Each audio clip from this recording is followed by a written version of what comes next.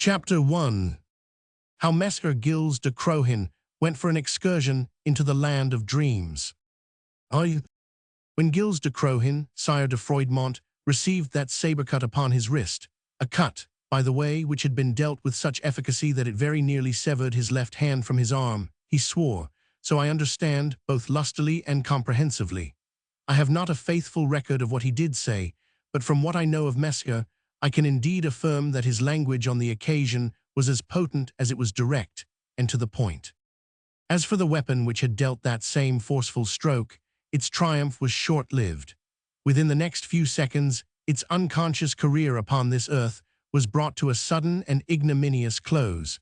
It was broken into 3 separate pieces by a blow more vigorous than even Messer Gilles himself had ever been known to deal. The hilt went flying sky-high above the heads of the nearest combatants.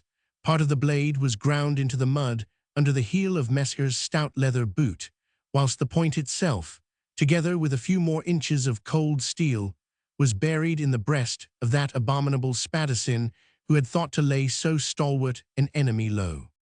And mind you, this would have been exceedingly satisfactory, the life of a rascally Spaniard in exchange for a half-severed wrist, had not some other rogue of the same ilk, who happened to be close by, succeeded at that very instant in delivering a vigorous thrust into the body of Maître Jehan Lebig, the faithful friend and companion of the Sire de Froidmont. Whereupon Gilles, maddened with rage, slashed and charged upon the enemy with such lustihood that for an instant the valiant French troops, which indeed were sore pressed, rallied about him, and the issue of the conflict hung once more in the balance. But alas, only for a few moments.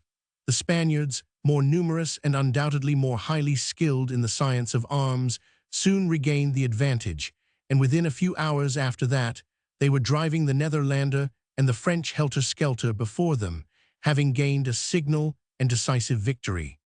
This all occurred at Gembloux in Brabant, 3 and more years before the events which I am about to put on record in this veracious chronicle, and at the time when the Sire de Froidmont and his faithful henchman, Jehan, surnamed Lebig, because he stuttered and spluttered like a clucking hen, happened to be fighting in the Netherlands at the head of a troop of French Protestants who had rushed to support the brave followers of Orange against the powerful armies of Alexander Farnese, Duke of Parma, and I use the word happened advisedly, because in these days the knights and gentlemen of France, aye, and the marshals and princes of blood, far finer noblemen and lords than was the poor Sire de Froidmont, were wont to fight now on one side, now on the other, now on the Catholic side, hand in hand with the Spaniards, now on the Huguenot, according if they happened to be in good friendship with the Queen Mother, or with the King's favourite, or with the Protestant Henry of Navarre.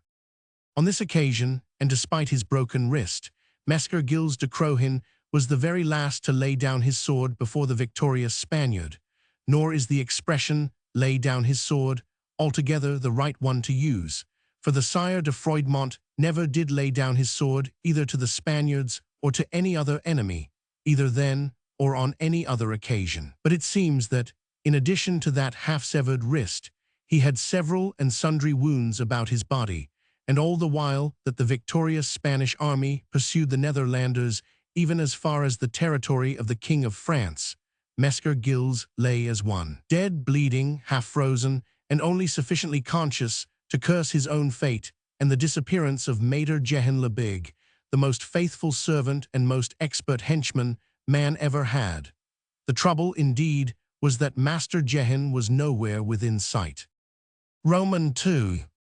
Now it happened that that memorable night of February, 1578, which followed the grim fight in the valley below Gembloux, was a very dark one.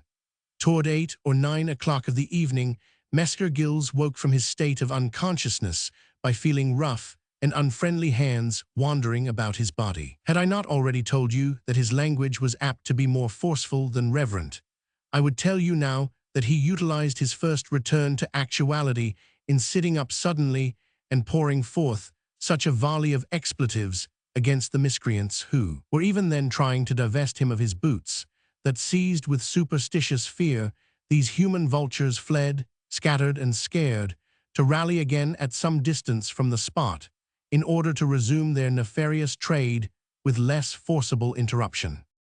Messer Gilles listened to their scurrying footsteps for a while, Then with much difficulty, for he was sorely hurt and bruised, he struggled to his feet. The darkness lay upon the plain, and wrapped in its grim pall all the suffering, all the horror which the fiends of hatred and of fanaticism had brought in the wake of this bloody combat. Silence absolute reigned in the valley, save for an occasional sigh, a moan, a cry of pain or a curse, which rose from the sodden ground up to the somber firmament above, as if in protest to the god of battles against so much misery and so much unnecessary pain. Gilles, accustomed as he was to all these sounds, shook himself like a shaggy dog. Though he was comparatively a young man still, these sounds had rung in his ears ever since, as a young lad, he had learned how to fight beside his father's stirrup leathers, and seen his father fall, wounded and bruised, in much the same plight as he Gilles himself was at this hour. Nor had the night any terrors for him. The groans of dying men no longer stirred his senses, and only moved his heart to transient pity. What did worry Messer Gilles de Crohin, however, was the disappearance of Mater Jehan. So long as those hellish body-snatchers do not get hold of the poor fool, he sighed dolefully. Just then his ear, trained of old to catch the slightest sound which might bring a ray of hope at moments such as this, perceived above the groanings and the sighs the distant tinkle of a bell. "Now, Gilles, my friend," he murmured vaguely to himself, "collect your scattered senses and find out exactly where you are." Dizziness seized him again, and he came down on one knee. "Jehan, you dog," he exclaimed instinctively, "where the devil are you?" To which summons Mater Jehan was evidently unable to give reply, and Messer Gilles, very sore and very much out of humor, once more contrived to struggle to his feet. The tinkling of that bell seemed more insistent now. His reawakened consciousness worked a little more actively. "We fought just below Gembloux," he reflected. "The tinkling which I hear is the monastery bell on the heights above. Now, if it will go on tinkling till I have struck the right direction and see a light in the monastery windows, I doubt not but that those worthy monks will let me lie in the kennel of one of their dogs until I can find my way to a more congenial spot." From which cynical reflection, it can be gathered that Messer Gilles had not a vast amount of faith in the hospitality of those good Benedictines of Gembloux, which doubt on his part is scarce to be wondered at, seeing that he had been fighting on the side of the heretics. "If only that ass Jehan were here," he added with a final despondent sigh. It was no earthly use for a wounded, half-fainting man to go searching for another in the darkness on this field littered with dead and dying. Gilles, whom a vague instinct drove to the thought, had soon to give up all idea of it as hopeless. The same acute sense of hearing which had brought to his semi-consciousness the sound of the tinkling bell also caused him to perceive through the murky blackness the presence of the human vultures taking their pickings off the dead. Gilles shuddered with the horror of it. He felt somehow that poor old Jehan must be dead. He had seen him fall by his side in the thick of the fight. He himself was only half alive now. The thought that he might once more fall under the talons of the body-snatchers filled him with unspeakable loathing. He gave himself a final shake in order to combat the numbness which had crept into his limbs in the wake of the cold, the faintness, and the pain. Then, guided through the darkness by the welcome tintinnabulation of the monastery bell, he started to make his way across the valley. Roman 3. Why should I speak of that weary, wretched tramp of a sorely wounded man in the dead of night, on sharply rising ground, and along a track strewn with dead and dying, with broken bits of steel and torn accoutrements, on sodden ground rendered slippery with blood? Messer Gilles himself never spoke of it to anyone, so why should I put it on record? It took him 5 hours to cover less than half a league, and he, of a truth, could not have told you how he did it even in that time. He was not really fully conscious, which was no doubt one of God's many mercies, for he did not feel the pain and the fatigue, and when he stumbled and fell, as he very often did, he picked himself up again with just that blind, insentient action which the instinct of self-preservation will, at times, give to man. Whenever he recalled this terrible episode in his checkered career, it took the form in his brain of a whirl of confused memories. The tinkling of the bell ceased after a while, and the moans which rose from the field of battle were soon left behind. Anon, only a group of tiny lights guided him. They came from the windows of the monastery on the heights above, still so far, so very far away. Beyond those lights and the stillness, nothing, neither pain nor cold nor fatigue, only a gradual sinking of sense, of physical and mental entity into a dark unknown, bottomless abyss. Then a sudden, awful stumble, more terrible than any that had gone before, a sharp, agonizing blow on the head, a fall into the yawning abyss, then nothing more. Roman 4. Everything that happened after this belongs to the world of dreams. So, at any rate, did Messer Gilles aver. The sensation of waking up, of opening his eyes, of feeling sweet-smelling straw beneath his aching body, was of course a dream. The sense of well-being, of warm yet deliciously cooling water, and of clean linen upon his wounds was a dream. The murmur of voices around him was a dream. Perhaps Messer Gilles would have thought that they were realities, because all these sensations, remember, were not altogether unknown to him. How many times he had lain wounded and insensible during his stormy life career, he could not himself have told you. He had oft been tended by kindly Samaritans, lay or clerical. He had oft lain on fresh, clean straw and felt that sense of well-being which comes of complete rest after dire fatigue. But what he had never experienced in his life before, and what convinced him subsequently that the whole episode had only been the creation of his fevered fancy, was that wonderful vision of a white-robed saint or angel. Good Messer Gilles could not have told you which, for he was not versed in such matters, which flitted ever and anon before his weary eyes. It was the sound of a voice, whispering and gentle, which was like the murmur of butterflies' wings among a wilderness of roses. It was the perfume of spring flowers with the dew fresh upon them which came to his nostrils.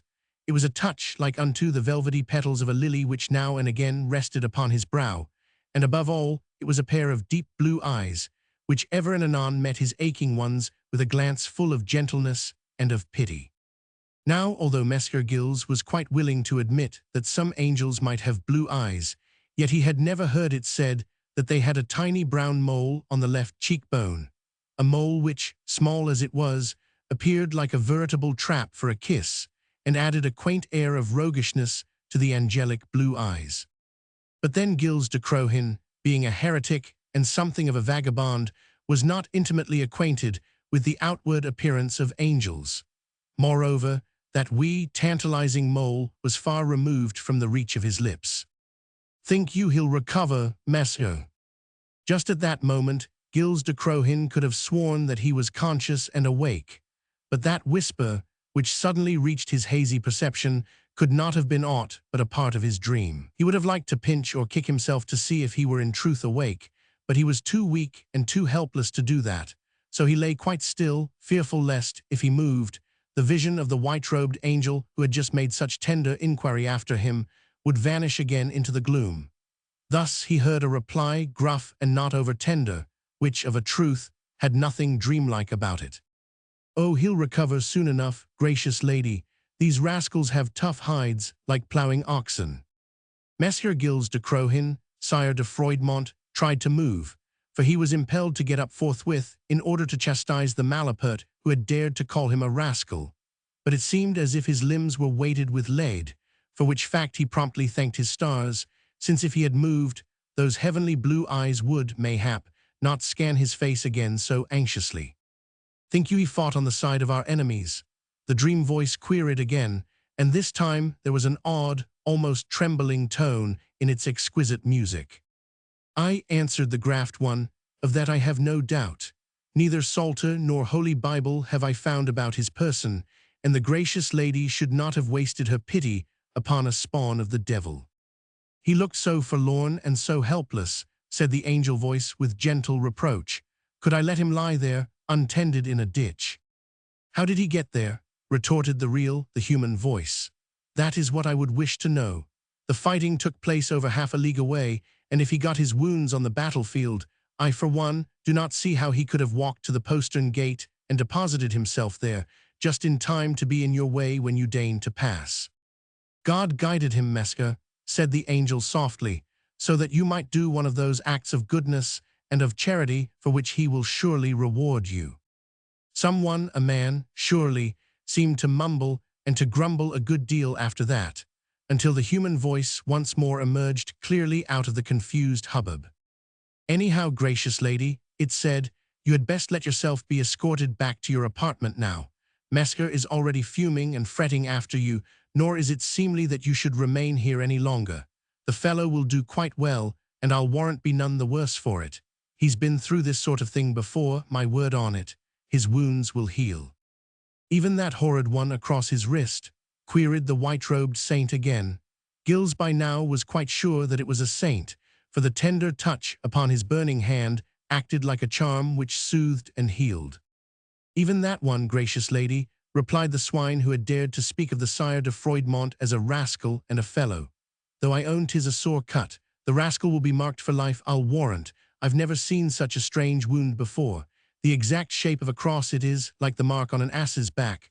But it'll heal, gracious lady, it'll heal. I entreat you to leave him to me.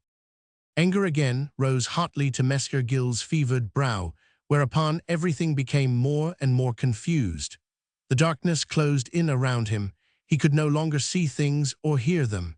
He was once more sinking into the dark and bottomless abyss. He opened his eyes, only to see a white-robed vision far, far above him, fading slowly but certainly into nothingness. The last thing which he remembered was just that pair of blue eyes, the most luminous eyes he had ever gazed into. Eyes which looked both demure and tantalizing. Oh, so maddeningly tantalizing with that adorable little mole, which was just asking for a kiss. And the rest was silence. When Gilles de Crohin, Sire de Froidmont, once more recovered consciousness, it was broad daylight.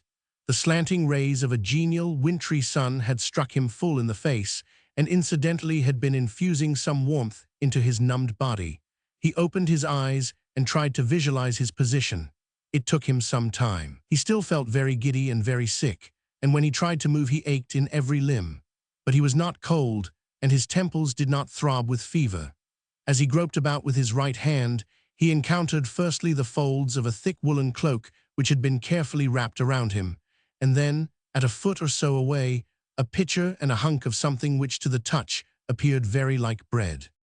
Monsieur Gilles paused after these preliminary investigations, closed his eyes and thought things out. He had been dreaming, of that there was no doubt, but he would be hanged, drawn and quartered if he knew whence had come the pleasing reality of a cloak, a pitcher and a hunk of bread. It was some time after that, and when the sun was already high in the heavens, that he managed to sit up, feeling the pangs of hunger and of thirst intensified by the vicinity of that delectable bread. The pitcher contained fresh, creamy milk, which Monsieur Gilles drank eagerly. Somehow the coolness of it, its sweetness and its fragrance made his dream appear more vivid to him. The bread was white and tasted uncommonly good. After he had eaten and drunk, he was able to look about him. As far as he could recollect anything, he was lying very near the spot where he had fallen the day before, or the day before that, or a week, or a month ago. Monsieur Gilles was not at all clear on the point. But here he was, at any rate, and there were all the landmarks which he had noted at the time, when first his troop was attacked by the Spaniards. There was the clump of leafless shrubs, trampled now into the mud by thousands of scurrying feet. There was the group of broken trees, stretching gaunt arms up to the skies, and beyond them the little white house with the roof all broken in, a miserable derelict in the midst of the desolation. He, Gilles, had been propped up against a broken tree trunk which lay prone upon the ground. Underneath him there was a thick horse blanket, and over him the aforementioned warm cloak. His cut wrist had been skillfully bandaged, the wounds about his body had been dressed and covered with soft linen, and hidden away under the trunk, behind where he was lying, there was another loaf of bread, another pitcher containing water, the limbs of a roasted capon, and a pat of delicious-looking cream cheese. The Benedictine monastery which, from the distant heights had dominated the field of battle, was on Gilles' right. All around him, the valley appeared silent and deserted save by the dead who still lay forgotten and abandoned even by the human vultures who had picked them clean. There were no more dying on the field of Gembloux now. Here and there a clump of rough shrubs, a broken tree with skeleton arms stretched out toward the distance, as if in mute reproach for so much misery and such wanton devastation. Here and there, the crumbling ruins of a wayside habitation, roofless and forlorn, from which there still rose to the wintry firmament above a thin column of smoke. From somewhere far away came the rippling murmur of the stream, and through it the dismal sound of a dog howling in this wilderness, whilst overhead a flight of rooks, sent their weird, croaking through the humid air. All other sounds were stilled, the clash of arms, the call of despair or of victory, the snorting of horses, the cries of rage and of triumph had all been merged in the mist-laden horizon far away. Was it indeed yesterday, or a cycle of years ago, that Gilles de Crohin had lain just here, not far from this same fallen tree trunk, a prey to the ghoulish body snatchers who, by their very act of hideous vandalism, had brought him back to his senses? Romans 6. Later on in the forenoon, when, having eaten some of the capon and the cream cheese, he was able to struggle to his feet, Gilles started out to look for his friend. Though his thoughts and impressions were still in a state of confusion, the possible plight of Maître Jehan weighed heavily on Mesmer's soul. He remembered where Jehan had fallen right down in the valley, not far from the edge of the stream, and close to the spot where he, Gilles, had received that terrible blow upon his wrist, and had then lashed out so furiously into the Spaniard in his wrath at seeing his faithful henchman fall. And there indeed he found him, stark naked and half frozen. The human vultures had robbed him even of his shirt. The search had been long and painful, for in addition to his own weary limbs, Mesmer Gilles had dragged the horse blanket and the warm cloak about with him. He knew, alas, in what plight he would find Master Jehan, if indeed he were fortunate enough to find him at all, and he had also carried the pitcher half filled with water and had thrust bread and capon into his breeches pocket. Now that he had succeeded in his quest, he laid the blanket and the cloak over the inanimate body of his friend, moistened poor Jehan's cracked lips with the water, then he laid down beside him and fell into another swoon. Sometime during that long and bitter day, he had the satisfaction of hearing Master Jehan both groan and curse. He was able to feed him with bread and to ply him with water, and when the night came the two of them rolled themselves up in the one blanket and kept one another warm and comforted as best they could. It is not my purpose to speak of the vicissitudes, of the ups and downs which befell Messer Gilles de Crohin and his faithful Jehan during the next few days and weeks, whilst they struggled from a state of moribundity into one of life and vigor once again, tended and aided now by one Samaritan, now by another, helped, too, by a piece of gold which Messer Gilles most unaccountably found in the inner pocket of his doublet. He swore that he had no idea he had ever left one there. All that I desire to remind you of is that, as soon as he could again struggle to his feet, he went on another quest, one that to him was only second in importance to the search for his friend. It was a quest connected with the Benedictine monastery up yonder on a spur of the Ardennes. Messer Gilles now was quite conscious enough to remember that the monastery had been his objective when, sorely wounded and aching in every limb, he had started on a weary tramp which had culminated in an exquisite dream. To the monastery, therefore, he meant to go, for he wished to ascertain if somewhere nearby there was a postern gate, beside which angels with blue eyes and perfumed hands were wont to pass, and to minister to the sick and to the weary. Messer Gilles, you perceive, trusted a great deal to intuition first and then to observation. He was quite certain in his own mind that if there was a postern gate he would come across it, and he was equally certain that in the rough grass or the scrub close by he would recognize traces of a sorely wounded man falling headlong against a very hard wall, and the footsteps of the kindly Samaritan who, at the aforesaid angel's bidding, had carried him to shelter. As for the angel, it was obvious, of course, that such celestial beings did not walk, and would not therefore leave imprints upon the sordid earth.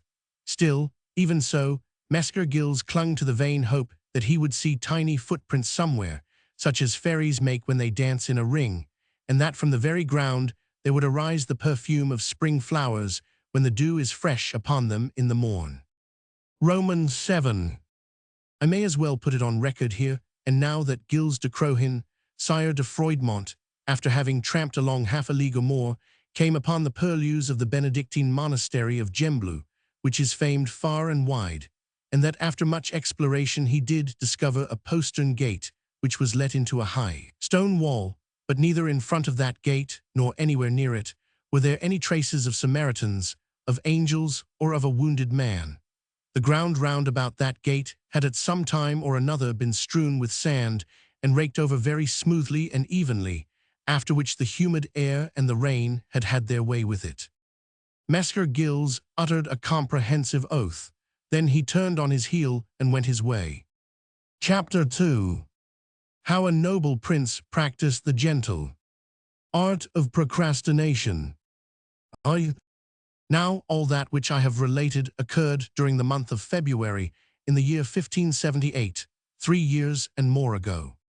After which I come to my story. We will leave the subject of Messer Gilles' dream, and it please you, we will even leave that gallant, if somewhat out-at-elbows gentleman in the tap-room of the only hostelry of which the little town of La Fere could boast, where he must needs wait for the good pleasure of no less a personage than Francois Hercule, Duke of Alençon and of Anjou, usually styled Monsieur, who was own brother to his very Christian Majesty, King Henry Roman III of France, and whom Gilles de Crohin, Sire de Froidmont, was serving for the nonce. Le Duc d'Alençon and d'Anjou was closeted upstairs with the Queen of Navarre, that faithful and adoring sister who had already committed many follies for his sake, and who was ready to commit as many more. What she saw to adore and worship in this degenerate and indolent scion of the princely house of Valois, in this foppish profligate devoid alike of morals and of valor, no historian has ever been able to fathom. That he had some hidden qualities that were as noble as they have remained unknown to tradition, we must assume from the very fact that Marguerite, Queen of Navarre, one of the most brilliant women of that or any epoch, and the wife of one of the most dazzling and fascinating men of his day, lavished the resources of her intellect and of her sisterly love upon that graceless coxcomb. Picture her now, that beautiful, clever woman, full of energy, of vitality and of burning ambition, pacing the narrow room in the humble hostelry of a second-rate city, up and down like some caged and exquisite wild animal, the while that same fondly adored brother sat there silent and surly, his long legs, encased in breeches of delicate green satin, stretched out before him, his not unattractive face, framed in by an over-elaborate ruffle, bent in moody contemplation of his velvet shoes, the while his perfumed and slender hands fidgeted uneasily with the folds of his mantle or with the slashings of his doublet. On the table before him lay a letter, all crumpled and partly torn, which Marguerite had just thrown down in an access of angry impatience.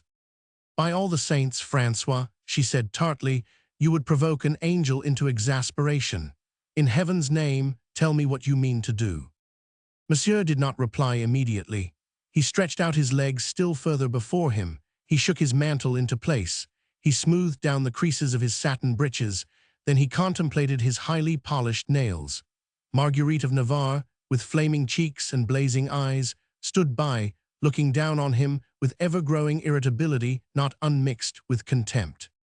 "Francois," she exclaimed once more, evidently at the end of her patience. "Gently, my dear Margaret, gently," said Monsieur with the peevishness of a spoilt child. "Holy Virgin, how you do fume! Believe me, choler is bad for the stomach and worse for the complexion. And after all, where is the hurry? One must have time to think." Think, she retorted. "'Tis 2 days since M. Dinchy's letter came, and he sends anon for his answer." "Which means," he argued complacently, "that there is no cause to come to a decision for at least half an hour." An angry exclamation broke from Marguerite's full lips.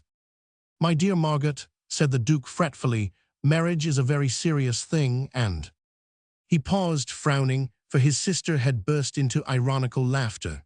"I am well aware," he resumed dryly, "that you, my dear, look upon it as a cause for levity, and that poor Navarre your husband." "I pray you, dear brother," she broke in coldly, "do not let the pot call the kettle black. 'Tis neither in good taste nor yet opportune. M. Dinchy will send for his answer anon. You must make up your mind now, whether you mean to accept his proposal or not." Again Monsieur remained silent for a while. Procrastination was as the breath of his body to him. Even now he drew the letter, every word of which he probably knew already by heart, towards him, and fell to rereading it for the 20th time. Roman II. Marguerite of Navarre, biting her lips and almost crying with vexation, went up to the deep window embrasure, and throwing open the casement, she rested her elbow on the sill and leaned her cheek against her hand. The open courtyard of the hostelry was at her feet, and beyond it, the marketplace of the sleepy little town with its quaint, narrow houses and tall crow's foot gables and curious signs, rudely painted, swinging on iron brackets in the breeze. It was early afternoon of a mild day in February, and in the courtyard of the hostelry there was the usual bustle attendant upon the presence of a high and mighty personage and of his numerous suite. Men-at-arms passed to and fro. Burghers from the tiny city, in dark cloth clothes and somber caps, came to pay their respects. Peasants from the countryside brought produce for sale. Serving men in drab linen and maids in gaily colored kerchiefs flitted in and out of the hostelry and across the yard with trays of refreshments for the retinue of M. le Duc d'Anjou and of Madame la Reine de Navarre, own brother and sister of the King of France. Indeed, it was not often that so great a prince and so exalted a lady had graced La Fere with their presence, and the hostelry had been hard put to it to do honor to two such noble guests. Mine host and his wife and buxom daughters were already well-nigh sick with worry, for though Madame la Reine de Navarre and M. le Duc, her brother, were very exacting, and their gentlemen both hungry and thirsty, not one among these, from Monsieur downwards, cared to pay for what he had. And while the little town seethed with soldiery and with loud-voiced gentlemen, the unfortunate burghers who housed them and the poor merchants and peasants who had to feed them almost sighed for the Spanish garrisons who, at any rate, were always well paid and paying. Down below in the courtyard there was constant jingling of spurs and rattle of sabres, loud language and ribald laughter. But when the casement flew open and the Queen of Navarre's face appeared at the window, the latter, at any rate, was at once suppressed. In the shade and across a narrow wooden bench on which they sat astride, a couple of gentlemen-at-arms were throwing dice, surrounded by a mixed and gaping crowd, soldiers, servants, maids, and peasants, who exchanged pleasantries while watching the game. Marguerite looked down on them for a moment or two, and an impatient frown appeared between her brows. She did not like the look of her brother's gentlemen, for they were of a truth very much out at elbows, free of speech and curt of manner. The fact that they were never paid and often left in the lurch, if not actually sold to their enemies by Monsieur, accounted, no doubt, for all the laxity, and Marguerite swore to herself even then that if ever her favorite brother reached the ambitious goal for which she was scheming on his behalf, one of his first acts of sovereignty should be to dismiss such down-at-heel, out-at-elbows swashbucklers as were, for instance, Messieurs Gilles de Crohin and many others. After which vow Marguerite de Navarre once more turned to her brother, trying to assume self-control and calmness which she was far from feeling. He appeared still absorbed in the contemplation of the letter, and as he looked up lazily and encountered her blazing eyes, he yawned ostentatiously. "François," she burst out angrily. "Well, my dear," he retorted. "M. le Baron d'Inchy," she continued more quietly, "hath taken possession of Cambray and the Cambresis, and driven the pro-Spanish archbishop into exile. He offers to deliver up the Cambresis and to open the gates of Cambray to you immediately, whilst M. le Comte de Lalagne will hand you over, equally readily, the provinces of Hainault, of Flanders, and of Artois." "I know all that," he muttered. "You might be Duke of Hainault and Artois," she went on with passionate enthusiasm. "You might found a new kingdom of the Netherlands, with yourself as its first sovereign lord, and you hesitate. Holy Joseph, holy legions of angels," she added, with a bitter sigh of pent-up exasperation. "What have I done that I should be plagued with such a nincompoop for a brother?" François de Lenken and d'Anjou laughed and shrugged his shoulders. "The provinces are worth considering," he said coolly.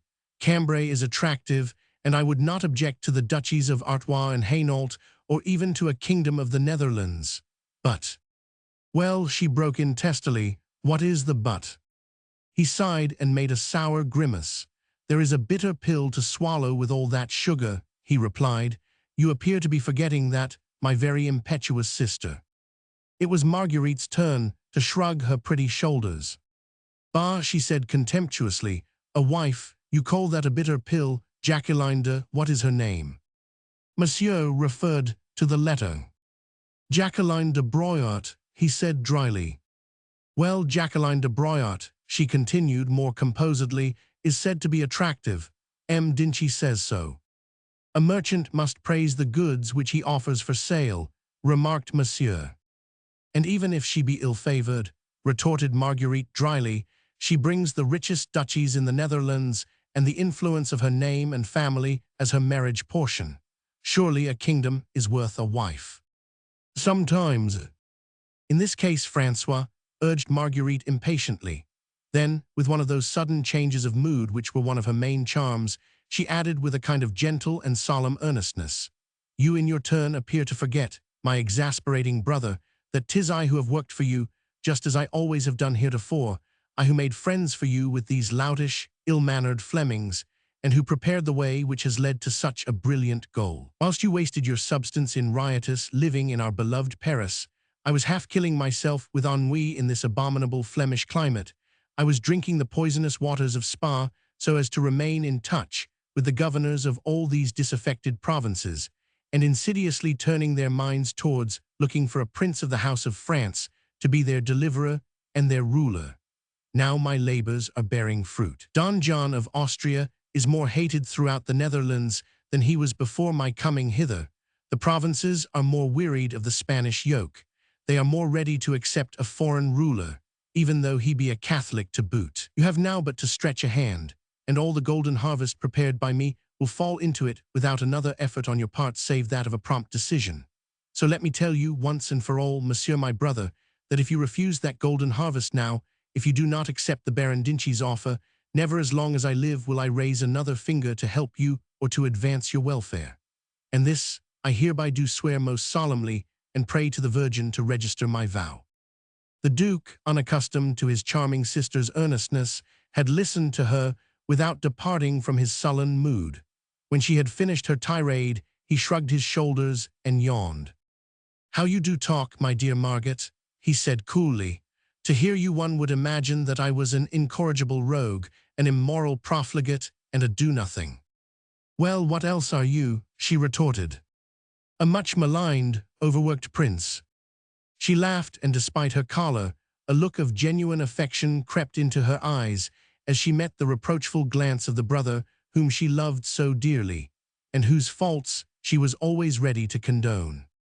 "By the mass," quoth he, "you talk of having worked and slaved for me, and so you have, I'll own, but far from leading a dissipated life in Paris the while, I toiled and slaved, intrigued and conspired, too, aye, and risked my life 100 times so that I might fall in with your schemes." "Oh," she broke in with a good-natured laugh, "let us be just, monsieur my brother. You allowed others to toil and slave and intrigue and conspire, and to risk their life in your cause."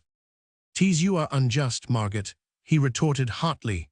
"Why, think you then that I was arrested by order of my brother the king and thrown into the dungeon of Vincennes?" "You would not have been arrested, my dear," said Marguerite dryly, "if you had not chosen to be arrested. The king, our brother, does not approve of your schemes, my Margaret." "He is the dog in the manger," she replied. "Though Flanders and Hainault and the Netherlands are not for him, he does not wish to see you a more powerful prince than he." "So you say." "But you knew," she broke in quickly, "you knew 24 hours before the order of your arrest was issued that the king had already decided on signing it. You had ample time for leaving Paris and joining me at Spa. 6 precious months would not have been wasted." "Well, I escaped out of Vincennes as soon as I could." "Yes," she retorted, once more fuming and raging, and once more pacing up and down the room like a fretful animal in a cage. "Procrastination, time wasted, shelving of important decisions." He pointed leisurely to the letter. "There's no time lost," he said. "Time wasted is always lost," she argued. "The tone of le Baron Dinchy is more peremptory this time than it was 6 months ago. There is a take-it-or-leave-it air about this letter. The provinces are waxing impatient. The Prince of Orange is rapidly becoming the idol of the Netherlands. What you reject he will no doubt accept. He is a man of action, not a laggard." "But I am not rejecting anything," exclaimed Monsieur irritably. "Then, for God's sake, Francois." Marguerite de Navarre paused, standing for a few seconds quite still, her whole attitude one of rigid expectancy.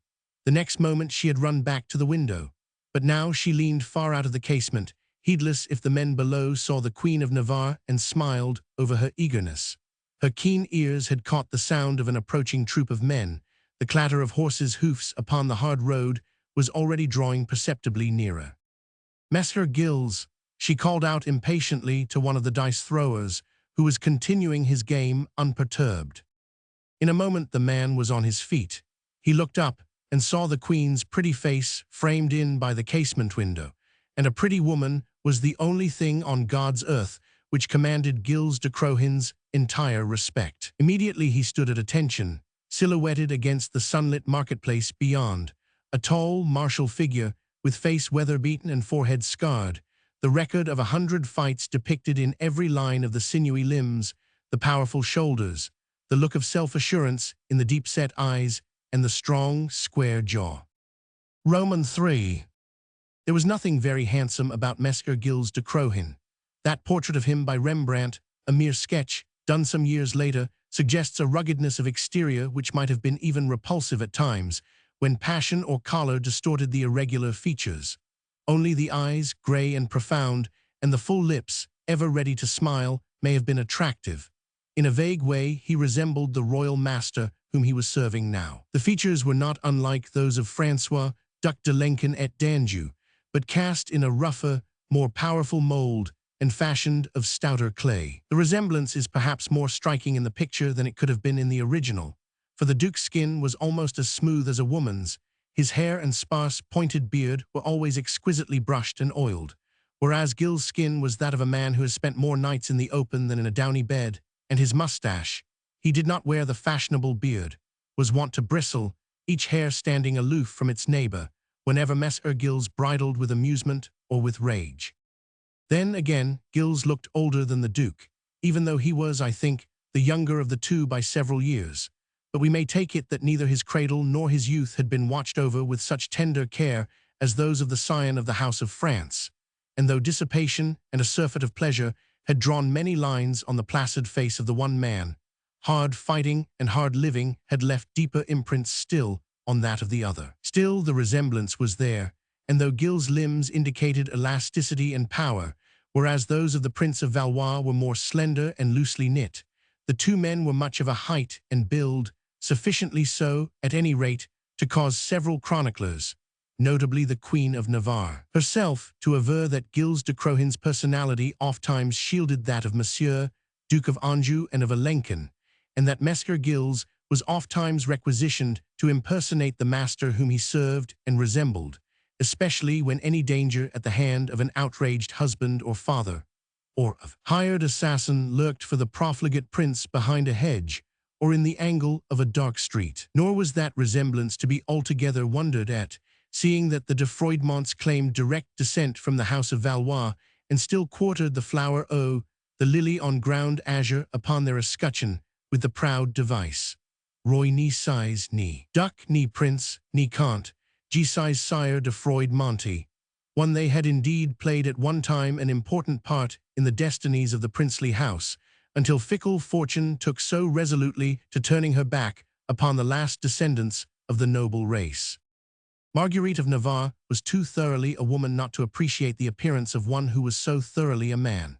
Gilles de Crohin may have been out at elbows, but even the rough leather jerkin which he wore and the faded kerseymere of his doublet could not altogether mar a curious air of breeding and of power which was not in accord with penury and a position of oft humiliating dependence.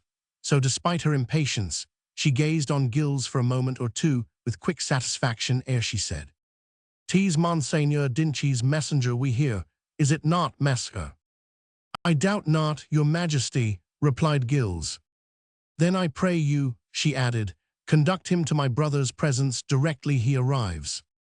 And even whilst the sound of approaching horsemen drew nearer and nearer still, and anon a great clatter upon the rough paving stones of the courtyard announced their arrival, Marguerite turned back into the room. She ran to her brother's chair and knelt down beside him. She put fond arms round his shoulders and forced him to look into her tear-filled eyes. "François," she pleaded with the tenderness of a doting mother, "mon petit François, for my sake, if not for yours, you don't know how I have toiled and worked so that this should come to pass. I want you to be great and mighty and influential. I hate your being in the humiliating position of a younger brother beside Henry, who is so arrogant and dictatorial with us all. François, dear, I have worked for you because I love you. Let me have my reward." Monsieur sighed, like the spoilt child he really was, and made his habitual sour grimace. "You are too good to me, Margaret," he said somewhat churlishly. "I would you had left the matter alone. Our brother Henry cannot live forever, and his good wife has apparently no intention of presenting him with a son."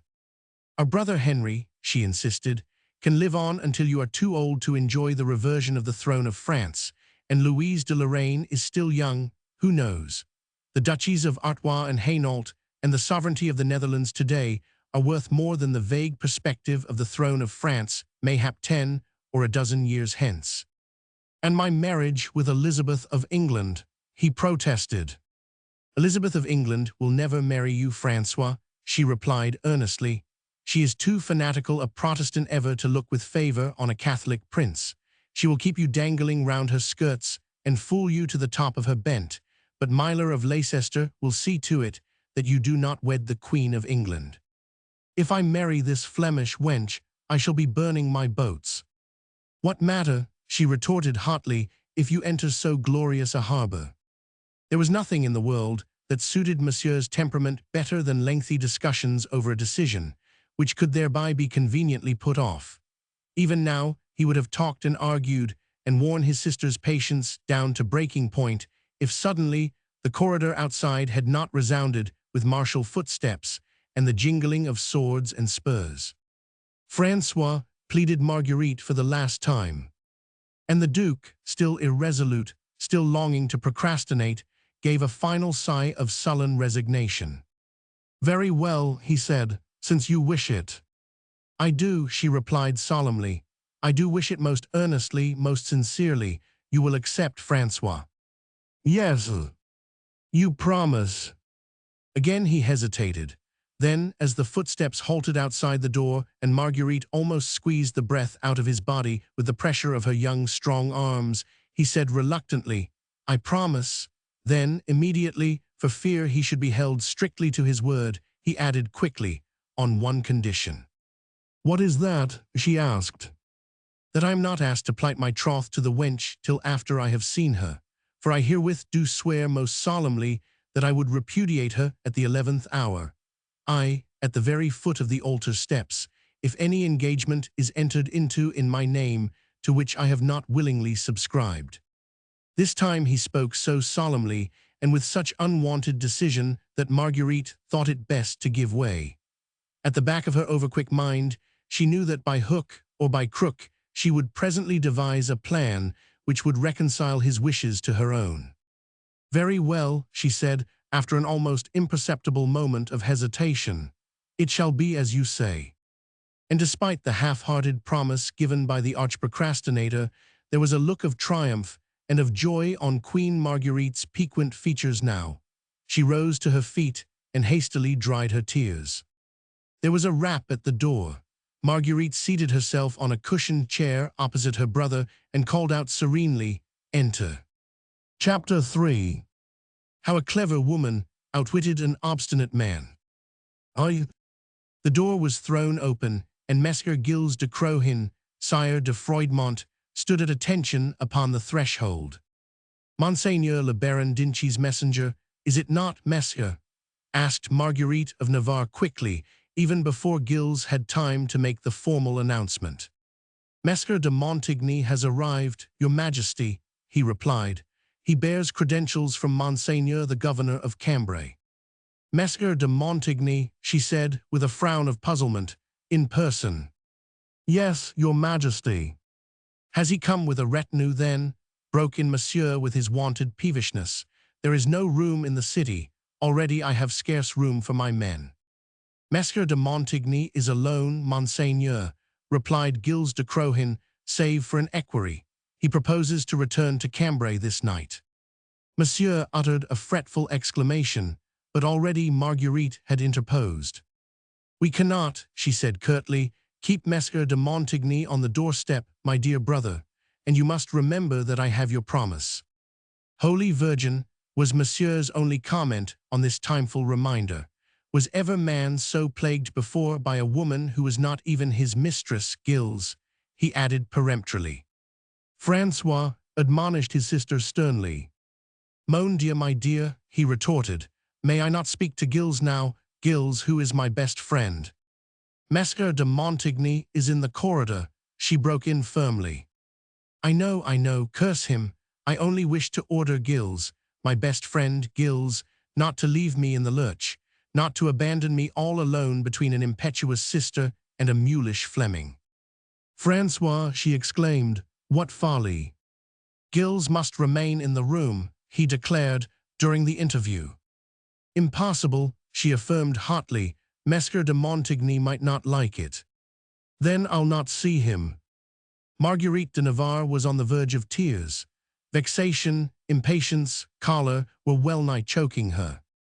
Very well, she said at last, with a sigh of infinite weariness.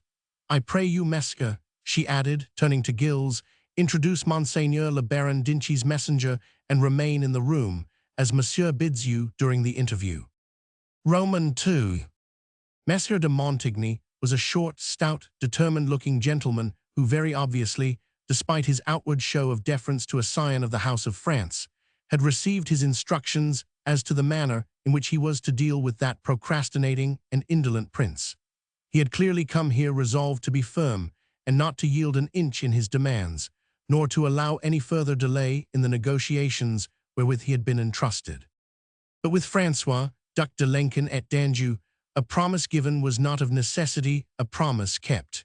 No one knew that better than the sister who adored him and whose quasi-maternal love for him was not wholly free from contempt. Therefore, all the while that Messer de Montigny was paying his devoirs to Monsieur and to herself, all the while that the preliminary flummery, the bowings and the scrapings, the grandiloquent phrases and meaningless compliments went on between the two men, Marguerite of Navarre was watching her brother, noting with a sinking of the heart every sign of peevish fretfulness upon that weak and good-looking face, and of that eternal desire to put decisions off, which she knew in this case would mean the ruin of all her ambitious plans for him. At times, her luminous dark eyes would exchange a glance of understanding or of appeal with Gilles de Crohin, who, silent and apparently disinterested, stood in a corner of the room, quietly watching the comedy which was being enacted before him. Marguerite de Navarre, whose sense of the ridiculous was one of her keenest attributes, could well appreciate how a man of Gilles' caustic humor would be amused at this double-edged duel of temperaments. She could see how, at Monsieur's perpetual parryings, Gilles' mustache would bristle and his deep-set eyes twinkle with merriment, and though she frowned on him for this impertinence, she could not altogether blame him for it. There certainly was an element of farce in the proceedings. I have come for Monseigneur's answer, Messer de Montigny had declared with uncompromising energy. My brother de Lalaine and M. d'Inchy cannot and will not wait. You Flemings are always in such a devil of a hurry, Monsieur had said, with an attempt at jocularity. We have endured tyranny for close upon a century, Monseigneur, retorted de Montigny curtly. We have been long-suffering, we can endure no longer. But Holy Virgin, Messer, exclaimed the Duke fretfully, ye cannot expect a man to risk his entire future in the turn of a hand. Monsieur le Baron d'Inchy had the honor to send a letter to Monseigneur 2 months ago, rejoined the other. The provinces have fought the whole might of Spain and of Don Juan of Austria on their own initiative and on their own resources for the recovery of their ancient civil and religious liberties, but they have fought unaided quite long enough. We must have help, and we must have a leader. The Prince of Orange has his following in Holland. We in the Cambrysis, in Hainault and Artois and Flanders want a sovereign of our own, a sovereign who has power and the might of a great kingdom and of powerful alliances behind him. Our choice has fallen on Monsieur, Duc de Lenken and d'Anjou, own brother to the King of France. Will he deign to accept the sovereignty of the United Provinces of the Netherlands and give them the happiness and the freedom which they seek? With a certain rough dignity, Messer de Montigny put one knee to the ground and swept the floor with his plumed hat ere he pressed his hand against his heart in token of loyalty and obeisance.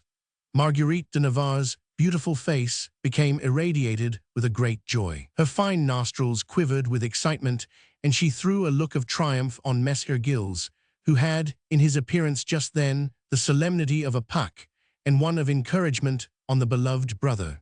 But Monsieur looked as sullen and as gloomy as he had done before. If there was a thing on this earth which he hated more than any other, it was a plain question which required a plain answer. He was furious with Messer de Montigny for having asked a plain question, furious with his sister for looking triumphant, and furious with Gilles for seeming so amused. So he took refuge in moody silence, and Messer de Montigny, with a flush of anger on his round face, quickly rose to his feet. Even to one less keenly observant than was the clever Queen of Navarre, it would have been obvious that all these obsequious marks of deference, these genuflections and soft words, were highly unpalatable to the envoy of Monseigneur le Baron d'Inchy, governor of the Cambray. They were proud folk, these Flemings, nobles, burgesses and workers alike, and it had only been after very mature deliberation and driven by stern necessity that they had decided to call in a stranger to aid them in their distress. The tyranny of the Spaniards had weighed heavily upon them. One by one, they saw their ancient privileges wrested from them, whilst their liberty to worship in accordance with the dictates of their conscience was filched from them under unspeakable horrors and tyrannies. They had fought on doggedly, often hopelessly, loath to call in outside aid for fear of exchanging one oppressor for another, and a while ago they had a goodly number of victories to their credit. Orange had freed many provinces, and several cities had driven the Spanish garrisons from out their gates. Le Baron d'Inchy had seized Cambray and the Cambrésis and driven the Catholic archbishop into exile. Flemish governors were established in Hainault, Brabant, in Artois and in Flanders. The Dutch were the masters in Holland, Zeeland and Frise, a splendid achievement. For remember that these burghers and their untrained bands were pitted against the finest military organization of the epoch. But lately, the Spaniards, alarmed at these reverses, had sent fresh troops into the Netherlands, and Alexander Farnese, Duke of Parma, their most distinguished soldier, had obtained signal victories over the war-wearied Dutch and Flemish troops. Since Orange had suffered a signal defeat at Gembloux 3 years ago, several cities had fallen back once more under the Spanish yoke. It was time to call in foreign aid. On the one hand, Elizabeth of England had given assurances of money and of troops. On the other, Marguerite of Navarre had made vague promises in the name of the Duc de Lenken. A Catholic prince was a bitter pill to swallow for these staunch Protestants, but when d'Inchy offered Monsieur the sovereignty of the Netherlands, with immediate possession of the Cambrésis, of Hainault, Artois and Flanders, he had first of all insisted, respectfully but firmly, on certain guarantees.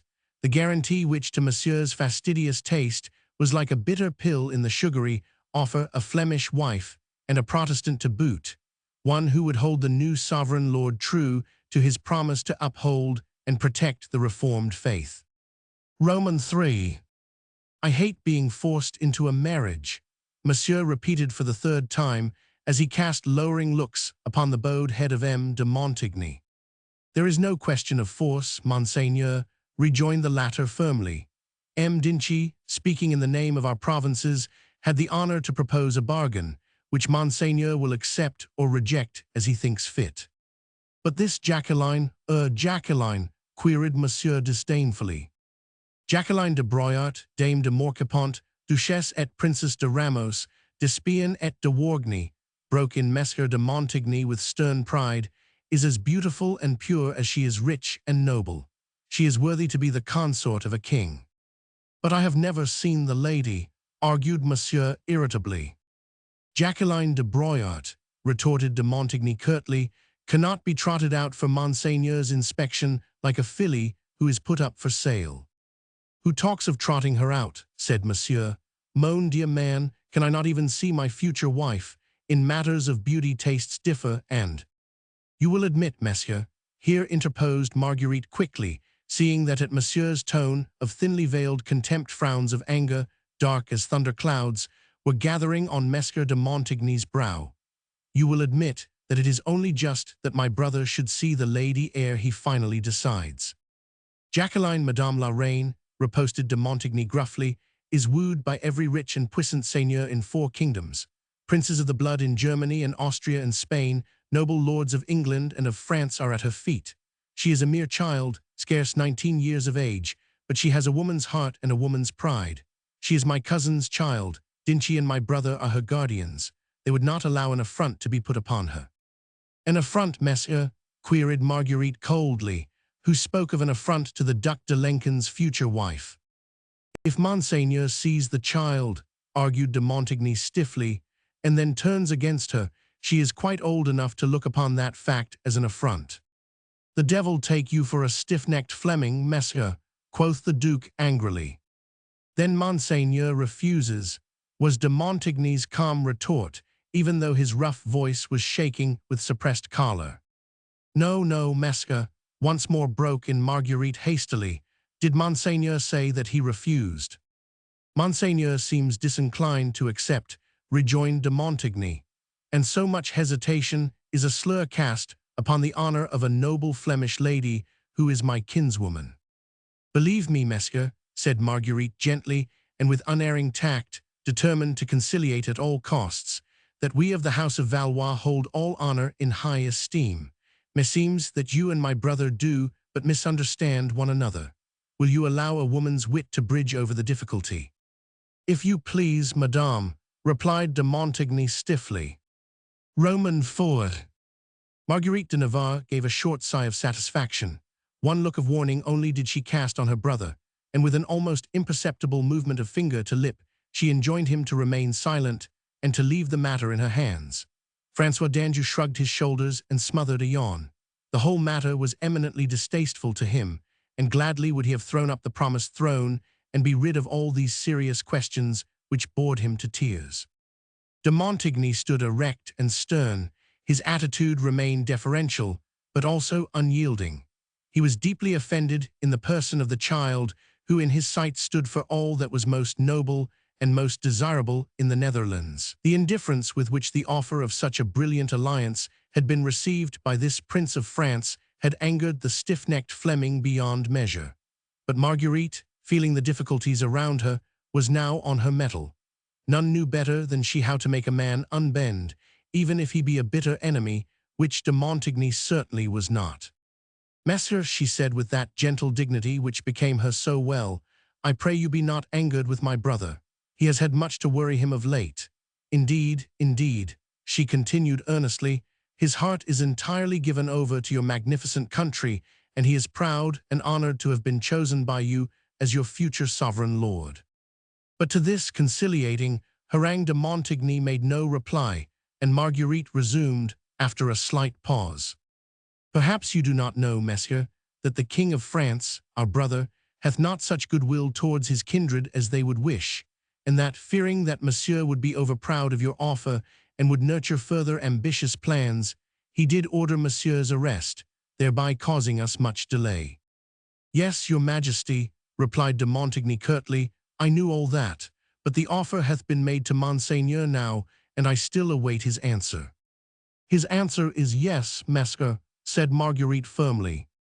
A grudging yes, forsooth, quoth de Montigny with an impatient shrug of the shoulders. An eager yes, and you'll believe me, retorted Marguerite. All that he asks is to see the noble Dame Jacqueline de Broyart and to pay her his devoirs ere he is formally affianced to her. Hang it all, quoth monsieur resolutely, you cannot expect a man to wed a woman whom he has never seen. A man in Monseigneur's position, retorted de Montigny gruffly, must do many things which humbler folk can afford to leave undone, and I have explained my objections to that plan, so that if Madame la Reine hath none other to offer. Nay, but I entreat you to listen to me, messieurs, urged Marguerite with exemplary patience. And you, François, she added, turning to her brother, who at de Montigny's last words had muttered an angry oath under his breath, I beg that you will let me unfold my plan ere you combat it. Messieurs, she continued earnestly, once more addressing the Flemish lord, let me assure you again that I both understand and appreciate your objection, and on my soul I never dreamed of suggesting that so noble and great a lady as Madame Jacqueline de Broyart should, as you justly remark, be trotted out for the inspection of Monseigneur, like a filly which is put up for sale. Well then, retorted de Montigny. Tell me, messieurs, she interposed irrelevantly, how old exactly is Madame Jacqueline? Not yet 20, he replied, but I do not see. You will in a moment, quoth she with a smile. 20, you said. Not quite. And beautiful, of course. Ask the men of Hainault and of Flanders, was his proud reply. They will tell you how beautiful she is. 20 not quite, and beautiful, said Marguerite of Navarre slowly, and of a romantic turn of mind, shall we say, as young girls so often are. Oh, as to that, replied de Montigny with a puzzled frown, I dare swear that she hath a romantic turn of mind. She certainly would not allow herself to be offered up for sale like a bundle of goods. Therefore, easy, easy, Mesca, urged the Queen gently. I entreat you to reply to my questions without choler. Are we not both striving to find a way out of an impasse which might wreck the very welfare of your country and Monseigneur d'Inchy's most cherished scheme? De Montigny sighed impatiently. You are right, Madame la Reine, he said grudgingly. I pray you continue. I'll not lose my temper again, my word on it. You were about to assure me, Mesca, resumed Marguerite gently, that Madame Jacqueline is as romantic as she is beautiful. Jacqueline has been spoilt and adulated, replied de Montigny, determined to speak calmly. Poets have dedicated their verses to her, musicians have sung her praises, and lovesick swains have died of love for her or sighed impassioned tirades beneath her casement window, concluded Marguerite, with a smile which was so winning that, despite himself, after a moment or two, it found a pale reflex in de Montigny's stern face.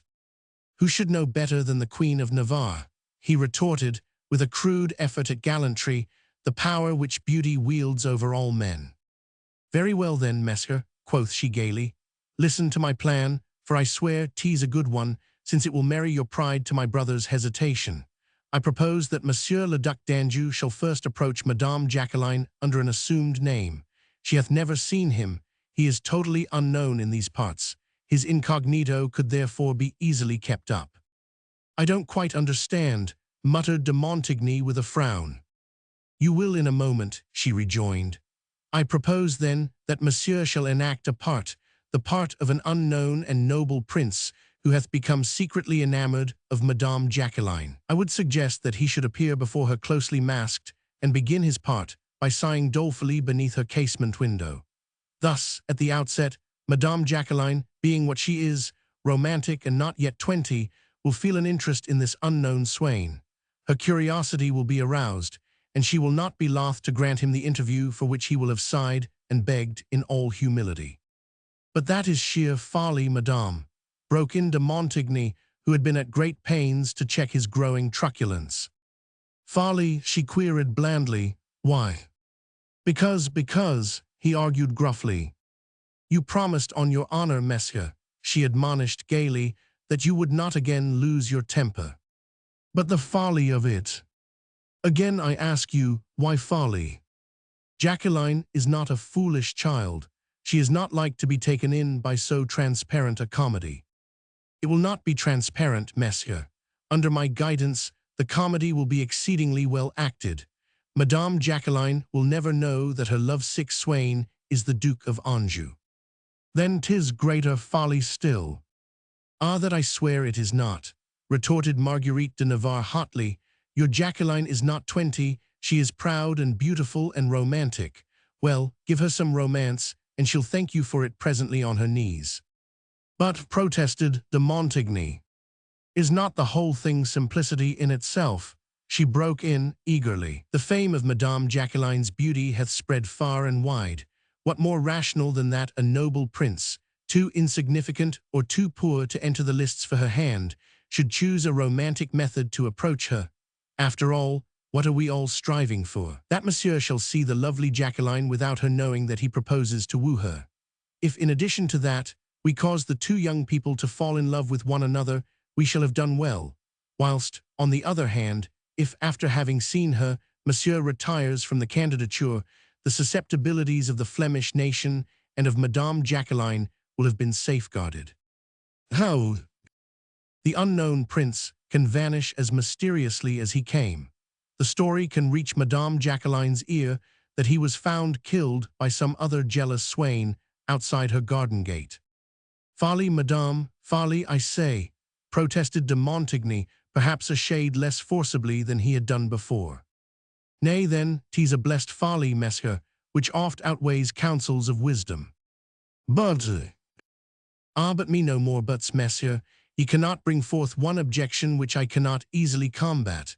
Think on it, a romantic girl whose life will be brightened by this pretty adventure. Perchance what? She fall in love with the unknown swain. So much the better when she discovers he is her future lord. Then, as de Montigny really appeared to be struggling between consent and refusal, and doubt, anger, contempt, irresolution were alternately depicted in his rugged face, she continued persuasively.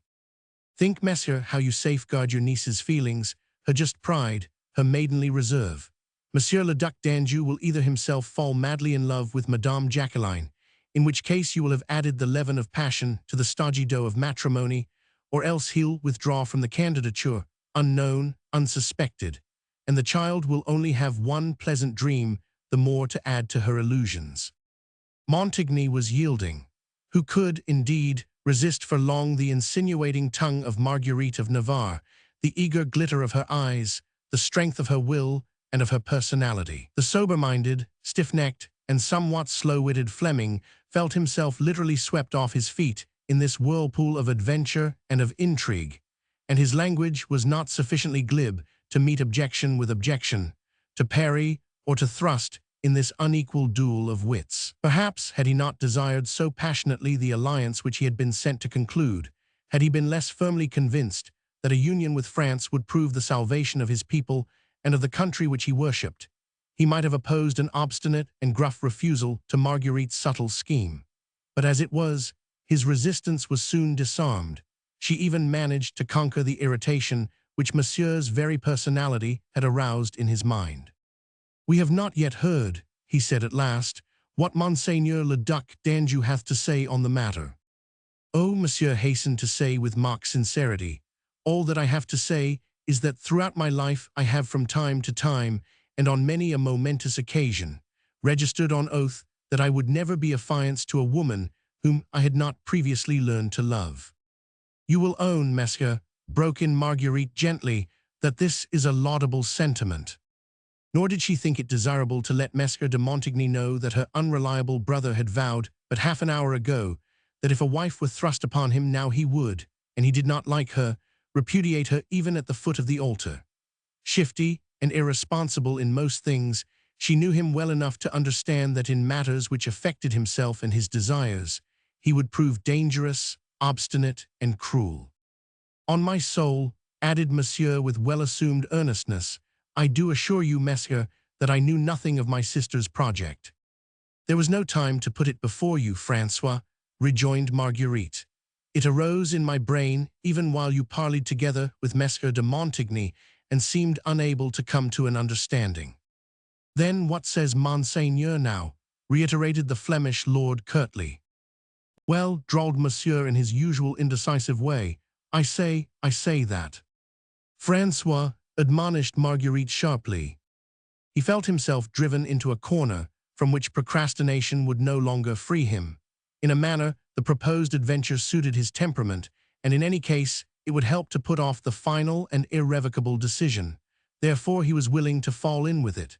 Sentimental dalliance was an art which he knew to his fingertips, and there was much in his sister's project which pleased his lazy, pulpy nature. To sigh beneath a woman's window, to woo a woman's love with honeyed words beneath a silken mask, to plan secret meetings and steal to lovers' trysts at dead of night, had always been an absorbing occupation for this degenerate prince.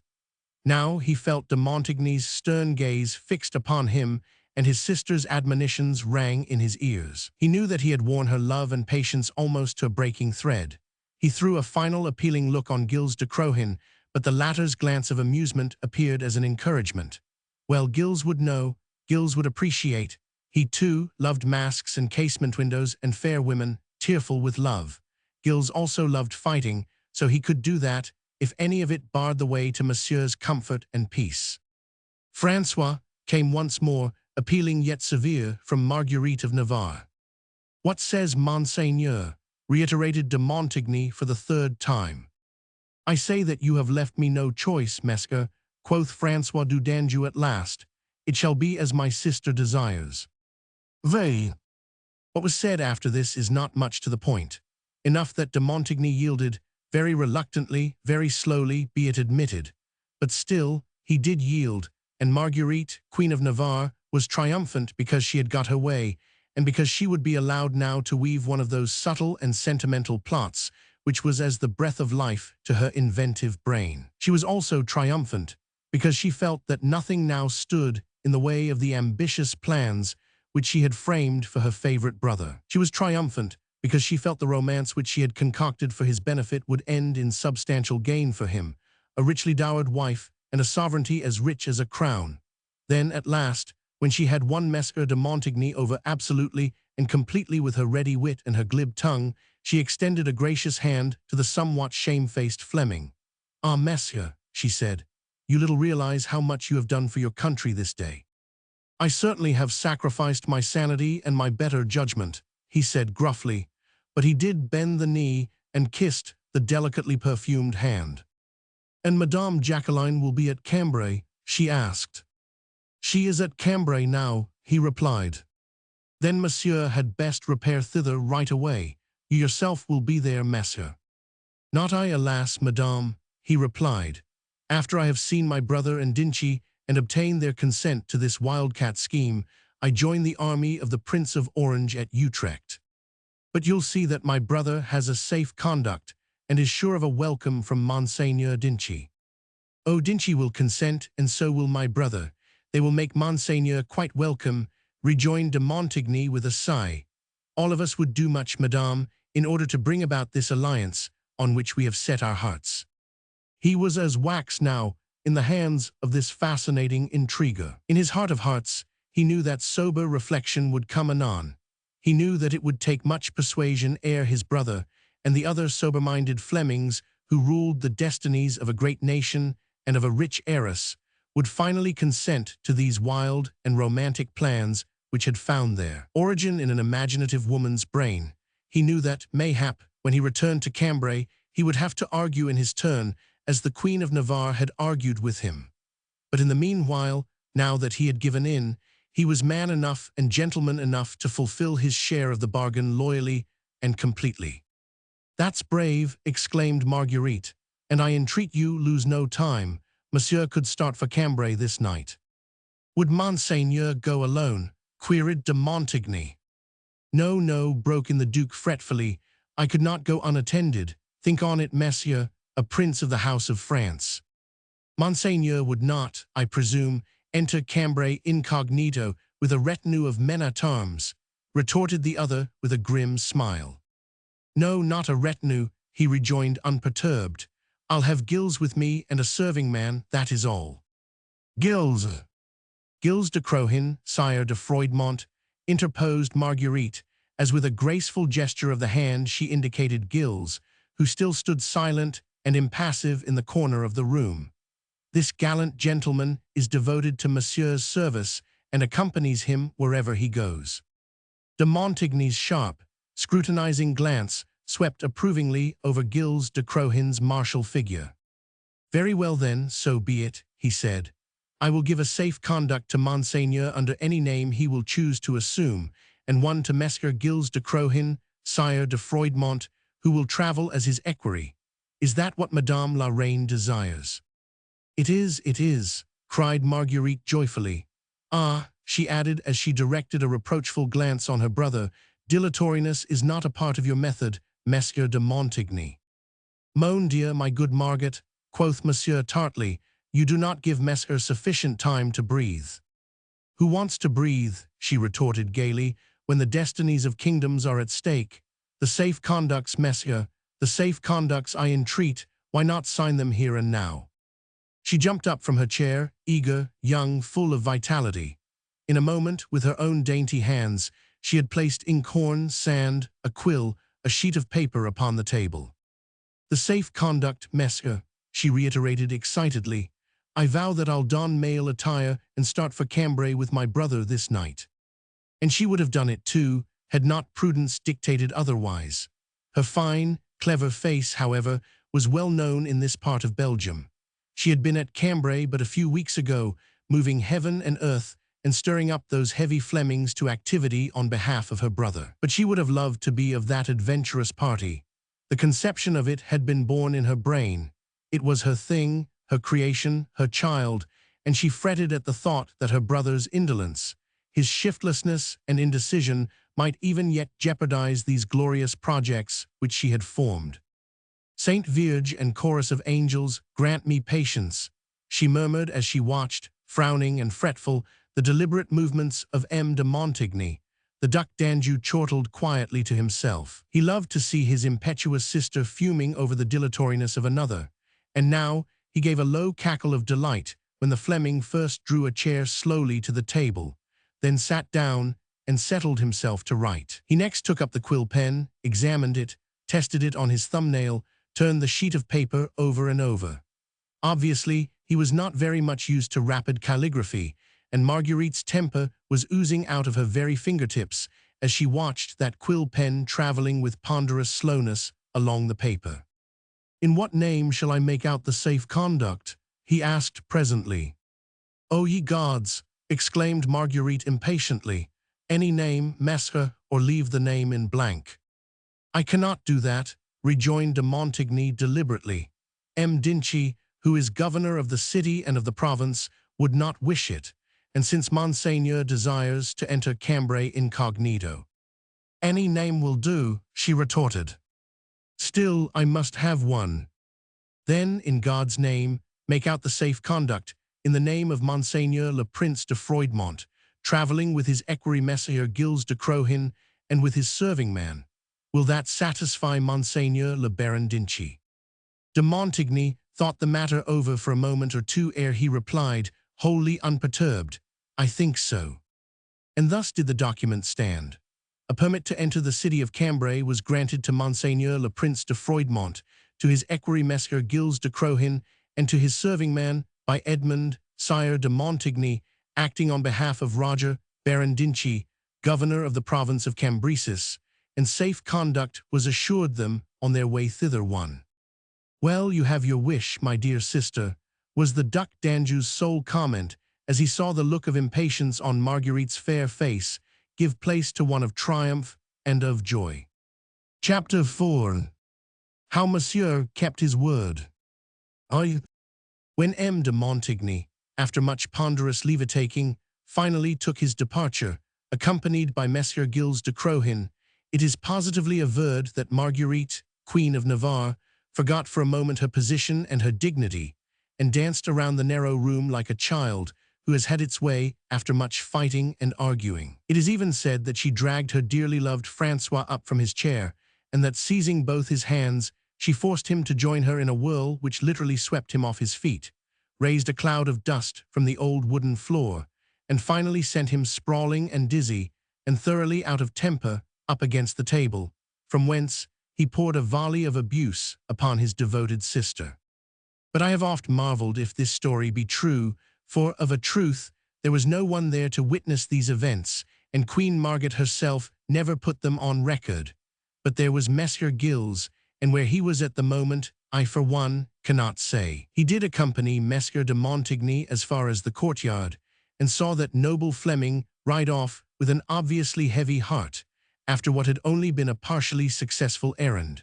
We are not going to suppose that Messieurs Gilles paused on his way back to the apartments of his princely master in order to listen at the keyhole. He was more like to have kicked open the door with scant ceremony and seen the young Queen of Navarre dancing a rigadoon in the middle of the floor with her reluctant brother. Certain it is that anon he did stand there under the lintel, coughing and spluttering as the dust caught in his throat, and coughing so loudly, be it said, that the noise which he made drowned some of Monsieur's most sanguinary expletives. The next moment he had once more entered the room and closed the door behind him, and Marguerite paused in her mad dance in order to clap her hands gleefully together. "Ah, Messieurs Gilles," she exclaimed excitedly, "is it not wonderful, is it not great, all arranged, and both Monsieur and that tiresome Fleming satisfied? Is it not a triumph, I say?" "A triumph, indeed, your Majesty," replied Gilles with a grim smile. "'Tis only our chief actor, methinks, who doth not look overjoyed." "I know," rejoined Marguerite with a sigh, But then, Monsieur never really looks pleased, so I entreat you, Mesca, remain with him now and make all arrangements for the journey tomorrow. Nay, 'twere far better you started this very night, slept and rested at St. Quentin and arrived at Cambray the day after tomorrow. I leave you with Monsieur Gilles Francois," she added, turning to Monsieur who, ill-humored and still growling like a frowsy dog, was putting his rumpled toilet in order. "Let him make all arrangements for your journey. He is always of good counsel." "Good counsel," muttered Monsieur. "Good counsel, I am sick to death of good counsels, had I been left to myself." "Nothing would have happened, se entendu," she riposted gaily. "Nay, you'll not damp my ardor again, Francois, and you cannot deny that I have satisfied M. de Montigny whilst keeping my solemn promise to you. So I leave you now with Messer Gilles. The way is prepared. And remember," she added earnestly, "that you are pledged to me as I was to you. I have fulfilled my share of the bargain. If you fail me now, I will never look upon your face again." Roman II. As soon as Marguerite de Navarre had gone from the room, Gilles de Crohin drew a folded missive from inside his doublet and handed it to Monsieur. "Just came by messenger from Paris," he said curtly. Monsieur snatched eagerly at the missive. It had been carefully folded into a tiny compass, tied with a shell-pink ribbon and sealed with mauve-colored wax. Monsieur broke the seal and read the letter. A flush, which might have been one of pleasure, of excitement, or of anger, or of all three combined, spread over his face. He read the letter again, and a dark frown appeared between his brows. Then he looked up into the face of the one faithful friend whom his many treacheries had not driven from his side. "Gilles," he said dolefully, "I cannot go to Cambray." "I thought as much, Monseigneur," replied Gilles drily. "That letter is from Madame de Marquette." "It is, my good Gilles," sighed Monsieur. "It is." Then, as Gilles said nothing, he added fretfully, "She had promised to let me know as soon as Monsieur le Comte, her husband, would be absent from Paris." "Ah," was Gilles' simple comment. "And is M. le Comte de Marquette absent from Paris at this moment?" "Cooling his heels in the dungeons of Vincennes, my good Gilles," replied Monsieur lightly. "Ah," uttered Gilles once more, this time without any comment. "Yes, I let His Majesty, my brother, know indirectly of certain doings of Monsieur de Marquette. I have no doubt, therefore, that that estimable worthy is incarcerated at Vincennes by now, under a false charge of conspiracy."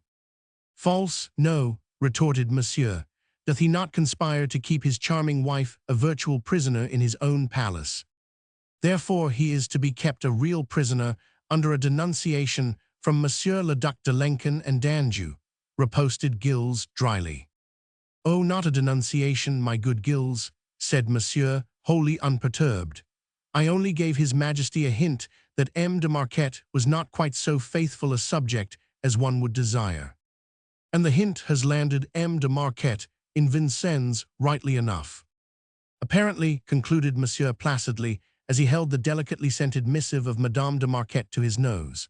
"So you see, my good Gilles," he continued after a slight pause, "how inconvenient it will be for me to go a-wooing a ponderous Flemish wench just now.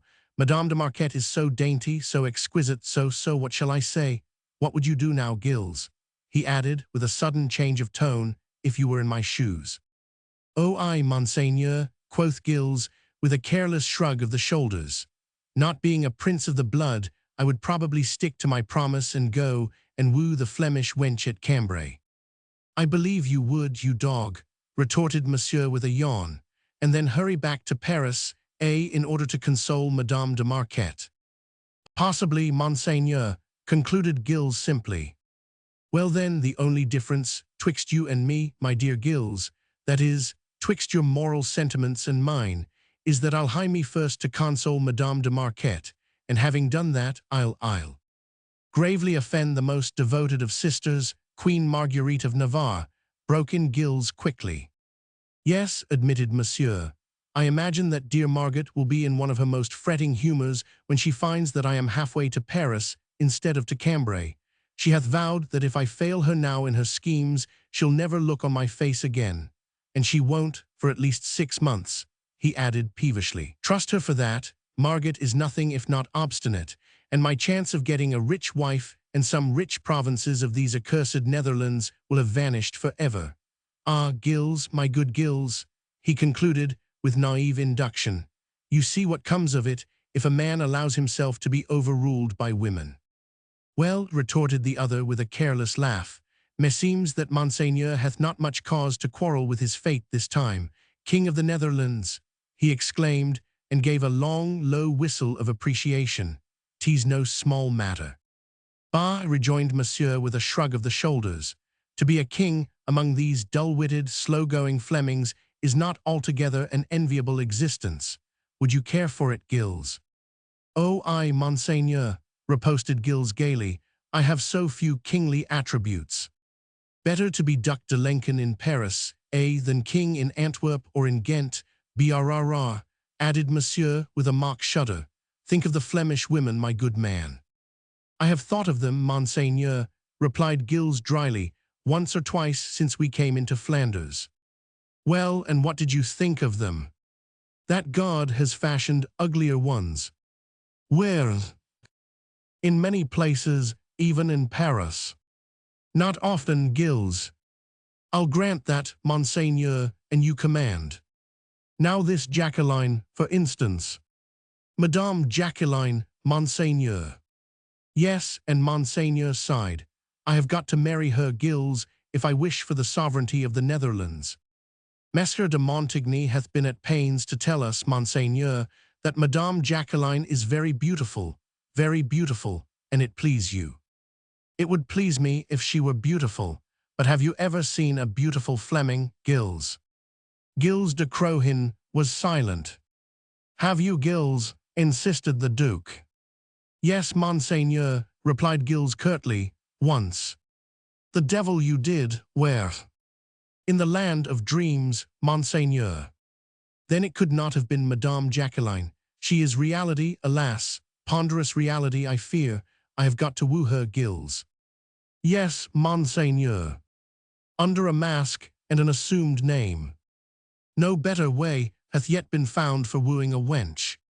I shall have to sing and sigh beneath a casement, and by the light of the moon risk breaking my neck in trying to climb up to a window. 'Twill not be the first time Monseigneur hath done any of these things, and with a less worthy object to boot. But this time, Gilles, I might be so much better employed in consoling Madame de Marquette for the absence of her lord. Whereas now Monseigneur will have to send word back by the messenger, who, by the way, still waits below, that the denunciation against M. de Marquette was an error, and that you desire his immediate release." "Gilles," retorted Monsieur coolly, "have you become an idiot?" "I didn't think so, Monseigneur." "Very well then, do not talk as one. M. de Marquette cannot be better occupied than in cooling his heels at Vincennes. I am going to Paris, Gilles, in order to explain this to a charming grass widow." "Yes, Monseigneur, when?" "Tonight." "Monseigneur goes to Paris tonight." "Yes, I have said so." "And Monseigneur means it?" "Mon Dieu, of course I mean it. You don't suppose that I am going to allow that exquisite Madame de Marquette to pine away in solitude, do you?" "But Madame Jacqueline, Monseigneur," protested Gilles de Crohin, "the crown of the Netherlands." "Madame Jacqueline may go to the devil, Gilles, and the crown of the Netherlands after her." "But Madame la Reine—" "Ah, that is another matter. My dear sister can go to the devil if she likes, but I cannot send her thither. You must remain here and explain matters to her, Gilles." "I, Monseigneur," exclaimed Gilles, very much crestfallen at this prospect. "Yes, not tonight, of course. Tomorrow morning. I shall be a long way off by then, too far for her to run after me and bring me back like a whipped schoolboy, which I doubt not she were quite capable of doing. Once I get to Paris, I'll take care that she does not find me, and she'll have to pacify these tiresome Flemings as best she can." Gilles de Crohin looked down for a moment or two on the sprawling figure of the master whom he served, the long, loose limbs stretched out lazily, the narrow shoulders decked in exquisite satin, the perfumed beard, the delicate hands, the full, sensual lips and weak chin and jaw which characterized this last descendant of the Valois. But not a line of his own strong, rugged face betrayed just what he thought, and after a while he resumed in his dry, quiet way. I doubt, Monseigneur, that the tiresome Flemings will allow themselves to be pacified, nor will Madame la Reine de Navarre, I'm thinking, he muttered under his bristling mustache. She must, and they must, my good Gilles, riposted Monsieur airily, and with a wide gesture of his beringed hand, he appeared to wave aside all the obstacles which threatened the even course of his path of pleasure. Mordieu, man, if you are going to raise difficulties, he said. The difficulties are there, Monseigneur. I am not raising them. Well then, you will have to smooth them down for me, that's all. What do I pay you for? He added roughly. I was not aware that Monseigneur was paying me for anything, replied Gilles good-humoredly, or had paid me anything these 3 years past. Then why do you serve me, I wonder? I have oft wondered too, rejoined Gilles calmly. My brother Henry would pay you better, so would my brother-in-law of Navarre. That's just it, Monseigneur. Since there is not much fighting to do just now, other princes would pay me for doing dirty work for them, no doubt. But being constituted as I am, if I have to do dirty work for anyone, I would sooner not be paid for doing it. This may sound curious morality, but so it is. The Duke laughed. Morality, from you, my good Gilles. It does sound incongruous, does it not, Monseigneur? Said Gilles placidly. A soldier of fortune, like myself, cannot of a truth afford to have any morality. Mine consists in forgetting the many sins which I have committed and leaving others to commit theirs in peace. Admirable in sentiment, my friend, concluded Monsieur with a cynical laugh. You will, therefore, leave me in peace to join Madame de Marquette, if I wish. How can I prevent it, Monseigneur? You cannot, but you can serve me by conciliating my sister during my absence.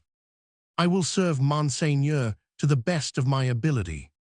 Very well then, I start for Paris this night. So Monseigneur hath already deigned to say. I will let my sister understand that you and I are starting for Cambray. She will be overjoyed. You will ride with me as far as Noyon, and then under cover of the darkness you will return hither. Yes, Monseigneur. Tomorrow during the forenoon, not too early, remember, you will seek audience of Her Majesty and explain to her that unavoidable business caused me to change my mind at the 11th hour, that I have gone whither you know not, but that I shall return within a few weeks or a few months, as soon as I have tired of my present business, and that in the meanwhile I adjure her, as she loves me, to keep those stodgy Flemings in a good humor. You understand? I understand, Monseigneur.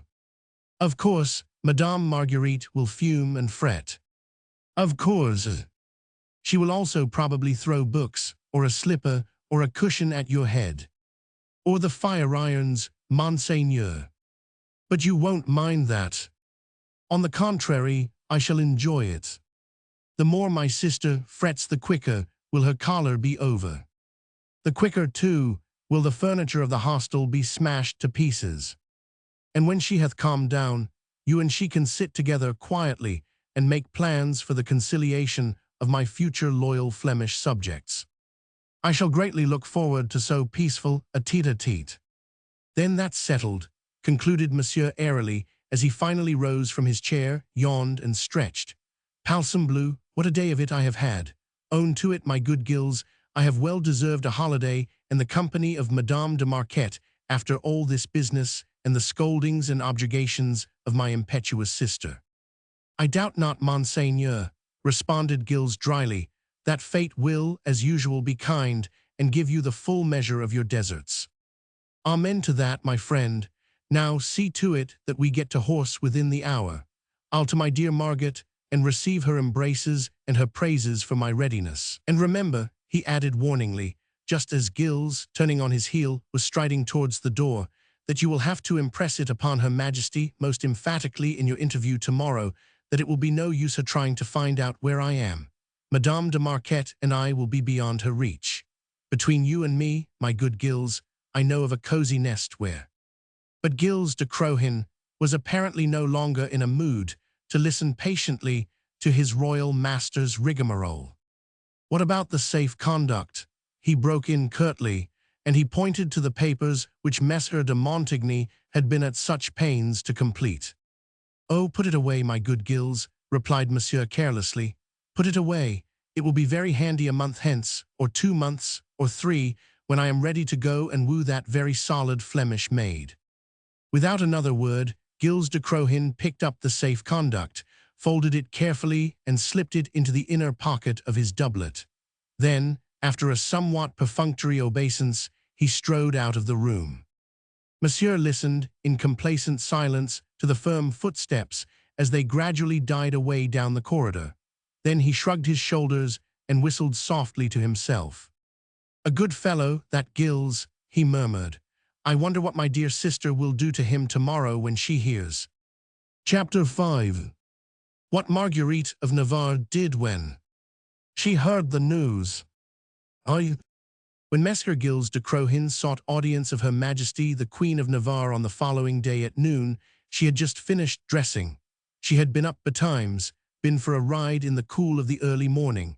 She had broken her fast with a hearty appetite, for she was young and full of health and vitality. All night she had had happy dreams. The brother whom she loved, just as a mother loves her most fractious and most unmanageable child, had at last been brought to act decisively for himself. The goal of her ambitions for him was in sight. In a very few months she, Marguerite, would have the satisfaction of seeing him sovereign lord, king, perhaps, of one of the finest countries in Europe, as powerful and more than was brother Henry, king of France. She woke up happy, gay as a lark, contented in mind and merry of humor. After her ride and her breakfast she had a rest, then she put on a pretty gown, for she was a beautiful woman and knew the value of clothes.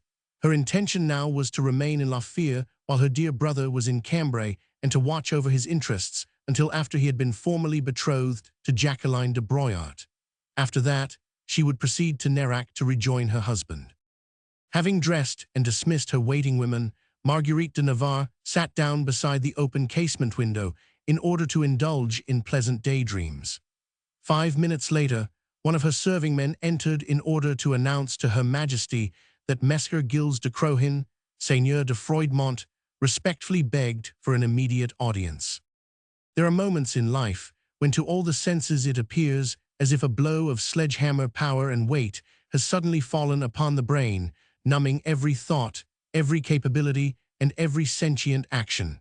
Just such a moment was this one for Marguerite of Navarre. That simple announcement, that Messer Gilles de Crohin desired an audience, was the sledgehammer blow which seemed to crush in the one instant her entire volition and energy, and to leave her unthinking, spellbound, a mere breathing, human machine, alive only by the power of the eyes, which remained fixed upon the doorway wherein presently she would see Messer Gilles. It was quite unconsciously that she had intimated to the serving man that she would receive Messer de Crohin. After that, she sat on and gazed upon the doorway and listened as the familiar footfall resounded along the corridor. Something had happened, or Gilles would not be here. He would be on his way to Cambray with Monsieur. Strangely enough, it never occurred to Marguerite of Navarre that some simple, easily explained, if untoward accident had brought Messer back to La Fère. She knew that something terrible had happened even before she saw Gilles standing at attention upon the threshold.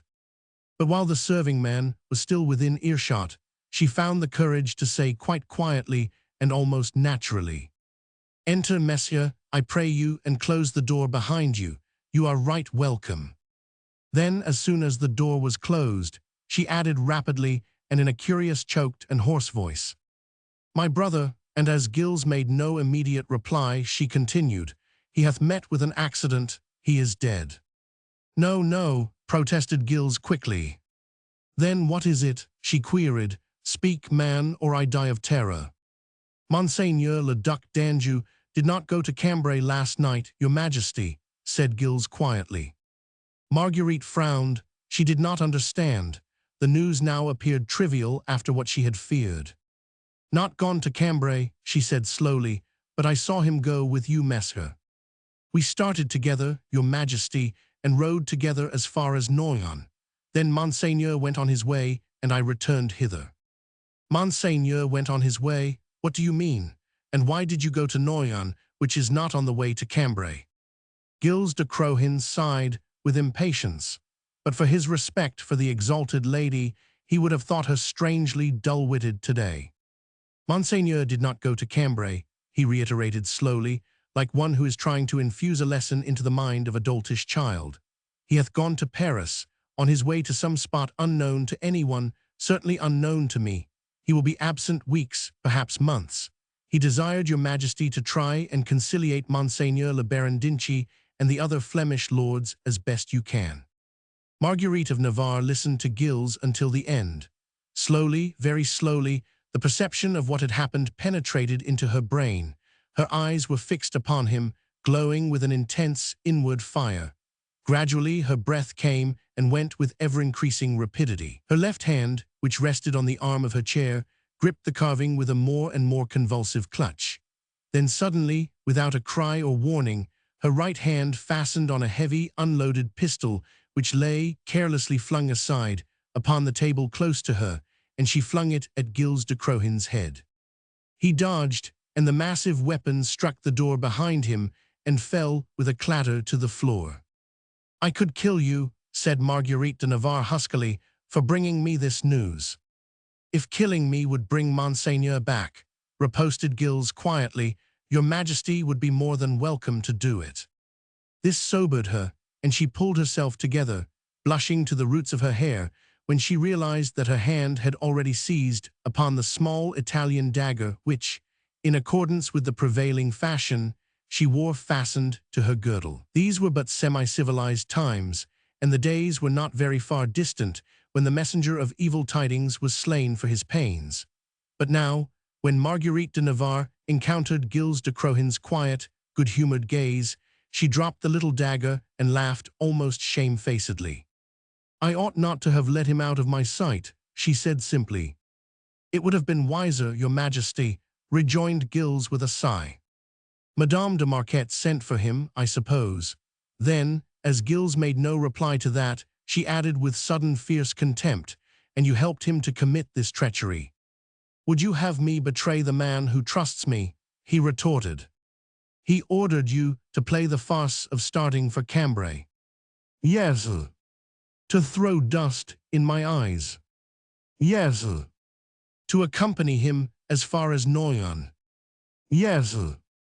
Then to return hither under cover of darkness." "Yes. And to greet me on the morrow with the fate accompli."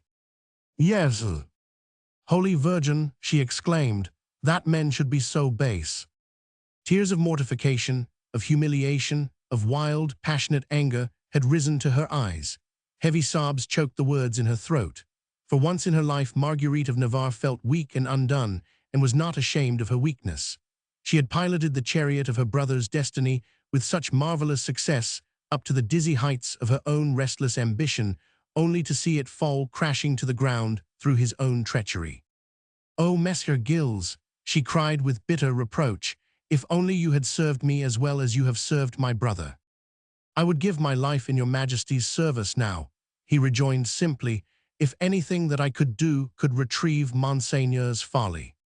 "If anything that you could do could retrieve Monseigneur's folly," murmured Marguerite slowly, laboriously, like a child repeating a lesson. "Alas, nothing can be done now to retrieve that, Monsieur." Roman 2. Outside, a soft-toned bell struck the midday hour. The little marketplace beyond the courtyard lay bathed in wintry sunlight. Men and women were moving to and fro, stopping to chat with one another or exchanging a hasty greeting. Men-at-arms jingled their spurs upon the uneven pavements. Burghers in dark cloth surtouts flitted solemnly across the place. Marguerite watched with dreamy, unconscious eyes the pulsating life of the somnolent little city. With her, even life appeared at a standstill. With this hideous treachery on the part of her beloved Francois, with this unexpected shattering of all her hopes in sight of goal, she felt as if she herself no longer existed, as if some other entity had chased her soul away, her loving, ambitious, romantic soul, and taken possession of her body. Gilles stood by, silent, looking down on her with infinite compassion. He, the poor, homeless, penniless soldier of fortune, found it in his heart to pity this young and adulated queen. He would have liked to help her if he could, but the situation was now a hopeless impasse. The curtain had rung up upon a brilliant drama of glory and of satisfied ambition, but the principal actor was not there to play his part, and the drama must fail for want of him. "Shall I go now, your majesty?" asked Gilles at last. But she made no reply. She sat on in the high-backed chair, looking out upon the world beyond. There were happy people out there, contented people, people who had humble aspirations, but who saw them fulfilled. Better far to long for mere subsistence, to have few and simple desires and see them satisfied, than to let one's ambition soar to impossible heights which must forever remain unattainable. And Gilles remained standing some distance away from the queen, watching a whole world of varied emotions flitting rapidly over her mobile face. First came anger and despair, hot resentment and bitter contempt. The eyes looked steely and glittered with a fierce, inward wrath, whilst not one line of tenderness softened the curve of the closely set mouth.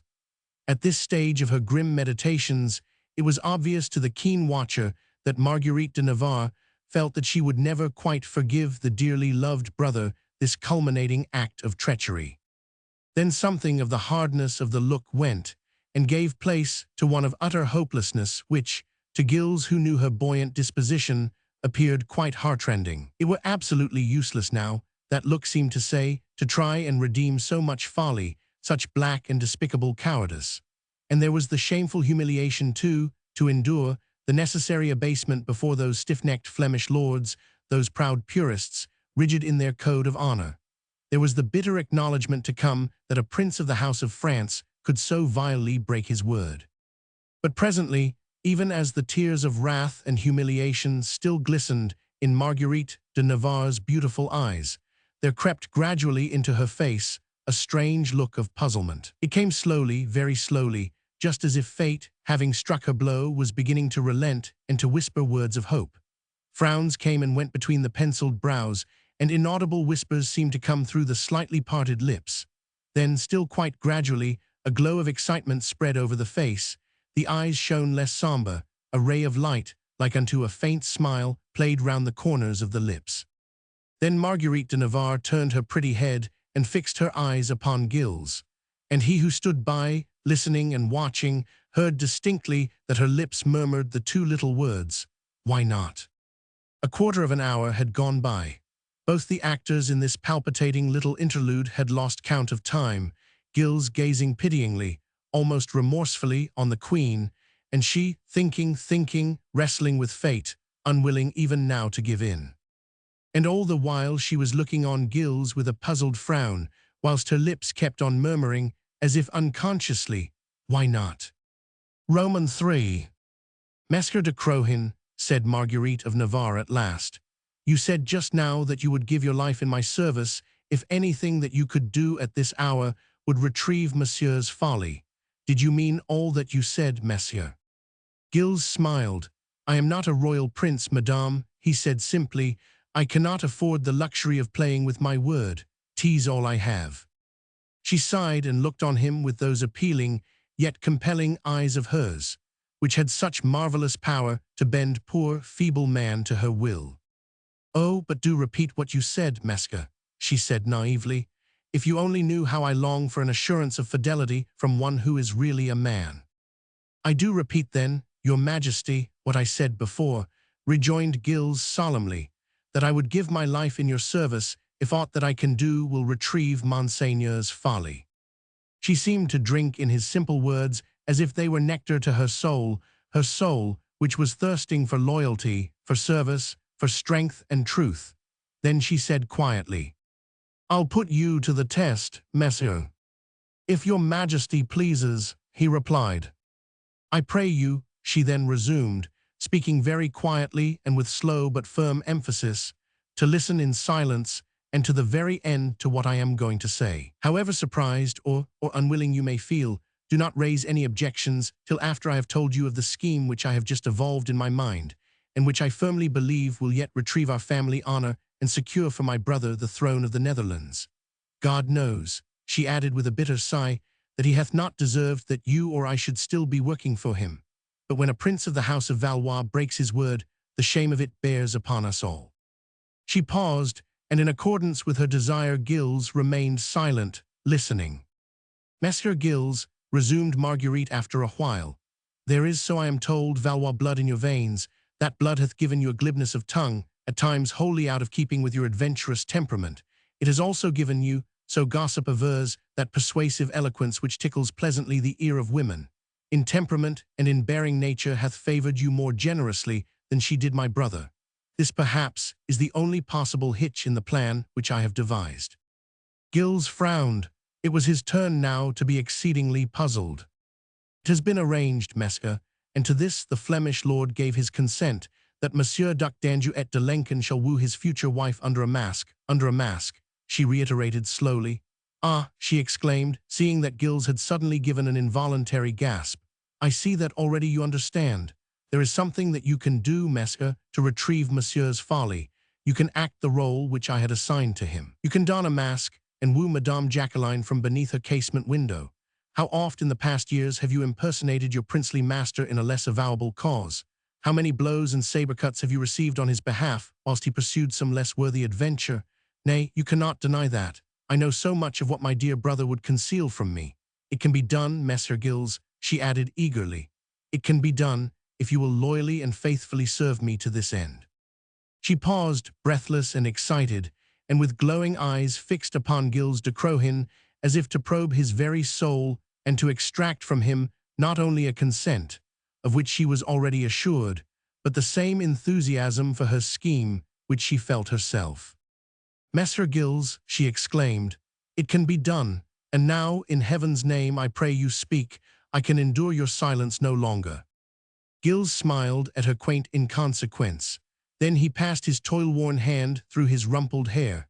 His look of utter bewilderment was so ludicrous that, despite her anxiety, Marguerite could not help but laugh. "Oh, Messer Gilles," she cried, "if you only knew how comical you look." "Comical, madame," retorted Gilles with a growl. "So would you look comical if you were suddenly confronted with so wild a proposition." "Wild, Messer," riposted the queen. "Tease the Flemish lords who would be wild if my inventive brain had not conceived the proposition." "But, madame," protested Gilles feebly. "But, Messer," retorted the queen, mimicking the unfortunate man. "Tell me," she added more soberly, "have you or have you not impersonated Monsieur before now?" "Well," murmured Gilles, "I confess that I—" "There was the affair with Monsieur de Ravache, for instance," she continued firmly. "The sword thrust which that invincible duelist received in a certain affair of honor last June was openly attributed to Monsieur, but those who were in the know have averred that it was Messer Gilles de Crohin, and not the Duc d'Anjou, who fought Monsieur de Ravache that night." Gilles shrugged his shoulders, and Marguerite went on glibly. "And in the fracas, in a low booth outside Arras, when an irate father and 3 bellicose brothers vowed vengeance against the princely lover of an overtrusting wench, was it indeed Monsieur Duc d'Anjou who, beneath a mask and cloak, kept half a dozen sturdy swordsmen at bay for close on half an hour? Or was it not rather Messer Gilles de Crohin who fought single-handed thus valiantly, even while Monsieur, disguised and furtive, found safety in flight?" "Your Majesty, I protest," broke in Gilles firmly, "that rumor is nearly always a lying jade." "Bah," quoth Marguerite lightly, "I'll challenge you to deny either of these tales on your oath, and there is the story of the jeweller's daughter and that of Madame de Frankville. The latter, I believe, is still under the impression that Le Duc d'Anjou is the most ardent lover and the most chivalrous foe in France, and that he wears about his person all the evidences of a hard and adventurous life. But why argue, Messer?" she continued impatiently. "Even if you had never in your life impersonated the shifty prince whom you serve, I would ask you to do it now for his sake, as well as for mine own." "But in the name of all the saints in the calendar," exclaimed Gilles with an air of laughable helplessness, "how is it all going to be done? I shall be seen, recognized, the fraud exposed within the first few hours, and our second state will be distinctly worse than our first." "Exposed," rejoined the queen coolly. "Who by? Monsieur hath never been in Cambray, who should be acquainted with his appearance, and moreover, there will be the mask to ward off any untoward or chance recognition." "But hath your Majesty thought of Monsieur de Montigny?" retorted Gilles dryly. "He hath just spent half an hour in Monseigneur's presence, and is not blind, I imagine. A mere mask would not deceive him." "Ah, I thought that you would mention Monsieur de Montigny," riposted Marguerite triumphantly. "Have you forgotten that he said he would only just have time to see his brother and Dinchi in Cambray, as he was on his way to join the army of the Prince of Orange at Utrecht. He may return at any time. He may, said Marguerite calmly. I did not say, she added with a significant little smile, that there would be no risks, no dangers connected with the undertaking. If you fear to affront them, Monsieur, why, there's nothing more to be said. Marguerite de Navarre was far too clever not to know that in uttering the word danger, she would be playing her trump card. Gill's objections were suddenly dissolved like smoke in thin air. He laughed and said good-humoredly, That was a clever move, madame. I hated the affair until you spoke of danger. And now, she queried, smiling. Now, he said, I merely repeat, how is it going to be done? In exactly the same manner in which the affair, say, with Madame de Frankville was conducted, she replied. But there we had an object to attain, madame, a none too avowable one, I own, but still an object. But here, suppose I sigh beneath Madame Jacqueline's window effectually, suppose she falls in love with her unknown swain, suppose she grants him an interview, we should still be where we now are. 'Tis Monseigneur who will have to marry Madame Jacqueline de Broyat, not I. Do not trouble your head about that, good monsieur, retorted Marguerite dryly. We only want to gain time. You do your wooing, I'll see that monsieur is there to wed. But, oh, I know him well enough, she continued with an impatient sigh. His present caprice, I suppose it is Madame de Marquette, will not last a week. At the end of a sennight or less, he will come back fawning to me, satiated, bored, and repentant, ready to do anything, even to marry Madame Jacqueline blindfolded, in order to regain my good graces. All that we want, pleaded Marguerite with a sudden softening of her voice and of her whole attitude, is to gain time, a few days' time, monsieur, while I go hunting for my faithless brother. I cannot go and tell Monseigneur de Lalaine and Le Baron d'Inchy that Monsieur Duc d'Anjou of the princely house of Valois hath fled from his obligations. Those obligations must be fulfilled at all costs, monsieur. At all costs, you understand. Nominally, monsieur must be in Cambray within 3 days, and you must keep Madame Jacqueline amused and happy until I send you word that monsieur is on his way, ready to take your place. But, murmured Gilles again, in a final attempt at protest. She, however, would not allow him to get in a word edgewise now. When Monseigneur arrives, she went on with eager volubility, you, monsieur, will give up your dual role, become once again the one and only Sire de Froidmont. When monsieur appears unmasked before his promised bride, we must see to it that plenty of padding do supplement his somewhat narrow shoulders and sunken chest, for Madame Jacqueline and her entourage will have been accustomed by then to your broad stature, monsieur. But no one will have seen the face of the masked swain. Oh, Monsieur Gilles, she exclaimed, clasping her hands together with a gesture of passionate entreaty. With a little thought, a little care, and a little luck, it can all be done so easily if you will but consent. Say yes, monsieur, and the prayers of a harassed queen and a doting sister will bring blessings down upon your loyal head. Roman 4. The tears were in Marguerite de Navarre's eyes as she extended an appealing hand to Gilles de Crohin. He, poor wretch, had not much choice. His loyalty had been requisitioned in such terms that he could not refuse. And remember that Gilles de Crohin, the soldier of fortune, was nothing if not adventurous. Deep down in his heart something was already stirring which tickled his imagination and fired his ardent blood. Like a war-horse scenting battle, he scented excitement, danger, hairbreadth escapes, sword thrusts given and received, all of which was to him the very essence of life. And there was something exceedingly pleasant, too, in the gratitude of this beautiful and accomplished woman, a queen indeed, in the highest acceptance of the word. Messer Gill's life had been very dull and dreary of late. He had set out once, very long ago, and when he was a mere lad, to carve out his own fortune in the world.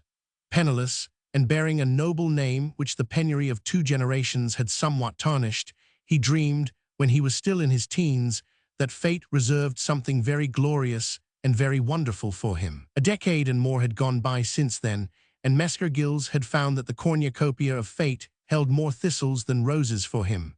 The wars now were so inglorious. The days of chivalry had gone, never to return. The princes in high places, whom adventurers such as he were destined to serve, had nothing to offer for devoted allegiance save a miserable pittance often withheld. As a matter of fact, Messer Gilles de Crohin had of late been heartily sick of life. The spirit of adventure that glowed within him was gradually becoming somnolent. He felt that even his blood would become sluggish in time if he dragged on this uneventful existence in the wake of an indolent and dissolute prince. Then, in the midst of all this dreary dullness, came this ray of sunshine, an adventure such as he, Gilles, had not dreamed of since his boyhood, an adventure proposed to him by the fairest lips in Europe, which would bring all the excitement with it for which he yearned so passionately. No wonder that every objection seemed to him all at once to be futile, every obstacle mere child's play. And Marguerite, keen and clever, saw at once that he was wavering, just as de Montigny had done yesterday. Long before either of these two men realized themselves that they were yielding, she knew that she had gained her point. "You gave me your word, Messer," she said gently. "And I'll not go back on it, madame," he replied. "Yet you hesitate." "Your pardon, madame," he rejoined with a smile. "I was only bewildered." "Then you consent," she exclaimed joyfully. He shrugged his shoulders with his habitual easygoing good humor. "Madame gives me no choice," he said. "I cannot go back on my word." He bent the knee and kissed the gracious hand which was extended to him. Marguerite's eyes were still bathed in tears. "If anything that I can do," reiterated Gilles de Crohin solemnly, "will retrieve Monseigneur's folly, I'll do it."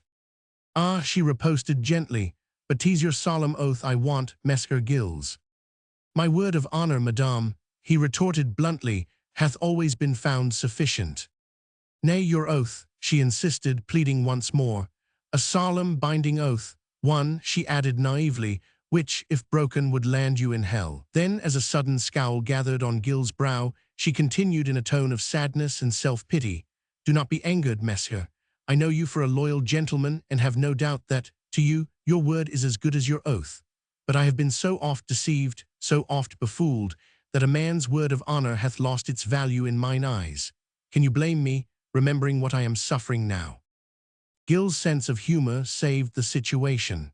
His word of honor had of a truth never been doubted, but in face of this sorely outraged woman, he could not take offense. "What oath shall I take?" he queried, with a good-humored smile, "that will satisfy the Queen of Navarre." "On your immortal soul, Mesca," she said solemnly, "on your hopes of salvation, on all that you hold most precious and most dear, swear to me that you will serve me in this matter as I shall direct you, and until I myself do release you from this bond." He drew his cross-hilted sword and held it fixed before his eyes. Then he placed his right hand upon the hilt and said with solemn earnestness, "I swear." Marguerite gave a quick sigh of content.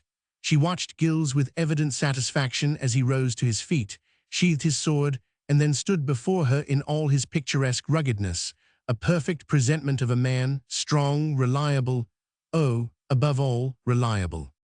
"Now, madame," said Gilles finally, "will you deign to tell me just what I am to do?" "They." For an hour and more after that, these two veritable conspirators now sat together, the Queen of Navarre talking and explaining eagerly and Gilles listening, for of a truth he was still rather bewildered at the proposition and at the part which he would have to play in it. Not that the role itself was unfamiliar to him.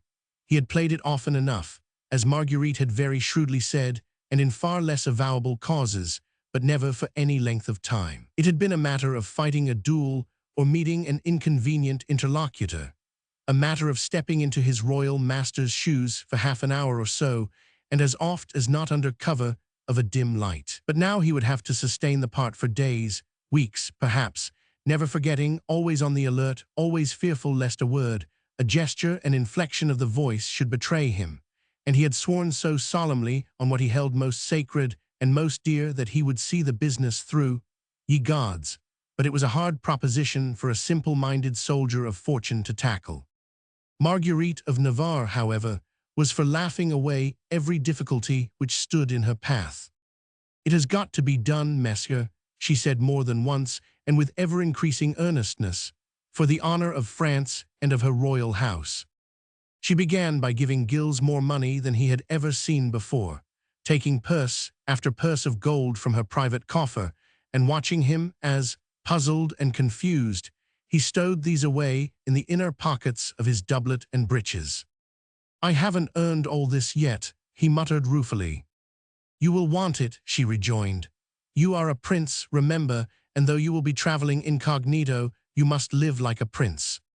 But the question of clothes was the most difficult one to settle. Gilles de Crohin possessed none save those in which he stood up at this moment, a well-worn doublet of faded kerseymere, a stout jerkin and cloth trunks. His hose showed a multiplicity of darns, and his boots, though stout and solid, were not exactly suited to a lady's drawing-room. "Time is too short to fashion new ones," said Marguerite thoughtfully, "even if this little town did boast of silken materials and court tailors, which it certainly does not." "It certainly doth appear in the light of an insurmountable difficulty," rejoined Gilles with a hopeful sigh. "No difficulty is insurmountable, Mesque, when the honor of France is at stake," she retorted with a frown. "But what hath Monsieur done with his wardrobe?" asked Marguerite. "He always travels with trunkloads of frippery." "Monseigneur left all his clothes here and most of his jewelry. I am to convey them to his house in Paris when an opportunity occurs." "Very well," she rejoined firmly, "we must find what you want among them." But he broke in once more, disconcerted at the suggestion. "But what? The trunks are locked." "I'll break them open," she rejoined simply. "Have no fear, Mesque. I am taking all the responsibility of this affair upon my shoulders." "But I cannot strut about in another man's clothes," protested Gilles dolefully. "Why not?" Because, parbleu, because they would not fit me." Marguerite smiled. Then she threw another admiring glance on Gilles' massive figure. "My brother is very nearly as tall as you are, Mesque," she said, "even though not quite so broad. I have two very skillful seamstresses who will adjust Monsieur's doublets across your splendid shoulders. With his love of slashings and puffings, such alterations are very easily done."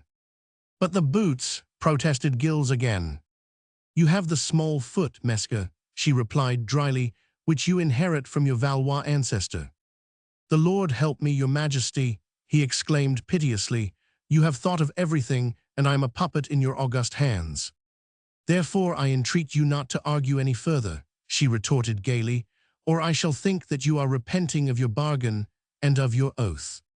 Which suggestion caused Gilles to cease from further protests, even though he did express a hope that Her Majesty's seamstresses would not make gossip all about the town that he, the Sire de Froidmont, was going to walk about in another man's clothes.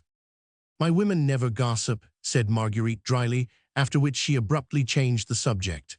"And now tell me," she said, "a man like you must have a friend, a comrade or a servant, someone, in fact, who would be faithful and trustworthy.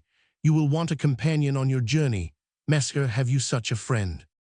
"Aye, that I have," replied Gilles fervently, his whole face beaming with joy at thought of having his faithful Jehan with him in this mad expedition. "One who would serve you faithfully," she continued.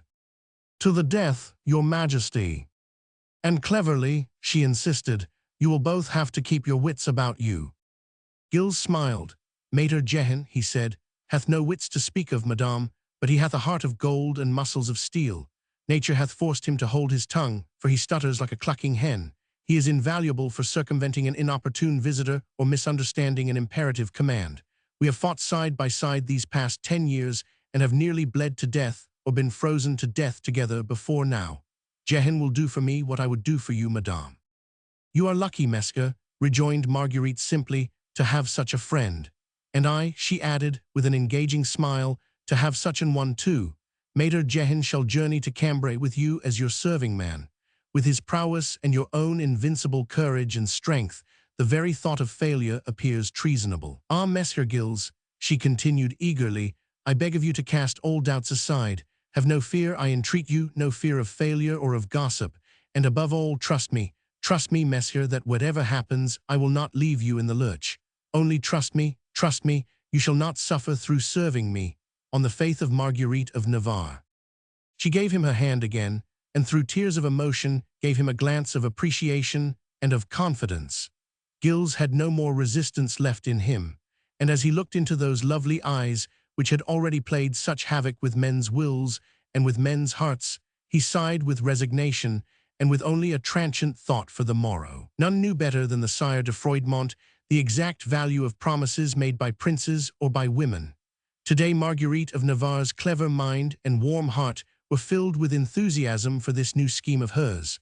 A week hence, mayhap, she would have thought of something else, and Gilles, as like as not, would indeed be left to bear the brunt of failure. But these were just the vicissitudes which were wont to attend the career of a soldier of fortune these days. A dazzling prize or a gibbet might await the adventurer at the end of his goal. For the nonce, Gilles had sworn to serve this gracious lady and to redeem the unpardonable folly of a faithless prince, and with a careless shrug of the shoulders, he left the future in Dame Fortune's hands.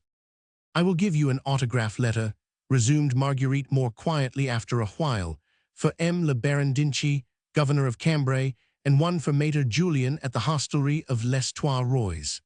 These will serve as your credentials in addition to the safe conducts which Messer de Montigny delivered to Monsieur. You have those, I hope." "Yes, madame," replied Gilles. "Monseigneur left them with me. If your majesty deigns to remember, they were e'en made out in my name." "In the name of Messer Gilles de Crohin, the equerry, and of Monseigneur le Prince de Froidmont," she exclaimed gleefully. "Indeed, I mind it well. You will not even have to change your name, Messer, and the title shall be yours, and you desire it, when my brother is king of the Netherlands." Gilles shrugged his shoulders. "Oh, a title, madame," he said lightly. I know," she riposted, with the volubility of intense excitement. "I know your proud device, Roy ni size, ni prince, ni duc, ni comte, G size Sire de Froidmonti. Ah, Messer Gilles, you are fated to belie that device. Prince de Froidmont, 'tis no mean title." "I prefer that of friend of the Queen of Navarre," he said simply. "You are that indeed, Messer, and more," she rejoined solemnly. "Ah, if my brother were only like you, what glorious destiny would have been his." "Our destinies are of our own making, madame," he retorted. "You have started to carve them out for yourself now, Messer Gilles, on the tablets of my memory. Then may God and the fates favor me." "The fates," she cried gaily. "Why, you and I have conquered the fates, Messer. Will you deny that they are our handmaidens now?" Chapter 6. What Monseigneur d'Inchy and Messer Gilles de Crohin mutually thought of one another. And 3 days later, an it please you, Messer Gilles presented himself, his safe conduct and his faithful Jehan at the Porte de Cantemper. The safe conduct being made out in the name of Monseigneur le Prince de Froidmont, his equerry, Messer Gilles de Crohin, and his serving man. The absence of one of the three personages was casually commented on by the captain of the guard. "My equerry hath fallen sick on the way," explained Gilles airily. "He lies at a village in close by and will come as soon as may be." It was at once arranged that whenever the equerry did present himself at the gate, Monseigneur le Prince de Froidmont was immediately to be apprised of his arrival, so that he might at once stand guarantee for the man's identity. Needless to say that no such equerry existed, nor does the captain of the guard appear to have worried his head over so small a matter. But anyway, Gilles now was inside Cambray, the scene of his coming adventure, and I can assure you that on this first occasion, it was late evening then, and a cold, drizzling rain was blurring every outline of the picturesque city. Gilles did not stride about the streets with that careless jauntiness which characterized his usual demeanor. After some searchings and many wanderings through the most unfrequented portions of the city, Messer did finally espy the Rue aux Juifs, at one end of which there dangled on a rickety iron bracket a half-obliterated sign that still bore the legend Les Trois Rois in black paint on a crimson ground, and 3 dabs of pink paint, surmounted by dabs of yellowish paint, which might still pass muster as kingly faces surmounted by their crowns. Now, if you remember, the Rue aux Juifs in Cambray is a narrow street which runs behind the place Aux Bois and links the latter with the Porte Notre Dame. Owing to the elaborate corbelling of the old houses on either side, it appeared far narrower in the year 1581 than it does today and the hostelry so pretentiously styled, Les Trois Rois, was of the humblest description. Gilles was satisfied to find it so. He liked its seclusion and had never been difficile in the matter of his creature comforts. Secrecy and mutual confidence were the greatest desiderata for the moment in the pursuit of his adventure, and he knew enough about the exquisite Queen of Navarre that if any male creature who dwelt within Les Trois Rois had come within the magic circle of her fascination, that man would go through fire and water, torture and hell itself, in order to serve her. So he knocked boldly at the rickety front door of the humble hostelry. A young man, thin and pale, wearing a long doublet of dark woolen stuff and a black cap above his scanty yellow hair, opened the door and bade him welcome. He had a lanthorn in his hand and held it high above his head, surveying the stranger with that pathetic air, half fear, half entreaty, wherewith the very poor are wont to regard those who might bring about a small measure of change in their misery. Gilles at once presented the letter which Madame la Reine de Navarre had given him for his prospective host. The young man glanced at the latter, recognized the signature, and at once his almost cadaverous-looking face became transfigured. His hollow eyes took on a glow of joy, his cheeks assumed a warm hue, his long, bony hands clutched the welcome missive as an idolater might clutch the relic which he worshipped. There was no doubt that Messer Gilles would be made welcome, and right welcome, in the humble hostelry. Not only would discretion be assured him, but also unswerving devotion, of which indeed he might presently stand in sore need. "My mother," stammered the youth, after he had recovered from his primary emotion, "is bedridden now, alas, but I will do my best to serve you, Messer, and your henchmen, to the best of my ability. I will tend you and wait on you, and whatever this humble abode hath to offer is entirely at your disposal.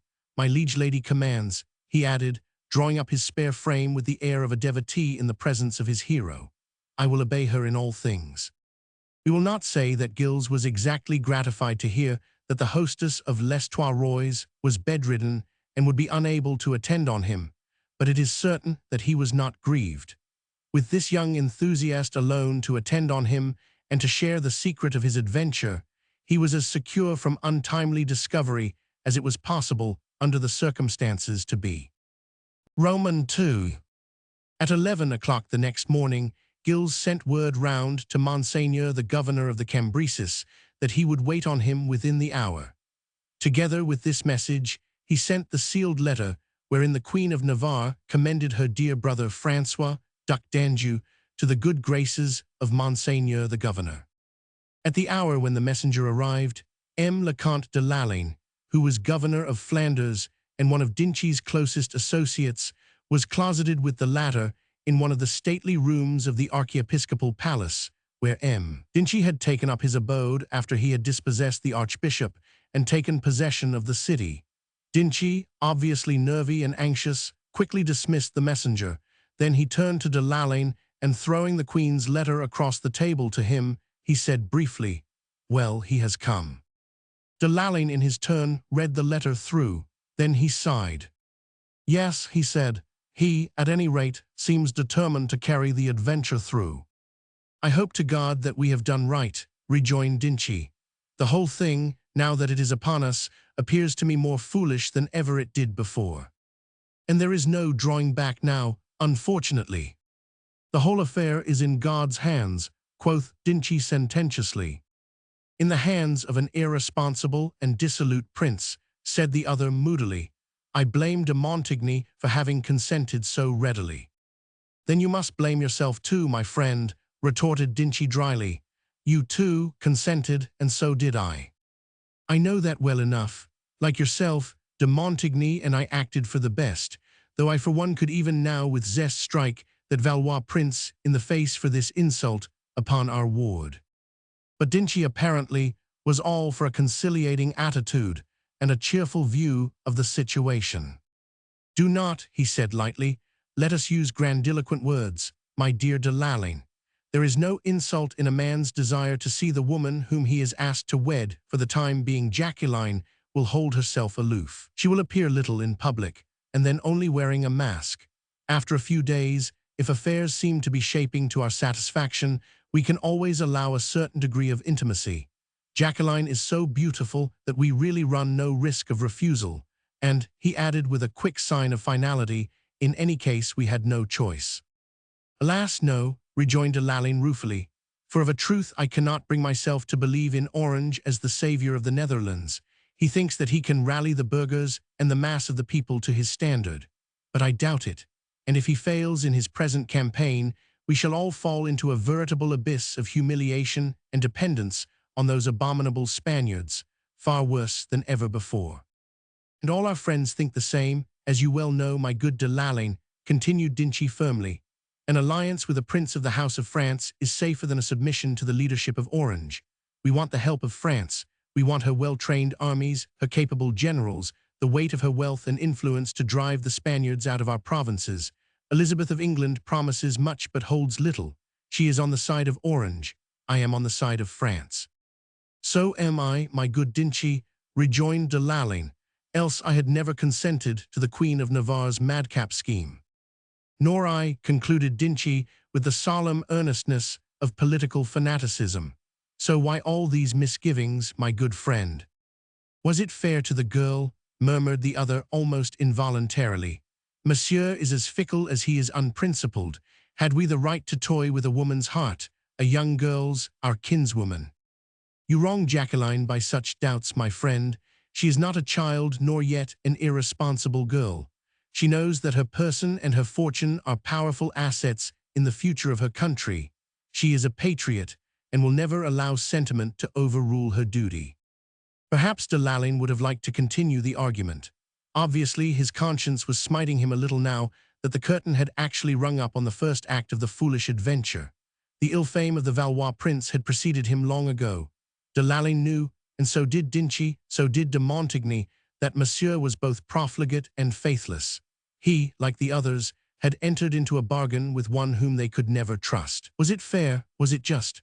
Would God's blessing descend upon the proposed kingdom of the Netherlands if its foundations rested on so infamous a base? And yet Delaline, though conscious of that vague feeling of remorse, had no thought of turning back. Even now, as a tall, masked figure appeared under the lintel of the door in the wake of the usher, and then stepped boldly into the room, he made a great effort to control his resentment. Though his hand ached to drag the mask away from the man's face, to try and read him eye to eye, his reason reasserted itself, readjusted his thoughts and his sentiments. This, it whispered insistently, this man who has come to Cambray masked and disguised is a prince of the House of France. If he approve of the beautiful Flemish heiress and consents to take her for wife, the future of the Netherlands is assured, even though he were 20 times as base as he is depicted. And reason gained the victory. Dinchi already had gone a few steps forward in order to greet his exalted visitor. Delaline composed himself too, even paid an involuntary tribute of admiration to that tall and martial-looking figure which enshrined, so rumor had it, a soul that was both weak and false. Roman 3.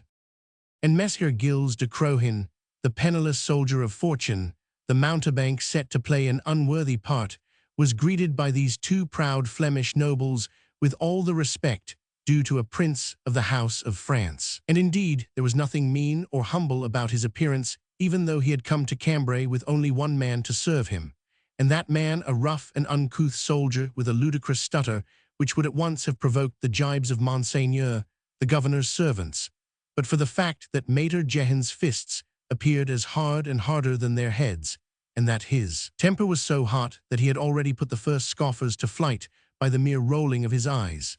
He was standing at this precise moment immediately behind his master, and as soon as the usher had withdrawn and the door been closed, he slipped quite unostentatiously into the nearest corner and remained there, with his eyes fixed on Messieurs like a faithful watchdog, silent and keen. The two Flemish lords had also waited until the usher had disappeared. Then only did they make obeisance, with all the ceremonious empressement which the presence of a royal personage demanded. Let us admit at once that Gilles looked magnificent in Monsieur le Duc d'Anjou's splendid clothes, doublet and trunks of fine satin, slashed and puffed after the latest fashion, hose of Italian silk, and short mantle of Genoa velvet, exquisitely embroidered in dull silver and gold, the whole of that sombre bottle-green hue specially affected by Monsieur, and a miracle of the dyer's subtle art. He had ruffles at neck and wrist of delicate Mechlin lace, wore a mask with a frill of black lace pendant from it, which effectually hid the whole of his face, and at his side a rapier which obviously hailed from Toledo. Altogether a splendid prince, and it was difficult indeed to credit the rumors which averred that he had undermined his constitution by high living and drinking and a life of profligacy and excess. He received the greetings of the Flemish lords with just the necessary measure of gracious condescension, and through the slits of his mask he was studying with keen anxiety what might be hidden behind those stolid and stern faces, and the frowning glances wherewith two pairs of eyes were steadfastly regarding him. Dinchi waited in dutiful respect till Monsieur d'Anjou was pleased to be seated. Then he said, "Monseigneur understood, I hope, how it was that we did not present our respects to you in person. Such a ceremony would have set the tongues of our town gossips wagging more furiously than before." Already it seemed that the presence of the stranger inside Cambray had created some comment. In these days, when the Spanish armies swarmed all over the province, when plots and counterplots were being constantly hatched in favor of one political side or another, strangers were none too welcome inside the city. There was the constant fear of spies or of traitors, of emissaries from Spain or France or England, of treason brewed or brewing, which might end in greater miseries, yet for any unfortunate province which was striving for its own independence and the overthrow of Spanish tyranny. Gilles, listening with half an ear to Monseigneur Dinchi's elaborate compliments, was inwardly marveling whether spies had not already come upon his track and would upset the Queen of Navarre's plans even before they had come to maturity. He had a curious and exceedingly uncomfortable sensation of unreality, as if these two stern-looking Flemings were not actual personages, but puppets moved by an unseen hand for the peopling of his dreams. He answered the elaborate flummeries of the governor with a vague, "I thank you, monsieur." Then he added a little more coherently, "I understood everything, believe me, and must again thank you for acceding to my wishes and to those of my sister, the Queen of Navarre. Our one desire, Monseigneur," continued Dinchi stiffly and still speaking very deferentially, "our one desire is to see the sovereignty of the Netherlands secure in your keeping." Gilles roused himself. It was no use and ill policy to boot to allow that feeling of unreality to dominate his mood so utterly. If he let himself drift upon these waves of somnolence, he might, with one unguarded word, betray the grave interests which had been committed to his care. "That is understood, monsieur," he said dryly. "Messer de Montigny put the whole matter before me and before my sister of Navarre. We both fell in readily with your schemes. As for me, you know my feelings in the matter. I only asked for delay and consideration ere I pledged myself irrevocably to so grave an affair." "And we, equally readily, Monseigneur," asserted de Lalaine, "do place ourselves entirely at your service." After which preliminary exchange of compliments, the Flemings were ready to discuss the matter in all its bearings. All the arguments which had been adduced by de Montigny when the proposed marriage was being discussed before the Queen of Navarre were once more dished up for the benefit of Monsieur. Gilles played his part with as much ease as his want of experience would allow, but he was a soldier and not a courtier, ill-versed too in the art of guarded speeches. He fumed and fretted over all these pourparlers quite as much and more than Monsieur would have done, and once or twice he caught sight through the slits of his mask of certain glances of puzzled wonderment which passed between the two men at a more than usually rough retort which had escaped his lips. Half an hour drew its weary length along while the discussion proceeded, and it was at the very end of that time that le Baron Dinchi said quite casually, "Of course you, Monseigneur, will understand that since you choose to do your wooing under a mask, our ward, Madame Jacqueline de Broyart, Dame de Morquepont, Duchesse et Princess de Rémise, will not appear in public either, save also with a mask covering her face." Now Madame la Reine de Navarre had not thought of this eventuality, and indeed, if it had truly been Monsieur d'Anjou who had received this ultimatum, he would undoubtedly have then and there turned on his heel and left these mulish Flemings to settle their own affairs as they wished. But Gilles had sworn to see the business through. Left to himself in this difficulty, he was for the moment puzzled, but never tempted to give up the game.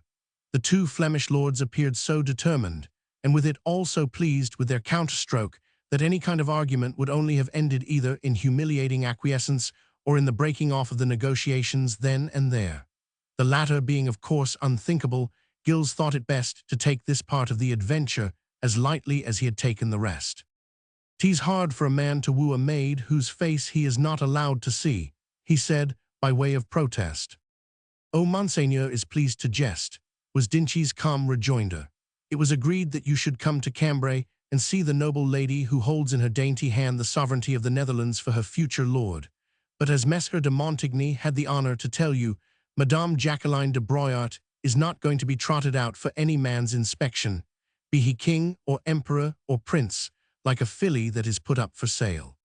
"But man," retorted Gilles, nettled by the Flemish lord's coolness.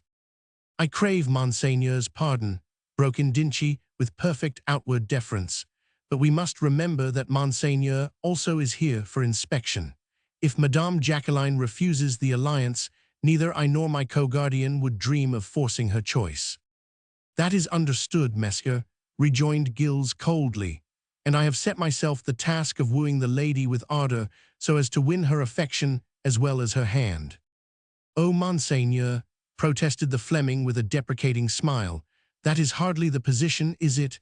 You have reserved unto yourself the right to withdraw. Well, we arrogate that same right for our ward." "A just arrogation, Monsieur," riposted Gilles, "but why the mask?" he added blandly. "If Monseigneur will woo Madame definitely and openly," replied Dinchy firmly, "she will not wear a mask either, but then there can be no question of withdrawal if she consents."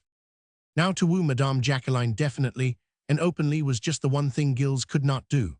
So there was the difficulty and there the cunning and subtlety of these Flemish lords, who had very cleverly succeeded in getting Monsieur into a corner, and in safeguarding at the same time the pride and dignity of the greatest heiress in Flanders. Gilles would have given all the worlds, which he did not possess, for the power to consult with Madame la Reine de Navarre over this new move on the part of the Flemings. But alas, she was far away now, flying across France after her faithless brother, hoping soon to catch him by the tails of his satin doublet, and to drag him back to the feet of the rich heiress, whom that unfortunate Gilles was deputed to woo and win for him. And Gilles was left to decide for himself, which he did with a "very well, Messer, it shall be as you wish," and as gracious a nod and bow to these two obstinate men as he could bring himself to perform, for, of a truth, he would gladly have given each a broken head. Thus the actual discussion of the affair was ended. After that, there were only a few minor details to talk over. "You two gentlemen," Gilles said after a slight pause, during which he had been wondering whether it were a princely thing to do to rise and take his leave. "You two gentlemen are alone in the secret of this enterprise." "For the moment, yes," replied Dinchy guardedly, "but others will have to know, some might even guess. I shall have to explain the matter to my private secretary, and one or two members of my privy council have certain rights which we could not disregard." "And what about Messer de Montigny?" queried Gilles warily. "He hath gone to Utrecht to join the Prince of Orange." "When doth he return?" "Not before the summer." A short, quick sigh of relief escaped Gilles' lips. At the back of his mind, there had always lurked the ever-present fear of one who willfully deceives his fellow-men, the fear of being found out. In this, Montigny was the greatest, nay, the only danger. With him out of the way, the chances of discovery became remote. "To everyone else then, Monsieur," he continued more firmly, "I shall pass as the Prince de Froidmont." "To everyone else, Monseigneur," replied Dinchy. "To Madame Jacqueline de Broyart." "Certainly, Monseigneur." "She hath no suspicions?" "None." "Doth she know that it is your desire she should become the wife of the Duc d'Anjou? That she should become my wife, I mean?" "No, Monseigneur, she does not." "Then I have a clear field before me," he exclaimed gaily. "A clear field, Monseigneur," broke in de Lalline firmly, "for 2 weeks." "2 weeks," retorted Gilles with a quick frown. "Why only 2 weeks?" "Because," said the other with solemn earnestness, "because the Duke of Parma's armies are already swarming over our province. If they should invest Cambray, we could not hold out alone. Monseigneur must be ready by then to support us with influence, with men, and with money. If you turned your back on us, and on the proposed alliance with a Flemish heiress, we should have to look once more to Orange as our future lord." "I understand," rejoined Gilles dryly, "'tis an either or that you place before me." Then, as Dinchi remained respectfully silent, M. de Lalaine broke in abruptly. "Think you, Monseigneur, that the people of the Netherlands, after all that they have suffered in intolerance and religious persecution, would accept a Catholic sovereign unless his wife, at least, were of their nation and of their faith?" A sharp retort hovered on Gilles' lips. Already a curt "Pardie, monsieur" had escaped him, when suddenly he paused, listening. A loud ripple of laughter, merry, sunny, girlish, rang out clearly from beyond the monumental doors, rising in its joyous cadence above the oppressive silence and solemnity of this gloomy palace, and the grave colloquy of Monsieur Dinchi and his colleagues. Only for a moment, and the laughter died away again, making the silence and solemnity seem more gloomy than before. It seemed to Gilles as if it all were part of that same dream, that it was really intangible and non-existent, just like these sober seigneurs, like himself, like the whole situation which had landed him, Gilles de Crohin, into the midst of this mad adventure. He threw back his head and laughed in hearty echo. The whole humor of the situation suddenly struck him with the full force of its irresistible appeal. Life had been so dull, so drab, so uneventful of late. Here was romance and excitement and gaiety, a beautiful maid. Gilles had become suddenly convinced that she was beautiful, some blows, some knocks, a master to serve, a beautiful, sorrowing queen to console, spurs to be won and a fortune to be made. "And by heaven, monsieur," he exclaimed lightly, "the god of love shall favor me. Your ward is exquisite, and I am very susceptible. What are 2 weeks? 'Tis but 2 seconds a man requires for losing his heart to a beautiful wench. And if the fickle god fails me," he added with a careless shrug of the shoulders, "well, where's the harm? After this romantic episode, shall we say, Madame Jacqueline will either be Duchesse d'Anjou et de Lincoln, a happy and worshipped bride, or the Prince de Froidmont will disappear from her ken as unobtrusively as he came. And you, messeigneurs," he concluded lightly, "will have to offer the sovereignty of the Netherlands to one who is worthier than I." Neither Dinchi nor de Lalaine appeared to have anything to say after that. They were both looking moody, even forbidding, for the moment, though they bowed their heads in humble respect before this prince, whose light-heartedness jarred upon their gravity. And here the matter ended for the nonce. Gilles took leave of his stiff-necked hosts and returned to Les Trois Rois, having declared most solemnly that he must have time to prepare himself for so strange a wooing. A masked wench, think on it, it changed the whole aspect of the situation. A respite of 4 days was, however, all that was respectfully but firmly granted to him for this preparation, and Messer Gilles spent the next few hours in trying to devise some means whereby he could outwit the Flemish lords and catch sight of Madame Jacqueline ere he formally set out to woo her. Of a truth, the dull-witted and stodgy Flemings whom Monsieur affected to despise had not much to learn in the matter of finesse and diplomacy from the wily Valois. This counterstroke on their part was a real slap in the face to the arrogant prince who was condescending to an alliance of which every other reigning house in Europe would have been proud. Chapter 7. Why Madame Jacqueline was so late in getting to bed. Old Nicole, restless and cross, was fidgeting about the room, fingering with fussy inconsequence the beautiful clothes which her mistress had taken off half an hour ago preparatory to going to bed, clothes of great value and of vast beauty, which had cost more money to acquire than good Nicole had ever handled in all her life. There was the beautiful gown which Madame had worn this evening at supper, fashioned of black satin and all slashed with white and embroidered with pearls. There was the underdress of rich crimson silk, worked with gold and silver braid. There were the stockings of crimson silk, the high patent shoes of velvet, the delicately wrought fan, the gloves of fine chamois skin, the wide collarette edged with priceless lace. There was also the hideous monstrosity called the farthingale, huge hoops constructed of whalebone and of iron which, with the no less abominable corset of wood and steel, was intended to beautify and to refine the outline of the female figure, and only succeeded in making it look ludicrous and ungainly. There were, in fact, the numberless and costly accessories which go to the completion of a wealthy lady's toilet.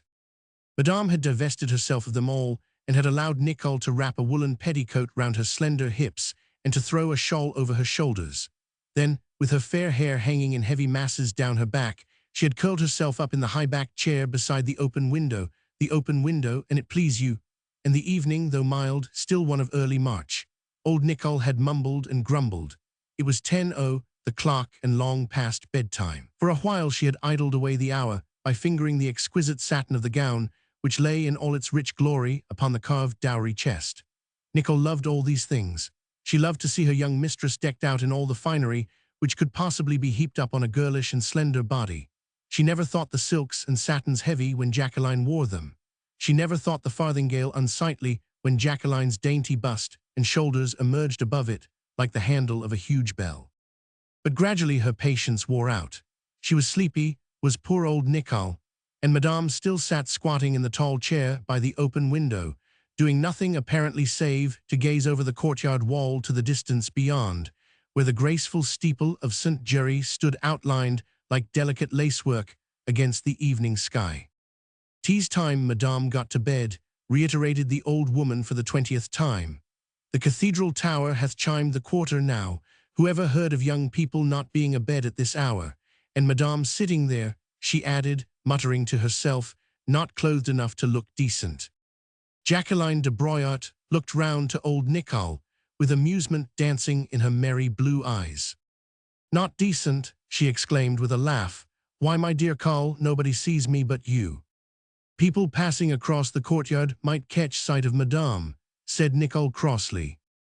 "People," retorted Jacqueline gaily. "What people?" "Monseigneur had company tonight. They all went away an hour ago. Then there are the varlets and maids." "So," rejoined Jacqueline lightly, "my attire, meseems, is not lacking in modesty. I am muffled up to my nose in a shawl, and oh," she added with a quick sigh of impatience, "I am so comfortable in this soft woolen petticoat. I feel like a human being in it, and not like a cathedral bell. How I wish my guardian would not insist on my wearing all these modish clothes from Paris. I was so much more comfortable when I could don what I most fancied." "Monseigneur le Baron d'Inchy," said Nicole sententiously, "knows what is due to your rank, Madame, and to your wealth." "Oh, a murrain upon my rank and upon my wealth," cried the young girl hotly. "My dear mother rendered me a great disservice when she bare me to this world. She should have deputed some simple, comfortable soul for the work, who could have let me roam freely about the town when I liked, run about the streets barefooted, with a short woolen kirtle tied round my waist and my hair flying loose about my shoulders. I could have been so happy as a humble burgher's daughter or a peasant wench. I do so loathe all the stiffness and the ceremony and the starched ruffles and high-heeled shoes. What I want is to be free. Oh." And Jacqueline de Broyart stretched out her arms and sighed again, half longingly, half impatiently. "You want to be free, Madame," muttered old Nicole through her toothless gums, "so that you might go and meet that masked gallant who has been haunting the street with his music of late. You never used to sigh like this after freedom and ugly gowns before he appeared upon the scene." "Don't scold, old Col," pleaded the girl softly, and now her arms were stretched towards the old waiting woman. Nicole resisted the blandishment. She was really cross just now. She turned her back resolutely upon the lovely pleader, avoiding to look into those luminous blue eyes, which had so oft been compared by amorous swains to the wild hyacinths that grow in the woods above Marcoing. "Come and kiss me, Col," whispered the young charmer. "I feel so lonely somehow tonight. I feel as if. And the young voice broke in a quaint little gasp, which was almost like a sob. In a moment Nicole, both forgiving and repentant, was kneeling beside the high-backed chair, and with loving, wrinkled hands holding a delicate lace handkerchief, she wiped the tears which had gathered on Jacqueline's long, dark lashes. "My precious lamb, my dove, my little cabbage," she murmured lovingly. "What ails thee? Why dost thou cry? Surely, my pigeon, thou hast no cause to be tearful. All the world is at thy feet. Everyone loves thee, and M. de Landers, surely the finest gentleman that ever walked the earth, simply worships the ground thy little foot treads on. And then added the old woman pitiably, thy old Carl would allow herself to be cut into 1,000 pieces if it would please thee. Whereupon Jacqueline broke into a sudden, gay, and rippling laugh, even though the tears still glistened on her lashes.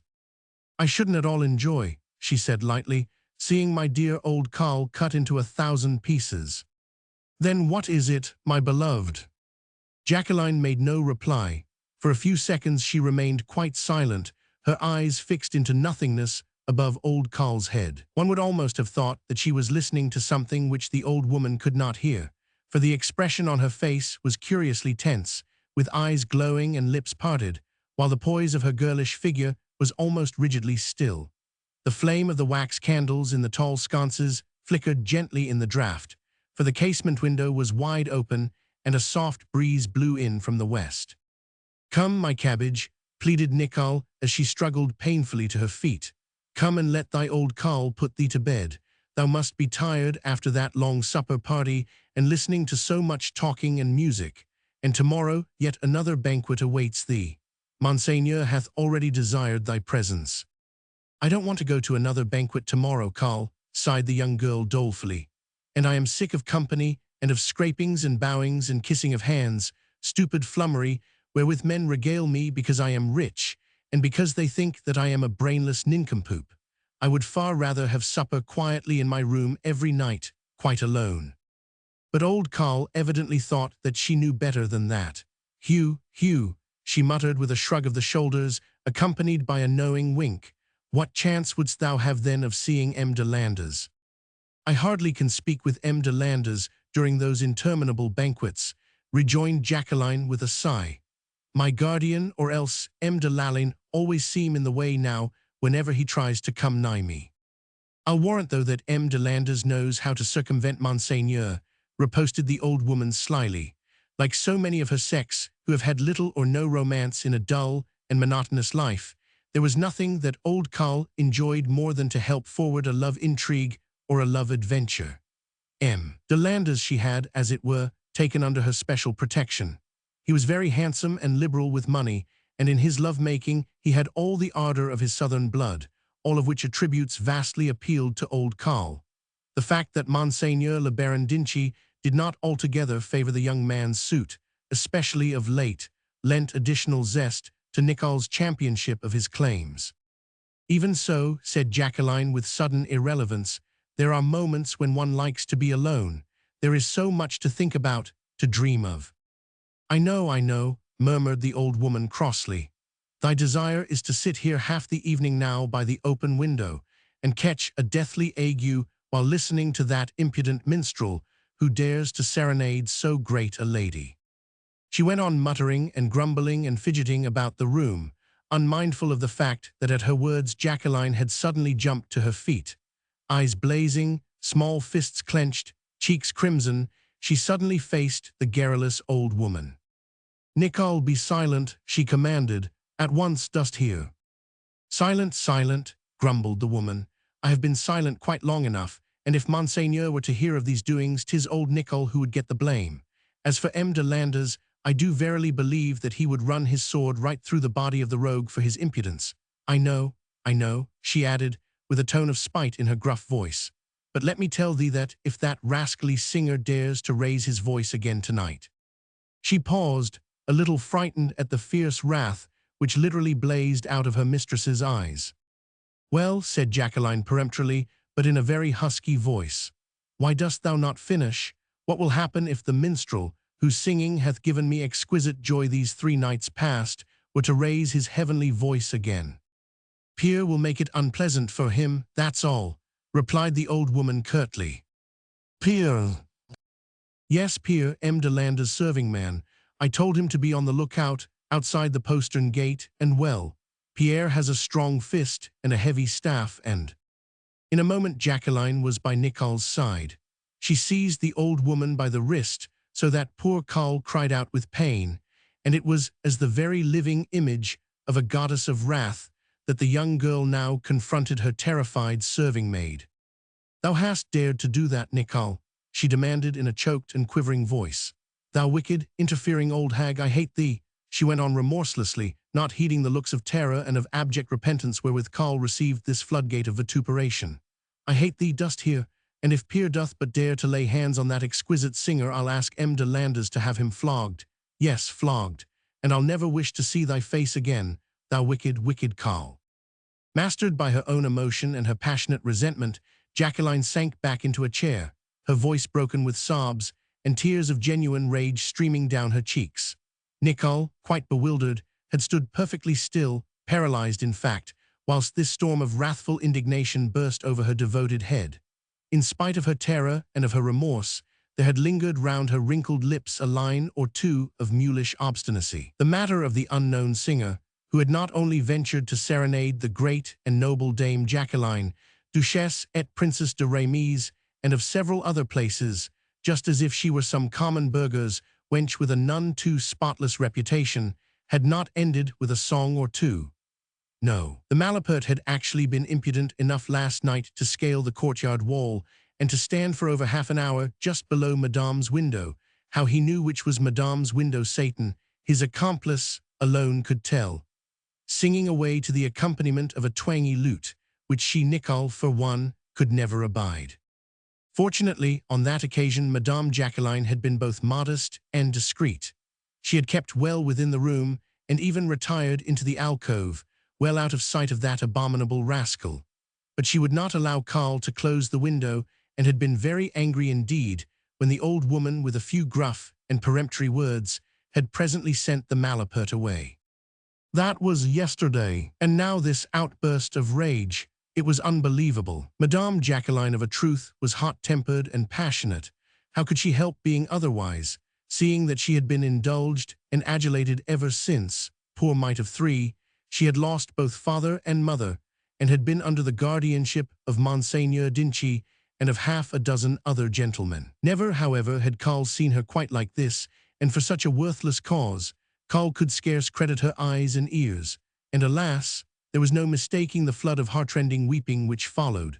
Jacqueline sat huddled up in her chair, her face buried in her hands, sobbing and weeping as if her heart would break. Roman 2. All the obstinacy in the worthy old soul melted away in an instant, giving place to heartrending remorse. She fell on her knees, she took the small feet of her adored mistress in her hands, and kissed them, and wept over them, and cried, and lamented tearfully. Lord God, what have I done? She called out from the depths of her misery. My dove, my cabbage, look at me, look at thy old Carl. Dost not know that I would far sooner bite my tongue out than say one word that would offend thee? My lamb, wilt not look at Carl? I vow, I swear that I'll die here on the spot at thy feet, if thou'lt not smile on me. Gradually, as the old woman wept and pleaded, Jacqueline became more calm. The sobs no longer shook her shoulders, but she still kept her face hidden in her hands. A few minutes went by. Carl had buried her old head in the young girl's lap, and after a while Jacqueline, regally condescending to forgive, allowed her hand to fall on the bowed head of the repentant sinner. I'll only forgive thee, Carl, she said with solemn earnestness, if Pierre doth not lay a finger upon that heavenly singer, but if he does. Carl struggled to her feet as quickly as her stiff joints would allow. I'll go and find the varlet myself, she said fiercely, ready to betray with cowardly baseness the confederate of a while ago, now that she had propitiated the mistress whom she adored. M. de Landers hath not yet left the palace, and if Pierre dares but raise his hand against that against the noble singer whom thou dost honor with thine attention, well, he'll have to reckon with old Carl, that is all.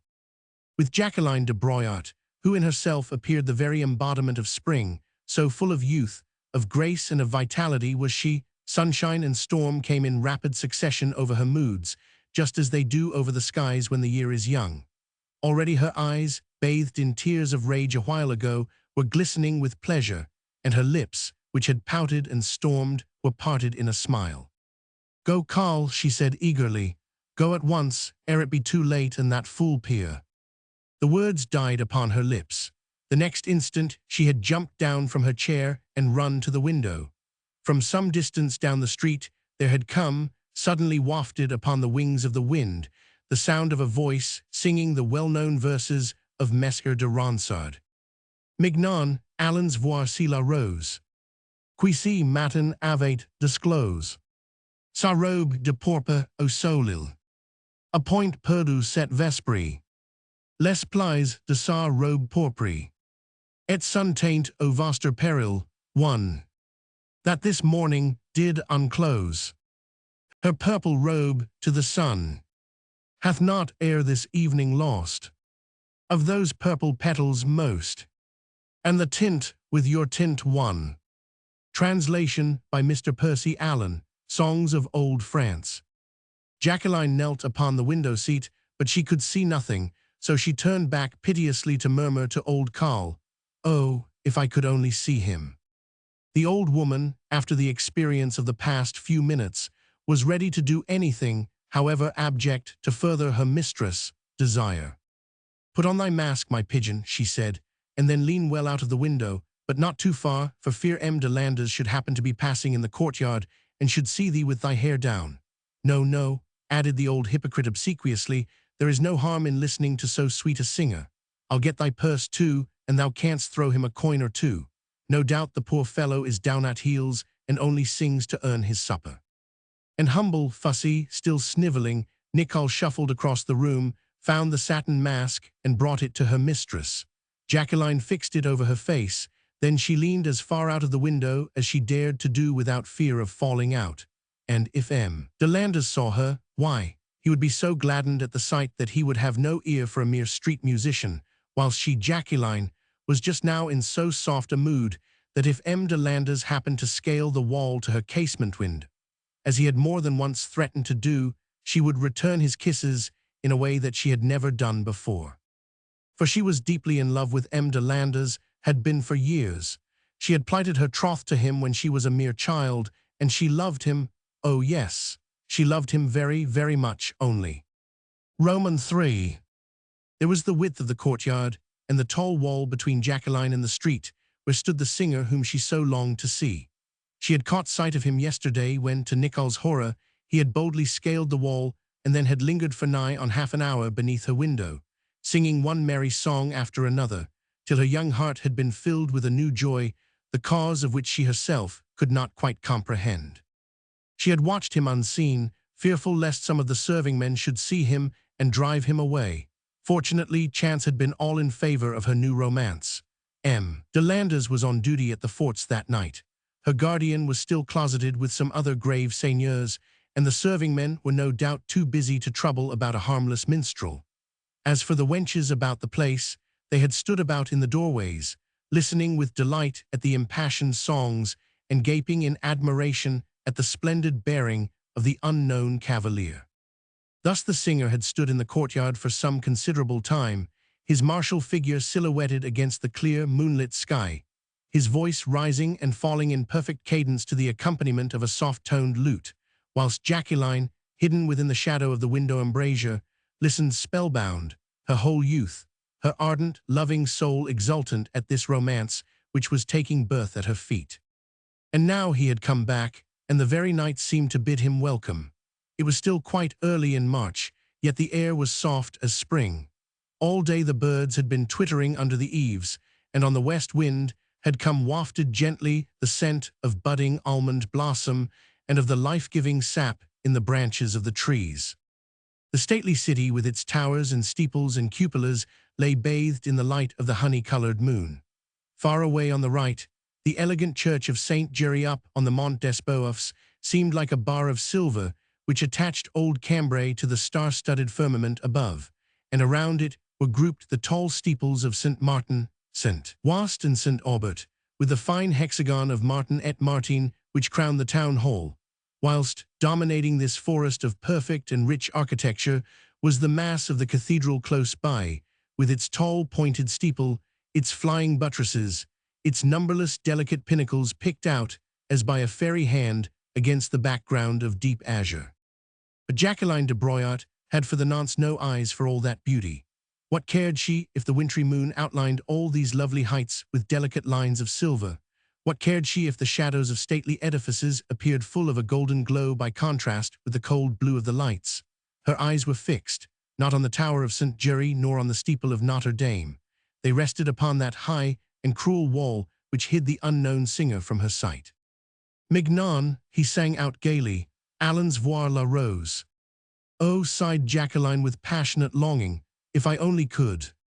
And her fancy went soaring into a world of romance, a world far away from the sordid strifes, the political intrigues, the quarrels of today, a world wherein men were all handsome and brave and women were all free to grant them their hand to kiss, to listen to their songs, to reward their prowess, to receive their homage unfettered by convention. A world, in fact, such as Mesmer de Froissart had chronicled, and of which Mesmer Villain had sung so exquisitely. Then suddenly Jacqueline's dreams were rudely interrupted, as was also the song of the unseen minstrel.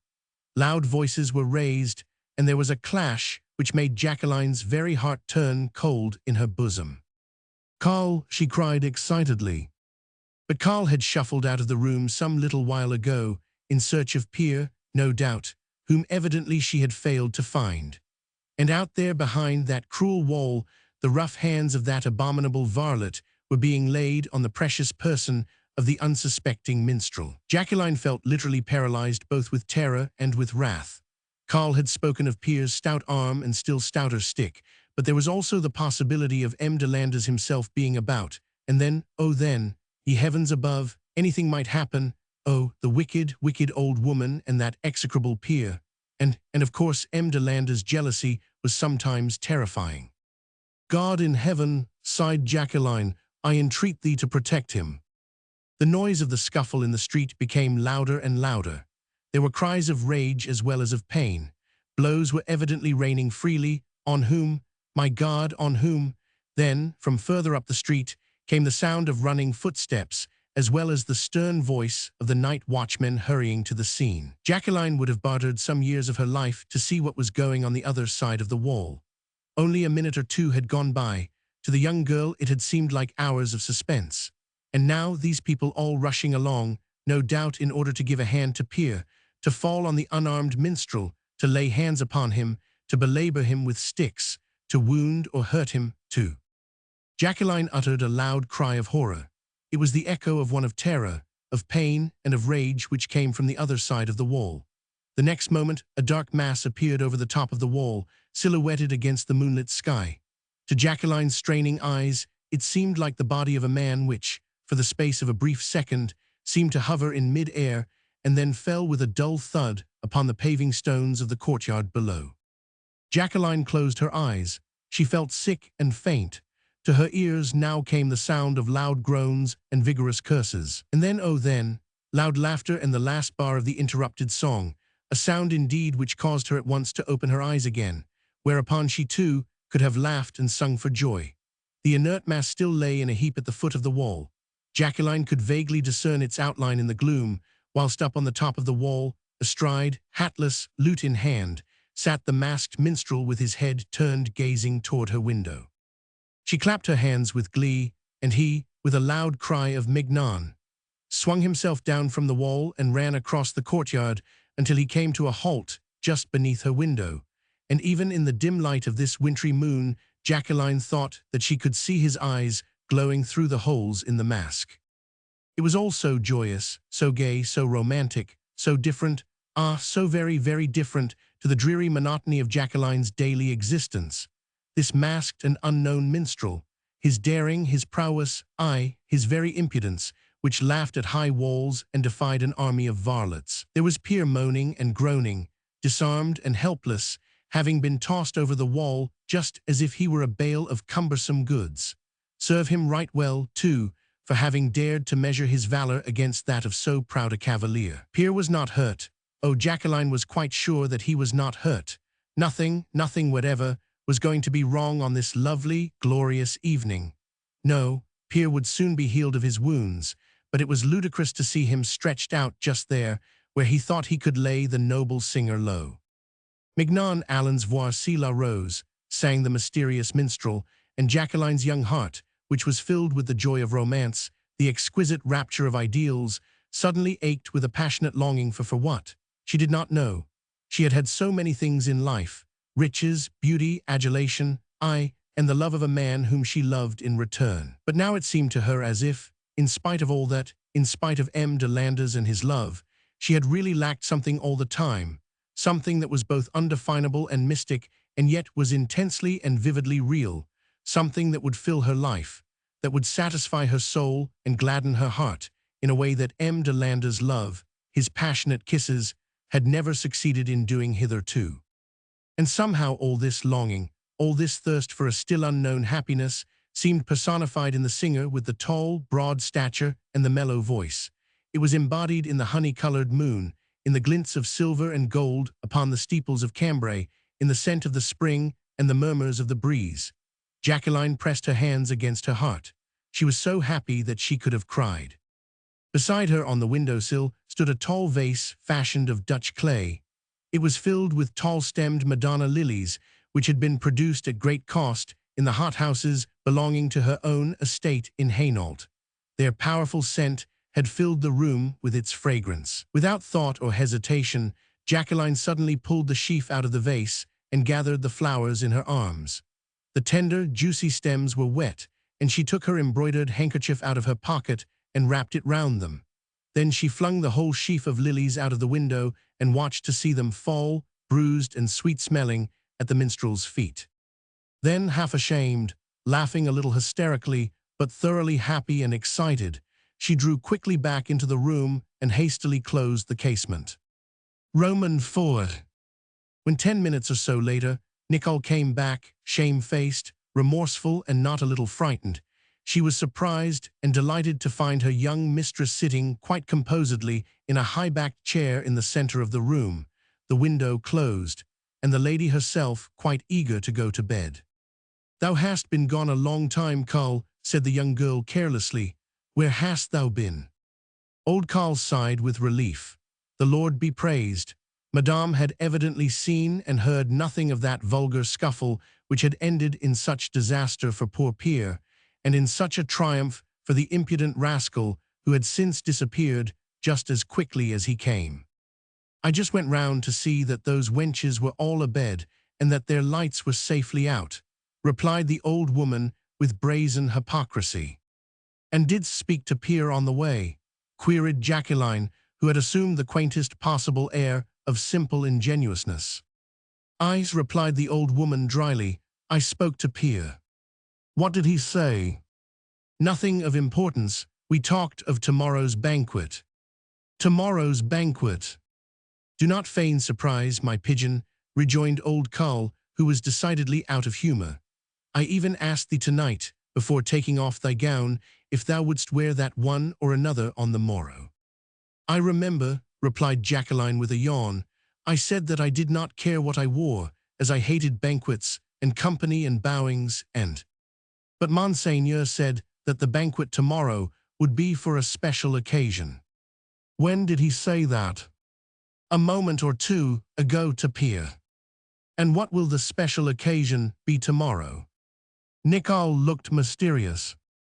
"Maybe," she said, "that it is not altogether unconnected with Monseigneur de Landers." "Why with him?" asked Jacqueline eagerly. "Oh, I am only putting two and two together, my cabbage," replied old Carl with a sly wink. "There is talk of distinguished guests in Cambray, of betrothals and— "Betrothals?" "Why, yes. Thou art nearly 20, my pigeon, and Monseigneur, thy guardian, will have to make up his mind that thou wilt marry sooner or later. I always thought that he did favor Monseigneur de Landers, until—" "Until what?" queried Jacqueline impatiently. "There are so many rumors in the air," replied Carl sententiously. "Some talk of the Duc d'Anjou, who is own brother to the King of France." Jacqueline made a little moue of disdain. "Oh, monsieur," she said carelessly. "A very great and noble prince, my pigeon." "I am tired of great and noble princes." "But Monseigneur, the Duc d'Anjou, is one of the many, I suppose, who want my fortune, my family connections, the sovereignty of the Netherlands. Bah," she added with an impatient sigh, "they sicken me." "A great lady, my cabbage," said Nicole solemnly, "cannot follow the dictates of her heart like a common wench." "Why," exclaimed Jacqueline, "methought thou wast all for M. de Landers." "So I am, my pigeon, so I am," rejoined the old woman. "He is a very distinguished gentleman who loves thee ardently, but if there's one who is own brother to the King of France. And old Karl gave an unctuous sigh when she spoke the exalted name. Bah, retorted Jacqueline with a careless shrug of the shoulders. There are others too, and no one can force me into a marriage whilst my heart is pledged to M. de Landers.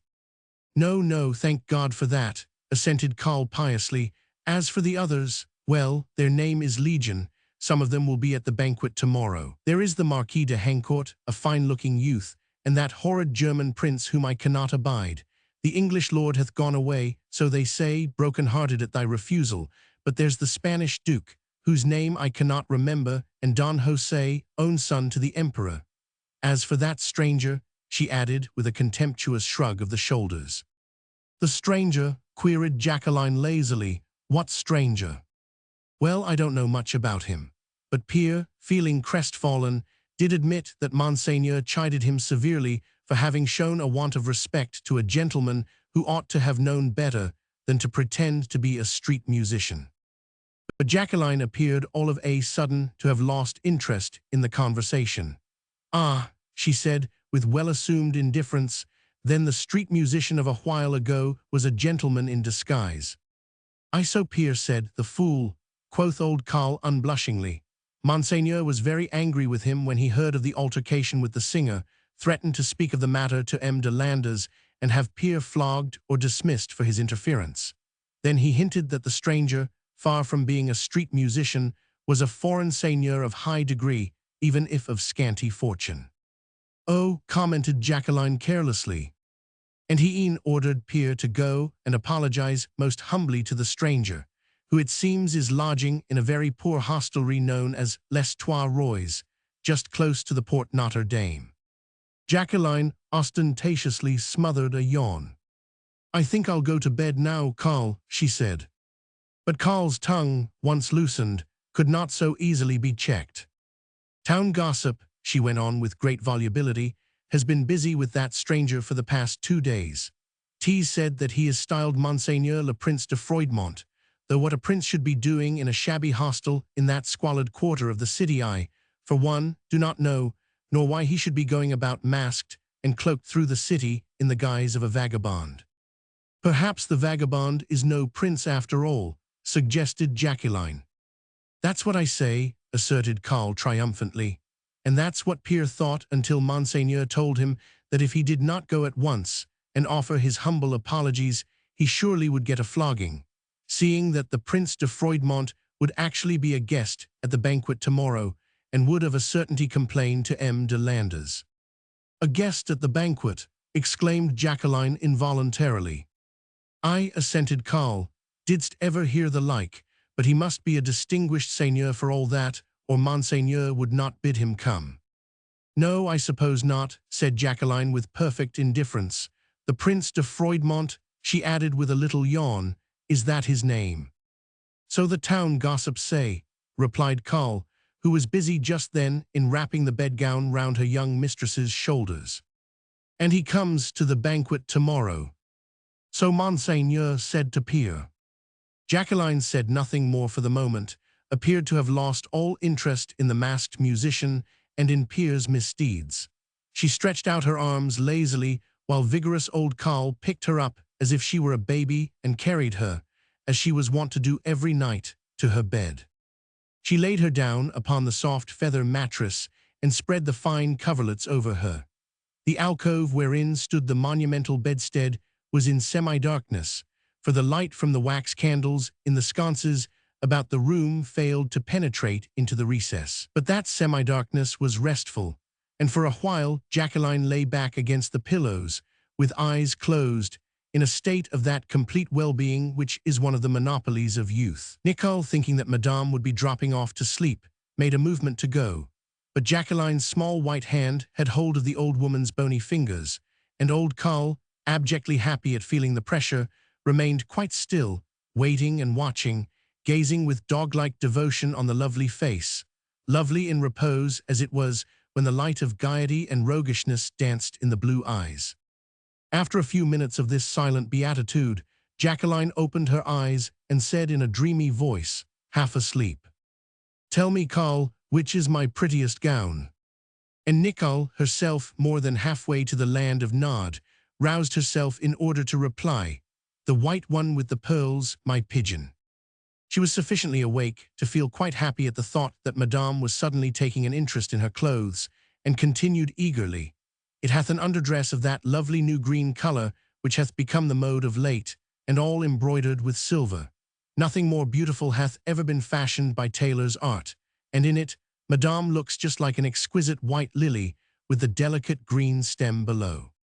"Well then, Carl," rejoined Jacqueline dreamily, "tomorrow evening I will wear my white satin gown with the pearls and the underdress of green and silver, and Marguerite must study a new way of doing my hair with the pointed coif, which they say is so modish now in France. I will wear my stockings of crimson silk and my velvet shoes, and round my neck I'll wear the ropes of pearls which my dear mother did bequeath to me. In my ears I'll have the emerald earrings, and I'll wear the emerald ring upon my finger. I wish I had not that ugly mole upon my left cheekbone, for then I could have had one of those tiny patches of black taffeta which are said to be so becoming to the complexion." She paused and added with quaint wistfulness, "Think you, Carl, that I shall look handsome?" "As lovely as a picture, my dear one," said Nicole with enthusiasm. "As exquisite as a lily, fit only to be the bride of a king." Jacqueline gave a quick sigh of satisfaction, after which she allowed Carl to give her a kiss and to bid her a final good night. And even as she fell gradually into the delicious and dreamless sleep of youth, her lips murmured softly, "I wonder." Chapter 8. What became of the lilies?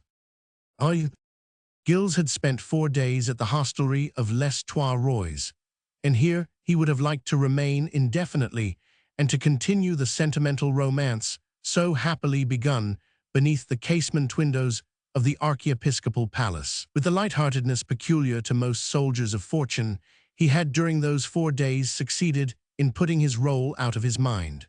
Though he had not yet caught sight of Madame's face at her window, he quite thought that he would do so in time, and already he had received more than one indication that his singing was not unwelcome. The casement had been deliberately thrown open when he had scaled the courtyard wall, and had resumed his song immediately beneath the window which he had ascertained belonged to Madame's private apartment. He had felt, even though he did not actually see, that someone was listening to him from up there.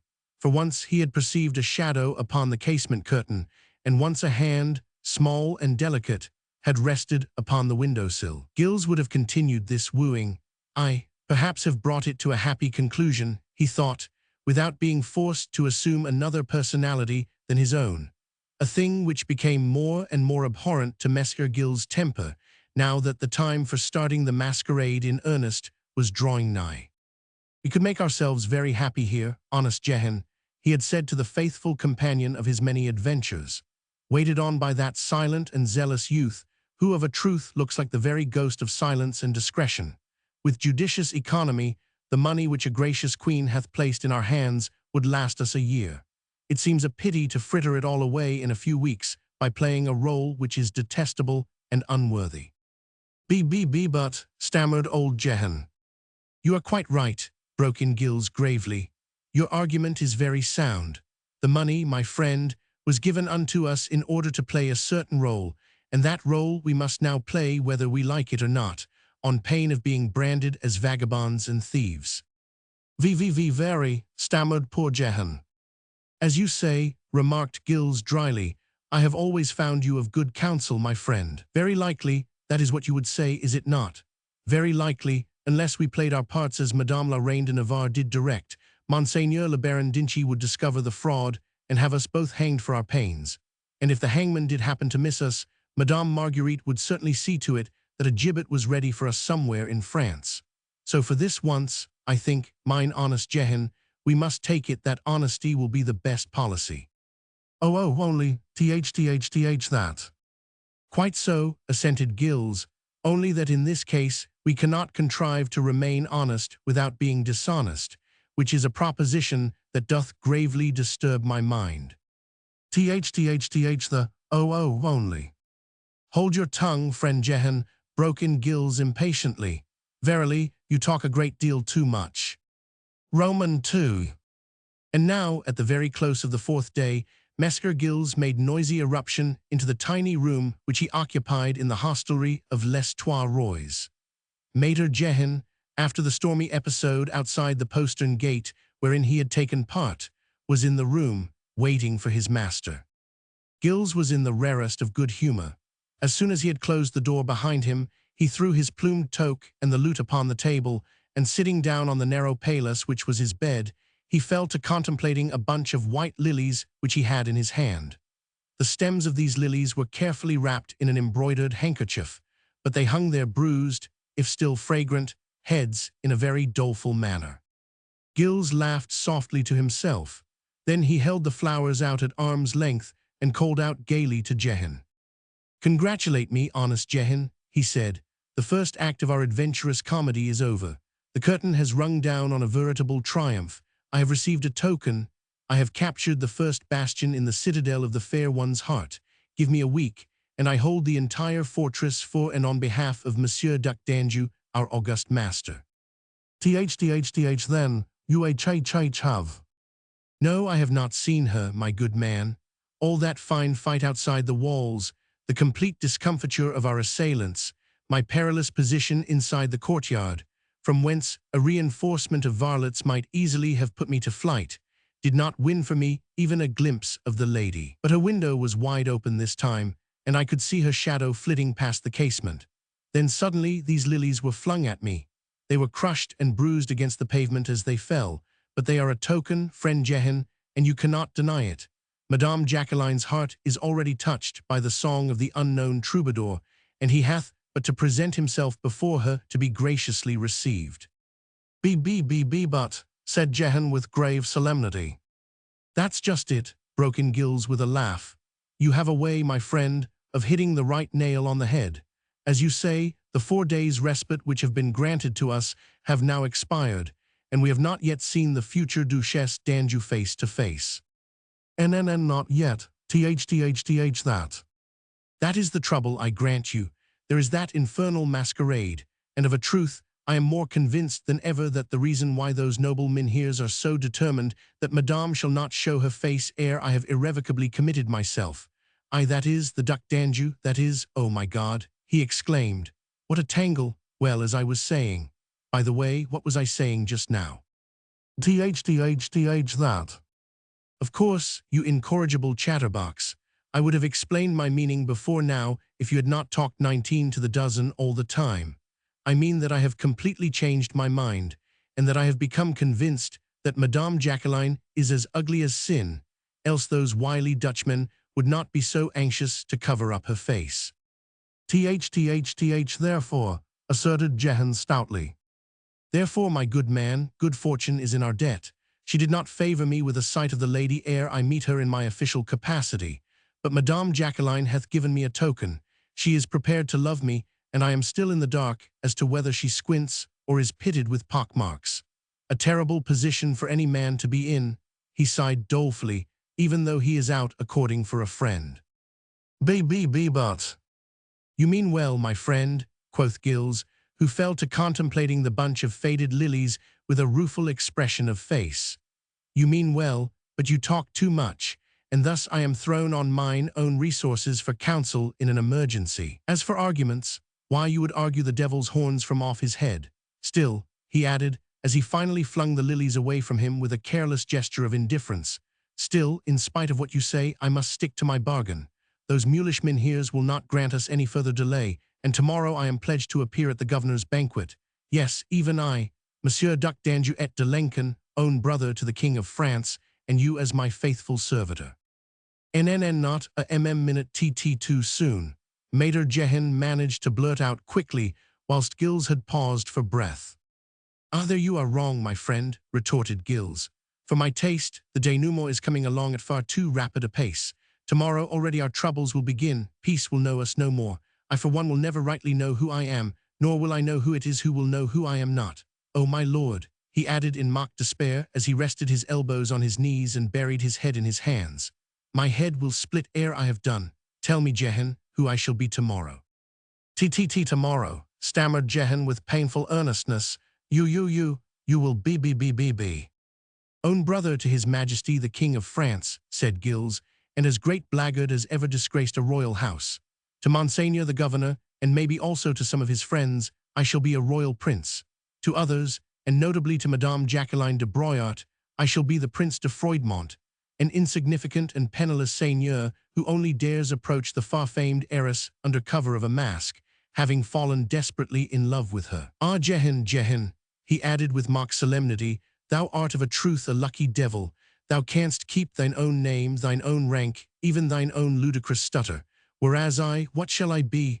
A mime, a buffoon, and what's more, a fraudulent varlet, pledged to deceive an innocent wench into the belief that her future lord is both sentimental and amorous, and can sing the love ditties writ by Mescar de Ronsard with passable tunefulness.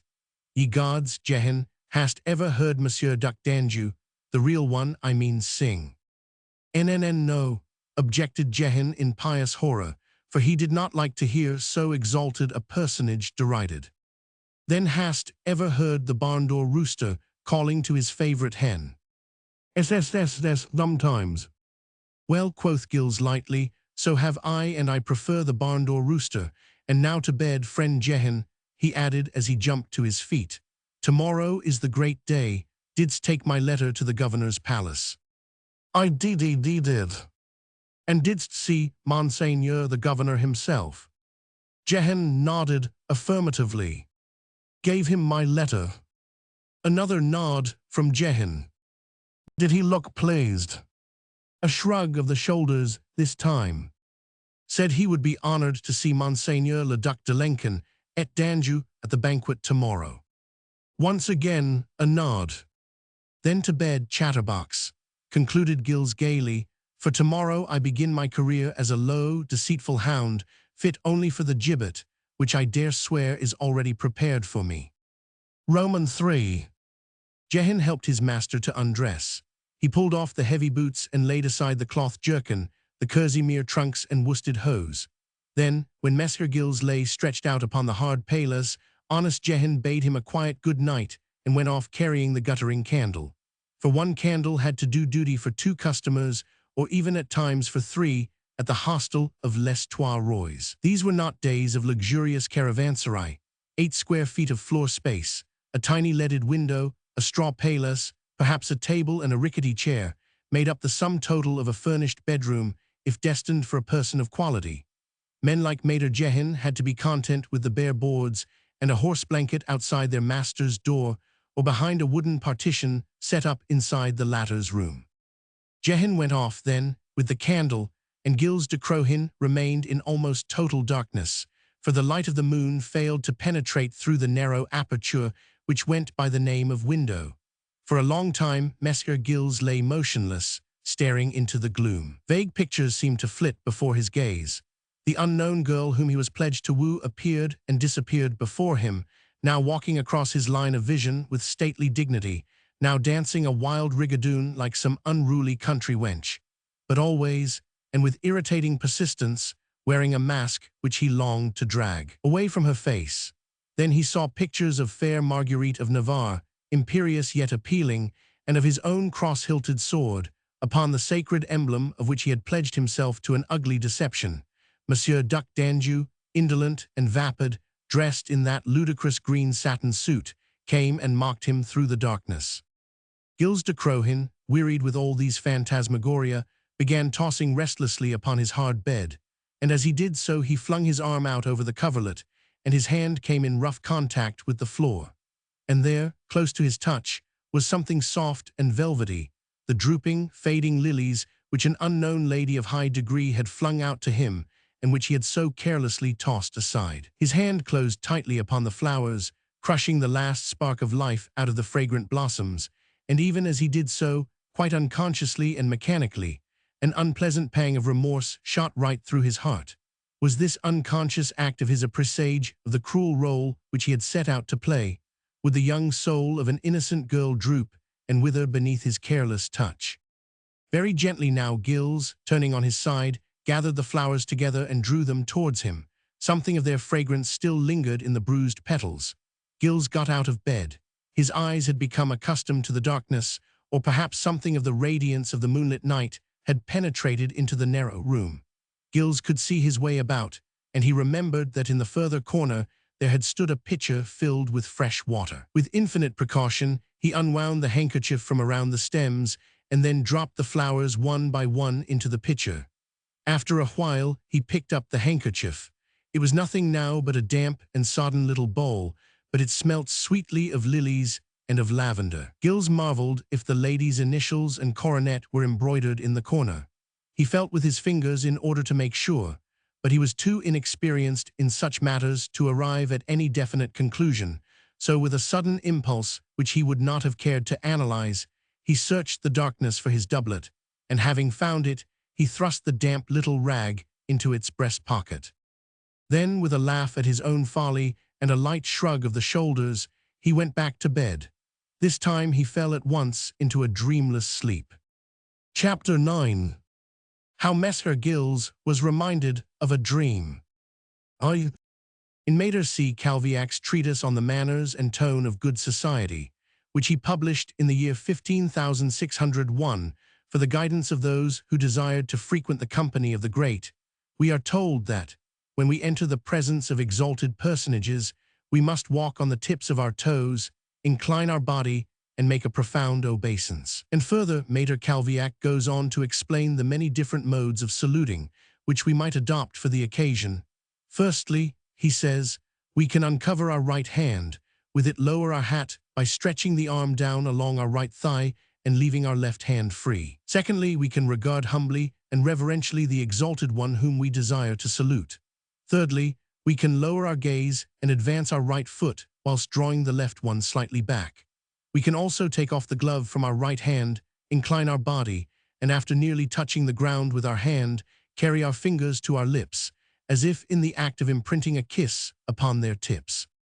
Finally, our accomplished monitor tells us that the embrace is yet another form of salute, which cannot, however, be practiced save between persons of equal rank or those who are bound to one another by ties of kinship or of a special friendship. In that case, the most civil manner of thus saluting is for each to place the right hand on the top of the other's shoulder and the left hand just below, and then present the left cheek one to the other, without touching or actually kissing the same. We may take it that Monseigneur le Baron d'Inchy, governor of the province of Cambray, being an exalted personage himself, and closely connected by family ties with Madame Jacqueline de Broyart, whose guardian and protector he was, did adopt the latter mode of salutation when at 8 o'clock precisely of the following evening he presented himself before his young ward for the purpose of conducting her to the state dining-room, where a banquet in honor of several distinguished guests was already spread. We may take it, I say, that Monseigneur the Governor did take off his right-hand glove, advance his right foot, and walk on the tips of his toes, that he did place one hand on Madame Jacqueline's shoulder, whilst she did the same to him, and that they each presented the left cheek to one another in accordance with the laws of propriety laid down by Maître Calviac. Monseigneur was accompanied by a young man whose manners and demeanor were even more punctilious and ceremonious than those of his companion. The airs and graces wherewith he advanced in order to greet Madame Jacqueline would have done honor to a grand master at the court of the Spanish king. And indeed, many did aver that le Marquis de Landers had Spanish blood in his veins, and that, though he was a Netherlander by birth and a Protestant by practice, he was a Spaniard and a Papist by tradition, which fact did not tend to make him popular in the Cambrésis, where the armies of Alexander Farnese, Duke of Parma, were already overrunning the villages, rumor being rife that they were about to threaten Cambray. 'Twas well said of le Marquis de Landers that none knew better than he how to turn a compliment. Perhaps that same strain of Spanish blood in him had given him glibness of tongue, and the languorous look in the eyes which had rendered many a favored lady proud. He was known to be of exalted lineage, but not endowed with fortune, connected too with some of the noblest families both in Flanders and in Spain, and had lately come to the Cambrésis as aide-de-camp to his kinsman, the Baron d'Inchy, who had promptly given him command of the garrison of Cambray. So much for facts that were known, but there were rumors and conjectures, not altogether false, it seems, that de Landers was a suitor for Madame Jacqueline's hand, one of the many, of course, for her hand was sought far and wide. She would bring a rich dowry as her marriage portion to any man who was lucky enough to win her, and also the influence of her Flemish kinsmen, who had already boldly asserted that the sovereignty of the Netherlands would go with the hand of Madame Jacqueline de Broyart. Many favored the French alliance, others preferred the Netherlander with the strain of quasi-royal Spanish blood in him. The Marquis de Landers would prove a useful link between the Spaniards and the Netherlanders, would know how to smooth many difficulties, calm the obstinate temperament of the Dutch, and gloss over the tyranny of their masters. He had suave manners and a persuasive tongue, useful in politics. The ladies of Cambray at once adored him. His olive skin, his dark hair which clustered in heavy waves above the well-cut oval of his face, his large brown, velvety eyes, were all destined to please the fair sex. He wore a silky mustache, and the small, pointed beard on his chin, and his cheeks were of a blue-black color, all down where the barber shaved him every day. Whene'er he gazed on a young and pretty woman, his eyes would assume an amorous expression, and his lips were curved and of a bright cherry red, like those of a girl. Roman II. Between Jacqueline and her young kinsman, there had sprung just that kind of love which is made up of passion on the one side and innocent devotion on the other. At first, it had flourished almost unopposed, ignored, probably, as being of no importance. Monseigneur d'Inchy's plans for his ward had been both immature and vague, for, until a year or so ago, Jacqueline had a brother living, Jan, a couple of years older than herself, who was the owner of the rich Netherlands duchies and on the point of taking unto himself wife, but with the death of that brother, Jacqueline at once became a personage of vast importance. She had remained the sole possessor of the princely heritage and thereby a pawn in the political game in which the sovereignty of the Netherlands was the priceless guerdon. Monseigneur d'Inchy's plans began to mature. Ineligible and obscure suitors were quickly given the cold shoulder, and an imaginary barrier was drawn around Madame Jacqueline into the inner circle of which only scions of kingly or great princely houses were allowed to enter. Jacqueline's dowry rendered her a fit mate even for a king.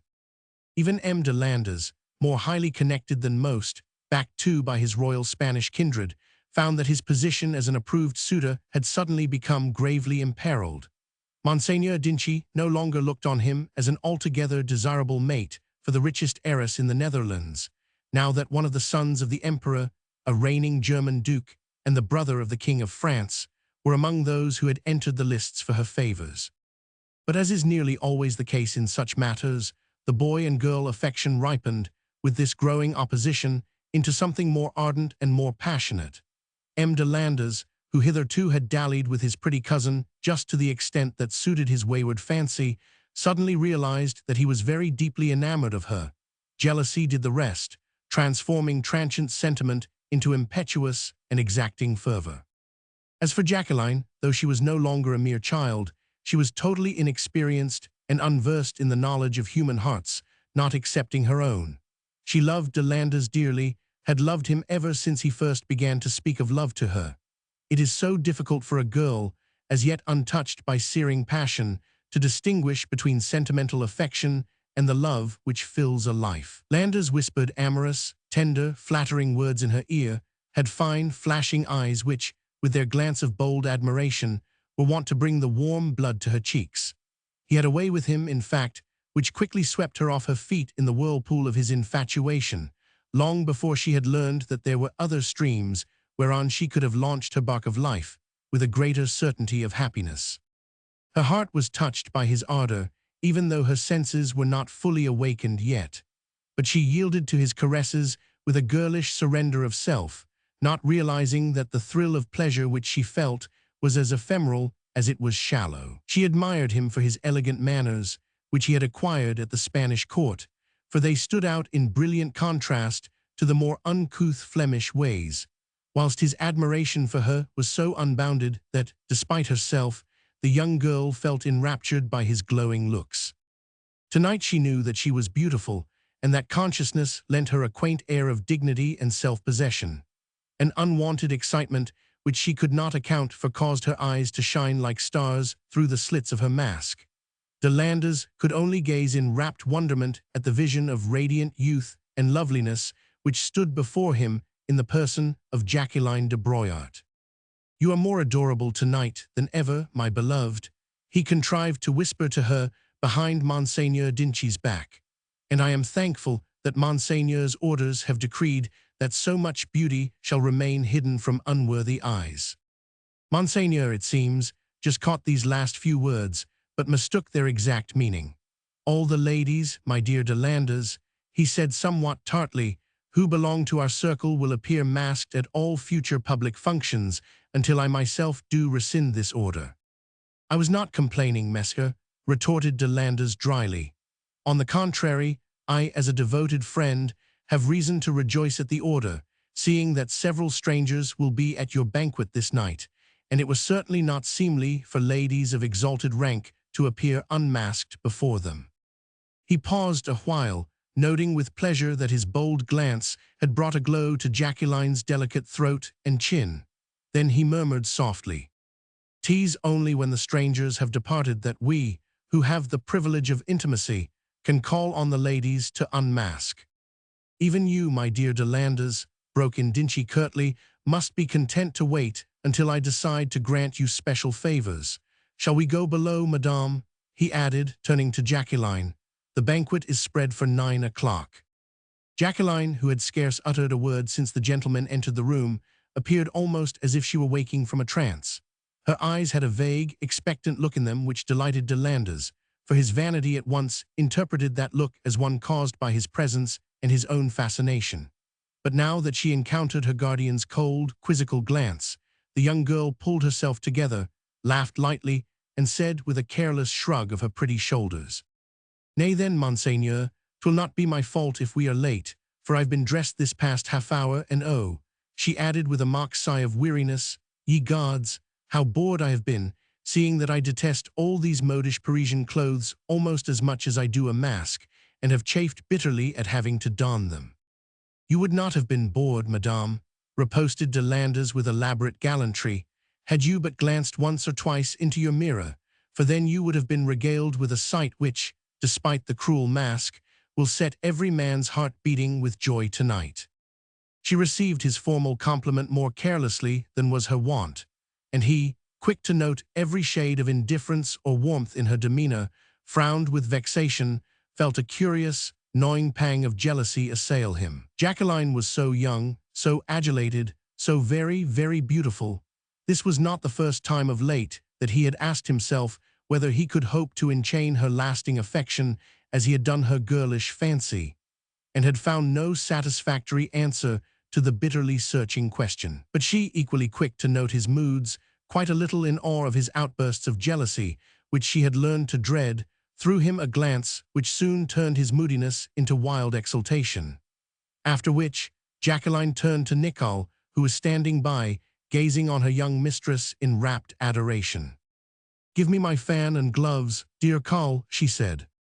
And when Carl had given her these things, she put on her gloves, and holding her fan in one hand and the edge of her satin skirt with the other, she made a low curtsy before her guardian, looking shy and demure in every line of her young figure, even though the mask hid the expression of her face. "Does my appearance," she asked, "meet with Monseigneur's approval?" The answer was so obvious that M. Dinchy, who was somewhat nervy and irritable this evening, said nothing but a sharp, "Come, Jacqueline," whereupon she placed her hand upon his left arm, and without glancing again in her lover's direction, she walked sedately across the room. Roman 3. The dining hall on the floor below was brilliantly lighted for the occasion. At one end of it, 3 tables had been laid for 82 guests. They were spread with fine linen and laden with silver dishes and cut glass. In the center of the room, the company was already assembled. Gentlemen and ladies whom Monseigneur, governor of Cambray and the Cambresis, desired to honor and to entertain. They had entered the room in accordance with their rank, those of humble degree first, 1 or 2 of the more important burghers of the town and their wives, members of the municipal council and mayors of the various guilds. The gentlemen of quality followed next, for it was necessary, in accordance with usage, that persons of lower rank should be present in order to receive those who stood above them in station. It would be a laborious task to enumerate all the personages of exalted rank who filed into the stately hall, one after another, in a veritably brilliant and endless procession. The magistrate, elected by the governor, was there as a matter of course, so was the provost of the city and one or two of the sheriffs. Naturally, the absence of the archbishop and of the higher clergy detracted somewhat from the magnificence of the pageant, but Monseigneur Dinci had taken possession of the city, the province, and the palace, and the archbishop was now an exile in his own diocese. On the other hand, the peers and seigneurs of the province were well represented. We know that Monseigneur de Premont was there, as well as Monseigneur d'Audencourt and Monseigneur d'Esny, and many other wealthy and distinguished gentlemen and their ladies. Most of the ladies wore masks, as did many of the men. This mode had lately become very general in Paris, and the larger provincial towns, who desired to be in the fashion, were never slow in adopting those which hailed from the French capital. The custom had its origin in the inordinate vanity of the time, vanity amounting to a vice, and which hath never been equalled in any other epoch of history. Women and men too were so vain of their complexions, and spent so much upon its care, used so many cosmetics, pastes, and other beautifiers, that having accomplished a veritable work of art upon their faces, they were loth to expose it to the inclemencies of the weather or the fumes of tallow candles and steaming food. Hence the masks at first, especially out of doors and during meals. Afterwards, they became an attribute of good society. Ladies of rank and fashion wore them when strangers were present or when at a ball they did not desire to dance. To remove a mask at the end of a meal or before a dance was a sign of familiarity or of gracious condescension. To wear one became a sign of exalted rank, of high connections, and of aloofness from the commoner herd of mankind, whereupon those of humbler degree promptly followed suit. Roman 4. When le Baron Dinci entered the dining hall, having Madame Jacqueline de Broyart on his arm and followed by le Marquis de Landes, the whole company was assembled in order to greet the host. Jacqueline's entry was hailed with an audible murmur of admiration and a noisy frou-frou of silks and satins, as the men bowed to the ground and the ladies' skirts swept the matting of the floor. The murmur of admiration increased in boldness as the young girl went round the company in order to welcome her friends. And indeed, Jacqueline de Broyart fully deserved that admiration. As you know, Messer Rembrandt painted her a year or so later in the very dress in which she appeared this night, a dress all of shimmering white satin and pearls, save for the peep of delicate green and silver afforded by the underdress and the dark crimson of her velvet shoes and silk stockings. The steel corset encased her young figure like a breastplate, coming to a deep point well below the natural waist, whilst round her hips the huge monstrosity of the farthingale hid effectually all the natural grace of her movements. In Rembrandt's picture we see the dainty face, round and fresh as a flower, with the nose slightly tip-tilted, the short upper lip and full curved mouth. We also see the eyes, large and blue beneath the straight brow, eyes which had nothing of the usually vapid expression of those that are blue, eyes which, even in the picture, seem to dance with merriment and with joy, and to which the tiny brown mole, artfully placed by nature upon the left cheekbone, lent an additional air of roguishness and of youth. Tonight, her girlish figure was distorted by hoops of steel, but even these abominations of fashion could not mar the charm of her personality. Her figure looked like an unwieldy bell, but above the corset, her shoulders and her young breasts shone like ivory set in a frame of delicate lace. Her blue eyes sparkled with unwonted excitement, and beneath the flickering light of innumerable wax candles her hair had gleams of coppery gold. But above all, there was in Jacqueline de Broyart the subtle and evanescent charm of extreme youth, and that delicious quality of innocence and of dependence which makes such an irresistible appeal to the impressionable hearts of men. Just now she was feeling peculiarly happy and exhilarated, and childlike, being happy herself, she was prodigal of smiles. The small element of romance, which had so unaccountably entered into her life, with the advent of the mysterious singer, had somehow made the whole world seem gay and bright in a way which de Landa's passionate and exacting love had never succeeded in doing. It had dissipated the pall of boredom and ceremonious monotony, which was as foreign to Jacqueline's buoyant nature as was the corselet to her lissom figure. The light of mischief and frolic danced in her eyes, even though at times, for a moment or two, de Landers, who observed her with the keenness and persistence of a jealous lover, would detect in her manner a certain softness and languor which made her appear more alluring, more tantalizing perhaps, than she had ever been. As she entered the room, she gave a quick and comprehensive glance on the assembled company. "Tell me, Monseigneur," she whispered in her guardian's ear, "has the stranger arrived?" "The stranger," retorted Dinchi. "What stranger?" "Pardi, Monsieur le Prince de Froidmont," she said. "Who else?" "Oh," replied Dinchi with well-assumed indifference, "the Prince de Froidmont has certainly arrived before now. He is not a person of great consequence. Why should you be interested in him, my dear Jacqueline?" To this Jacqueline made no answer, looked down her nose very demurely, so that only her blue-veined lids could be seen through the slits of her mask. She drew up her slim figure to its full height, looked tall and graceful too, despite that hideous farthingale. Friends crowded round her and round Monseigneur the Governor, and she was kept busy, acknowledging many greetings and much fulsome flattery. Le Marquis de Landers never swerved from her side. He too wore a mask, but his was a short one which left the mouth and chin free, and all the while that other men, young ones especially, almost fought for a look or a smile from the beautiful heiress, his slender hand was perpetually stroking and tugging at his mustache, a sure sign that his nerves were somewhat on edge. "Veuillez." Monseigneur Dinchi left his ward for a moment or two in the midst of all her friends and admirers, and drew Monseigneur de Lalaine into a secluded portion of the room. "Well," he began curtly, as soon as he felt assured that there were no eavesdroppers nigh, "he is here." "Yes," said de Lalaine, also sinking his voice to a whisper. "He came early, as one who is of no account, and at once mixed with the throng." "You were here when he arrived?" "No, but I came soon after." "Was there much curiosity about him?" "Naturally," replied de Lalaine. "Our good bourgeois of Cambray do not often have the chance of gossiping over so mysterious a personality." "But did they receive him well?"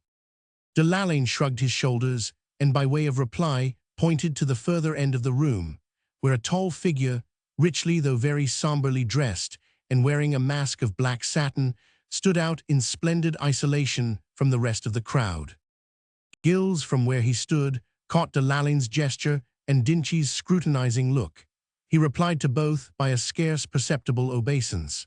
His keen eyes under the shield of the mask had already swept with a searching glance over the entire company. Strangely enough, though the success of his present adventure was bound up in a woman, it was the men's faces that he scanned most eagerly at first. A goodly number of them wore masks like himself, but when he drew himself up for a moment to his full height, with a movement that was almost a challenge, he felt quite sure in his own mind that he would at once detect, by that subtle instinct of self-preservation which is the attribute of every gambler, if danger of recognition lurked anywhere about. He himself had never been to Cambray, it is true, and he was a knight of such humble degree that it was not very likely that, among this assembly of Flemish notabilities, someone should just happen to know him intimately enough to denounce him as the adventurer that he really was. Still, the danger did exist, enough of it, at any rate, to add zest to the present situation. Light-hearted and careless as always, Gilles shrugged his broad shoulders and turned his attention to the ladies. Here, though there also was suspicion, there was undoubtedly keen interest. Over the top of Monseigneur Dinchi's head, Gilles could see at the end of the room the group of ladies, gay in their brilliantly colored satin dresses and their flashing jewels, like a swarm of butterflies, and standing as closely together as their unwieldy hoops would allow. He felt that at least a score pairs of eyes were fixed upon him through the narrow slits of satin masks, and that murmured comments upon him and his appearance, conjectures as to his identity and his rank, flew from many a pair of lovely lips. Right in the very center of that group was a woman all dressed in white, with just a narrow peep of pale green showing down her skirt, which gave to her person the appearance of a white lily on its stem. Something immature about the shoulders and the smooth, round neck, something shy yet dignified about the poise of the head, suggested youth not yet fully conscious of its beauty and its power, while the richness of her attire and of her jewels proclaimed both wealth and high position. Murmurs and remarks among the gentlemen around him soon made it clear to Gilles that this was the lady whom he had been sent to woo. Agreeably thrilled by the delicate curves of her throat and breast, he thought that he might spend some very pleasant hours in sentimental dalliance with so fair a maid. "We must have that mask from off your face, Madonna," he said to himself, "and not later than this night. In affairs of the heart, even by proxy, one does not like to venture in the dark." So intent was he on his own meditations that he failed to note the approach of a young cavalier, dressed in rich garments of sober black, who suddenly addressed him in a slightly ironical tone, which however appeared intended to be friendly. "You seem to be a stranger here, Mesca," the young cavalier said lightly. "Can I be of any service?" He spoke French very fluently, but with a slight guttural accent, which betrayed Spanish blood, and which for some unexplainable reason grated unpleasantly on Gilles de Crohin's ear. "Oh, monsieur," replied the latter quietly, "I pray you do not waste your time on me. I am a stranger, it is true, but as such, the brilliant picture before me is full of interest." "You are visiting Cambray for the first time?" asked the other, still with an obvious effort at amiability. "For the first time, yes, monsieur. In search of fortune. As we all are, methinks. Cambray is scarce the place to find it." "Is that your experience of it, monsieur?" Delandres frowned, and a sharp retort obviously hovered on his lips. He appeared morose and captious about something, probably the fact that Jacqueline had evinced an extraordinary interest in the masked stranger had acted as an irritant on his nerves. But already Gilles appeared to have completely forgotten his presence, had only listened with half an ear to the Spaniard's labored amenities. For the nonce he was vaguely conscious that through the slits of her mask, the lily-like maid kept her eyes fixed very intently upon him. "Monseigneur the governor," Delandres was saying just then, "desires your presence, monsieur. He wishes you to pay your respects to the noble dame Jacqueline de Broyart." The name acted like magic on Gilles' temper. He pulled himself together, and with a cool, "At your service, monsieur," he followed Delandres across the room. Roman 6. The presentation had been made. It was very formal and very distant. It even seemed to Gilles as if Jacqueline had somewhat ostentatiously turned away from him as soon as he had gone through the ceremonious bowings and kissing of hand which convention demanded. For a moment or two after that, Dinchi kept him in close converse, whilst Delandres, evidently reassured by Jacqueline's indifference toward the stranger, appeared much more amiable and serene. But the young Spaniard's mind was apparently still disturbed. He studied the other man with an intentness which, in those days of fiery and quarrelsome tempers, might almost have been construed into an insult. He appeared to chafe under the man's cool confidence in himself, and Dinchi's obvious deference towards one who outwardly was of no account.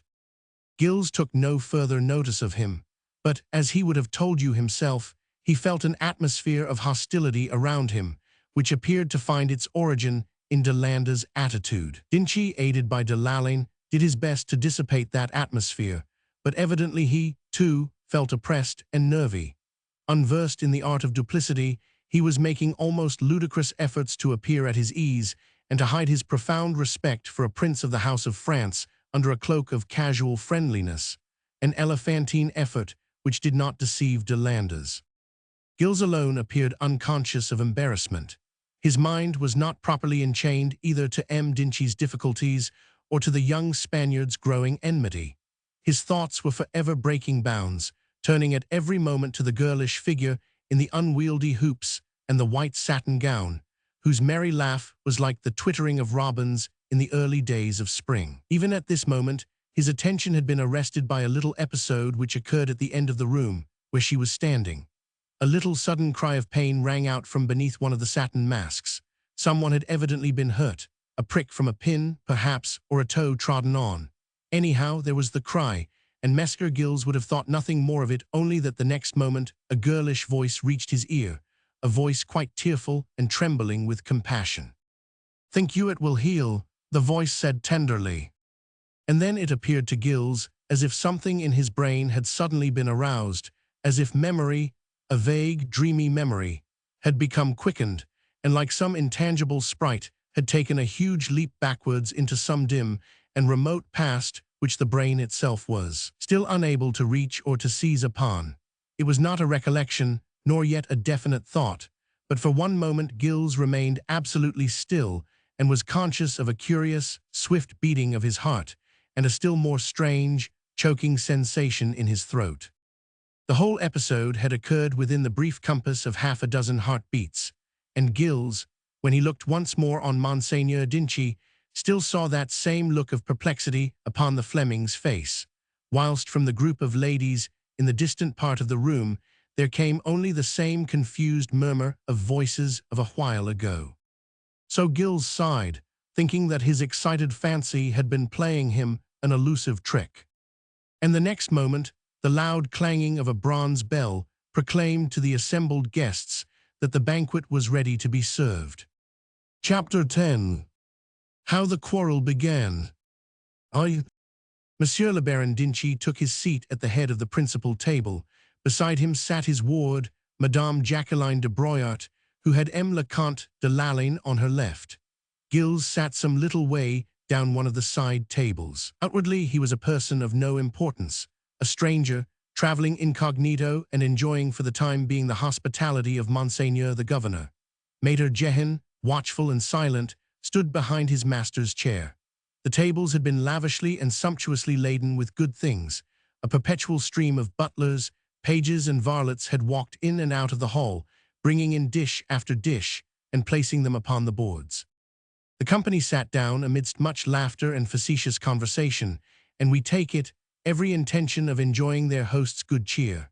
And of a truth, it was a brilliant assembly, a veritable kaleidoscope of colors, an almost dazzling sparkle of jewels.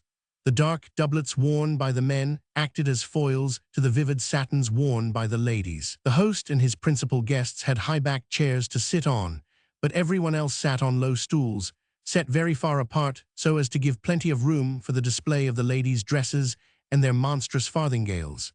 Indeed, the men almost disappeared between the billows of satin-covered hoops and the huge lace collars, the points of which would tickle their nose or scratch their ear or even get into their eye.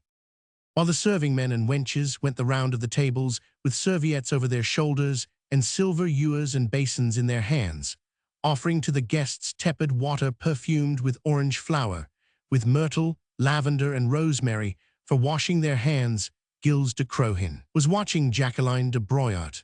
From where he sat, he could see her dainty head above a forest of silver dish covers. She had not removed her mask.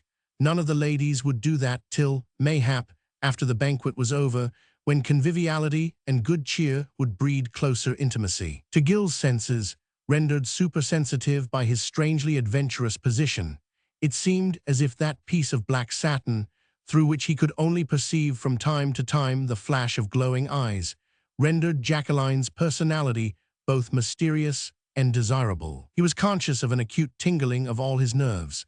His own mask felt as if it were weighted with lead. The fumes of rich soups and sauces, mingled with those of wine and heady Flemish ale, appeared to be addling his brain. He felt as if he were in a dream such as he had never experienced before save once, when sick, footsore and grievously wounded, he had gone on a brief excursion to paradise. Gilles did not know, could not explain it satisfactorily to himself, why the remembrance of a far-off, half-forgotten dream voice came, with sweet persistency, between him and reality, a voice tender and compassionate, even whilst a pair of eyes, blue as the firmament on an April morning, seemed to be gazing on him through the slits in the mask. Roman 2.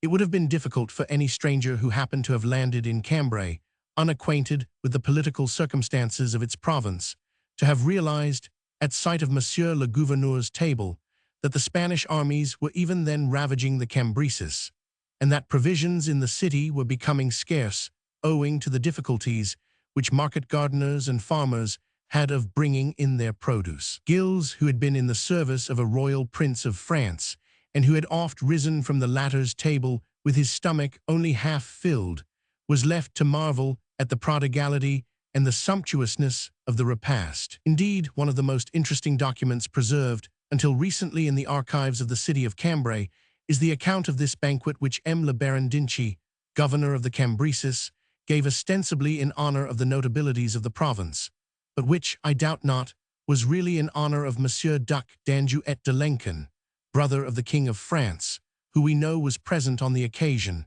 under a well-preserved incognito. And the menu, ye gods who preside over the arts of gastronomy, what a menu!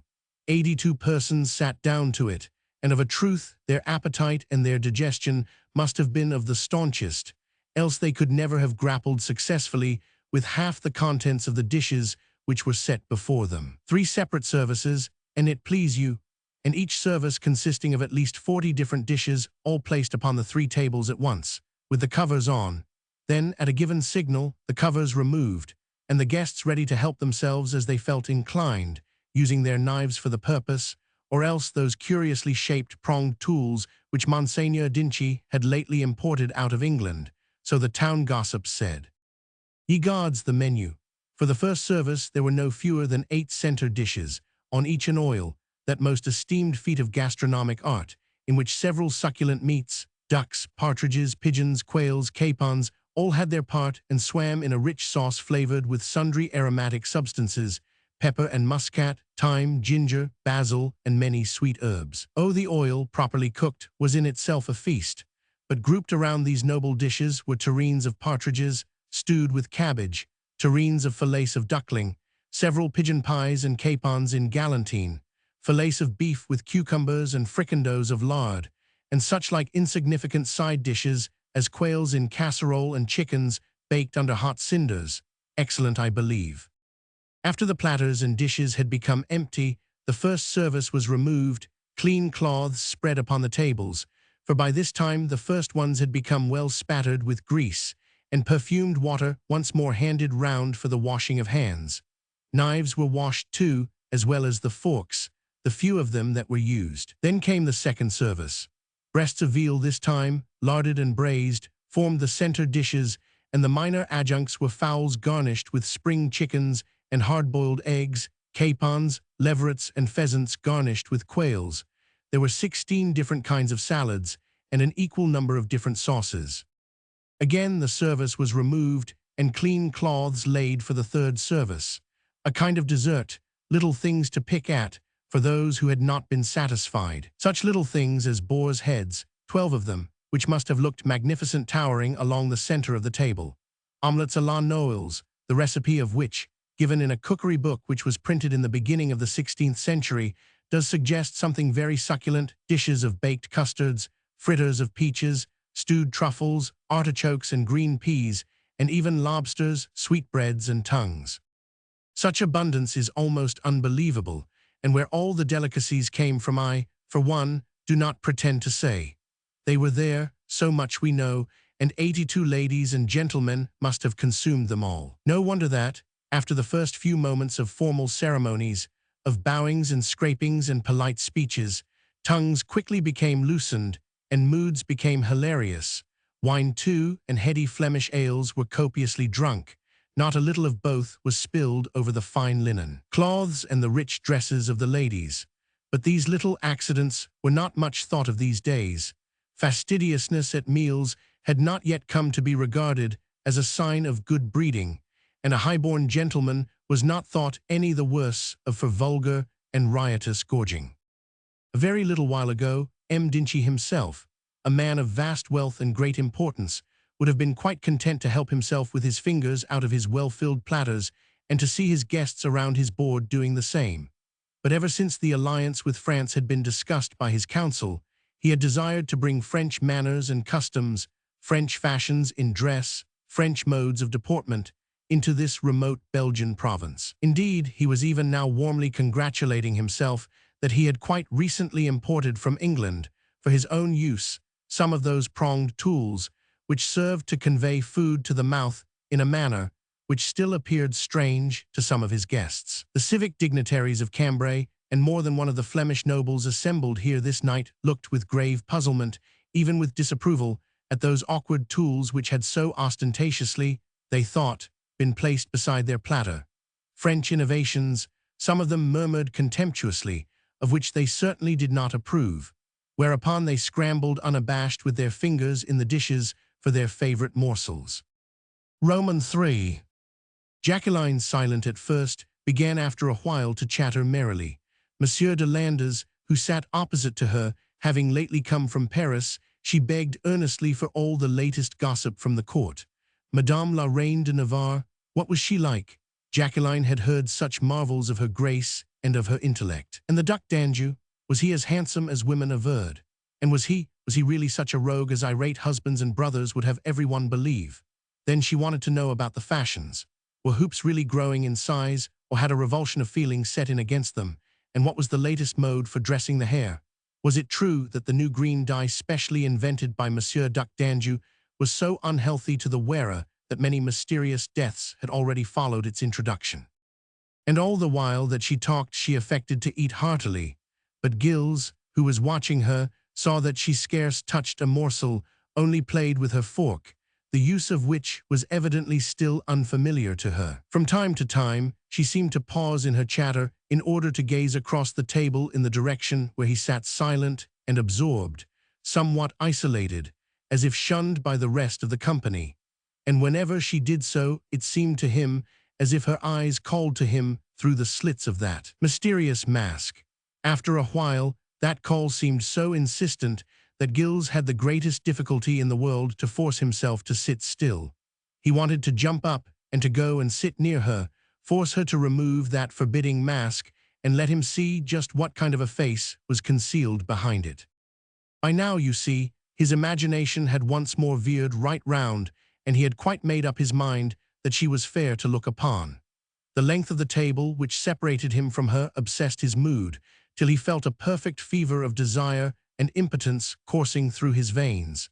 And with this tingling of the nerves came a sense of jealousy. He could not see the man with whom Jacqueline was conversing so animatedly, had only given passing attention to Monsieur de Landres when the latter had spoken with him.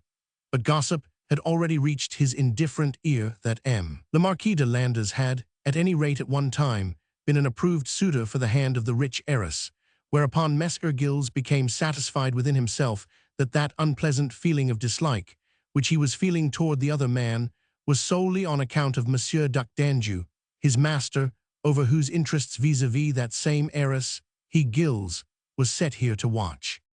Still Jacqueline chattered away, and quite 10 minutes had gone by since she had cast a glance in Gilles' direction. So he felt curious as well as angered, and leaned forward in order to get a better view of Monsieur de Landres. He let his eyes travel along the line of faces, which he saw for the most part only in profile. Men and women, some old, some young, some grave and sober, others frivolous, rowdy, not a little vulgar, thought the fastidious Sire de Froidmont, who had Valois blood in his veins and had seen a good deal of the super-civilization of Paris. All of them appeared intent on devouring huge slabs of meat and licking their fingers for the last drops of sauce. All that is, except one, the man with whom Jacqueline was conversing so gaily, a young man with masses of wavy black hair, a blue chin, and an oval face, which he kept resolutely turned toward Madame Jacqueline. The favored lover, mused Gilles, the possibly dangerous enemy of Monsieur Duc d'Anjou and spoiler of Madame la Reine's best-laid schemes. The young man ate very little, but he drank copiously. When he was not looking at Jacqueline, he appeared to be staring moodily before him and bit furiously at his nails. "Attention, friend Gilles," Messer said to himself. "There's the rock against which you may well bruise your head presently if you are not careful. Madame Jacqueline may, for aught I know, have a fancy for that amorous, olive-complexioned swain who, as soon as I begin to take the center of the stage, as take it I must, will become a fierce and cunning enemy. I shall have to see to it that Madame's fancy for him turns to indifference. After that, beware, friend Gilles. Satan hath no finer henchman than a rejected lover." Roman 4. As the banquet drew to its close, there was little gravity or decorum left around the festive board. Even the oldest and the gravest had yielded to the delights of untrammeled gorging. The food was excellent, the wines beyond praise, everyone knew everyone else. They were all friends, companions together, allied by political or business interests, in many cases by blood. The veneer of civilization as shown by sober manners had not yet come to be thought more necessary than good cheer and conviviality. The heat in the room had become oppressive. The smoke from innumerable wax candles made a blue haze overhead, a veil of mist which hid the high, vaulted ceiling and caused the lights to flicker dimly. The men had cast aside their mantles and loosened their sword belts. The ladies used their plumed fans vigorously. There was little left on the table, even of the elaborate dishes pertaining to the third service. Platters and silver epergnes were for the most part empty. Only now and again someone would lean over and desultorily pick at a piece of lobster or a truffle, an excuse, mayhap, for washing down the highly spiced food with another bumper of wine. Conversation, loud jests, some of them both ribald and coarse, flew over and across the tables. Loud calls were made to friends who sat far away. The time had come for casting off the last shred of ceremonial decorum which stood in the way of unbridled hilarity. The ladies, at the instance of their respective cavaliers, had cast aside their masks one by one, and their comely faces appeared, crimson and steaming even beneath the thick layers of cosmetics. Jacqueline was one of the few who remained quite calm and cool. She plied her fan with lazy grace and kept on her mask, despite the earnest, whispered entreaties of M. de Landers and of a group of young gallants who had gathered round her. Gilles had already made up his mind to go. He felt stifled under his mask, and the heat of the room, the heady fumes of wine and food, rendered him stupid and dizzy.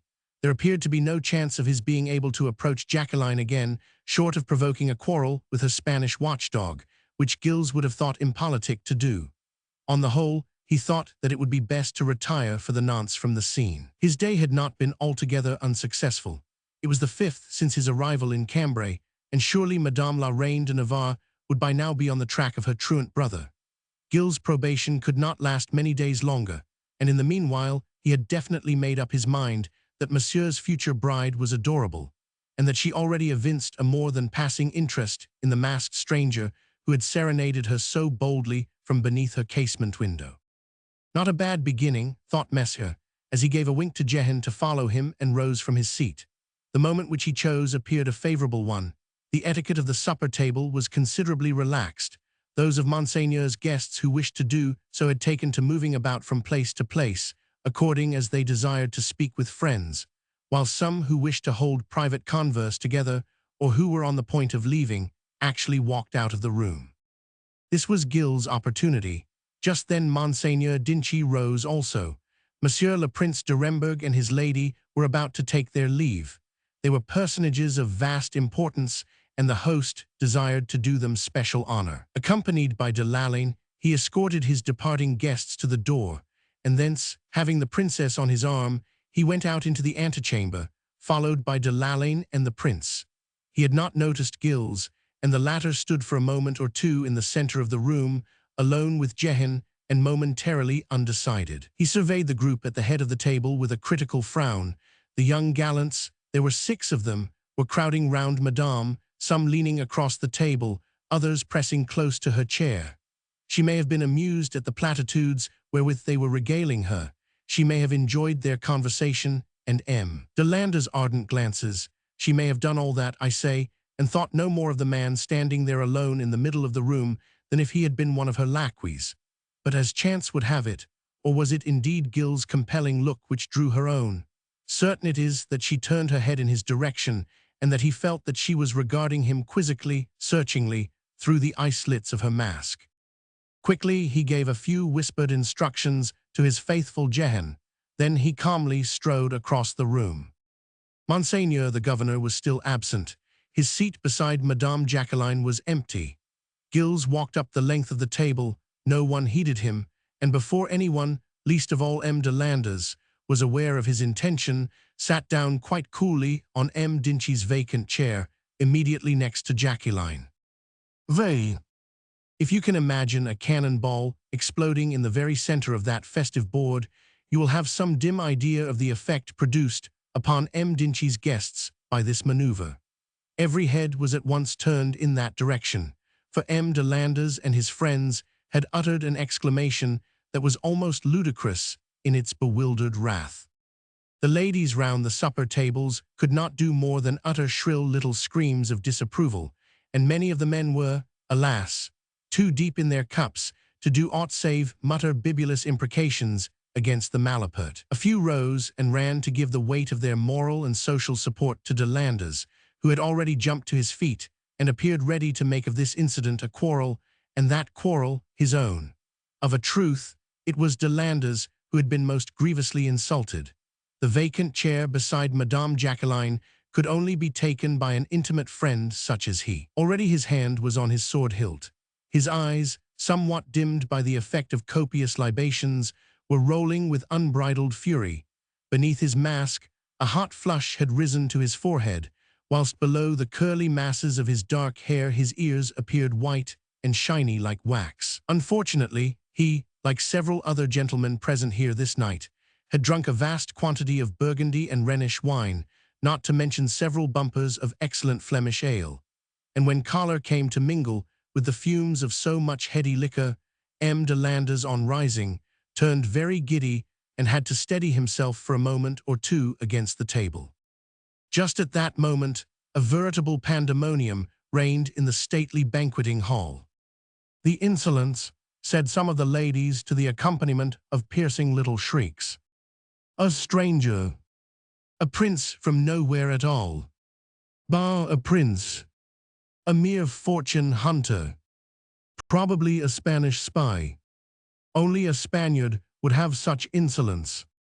Such impudence passes belief." The men, those who could speak coherently, sent encouraging calls to de Landers. "Seize him by the collar, M. le Marquis. Throw him out. Have him kicked out by the varlets." Enough noise, in fact, to break the drum of a sensitive ear. But Gilles appeared superbly unconscious of the storm which was brewing round him. He had his back to M. de Landers, leaned an elbow on the table, and faced Madame Jacqueline as coolly as if he had been invited by every one here to pay her his respects. Jacqueline, demure and silent, was smiling beneath her mask. To look at her, you would have sworn that she was stone-deaf and heard nothing of the tumult around her. It soon raged furiously. M. de Landers had quickly recovered himself. His towering rage helped to dissipate the fumes of wine and ale which had somewhat addled his brain, and backed by all his friends, he made preparation to throw the malapert to the tender mercies of M. Dinchy's varlets, and as a preface to the more forcible proceeding, he turned in order to smite the impudent stranger in the face, turned, and found himself confronted by a short, square-shouldered man, with a round head and fists held clenched on a level with a singularly broad chest. The man stood between Gilles and M. de Landers. He had the table on his right and the monumental mantelpiece on his left, and behind him was the tall carved oak back of the chair on which Gilles was sitting, all equally strong barriers to the young Marquis' bellicose intentions. "Out of the way, lout!" shouted de Landers furiously, and would have seized Maître Jehan by the collar, but for the fact that it was a very difficult thing, indeed, to seize Maître Jehan by any portion of his squat person, unless he chose to allow so unceremonious a proceeding. And just now, he was standing guard between a number of enraged gentlemen and the back of his master's chair, a trying position, forsooth, for any man of Maître Jehan's prowess, for, well, he would not have dared to lay hands on such a great gentleman as was M. le Marquis, but against that, M. le Marquis had no chance of laying hands on Maître Jehan either. Roman 6. And all the while, Gilles sat so near to Jacqueline that his knees touched the hoops of her skirt. Instinctively, she drew her own chair back with that same little demure air which was apparent in every one of her movements, even though her face was concealed by the mask. "And you move an inch further, fair one," he said boldly, "I vow that I shall be ready to commit a crime." "You are committing one now, monsieur," retorted Jacqueline, "a crime against decorum by sitting in my guardian's place." "Then I'll no longer sit, I'll kneel at your feet," he riposted, and made a movement as if to push away his chair. "Heaven forbid," she exclaimed lightly, "M. de Landers would kill you." "I am not so easily killed," he rejoined, "and M. de Landers is, for the moment, engaged with my man." "Who is getting sorely pressed, Mesca?" cried Jacqueline with sudden, eager excitement.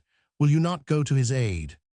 She had caught sight of Jehan, standing with his back to his master's chair, fists leveled, shoulders squared, defying not only M. de Landers, but a crowd of other gentlemen, who had rushed forward to support their friend.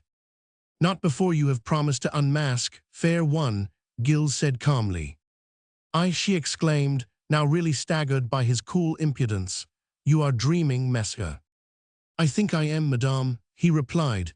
"Therefore I must have your promise ere I wake." "You are presumptuous. Just now you said that I was dreaming. A man who dreams is a man asleep, and a man asleep is too helpless to be presumptuous." "That is sophistry, Mesca," she retorted, "and while you parley thus idly, your man is in serious danger through the wrath of these gentlemen." "My good Jehan's danger is not so pressing as mine. He hath my orders to hold these gentlemen at arm's length until I give the word, whilst Monseigneur Dinchi may be back any moment before I wake up from my dream."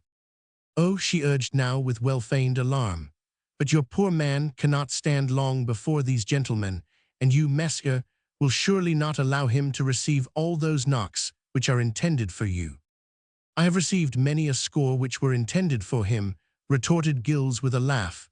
"Jehan and I have long ceased to reckon up accounts.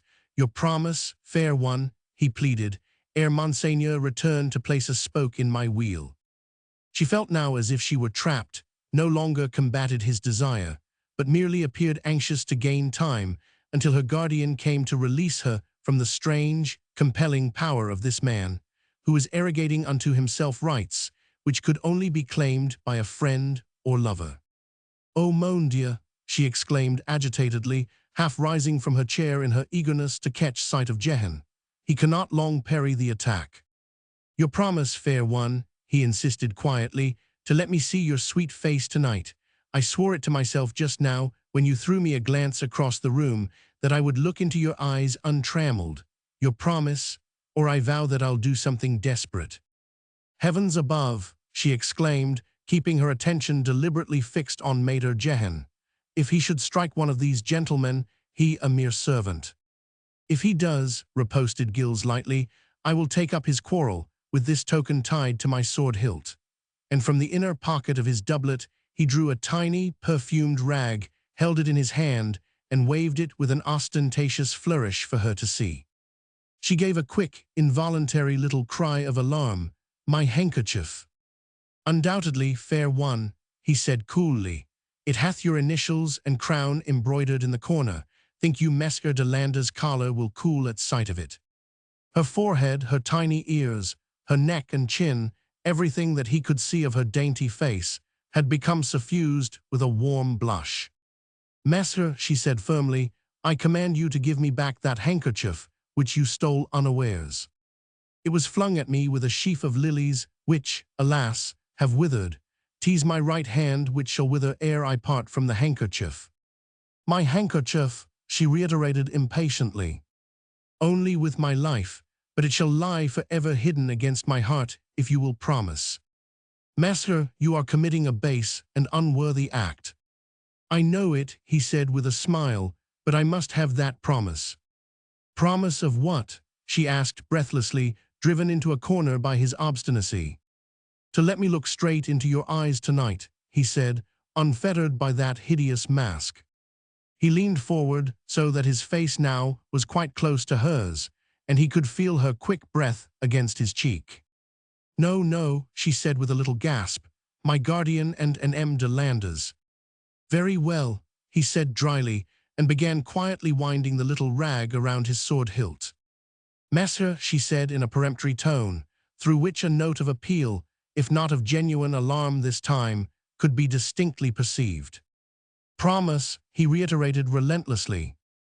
Just then she caught sight of de Landers, who, flushed with choler, was thrusting somewhat wildly at Maître Jehan. She thought that his eyes were constantly wandering in her direction, and that he was vainly trying to get near her, past his sturdy opponent, who was guarding the approach to his master's chair with all the fierceness of a Cerberus. Somehow, at sight of de Landers thus fighting with almost savage violence, she lost her head for the moment. Of a truth, the matter of the handkerchief might lead to a very bitter quarrel between her lover and this stranger. A very bitter quarrel, and worse. De Landres was wont to lose all self-control when jealous rage had hold of him, was as quick with his dagger as with his rapier. And here was this tantalizing troubadour calmly preparing to flaunt upon his sword hilt the handkerchief which bore her name and coronet. He looked up and caught the sparkle of her eyes. "Promise," he insisted quite coolly. And she very reluctantly murmured, "Very well, I promise." "Tonight," he insisted. "No, no," she protested, "not tonight." "Tonight," he reiterated firmly, smiled at her too beneath his mask as if in triumph. Oh, the insolence of him! And continued to toy with the compromising bit of white rag. If only Monseigneur would return, there was nothing for it but to acquiesce. De Landres even then looked the very image of wild and unreasoning fury. Jacqueline shuddered and murmured a quick, "Very well, tonight, I promise." Gilles gave an equally quick sigh of satisfaction. "When?" he asked. But before she could reply, there came a loud curse from Jehan. He had been seized round the legs by two varlets, even while he was engaged in warding off the blows which were aimed at his head by half a dozen gallants. It was when he came down with a dull thud upon his knees and felt that he could no longer stand between his master and these evil-intentioned gentlemen that he gave forth a prolonged and uproarious stutter. "The D. Gilles jumped to his feet. In less than 3 completed seconds, he was round by the side of Jehan, had kicked the two varlets out of the way, and interposed his massive person between his faithful henchmen and the seething group of bellicose gallants. "Silence, chatterbox," he said coolly to Jehan. "These seigneurs are not here to listen to your perorations. Anything that must be said can be referred to me." He had one hand on the elegant hilt of his Spanish rapier, the other rested on the shoulder of Maître Jehan, who had struggled very quickly to his feet. His mocking glance, veiled by the black satin mask, swept coolly over De Landres and his friends. "Insolent!" exclaimed one of the men. "Unmask the spy!" cried out another. "Leave the rogue to me," quoth De Landres, who was getting beside himself with rage. Already half a dozen swords were drawn. Everyone who had been drunk before became sobered in the instant. Those who had remained sober felt suddenly drunk with choler.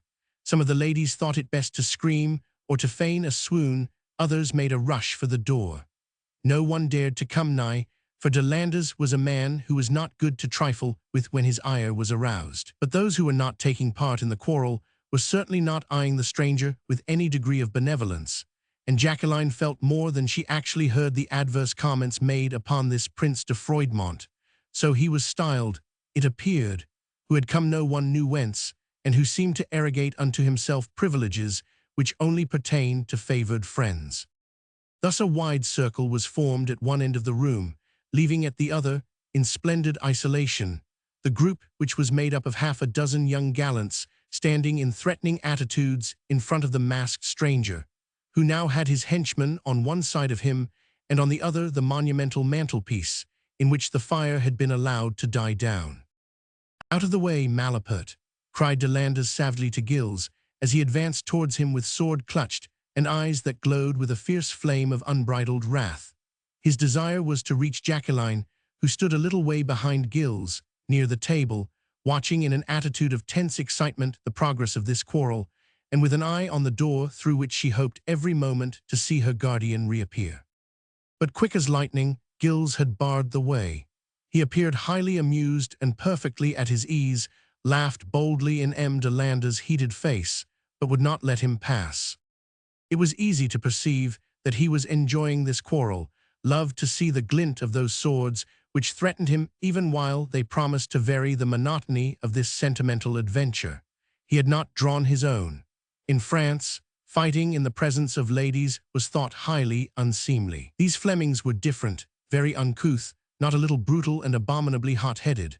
Well, the quarrel once begun would of a surety not end here and now, even though M. Dinchy were to return and peremptorily order it to stop. There was something in M. de Landres' sullen and defiant attitude which delighted Gilles, and when half a dozen irate gentlemen shouted hoarsely, "Out of the way," he laughed and said, "Impossible, messieurs, 'Tis for you to retire. Our gracious hostess will grant me the favor of unmasking, and I am much mistaken, she will not do the same for you." "Madame Jacqueline," retorted de Landres hotly, "will not unmask before the first jackanapes who dares to approach her unbidden." "Ah, but I am not unbidden," riposted Gilles gaily. "Have I not told you that Madame will deign to unmask ere I bid her good night?" "Insolent coxcomb," shouted the other excitedly. "A spy," cried one of the others. "Tear off his mask, de Landres, let us see the color of his skin." "An impudent rogue," added a third. "M. le Marquis de Landres," here interposed Jacqueline peremptorily, "you forget that M. le Prince de Froidmont is our guest." "Oh," retorted de Landres with a sneer, "if he is under the protection of the ladies." "Under no protection save that of my sword, Mesca," broke in Gilles carelessly, "and that will be entirely at your service as soon as I have taken leave of our fair hostess." "Nay, that you shall not do," riposted de Landres. "Your impudent assertion of a while ago has put you outside the pale. You shall not take your leave.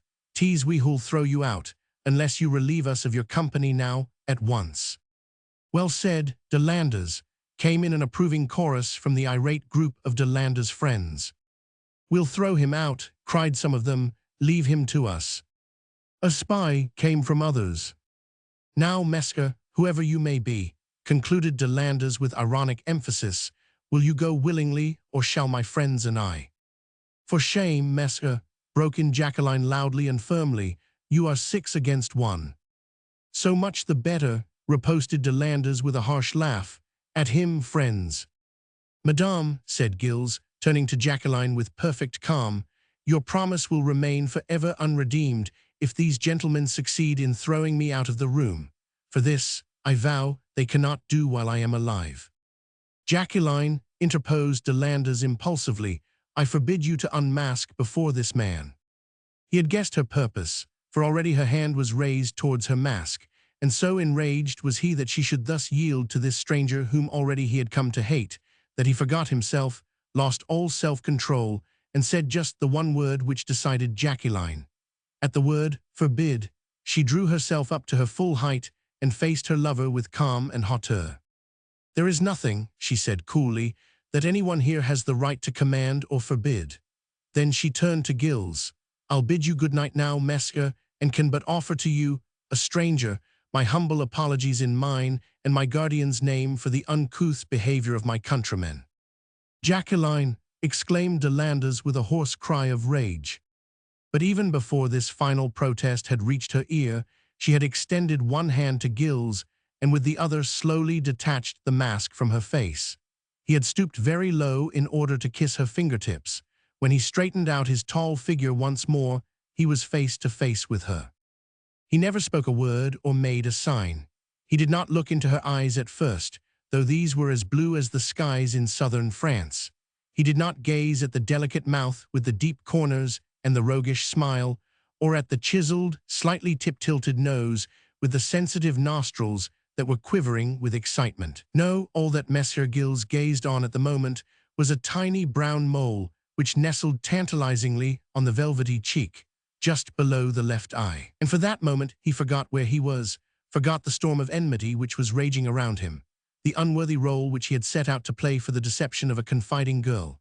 He lost count of time and of space, and found himself once more lying on cool, sweet-smelling straw, with a broken wrist and an aching head, and with a vision as of an angel in white bending over his fevered brow and murmuring in tones of exquisite compassion, "Think you it will heal?"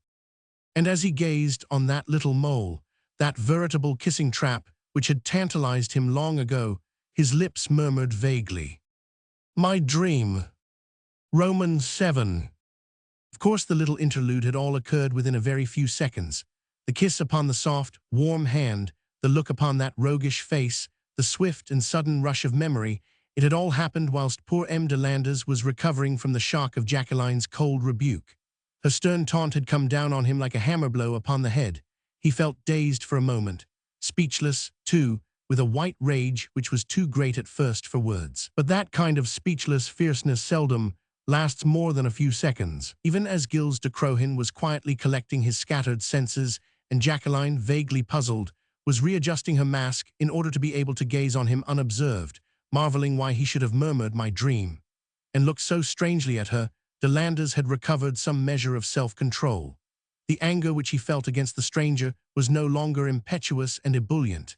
It had become cold and calculating, doubly dangerous, and more certain to abide. He put up his sword, motioned to his friends to do likewise, which they did, murmuring protestations. They were itching to get at the stranger who had triumphed so signally over them all. But De Landers was waiting with apparent calm whilst Gilles took leave of Jacqueline. This Gilles did with all the ceremony which etiquette demanded. He still felt dazed with the strange discovery which he had just made, the knowledge that the dream which he had only cherished as a vague memory was a living, breathing, exquisite reality. Ye gods, how exquisite she was! But he had no excuse for lingering, had, on the other hand, a wild desire to be alone in order to think, to remember, and to dream. So, having bowed his last farewell, he turned to go and found De Landers barring his way. "You will pay for this outrage, Mesca," said the latter in a quick whisper through his set teeth. "Whenever you please," replied Gilles imperturbably. "Tonight." "Surely not while ladies are present," broke in Gilles quietly. "'Tis in Madame's presence," retorted De Landers roughly, "whom you have insulted, that I and my friends—" "Monsieur," protested Jacqueline firmly. "Ah, a valorous half-dozen then," rejoined Gilles lightly. "I see that you and your friends, Mesca, have no intention of taking any risks. Our intention is to tear that mask off your impudent face and make you lick the dust at Madame Jacqueline's feet." "And mine," riposted Gilles gaily, "is to collect a trophy of half a dozen masks, yours, Mesca, and those of your friends, on the point of my sword, and to place these with my homage at Madame Jacqueline's feet." "Insolent!"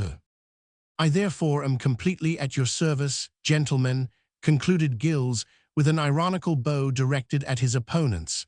"Whenever, wherever you please." "Here and now," broke in De Landers, whose self-control, never of long duration, had already given way. "At him, friends, and by Satan we'll teach this malapert a lesson." It was in vain that Jacqueline tried to interpose, in vain that the ladies about the room screamed and swooned, that the men even began loudly to protest. Neither De Landers nor his friends were in a state to hear either commands or protests. All decorum, chivalry, breeding, was thrown to the winds. Hatred had descended like an ugly nighthawk upon these young gallants, and with her frowsy, sable wings had enveloped their brain and hearts till they were deaf to the most elementary dictates of honor. With De Landers, a wild, insensate jealousy had fanned that hatred to a glowing brazier of unreason and of madness. He saw, or thought he saw, that Jacqueline displayed unwanted interest in this stranger, that her eyes followed his movements with anxiety not unmixed with admiration. And De Landers became conscious of a red veil before his eyes and of a furious desire to humiliate that man first and to kill him after. "At him, friends," he called again hoarsely, "we'll teach him a lesson." It was most fortunately at this very moment, and when the tumult was at its height, that Monseigneur d'Inchy re-entered the room. Just for a second or two he did not pay much heed to the noise. In these days, when political and religious controversies oft raged with bitter acrimony, it was not very unusual that a hot quarrel marred the close of a convivial gathering. d'Inchy at first did not do more than glance round the room to see if his interference was really necessary. Then, to his horror, he realized what was happening, saw Monsieur Duc d'Anjou, own brother to the King of France and future sovereign lord of the Netherlands, standing in the midst of a group of young hotheads, who were actually threatening Monseigneur the Governor's exalted guest. And De Landers, that impetuous, quarrelsome young coxcomb, was talking of giving Monsieur a lesson. It was unbelievable, appalling. d'Inchy was a middle-aged man, but it was with a degree of vigor which many young men might have envied that he pushed his way through the jabbering and gesticulating throng of men and women, right across the room to the top of the table, where he arrived just in time to avert what would indeed have been a terrible calamity. "By heaven, M. De Landers," he interposed stoutly, "'tis I will teach you and these gentlemen a lesson which you are not like to forget." And regardless of De Landers and his friends' glowering looks, he pushed his way to Gilles' side and stood facing that angry little crowd who, suddenly abashed, drew back a step or two, muttering wrathful expletives. Monseigneur, of course, was their host and an old man, but why should he interfere and spoil what promised to be really fine sport? Le Prince de Froidmont is my guest, Dinchy went on calmly, who quarrels with him, insults me and my house. A real sigh of relief came from Madame Jacqueline. Already, at sight of her guardian, she had felt reassured, and now he had voiced just what she had wished to say all along. She felt grateful to him for this, and for his dignified attitude, and with a pretty, clinging gesture, sidled up to him and took hold of his arm. What could the young gallants do? They were helpless for the moment, even though still raging with choler. De Landers tried to look as if nothing of importance had happened, even though from beneath his mask he shot a last glance of hatred and menace at his unperturbed enemy. The others quickly followed suit, and for the moment the incident was at an end. Fortunately, it was not likely to have unpleasant consequences, for already Gilles had interposed with his habitual good humor. "Your pardon, Monseigneur," he said. These gentlemen and I had no intention of insulting one another. We were only having a little argument, and as your hospitality hath been over-lavish, we became somewhat heated, that is all." "Somewhat heated," riposted Dinchy gruffly. "With mine own ears I heard le Marquis Landers here." "Yes, that's just it," broke in Gilles imperturbably. De Landers and I were indulging in a friendly argument, which your presence, Monseigneur, at once rendered futile." Dinchy sighed with relief. Gilles' coolness was contagious. Even de Landers ceased to growl and the others to mutter. Thank heaven, the quarrel was fizzling out like an unfanned flame, and in any case Monsieur was taking the situation with perfect good humor. Dinchy bent, as always on conciliation, smiled with impartial blandness on everyone, whilst Jacqueline, silent and demure now as if nothing had happened, was once more looking straight down her nose. Dinchy took hold of her hand, which still rested upon his arm, and patted it gently with an indulgent, fatherly caress. "Then all is for the best, messeigneurs," he said, "and with your leave my ward will now take her leave of you. I fear me that your friendly argument has somewhat fatigued her. By the way," he added lightly, "you have not yet told me what that argument was about." "Oh," rejoined Gilles with a quiet smile, "we only argued as to whose should be the privilege of placing a trophy at the feet of our fair hostess." "A trophy? What trophy?" "Oh, something quite insignificant, a mask or half a dozen." "Just like so many prentices a quarreling," said Dinchy with gruff good humor. "A mask or half a dozen, forsooth. You'd far better all be going to bed now. Madame cares nothing for your masks or your trophies.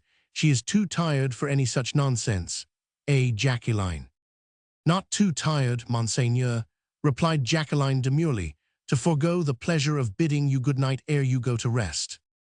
"There you see, gentlemen," rejoined Dinchy gaily, "that age has certain privileges which youth seeks for in vain. Whilst you go moodily, unsatisfied, to bed, the fairest of the fair will be sitting with her old guardian in his living room, prattling away on the events of this night, quizzing you all, I'll warrant, laughing at your quarrels and your trophies.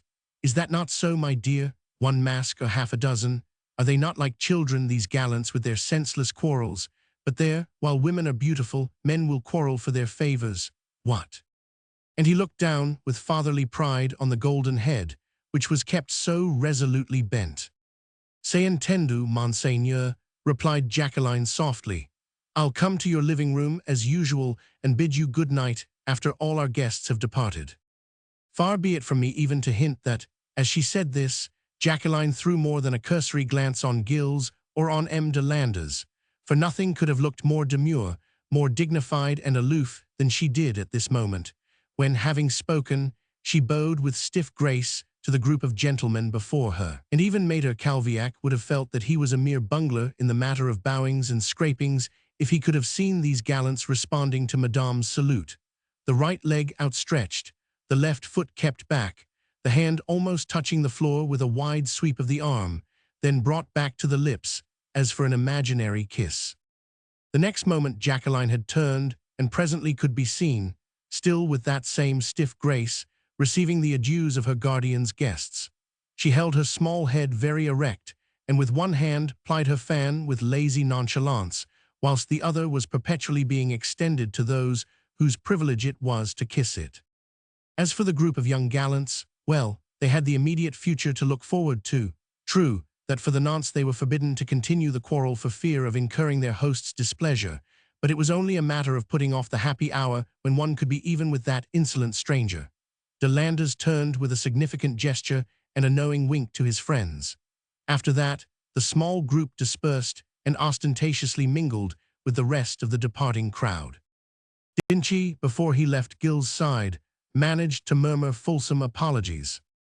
"I do assure Monseigneur," he whispered earnestly in Gill's ear, "that these young jackanapes will not be tempted to repeat their impudence, and that and that you, Mesker," broke in Gills a little impatiently, "are entirely innocent of any intention of offending me. That is, of course, understood. Believe me," he added gaily, "that the little incident was more than welcome as far as I am concerned. Your lavish hospitality had made us all drowsy. M. de Lander's aggressive temper brought life and animation into the entertainment. I, for one, am grateful to him for the episode." 5 minutes later, he too had taken leave of his host. Jacqueline he did not see again. She was entirely surrounded by friends.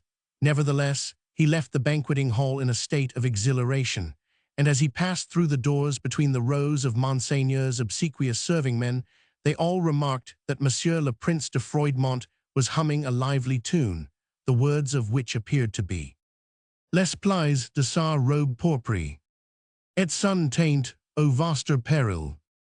Chapter 11. And how it ended. When Gilles de Crohin found himself alone with Maître Jehan in the corridor which led straight to the main entrance hall, he paused for a moment, irresolute, wondering what he had best do. That there had been murder in the eyes of that gallant Marquis de Landers, no one could doubt for a moment, and there lay a long stretch of dark streets and narrow lanes between the archiepiscopal palace and the safe shelter of Les Trois Rois. But you cannot imagine Messer Gilles de Crohin quaking even for a moment at the thought. "Careful we must be," he said in a whisper to his faithful alter ego, "for my choleric friend will not, I imagine, be above lying in wait for us within the shelter of a convenient doorway, and I should ill serve the cause of the Queen of Navarre by getting spiked between the shoulders at such an early stage of the proceedings. But between that and showing that gallant Spaniard a clean pair of heels and foregoing the pleasure of threading his mask on my blade, there is a world of difference, my good Jehan. Above all things," he added to himself under his breath, so that even Jehan could not hear, "I must find out whether a certain provoking glance, which flashed from out a pair of the most adorable blue eyes I have ever seen, were intended for me or not." And his thoughts flew riotously back to Jacqueline, his dream, his tantalizing, exquisite dream, Jacqueline of the blue eyes and the captivating mole, Jacqueline of the roguish smile and the demure glance. "I wonder now," he murmured softly, had she perchance meant to give him a hint? Had she thrown him a warning glance? Gilles just then could have sworn that she had done both when she spoke of Monseigneur's living room, where she would sit prattling after the last of the guests had departed. Did she mean me to take refuge there against de Lander's murderous intentions? He asked himself, but the supposition did not appear likely. Gilles was no coxcomb and had not had many dealings with women during the course of his checkered career. But he had an innate respect for them, and would not credit Jacqueline, proud, demure, stately Jacqueline, with the intention of offering a gratuitous rendezvous to an unknown gallant. Rather was her glance intended for de Landers. The assignation was for him, perhaps, thought Mesker Gilles with a vague stirring of hope in his heart, perhaps with a view to keeping that fiery lover of hers out of harm's way till I myself was safely abed. Be that as it may, the most elementary dictates of prudence demanded that he should go back to his hostelry before his enemies had time to concoct any definite plans for his undoing. So, calling to Jehan to follow him, he found his way quickly out of the palace. It was raining heavily just then, the streets were dark, and after a while quite deserted. Gilles and Jehan, keeping a sharp lookout around them, walked rapidly and kept to the middle of the streets. Fortunately for them both, they had had plenty of leisure in the last 4 days to wander through the intricate byways of the Flemish city. They knew the lay of the land pretty well by now, and at this moment, when the thought of a possible guet-apens was foremost in their minds, They were able to outwit any potential assassin who might be lurking on the direct route by going to the hostelry along devious ways usually unfrequented by strangers. Thus it took them nearly half an hour to reach Les Trois Rois, and Jehan, for one, was heartily congratulating himself that those murderous gentlemen had been comfortably thrown off the scent, and were mayhap cooling their tempers somewhere in the cold and the wet, when, just as they entered the porch of the hostelry, a shadowy figure detached itself from out the gloom. Gilles was already prepared with a quick "qui va là," but the figure proved inoffensive-looking enough, a woman wrapped in a mantle and hood from head to foot. She had a small roll of paper in her hand, and this she held out timidly to Gilles. "Monseigneur le Prince de Froidmont," she inquired under her breath. "Myself," replied Gilles curtly. "What is it?" He took the paper and unrolled it. By the light of a small lanthorn which hung just inside the porch, he saw that it was a letter, just a few lines, written in a small, pointed hand, and signed with the letter J. "Jacqueline," he murmured, bewildered, so dazed that it took him some time before he was able to read. At last he deciphered the brief message. "I do entreat you, monsieur," it ran, "to return to the palace within the hour. Nay, I do not entreat, I command. Go to the postern gate, you will find it unlatched. Then cross the courtyard till you come to a door on the left of the main perron. This will be unlocked. You will find yourself in one of the chief corridors which give on the grand staircase. Remain there concealed and await further orders." A strange enough missive, of a truth, and one, no doubt, which would have made an older and more prudent man pause ere he embarked on so dubious an adventure. But Gilles de Crohin was neither old nor prudent, and he was already up to his neck in a sea of adventure which had begun to submerge his reason. Even before he had folded up the paper again and slipped it into the inner pocket of his doublet, he had made up his mind that no power on earth, no wisdom or warning, would deter him from keeping the tryst. Did I think to remind you that he was no coxcomb? Well, he certainly was absolutely free from personal vanity, and it was not his self-conceit which was stimulated by the mysterious message. Rather was it his passion for adventure, his love for the unforeseen, the unexpected, the exhilarating. The paper which he hid so tenderly inside his doublet had a delicious crisp sound about it, which seemed to promise something stimulating and exciting to come. "Run up, Jehan," he called to his man. "I follow you. Let me get out of these damnable slashed and puffed rags, these velvet shoes and futile furbelows. Up, man, I follow in a trice. We have not done with adventure yet tonight." Then he turned, with a piece of silver in his hand, ready to reward the bearer of such joyful tidings. But the messenger had disappeared into the night as quietly, as mysteriously as she had come. Roman 2. Less than half an hour later, Gilles de Crohin once more found himself within the precincts of the archiepiscopal palace. He had been so quick in changing his clothes, and so quick in covering the distance which separated him from the trysting place, that he had no occasion to use the postern gate or the small door which had been indicated to him. The great entrance portals were still wide open when he arrived. Some of the corridors still thronged with people, guests of Monseigneur, and their servants on the point of departure, whilst others appeared entirely deserted. At one point, Gilles caught sight of M. de Landres taking elaborate leave of a group of ladies.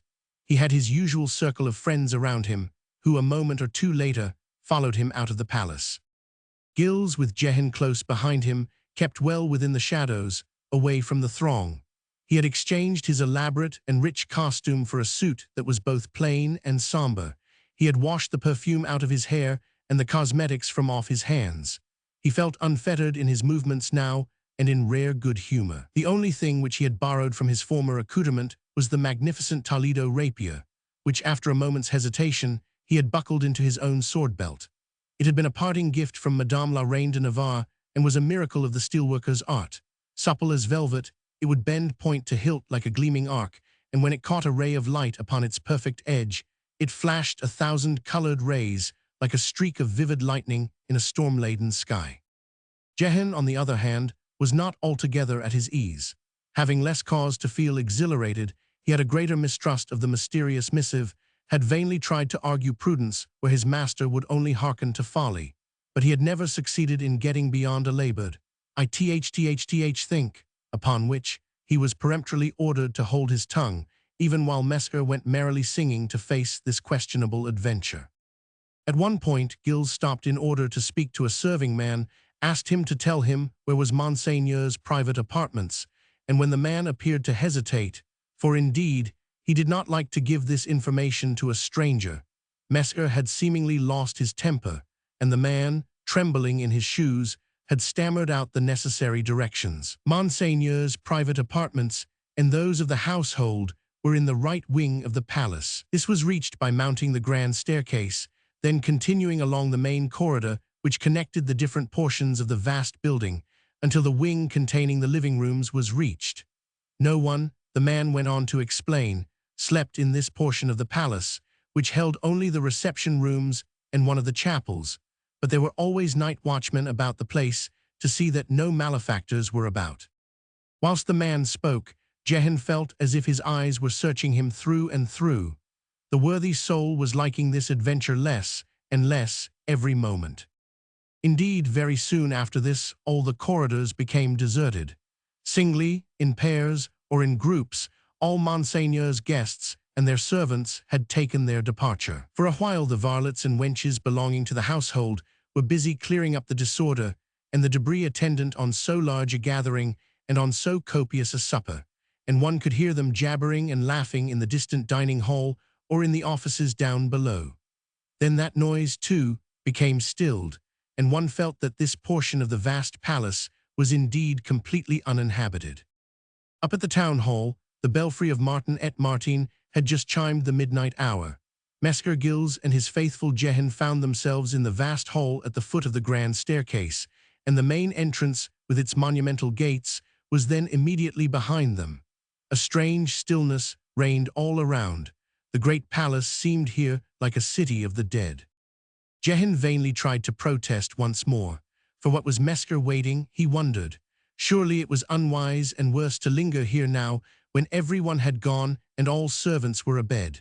Presently, of course, the night watchmen would be making their rounds. Jehan had a swift and exceedingly unpleasant foreboding that he and his master would be ignominiously turned out. And then God alone knew in what rows and quarrels they would be involved, or how hopelessly they would jeopardize their own position, not to speak of the Queen of Navarre's cherished scheme. Poor Jehan would have given 5 years of his life and half his savings for 5 minutes' glib speech with his master. Roman 3. Even at this very moment, Jehan's vague terrors took on a definite form. Footsteps and voices raised in merry converse were heard, resounding from the distance, and the next instant 2 serving men carrying torches came leisurely down the corridor in the direction of the hall. Immediately behind them walked Monseigneur the Governor, who had Madame Jacqueline on his arm. Jehan felt as if his heart had stopped its beating. His knees shook under him, whilst tiny drops of perspiration rose at the roots of his hair. Ye gods, if they were discovered now, they would be under grave suspicion of evil intent, burglary, assassination. There had been talk at the banquet of spy and Spaniard. Jehan's scanty hair stood up on end with horror. Fortunately, Mescar was equally aware of danger, gave a quick glance round, and perceived a door close beside him on the right. This part of the hall was, equally luckily, in shadow. There was also just sufficient time to reach the door, to open it, and to step incontinently behind it, closing it again noiselessly. Phew, it had been a narrow escape. The footsteps and the voices came rapidly nearer. A minute or two later, they passed within a foot of the door behind which Gilles and Jehan were crouching, hardly daring to breathe. The glint of the torches could be distinctly seen through a narrow chink between 2 panels, as well as the shimmer of Madame's white satin gown. There were but a few inches of wood and a foot of floor space between Mescar and shameful discovery, and Maître Jehan fell to wondering what particular form of torture would be applicable to a man who was found lurking at dead of night in the dark, and with obviously evil designs on the life or property of the governor of a Flemish province. Thank heaven and all the protecting angels, however, the footsteps passed by, and presently were heard ascending the main staircase, and whilst Maître Jehan was feeling as if his whole body would melt in a sea of cold perspiration, Madame Jacqueline's rippling laughter came only as an echo from a considerable and comparatively safe distance. After a while Gilles ventured to open the door very cautiously. A faint murmur of people stirring came from very far away. The shuffling footsteps of the torchbearers died away in the distant corridors. And once more all was still. Roman forward.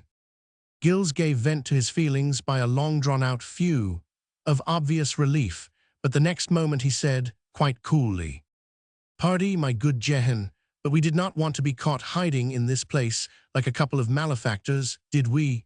and made straightway to reopen the door. Jehan seized him by the arm and clung to him with all his might. "Why shouldn't we stay here?" he urged almost glibly. Gilles shrugged his shoulders. "Why not indeed?" he retorted. "Something has got to happen presently," he added carelessly. "Somebody has got to come. If it is not Madame Jacqueline, and honestly, my good Jehan, I have small hopes of that. If it is not Madame, then—" He paused and frowned. For the first time a sharp suspicion had crossed his mind. Had he proved himself to be a vanity-ridden coxcomb after all? Should not the most elementary prudence have dictated? Bah, whatever prudence had dictated, Gilles would not have listened. He was out for adventure. Whether gallant or dangerous he did not care. Once more he shrugged his broad shoulders, and unconsciously his slender hand gripped the hilt of his splendid Spanish sword. He threw a quick glance around him. Through the open door, the huge metal lamps which illumined the hall beyond threw a wide shaft of golden light into the room where he and Jehan had found such welcome refuge. It appeared to be something of a boudoir or library, for the shaft of light revealed rows of books, which lined the walls all round. There was a window at the far end of the room, and that was closely curtained, and there was no other door save the one through which the two men had entered. The fire in the large open hearth had been allowed to die down. A massive desk stood not far from the window, and there were a few chairs about, and a small, iron-bound coffer. Papers littered the desk, and a finely wrought candelabra hung from the ceiling. "The room," said Gilles lightly, "looks as if it had been closed for the night. There is no reason why we should not await here the future course of events." He drew one of the chairs into a comfortable position and sat down, then added, "I do not know, of course, how long we may have to cool our heels in this place, until the writer of the mysterious epistle chooses to explain his or her commands. I am beginning to think, as you do, my friend, that the missive should have been signed with an L rather than with a J. What say you?" "Aye," muttered Jehan. "Well, 'tis no matter. I'd as soon meet mine ebullient friend of the languorous eyes tonight as tomorrow, and inside this deserted palace as out there in the rain. And a little sword play would be very stimulating after the sentimental dalliance of the last few days." Murmured Jehan equivocally. "In the meanwhile, there is no reason why we should not have a rest. I confess to feeling rather sleepy. Just take a last look at the corridor," concluded Gilles, as he stretched his long limbs out before him. "And if you are satisfied that all is well, come and join me in an excursion to the land of Nod." Jehan went to the door as he was told and peered cautiously to right and left of him. Seeing nothing suspicious, he went as far as the great hall to listen if all was clear and still. It was whilst he was gone that something arrested Gilles' attention. Furtive footsteps this time, a number of them, moving stealthily along the corridor. With a quick gesture, he adjusted the mask over his face. Instinct led him to do that first and foremost. Then he jumped to his feet and went to the door, but had no time to step across the threshold. For the next instant, a compact group of moving figures emerged straight in front of him out of the gloom, intercepting him and barring the way. "À moi, Jehan," he called aloud. But it was too late. From the hall beyond, there came the sound of a vigorous scuffle. Jehan, caught unawares, was putting up a good fight seemingly against heavy odds, but he could no longer reach his master, while some half-dozen gentlemen, all wearing masks, were pushing their way into the room. "We've run our fox to earth at last, messieurs," came with a mocking laugh from out this dense and aggressive-looking group. "And without cooling our heels in the wet, what? I told you that this would be the better plan.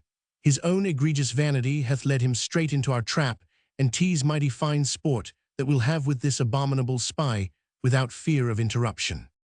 It was the voice of M. de Landers, unmistakable owing to the slight guttural pronunciation of the French language peculiar to his Spanish blood. Before Gilles could forestall him, He and his friends were all around him, 6 of them, fine young gallants, those who had supported de Landers in the quarrel after the banquet. Gilles surveyed them all with a rapid glance, measured his own position, which of a truth was not an advantageous one. The light from the lamps in the hall fell, through the open doorway, full upon him, whilst his aggressors appeared only like a dense mass in the heart of the shadow. They were evidently intent on forcing him back into the room. Their movements appeared like part of a concerted plan of action, to get him into a corner where they could more comfortably hold him at their mercy. Gilles realized his position, the danger in which he stood, and his best chance of defense, with the unerring rapidity of a born soldier. "It must have taken a huge effort of intelligence, monsieur," he said ironically, "to concoct this pretty plan. What was there in an open challenge to frighten so many stalwart gallants?" He gave ground, retreated into the room while he spoke. De Landers and his friends pressed in closely after him.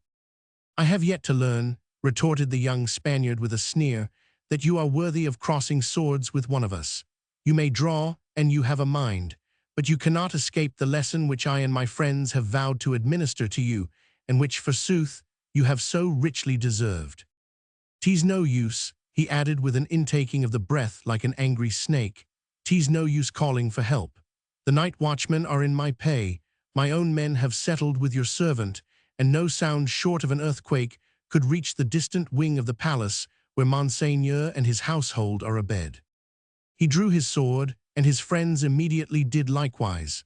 Still they advanced, the solid phalanx of them, and so cunningly that Gilles was kept in the shaft of light whilst they remained under cover of the shadow. "A murder," said Gilles quietly. "A lesson first and foremost," was de Landers' curt reply. "After that we shall see." "What shall we see, monsieur?" riposted Gilles with a mocking laugh. "A Spanish cavalier stooping to assassination." "Who spoke of assassination?" queried one of the gallants. "Why else are you here?" retorted Gilles. "The 6 of you, whilst half a dozen or more of your varlets are overpowering my man outside, after ye have bribed or threatened the watchman into silence. Methinks it looks uncommonly like projected murder." "Whatever it is," broke in de Landers savagely, "it will be a lesson which you are not like to forget. The lesson of how to lay an ignoble trap for an unsuspecting foe. A lesson, indeed, in which the teacher is well versed in infamy. The assignation, the forged signature, the watchman bribed, a dozen of you to attack 2 men, and as you say, the wings of the palace where our host and his servants lie abed, well out of earshot. My compliments, M. de Landers. I have met much knavery in my time, but none, I think, quite so cleverly devised. France, it seems, hath still a great deal to learn from Spain, and—" He had not yet drawn in response to the other's challenge, but stepped back and back until he was almost up against the desk at the far end of the room. Then suddenly, with a movement so swift that his antagonists were taken completely unawares, he skipped behind the desk, and with a push of his strong arms threw it down straight at his assailants, forcing them in their turn to give ground, or the massive piece of furniture would have fallen on the top of them. As it was, it came to the ground with a crash, the noise as it fell being to a certain extent subdued by the thickness of the matting which covered the floor. When de Landers and his friends recovered from the suddenness of this unexpected shock, positions for them were unpleasantly reversed. They were now in full light, a good target for an experienced swordsman, whilst Monsieur le Prince de Froidmont lurked somewhere in the shadow. Fortunately, he was comfortably outnumbered, and his henchmen quite helpless by now. To disarm him and give him the long-promised chastisement was only a question of time. "And I have sworn," cried de Landers spitefully, "to deposit at Madame Jacqueline's feet the mask which still hides his impudent face." Gilles, however, was determined to sell his life or his discomfiture dearly. He had not been slow in consolidating his new position. Losing not 1 second of precious time, he drew the overthrown desk close to him, picked up a couple of chairs that were close by, then reached out for 2 or 3 more, piled these up over and around the desk, and by the time de Landers and his crowd had recovered their bearings and returned to the attack, he was magnificently ensconced behind a barricade of heaped-up furniture, and having drawn his sword, was ready for defense. "Now, messieurs," he said with those same mocking tones which had already exasperated de Landers beyond endurance, See to it that you escape well-merited chastisement, for on my oath, I swear that 'tis I who will deposit 6 masks at Madame Jacqueline's feet, ere I give you a chance of carrying out that nice little murder plot, which was destined to cover 6 stalwart seigneurs with glory." De Landers gave a harsh laugh. "Your ruse will not protect you," he said, "though I confess 'twas well maneuvered. A moi, friends, 'twill not be the first time that you have aided me in extirpating noisome vermin from its hidden burrow. You Labroy and Dupret hold the right, Hurler and Marege the left, de Borel, you and I wherever we are needed, and en avant. At him, friends, no barricade on earth nor protecting darkness shall save him from the punishment which he hath so richly deserved. At him, and unmask the rogue, so that I can at last smite the impudent spy in the face." De Borel, young, impetuous, a fiery nincompoop, easily led by the nose by his more brilliant friend, was not slow in following the lead given him.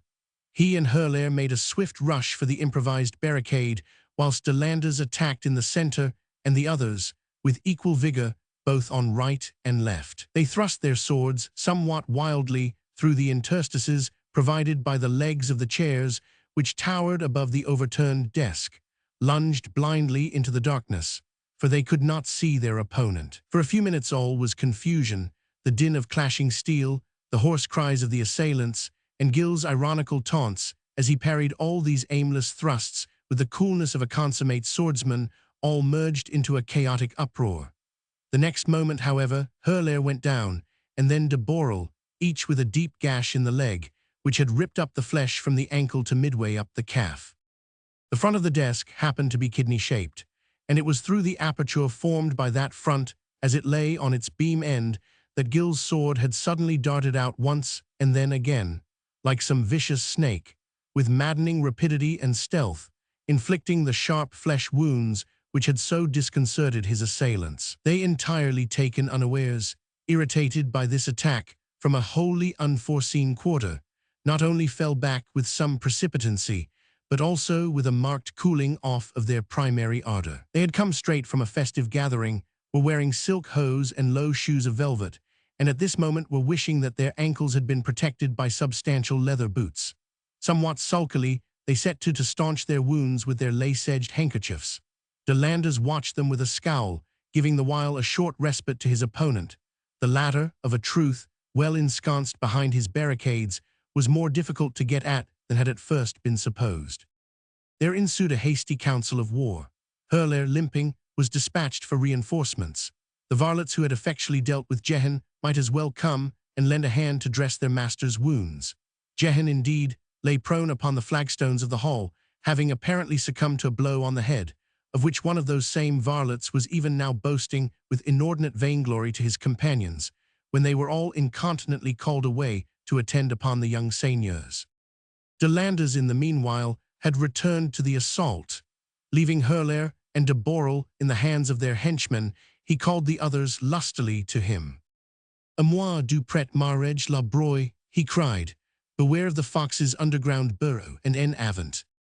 He had espied the small coffer, seized it by one of its handles, and dragged it across the floor. Aided by Marege, they succeeded in placing it in position so as to block the aperture below the barricade. Now there was no longer any danger from that quarter. The enemy was getting foiled at every turn, and with renewed valor they once more rushed to the assault. Gilles now was on his feet, ensconced in the angle of the wall, so as to allow his sword arm full play, and indeed, in his skillful hands, the magnificent Toledo blade seemed like a living, breathing thing, a tongue of steel which darted in and out of the improvised barricade, forward, to right, to left. Parry en garde, thrust, lunge, out of the darkness, now and then only catching a glint of light upon its smooth surface, when it would flash and gleam like a streak of vivid lightning, to subside again, retire, disappear into the gloom, only to dart out again more menacing, more invincible than before. And every time that this tongue of living flame shot out of the darkness, it left its searing trail behind.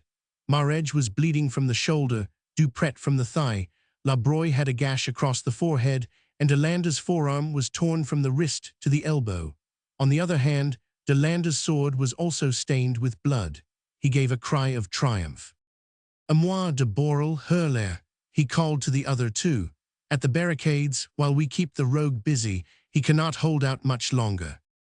And indeed, the combat was far too unequal to last. 1 man against 6, and his only ally was the darkness. That too was failing him, for his assailants' eyes were becoming accustomed to the gloom. They were able to descry him more easily than before, and there was not a mean swordsman amongst them either. Even now, under cover of a vigorous onslaught made by de Landers and his 3 seconds, de Borel and Hurler, their wounds temporarily dressed, rushed for the barricade and dragged first one chair and then the other away, and finally succeeded in throwing the 2 others right into Gilles' legs, thus hampering the freedom of his movements. True that during this rapidly executed maneuver, de Borel received a gash across the cheek and Hurler a thrust in the arm, but the solitary fighter's position had been rendered decidedly more precarious. "Throw up your hands, you fool," exclaimed de Landers with grudging admiration at his opponent's swordsmanship. "Unmask and go your way, and we will call quits over this affair." Gilles' only reply to the taunt was an ironical laugh. The chairs encumbered his legs, but his sword arm was free, and he had once been counted the finest swordsman in France. Attack and parry again, thrust and end guard, 6 blades menaced him, and he, ensconced in the dark angle, kept the 6 of them at bay. Now Dupret's sword, with a vigorous blow, was knocked clean out of his hand. Anon Marrage's blade was broken in too close to the hilt.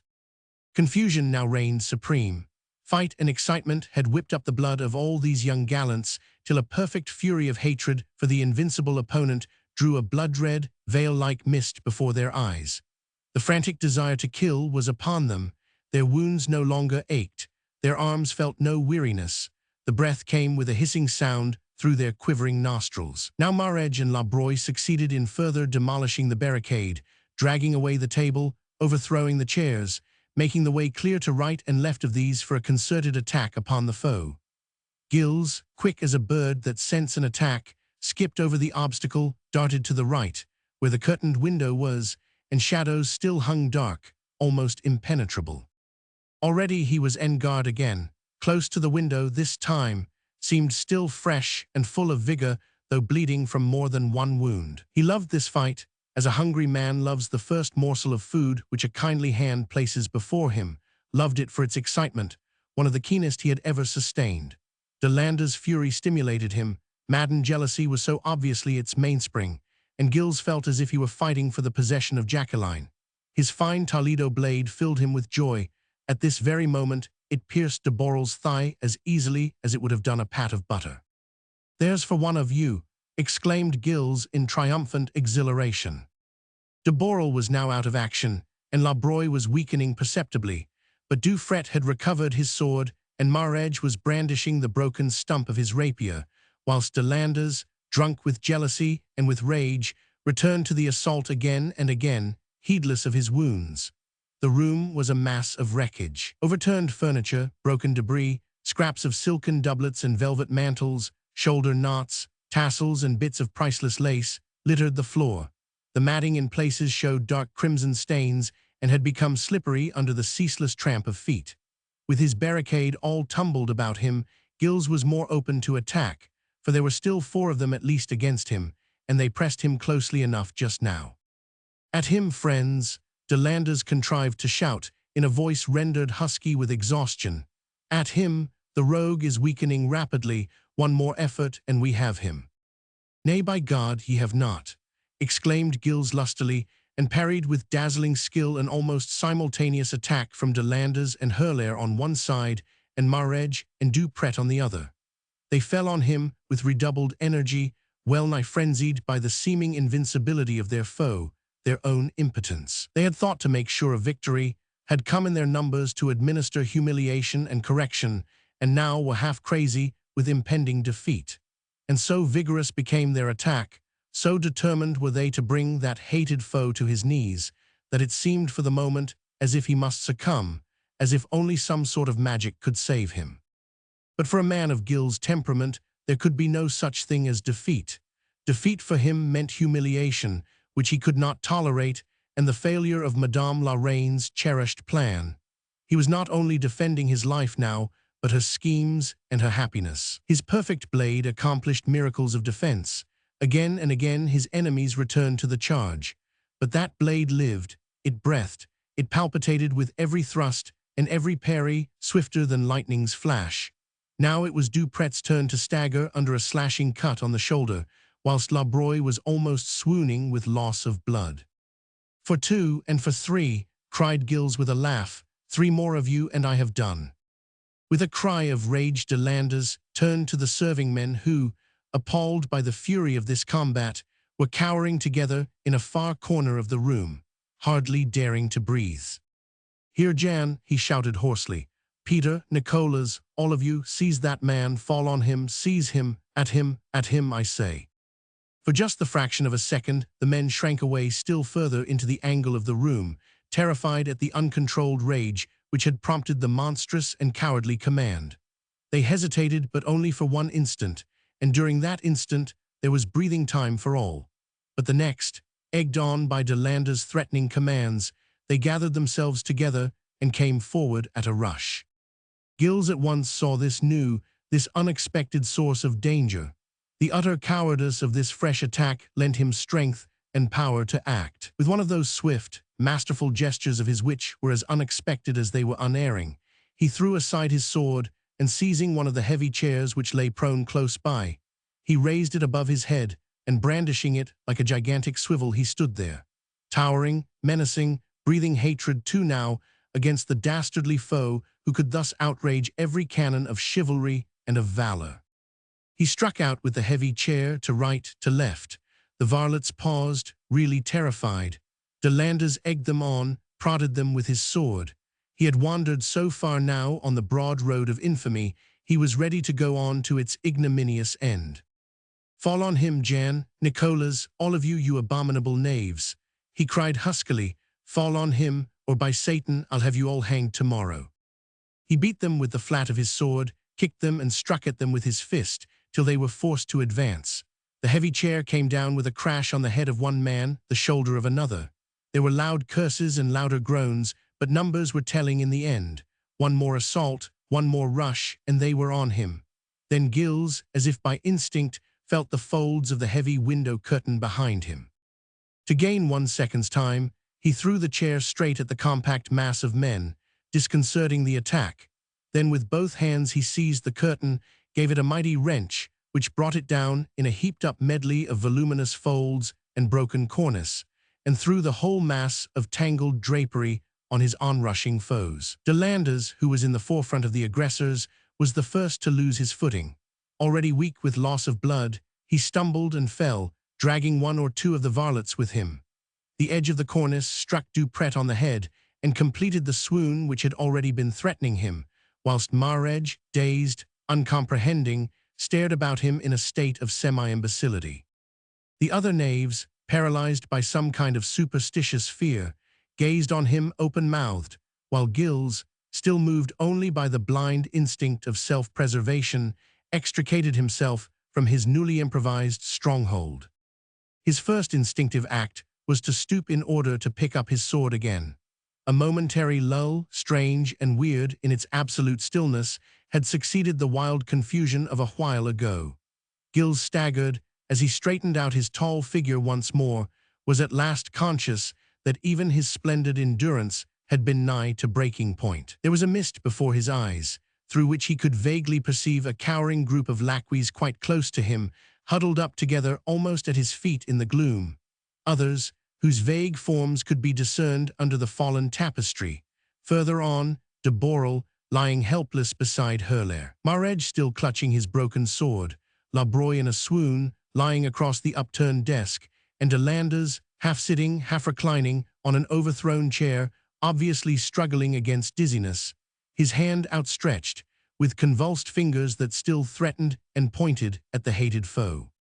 For the moment Gilles could not move. The mask on his face scorched his brow and cheeks as if it had been made of hot iron, and yet, though he longed to tear it off, his arm, from sheer exhaustion, refused him service. He longed to get out of that door to find Jehan, but his limbs felt as if they were weighted with lead.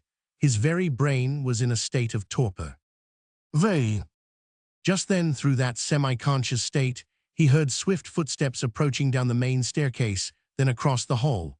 The serving men, almost blind with terror, heard them too, crouched yet closer together in the gloom. They dragged themselves along the floor, nearer to Gilles, as if for protection. Experience had taught the poor wretches that, whatever else happened, they would be made to suffer for all that had occurred. True, they deserved all that they would get, for they too had played an ignoble part, but whatever else happened, there would be floggings or worse for them. Their employers were too weak now to protect them even if they would. Le Marquis, enraged at defeat, would perhaps be the first to give his men away. So they gathered round Gilles now, round the man whom they had helped almost to murder. They clung to him in their sheer, unreasoning cowardice, the instinct to get behind something that was still stalwart and strong. They crawled away into the shadow, out of sight of Monseigneur's serving men if these should come, of the night watchman, or of the palace guard if they appeared upon the scene. Thus Gilles, when he tried to move towards the door, could not do so because of that cringing mass of humanity that clung, terror-stricken, round his legs.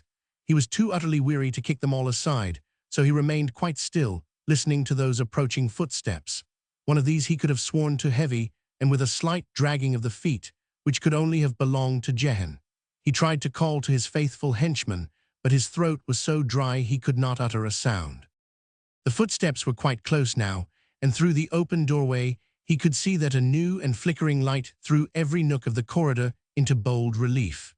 A torchbearer was coming along, other lighter footsteps followed, and anon it seemed as if a woman's satin skirts swept the marble floor with its melodious frou-frou. Gilles now was in a trance-like state on the borders of unconsciousness, a state wherein the body's utter exhaustion seems to render the mental perceptions abnormally acute. He could only stand and gaze at the open doorway, but he knew that in a very few seconds she would appear. He knew that it was she who was coming, she and Jehan. Old Jehan had found her and brought her along, and now that he, Gilles, was weary and sick, she would minister to him and tend him as she had done that night, long ago, in what still seemed to him so like a dream. The next moment, the second half of the folding door was flung open, and a torch, held aloft by a serving man, threw a flood of light into the room. Immediately afterwards, under the lintel of the door, Jacqueline appeared, just as Gilles had expected her to do, like a vision of the angel of peace, in her shimmering white satin gown, with the pearls round her neck and her crown of golden hair. She had no mask on, and even through the veil which seemed to hang before Gilles' eyes, he could see that tantalizing little brown mole which gave such exquisite, roguish charm to her face and made of the angel vision a living, perfect piece of adorable womanhood. Jacqueline de Broyart was not the sort of woman who would faint at sight of blood. Her country had suffered too much and too long for her to have remained ignorant and detached from all the horrors which perpetual warfare against tyranny and intolerance had sowed broadcast upon the land. She had ministered to the sick and tended the wounded ever since her baby hands had been strong enough to apply a bandage. But at sight of this disordered room, of the ghastly faces of these men, ghastly above their blood-stained masks, of de Landa's weird, convulsive gesture, of Marguerite's attitude of vacant imbecility, of all the litter of stained floor and soiled bits of finery, she recoiled with an involuntary cry of horror. The recoil, however, was only momentary. The next, she had come forward quickly, a cry of pity this time upon her lips. Her first thought was for de Landa's, the friend, the playmate, the lover. She hurried to him, hardly looked on Gilles, who could not move or call, who tried not to stagger or to fall headlong at her feet. Now Jacqueline had her arms round her lover, his head rested against her shoulder, soiling the white satin of her gown with ugly crimson stains. But that she did not heed. She could not conjecture what had happened. That stuttering, stammering creature, himself half dazed and bruised, had found his way to Monseigneur's living room, had in incoherent language implored her to come. Monseigneur happened to be absent from the room at the moment, had gone to give orders to one of his servants. Jacqueline was alone, sitting by the hearth waiting for him when the creature came. She knew him for the henchman of the Prince de Froidmont, the man who had fought so valiantly to defend his master a while ago in the banqueting hall. She could see that he was hurt and in grave distress, and gathered from his confused stammer that something awful was happening somewhere in the palace. She followed him without any hesitation, and now through that medley of hideous sights which confronted her in this room, the most vivid thing that struck her gaze was Delander's convulsive gesture, pointing at Gilles. Already, with a few quick words, she had dispatched the torchbearer for assistance. "Go, Anselm," she said, "and rouse Nicole and 2 of my women. Tell them some gentlemen are hurt, and that I order them to come hither at once, and to bring all that is necessary for the dressing of wounds. And stay," she added in a tone of peremptory command, "not a word to Monseigneur or to his men, you understand." The man nodded in quick comprehension, fixed the torch into the wall bracket, and went. As soon as he had gone, Jacqueline turned back to Delanders, pillowed his aching head upon her bosom, and held his poor, trembling hand in her strong, warm grasp. Then only did she turn to look on Gilles. He appeared unhurt, or nearly so. True, his doublet was stained, he might have received a scratch, and he bore about his person that unmistakable air of a fighting man who has been in the thick of a fight. But amongst these other fallen and fainting men he alone was standing, and standing firmly on his feet. And he had a group of men around him, all of whom were quite obviously unhurt. They looked like his henchmen, for they crowded close behind him, looking up to him as to their master. So whatever had happened, and Jacqueline gave an involuntary shudder at the thoughts and conjectures which were crowding into her brain, whatever else had happened, the stranger had had plenty of minions and varlets with him to defend him, even if he had been set upon by Delanders and his friends. It were easy to blame Jacqueline for the utterly false interpretation which she had put on what she saw, but Delanders was the friend, the playmate, and yes, the lover, whilst Gilles was only a stranger and an adventurer at best. Strangers were both feared and hated these days in this unfortunate, stricken country that was tyrannized over and cowed by conquerors of alien blood. And though Jacqueline was shrewd enough to suspect Delanders and his companions of the treachery which they had indeed committed, yet in her mind she half excused him on the plea that the Prince de Froidmont had been unchivalrous and timid enough to have his person guarded by a gang of paid varlets. Thus it was that the look which she threw on Gilles was both contemptuous and unpitying. "I pray you, monsieur," she said coldly, "to leave my guardian's house, ere I call to him to demand of you an explanation which I imagine you are not prepared to give."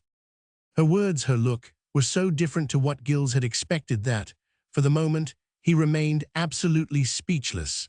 He certainly had not his wits entirely about him, or he would not, after that one moment of silence, have burst into a harsh and prolonged laugh.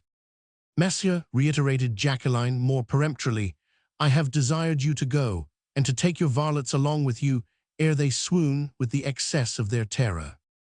"Your varlets?" Gilles laughed more loudly than before. Indeed, he felt that he could no longer stop himself from laughing now until he dropped down dead on the floor.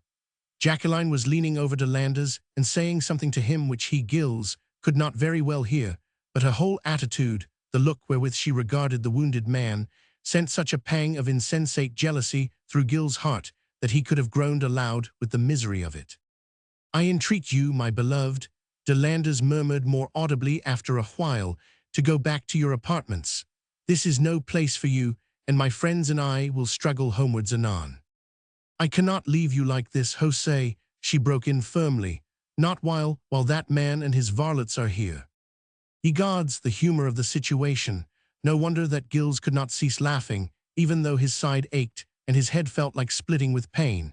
But he obeyed her commands, peremptorily ordered the cowering group of knaves to go, and they, thankful to escape, rushed helter-skelter for the door.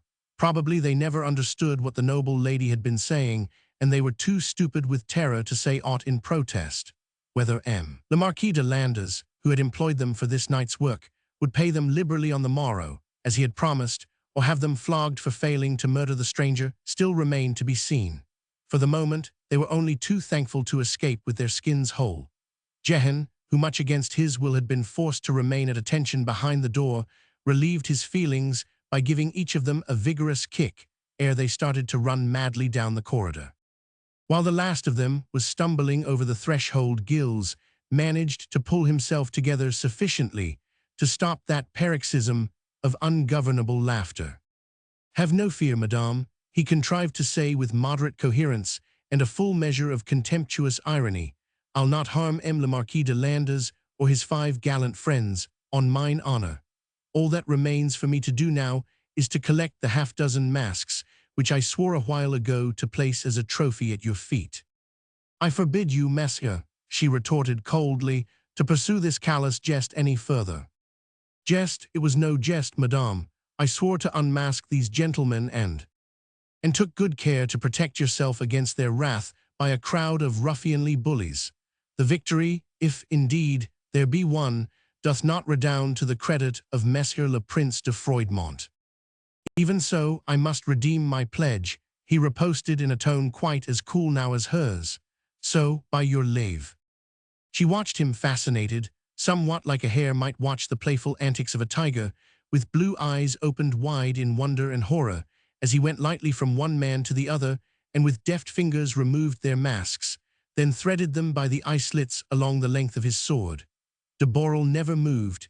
He was quite unconscious, and La Broye only groaned and tried to turn away. But both Hurler and Dupret struggled in feeble self-defense, and Marguerite, still clutching his broken rapier, made futile efforts to lunge at Gilles. But they too were faint from exhaustion and loss of blood, and Gilles, who had himself well in hand, had strength enough for his self-imposed task.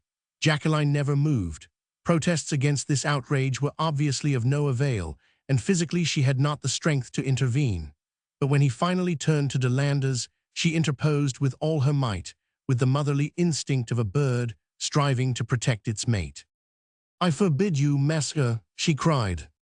But even before the words were out of her mouth, de Landres, with a hoarse cry of pent-up rage, had struggled to his feet. With convulsed hands he fell heavily on Gilles, gripping him by the throat.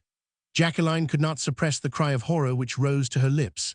These 2 wounded men, one of them in the last stages of exhaustion, fighting and tearing, at grips with one another, like beasts convulsed in a desperate struggle for life.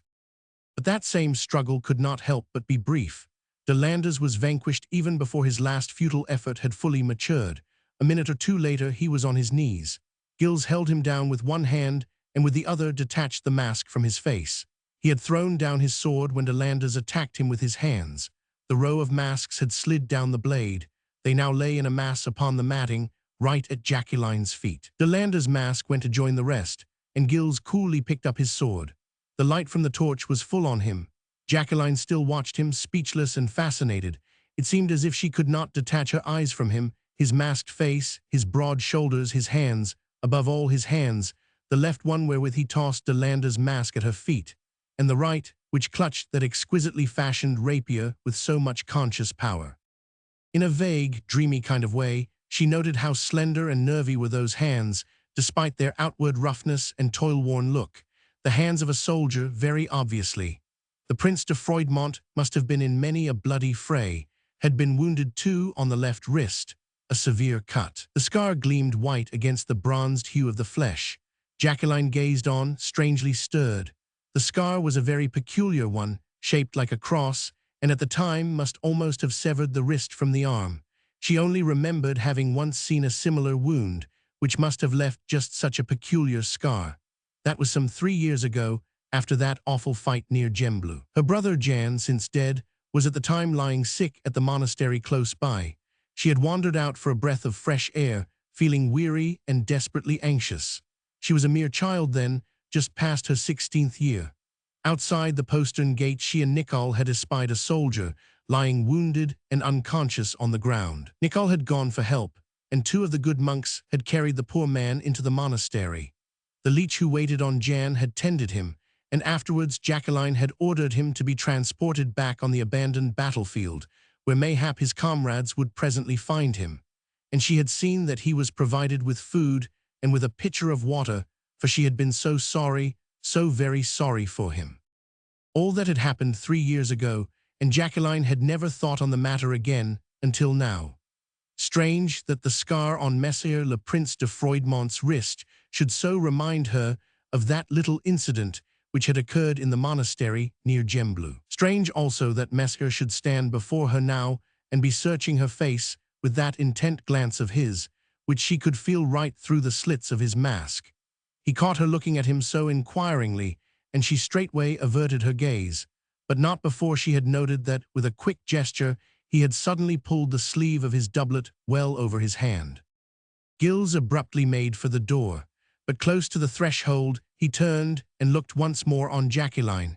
He could no longer see her face now, for she was stooping to Delander's, supporting him with her strong young arms. She had given one glance at the half-dozen masks which lay there on the floor where he had thrown them down. One or two were stained, others torn. She gave a shudder of horror and buried her face on Delander's shoulder. Gilles could see that at sight of those things she had at last given way to tears, and that convulsive sobs were shaking her lovely shoulders. He felt a miserable brute, a callous ruffian who, for the sake of despicable vainglory, had done just the last thing that broke down this valiant woman's magnificent fortitude.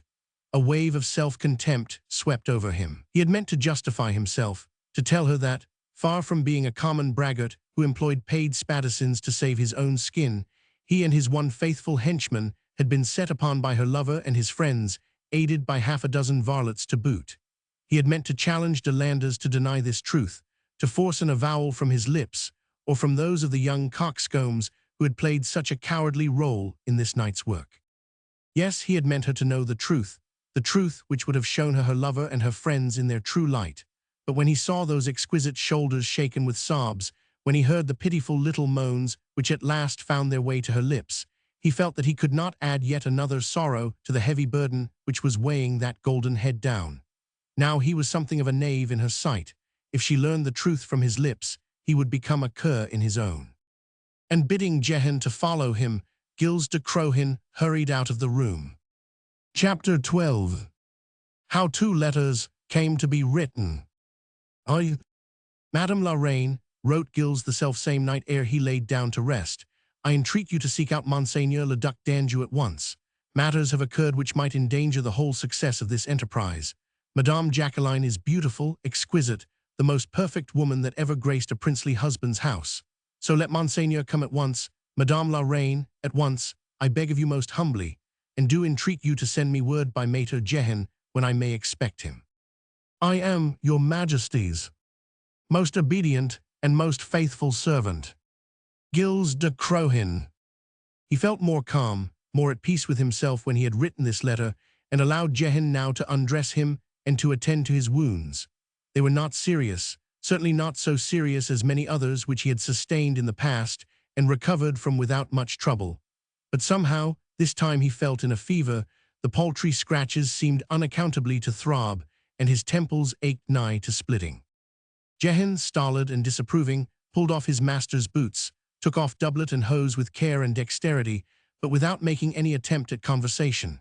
What went on behind his low, square forehead could easily be conjectured, a towering rage against his own halting speech, which had prevented his proclaiming the truth before Madame Jacqueline, warred with a certain vague terror that Messer was angered with him for having brought Madame upon the scene.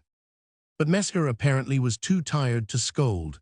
With unusual meekness, he allowed Jehan to wash and dress that cut he had in the shoulder and the one which had penetrated the fleshy part of his thigh.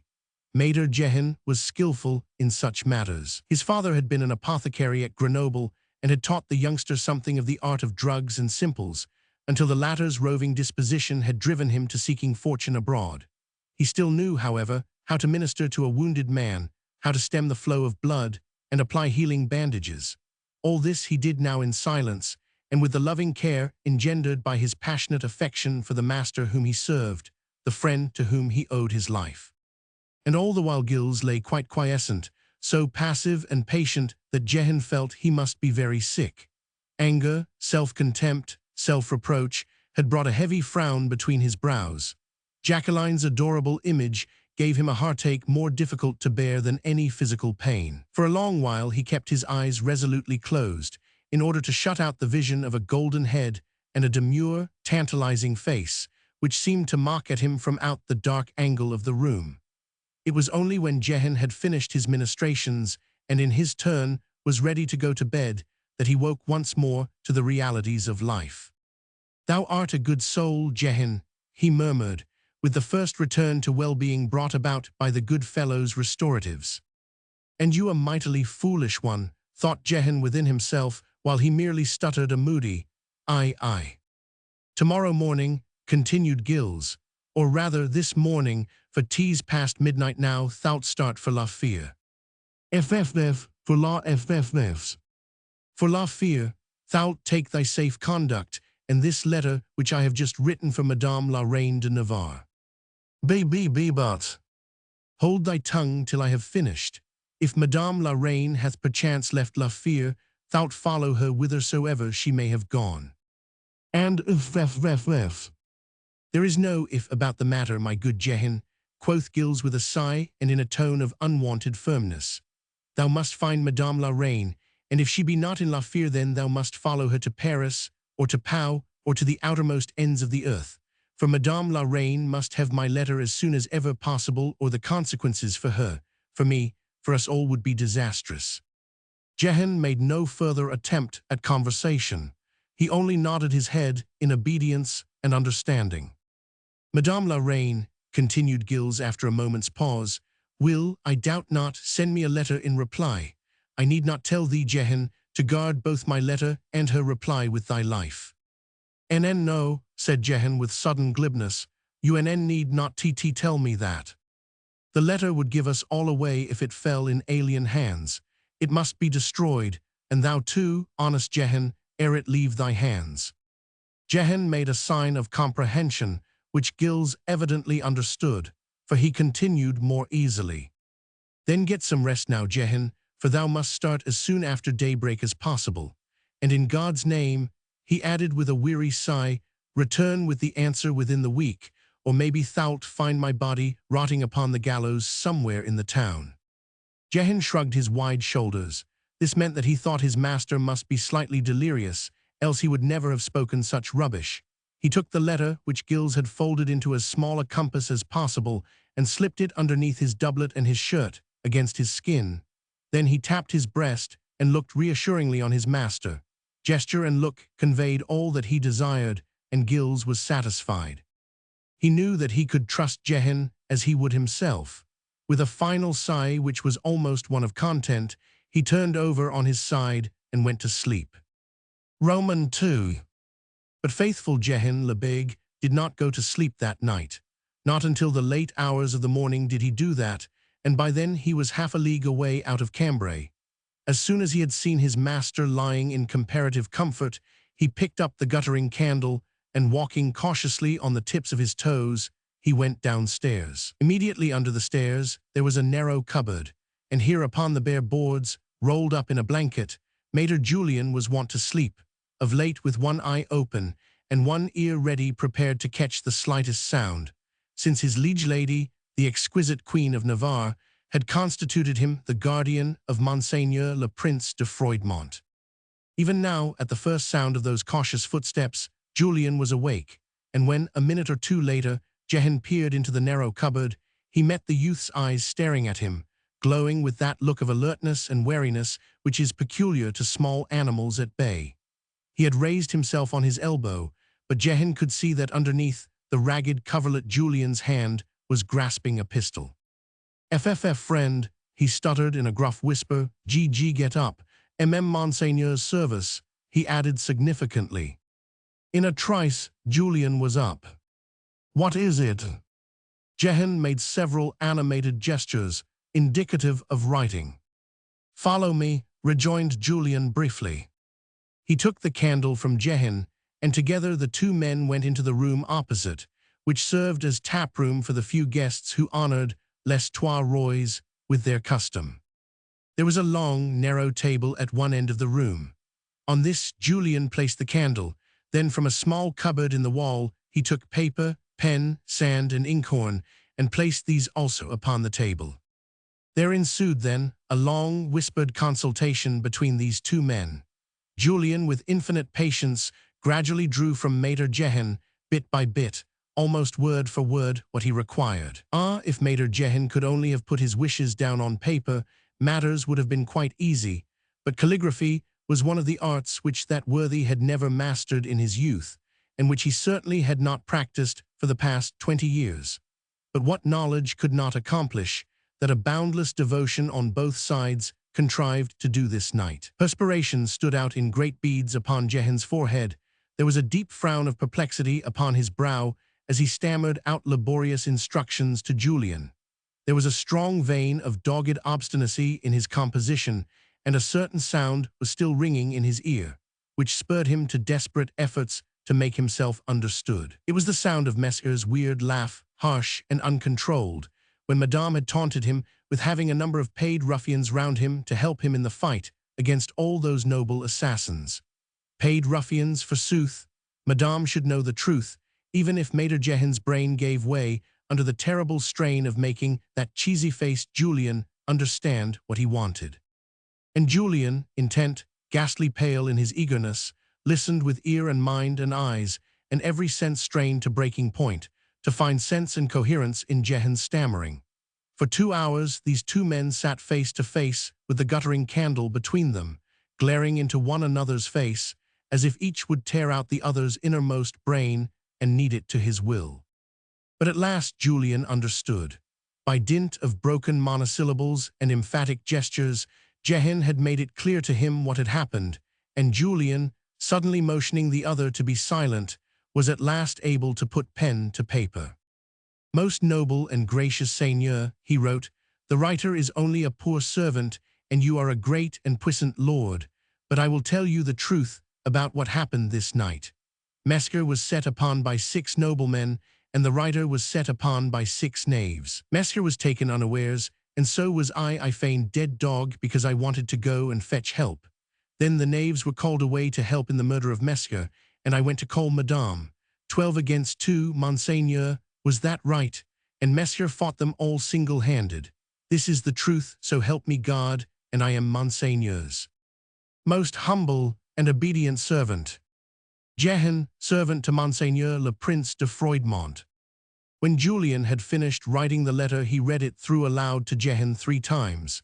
Then, when the latter expressed himself completely satisfied with it, he folded it, and Jehan slipped it inside his doublet, beside the one which Mesmer had given him. After which he took up the candle again and bade Maître Julian good night. He did not thank Julian, because he knew quite well that what the latter had done had given him infinite happiness to do. Every gesture, every look in the young man's face had proclaimed that happiness. In serving Monseigneur le Prince de Froidmont, he had indirectly served the goddess whom he worshipped from afar. His pale face still irradiated with joy, he went back to his poor, hard bed to dream that she was smiling on him for his devotion to her wishes. And Jehan went straightway to his master's room. Roman 3. The pale rays of a wintry moon came creeping in through the narrow casement window. A lovely night had succeeded the drenching rain of a while ago. Mesmer lay quite still upon his bed, but when Jehan crept close up to him, he saw that his eyes were wide open. "What's the matter, Jehan?" Gilles asked, when he saw his faithful henchman standing before him, booted and fully dressed. "I can't SL sleep," replied Jehan unblushingly. "C'est so I'll go now." "At once." Jehan nodded. "Can you get your horse at this hour?" Jehan nodded again. "You have your safe conduct, the letter." More vigorous nods from Jehan. "Take what money you want from there." And Gilles, with a jerk of the head, indicated the valise which contained his effects. Jehan knelt on the floor beside the valise and turned over his master's belongings. He took a small purse containing some gold, which he slipped into the pocket of his breeches. Then he selected a fresh doublet, hose and mantle for Mesmer to wear, and carefully folded and put away the tattered garments which had suffered so much damage during the fight. Oh, Maître Jehan was a tidy valet when he gave his mind to such trivial matters, and just now his mind was sorely exercised over Mesmer's future plight when he would be deprived of the services of so efficient a henchman. Mesmer watched all his doings with much amusement. "'Tis not the first time that I shall be servantless, my good man," he said lightly, "and of a truth I have been too much pampered in that way of late. I still know how to dress myself and how to clean my boots. Aye," he added, catching Jehan's look of reproach, "and how to tend to these silly scratches which the very unskilful blades of M. de Landers and his friends did inflict upon my body." With a gesture of genuine affection, he put out his hand, and good old Jehan took it in both his rough brown ones. When Gilles withdrew his hand again, he noticed that there was a warm, wet spot upon it, whilst Jehan turned away very quickly, wiping his nose with the sleeve of his doublet. But not another word was spoken by either of these two men, master and servant, friends and comrades, who understood one another to the last secret thought and the innermost heartbeat. A moment or two later, Jehan had blown out the candle and was gone, and Gilles, lying on the narrow palus, wide awake, listened while he could hear his faithful servant's heavy footstep stumping along the corridor and down the stairs. The wintry moon shed a weird, cold light into the narrow room. Upon his valise, the elegant doublet which Jehan had so carefully laid out, the bottle of sedative, the fresh bandages, the pots of salve laid close to his hands. A heavy sigh rose involuntarily to his lips. Life appeared very difficult and very complicated just then. It had been so extraordinarily simple before, fighting for the most part, starving often, no cares, no worries, no thought for the morrow. Then the axe finally laid to the root of life, somewhere on a battlefield, when destiny had worked her will with the soldier of fortune. But now, and there was faithful Jehan, dragged too, and innocently, into this adventure, involved in an episode which might find the gallows for its conclusion. Gilles, listening, could hear his henchman's raucous stutter, rousing the echoes of the squalid little hostelry. Anon there was much scuffling and shuffling, doors opening and shutting, calls from Jehan and calls from Julian. Then for a while only distant and confused sounds of people stirring. 10 minutes or a quarter of an hour later, the tramp of a horse's hoofs upon the cobblestones, more calls and some shouting, a good deal of clatter, the final banging of a heavy door, then nothing more. And Gilles turned over, trying to get to sleep. In his hand he held, tightly clutched, a small, white, sweet-scented rag, a tiny ball of damp cambric, and ever and anon he raised that ball to his lips, or to his eyes, but he could not get to sleep. Chapter 13. How Madame Jacqueline was gravely puzzled. Old Nicole and the women had known how to hold their tongues, so had Madame Jacqueline's torchbearer. Indiscretion these days, where the affairs of noble gentlemen were concerned, was apt to bring terrible reprisals in its train. And above all, le Marquis de Landes was not a gentleman to be trifled with. If he desired secrecy, secrecy he would have, and woe betide the unfortunates who had not known how to hold their tongue. Nicole, aided by Maria and Bertine, two of Madame's most trustworthy serving maids, had done their best to tend the wounds of the noble seigneurs, while the torchbearer was dispatched to their respective houses to summon immediate assistance. Mescar de Borel was wealthy, owned horses, and had an army of servants. The Comte du Pret lived in a fine palace on the Place Verte, and the Seigneur de Marege in the Rue Saint-Georges. It was all done very quickly and very discreetly. Monseigneur, the governor, was never meant to know what had occurred in his palace that night. Servants came and went on tiptoe. The night watchman had anyhow been bribed to secrecy. Martin et Martin at the town hall had only chimed the 2nd hour of the morning, and already the 6 young gallants had been conveyed back to their homes. The boudoir was locked up, and the key given in charge of the night watchman, who would see that order there was once more restored. Jacqueline never deserted her self-appointed post until she was satisfied that the last vestige of that awful scuffle had been effectually obliterated. She helped Nicole and her women to dress the wounds of the young seigneurs. She remained by de Landes' side until she saw him safely in the stalwart arms of his own henchmen. It was amazing how a girl, so young and so inexperienced, was able to give directions and to keep her head through this amazingly trying time. She had broken down once, when Gilles had thrown the masks at her feet, but directly he had gone she recovered herself, and from that moment everything was done at her command. Nicole and the women, who were on the verge of losing their heads, of screaming and falling into a panic, were soon restored to order and efficiency by Madame's coolness and by her courage. Jacqueline never flinched, nor did she ask any questions. She was affectionate with de Landes and gentle to all, but evidently her one care was to keep this miserable affair a secret from her guardian. Roman 2. On the other hand, I for one am not going to say that Gilles de Crohin was not a sick man on the following morning, when he managed to crawl out of bed and to dress himself, inwardly cursing the absence of his faithful Gehin. He made light of scratches, but he had no fewer than 5 about his body, and the flesh wound in his thigh was exceedingly unpleasant.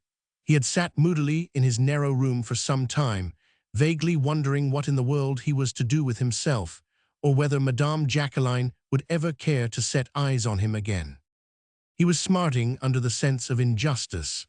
What right had she to look on him as a braggart who would pay a set of knaves to help him in his quarrels? The feeling of insensate jealousy which was gnawing at his heart was still more unpleasant to bear. He almost understood Delander's hatred of himself after the episode in the banqueting hall, for he, Gilles, was at this moment experiencing just that same torturing jealousy, which had caused Delanders to outrage every canon of chivalry and honor for the sake of getting even with an execrated rival. In fact, neither his mental nor his physical condition was in an enviable state when a runner arrived that morning at Les Trois Rois, and asked for leave to speak with Messer Gilles de Crohin, equerry to Monseigneur le Prince de Froidmont. Gilles, a little bewildered by this unexpected occurrence, met the runner in the tap-room of the hostelry. Somewhat curtly, he told the man that Monseigneur le Prince was sick, and that he, Gilles, was in attendance on his master. But the messenger appeared in no way disconcerted at the rebuff. He seemed to have received instructions that would cover every eventuality. Monseigneur the governor, he said, had heard a rumor that his magnificence was sick. Therefore he begged that Messer de Crohin would forthwith come over to the palace and reassure him as to the condition of his master, Monseigneur le Prince de Froidmont. The runner had long disappeared down the Rue aux Juifs, and Gilles de Crohin was still standing in the middle of the tap-room, clutching his chin with his hand in a state of most unenviable perturbation. A very severe test on his histrionic powers was about to be imposed upon him. Monseigneur's desire, nay, his command, could not be disregarded.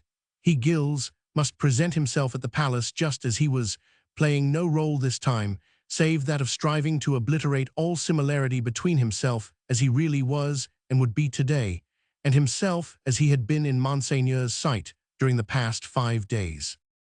No wonder that at the prospect he too, like Gehin last night, felt cold drops of sweat rising to the roots of his hair. I will not say that the thought of seeing Madame Jacqueline again, if he went to the palace, did not in a measure give him courage, but even that courage was only fictitious, because in all probability she would scarce vouchsafe to look on the servant, seeing that her heart was filled with hatred and contempt for the master. Nevertheless, he was at the palace less than an hour later. Monseigneur was very gracious, and apparently not the least suspicious. He only expressed regret that it had not been his good fortune to meet Messer Gilles de Crohin ere this. On the other hand, his apologies for what had occurred the night before inside his own palace were both profuse and humble, almost abject. "I beg you, Monsieur," he said earnestly at the close of the interview, "to assure Monseigneur le Duc d'Anjou that I would give 10 years of my life, and I have not many left to give, to undo the mischief wrought by a few young nincompoops. I can but hope that His Highness will exonerate me from any negligence or want of understanding in the matter." By this time Gilles was mentally quite at his ease. If his thigh was painful, he had nevertheless managed to walk into Monseigneur's presence without a limp, and to all appearances his host was at this hour very far from suspecting the slightest fraud. "His Highness," he said lightly, "will recover from his scratches within the next day or two. The whole matter is unworthy of Monseigneur's anxiety." After which assurance and mutual protestations of esteem and goodwill, Gilles was allowed to take his leave. Roman 3. Being a personage of no consequence, Messer Gilles de Crohin, equerry to Monseigneur le Prince de Froidmont, was not escorted to the gates by an army of ushers. Rather was he allowed to find his way out as best he could. The interview with Monseigneur had taken place in a room on a floor above, and he was walking slowly along one of the wide corridors which, if memory served him, would lead him to the grand staircase. On his right the tall, deep embrasured windows gave on the magnificent park which, with its stately trees still dressed in winter garb, lay bathed in the sunlight of this early spring day. He paused just for a moment, looking over the park at the rich panorama of the city. The window nearest to him was slightly open, and the southwesterly breeze was apparently stirring the heavy curtains in front of it. From somewhere close by there came gently wafted the delicious penetrating fragrance of lilies. Was it a wonder that Gil's thoughts should at once have flown to Jacqueline, and that an uncontrollable ache should suddenly grip his heart? Throughout his long, adventurous life, he had seen so many women, had kissed a few, and loved none. And now fate had placed in his path just the one woman in the whole wide world whom at first sight he had loved with unbounded passion, and who was as far removed from him as was the gold-crowned steeple of St. Jury far away and infinitely more unattainable. For the first time in his life, Gilles had looked into a woman's eyes, felt that they held in their depths a promise of paradise, only to realize that that promise could never be made to him. The scent of the lilies brought with it a murmur of spring, of awakening nature, of twitter of birds, and the man who listened to that murmur, who thrilled at its insistent call, knew that he must forever remain lonely, that the call of springtide for him must forever remain unsatisfied. Standing there alone, he was not ashamed of his emotion, not ashamed that hot tears welled up involuntarily to his eyes. But with a half-impatient gesture and a smile at his own folly, he brushed these with his hand resolutely away. When the mist of tears was cleared from his eyes, he suddenly saw her, his dream, standing before him. She was in the window embrasure, with the flood of sunshine wrapping her like a mantle of gold. On the window sill beside her lay a bunch of white lilies. Her little hand, Gilles thought he had never seen such an exquisite little hand, held back the curtain, behind which she had apparently been sitting. A soft breeze blew in through the half-open window and stirred with its delicate breath the soft tendrils of her ardent hair. Her face against the light was in a tender gray shadow, through which her eyes shone like a peep of azure sky, and on her cheek that tiny mole was provocatively asking for a kiss. The apparition had come upon Gilles so suddenly, the transition from dark melancholy to joy was so abrupt, that he, poor man, weak, sick, unnerved by weariness and constant strain, not only found nothing to say, but he clean forgot all the amenities of social life, which the equerry of a prince of the house of Valois should have had at his fingertips. Jacqueline, too, strangely enough, felt embarrassed for the moment, angry with herself for being tongue-tied. What was there to be confused about?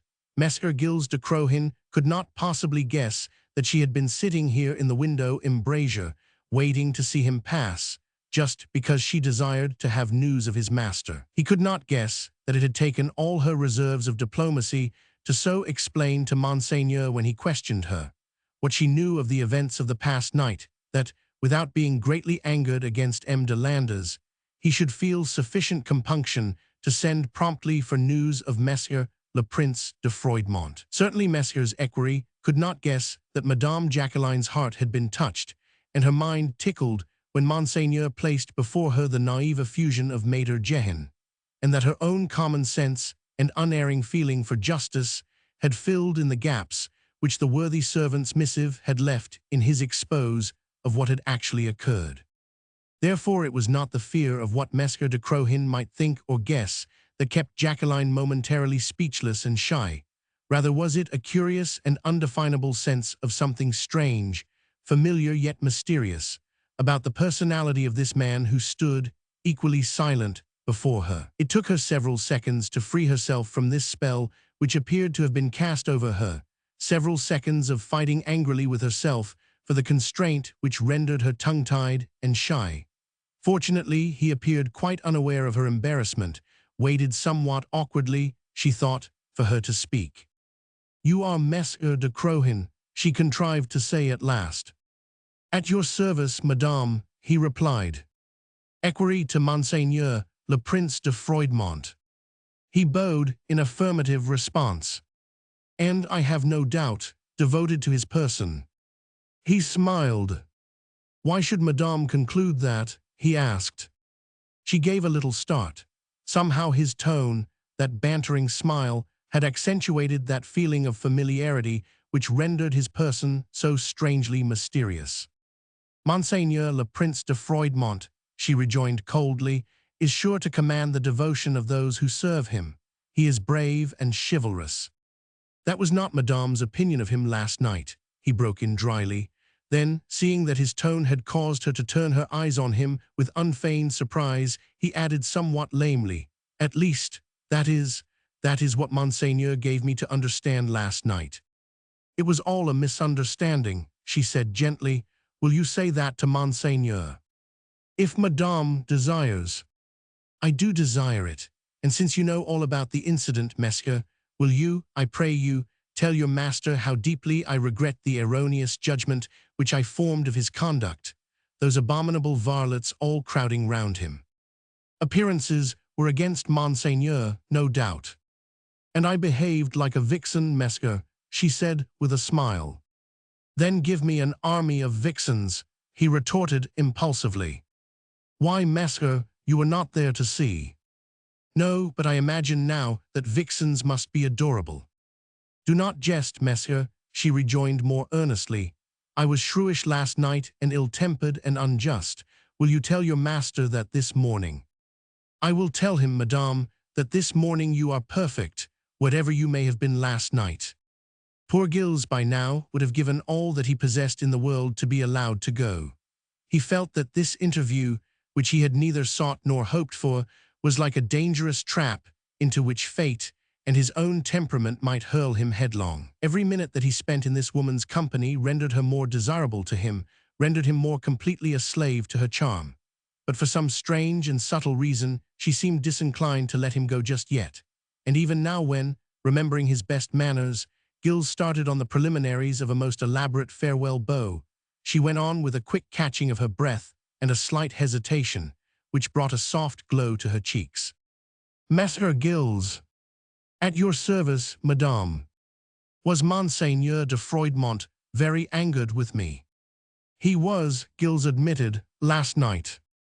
But his anger hath since melted like snow in the spring. Even before you came hither, at the bidding of my guardian." "Even before that, Madame."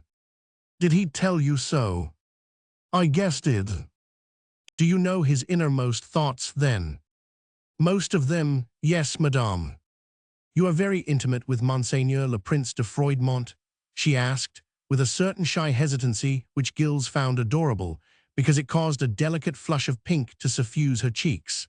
This caused him, in his turn, to be confused and tongue-tied, staring at her with eyes that seemed as if they would devour her loveliness. She had to repeat her question.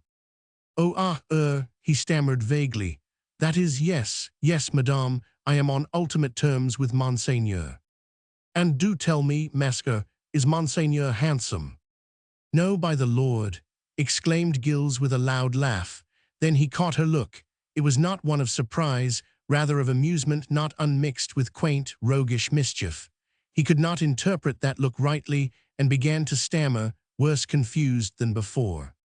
"Madame, that is." "You are no judge of your master's looks, shall we say?" she retorted with an enigmatic little smile. "But you must remember that, though I found Monseigneur of noble bearing, I have no notion how he looks, for I have never seen him without a mask, that is." This time Gilles was quite sure that she was doing her best to suppress a laugh. "Do you think," she said, "that you could persuade His Magnificence to pay his respects to me unmasked?" "Monseigneur will, I feel sure," he rejoined stiffly, "be honored by the command, but—" "But what, Monsieur?" "He is strangely ill-favored, Madame." "Oh, a woman is the best judge of that. Some of the ugliest men have proved most attractive." But Monseigneur is scarred, badly scarred, he." "What matter? There is naught so glorious as scars on a soldier's face. When I was a child I once saw the Duc de Guise, le Balafre. With that great cut across his cheek, he was still the most notable man in a room filled to overflowing with clever, brave, and handsome men. But Madame, Monseigneur is also pockmarked. Yes, that's it, pockmarked, an illness contracted in early childhood, Madame understands." "I do," she replied with a little sigh of sympathy, and looked with those enchanting blue eyes of hers straight on poor Gilles. "I do. It is very sad." "Very sad indeed, Madame." "Scarred and pockmarked. No wonder Monseigneur is shy to show his face. But no matter," she continued gaily. He hath such a lovely voice, and oh, such beautiful hands, slender and full of nerve and power. I always take note of hands, monsieur," she said with well-feigned ingenuousness. "They indicate a man's character almost more than his face. Do you not think so too?" "Ay, madame, that is." Gilles had, quite instinctively, drawn the lace of his sleeve over his left hand, even while madame still looked at him with that tantalizing glance, which had the effect of turning his brain to putty and his knees to pulp. Now she laughed, that merry, rippling laugh of hers, and I do verily assure you that the poor man was on the verge of making a complete fool of himself. Indeed, it were difficult to say whether or no the next second would have witnessed his complete surrender to Jacqueline's magic charm, his total loss of self-control, and the complete downfall of Madame la Reine de Navarre's cherished plan. For poor Gilles had lost consciousness of every other feeling and thought save that of a wild longing to fall on his knees, and to kiss the tiny foot which peeped beneath the hem of that exquisite woman's gown. A wild longing, too, to hold out his arms and to fold her to his breast, to kiss her hair, her eyes, her lips, that tiny mole which had wrought the whole mischief with his soul. For the moment he forgot his past life, his present position, the Duc d'Anjou and Madame la Reine. He had forgotten that he was a penniless adventurer, paid to play an unworthy trick upon this innocent girl, sworn to infamy on pain of greater infamy still. He had forgotten everything save that she was adorable, and that an altogether new and ardent love had taken possession of his soul. Of a truth, it is impossible for a prosy chronicler to state definitely what might have happened then, if Monseigneur the Governor had not chosen that very moment for coming out of his room and walking down the corridor, at one end of which Gilles was, standing spellbound before the living presentment of his dream of long ago. He heard Monseigneur's heavy footstep, pulled himself vigorously together, and with an impatient gesture which was habitual to him, he passed his left hand slowly across his forehead. When he looked on Jacqueline again, she was staring at him with an expression that appeared almost scared and wholly bewildered, and with a strange, puzzled frown upon her smooth forehead. For the space of a second or two, it seemed as if she wanted to say something, then held back the words.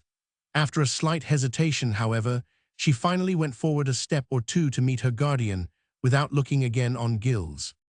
"I was glad," she said quietly to Dinci, "to have had an opportunity of seeing Messer de Crohin and of begging him to offer to Monseigneur le Prince de Froidmont, his master, my sincere regrets for what occurred last night." "Messer has already assured me," rejoined Dinci suavely, "that Monseigneur harbors no resentment against any of us. Is that not so, Messer?" "Indeed it is, Monseigneur," replied Gilles stiffly. "Whatever Monseigneur may have felt last night, I in his name do assure you that, at this hour, the incident of last night hath faded from his memory." He bowed now, ready to take his leave, but Jacqueline was apparently not yet ready to dismiss him. Something had gravely puzzled her, that was clear, and it was that something which seemingly made her loth to let him go. "What think you, Monsieur," she said abruptly, "caused Monseigneur to forget his resentment so quickly?" "A journey, madame," he replied, looking her boldly between the eyes this time, which his thoughts took skywards, astride upon a sunbeam. She smiled. "And did Monseigneur's thoughts wander far on that perilous journey?" "As far as the unknown, madame." "The unknown, where is that?" "There where we sow our dreams." "Where we sow our dreams? You speak in metaphors, Messer. If, as you say, we sow our dreams, what do we reap?" "A perfect being such as you, madame, can only reap joy and happiness." "But you, Messer?" "Oh, I, madame," he replied with a shrug of his broad shoulders. "What can a poor soldier of fortune garner from a crop of dreams save a bunch of memories?"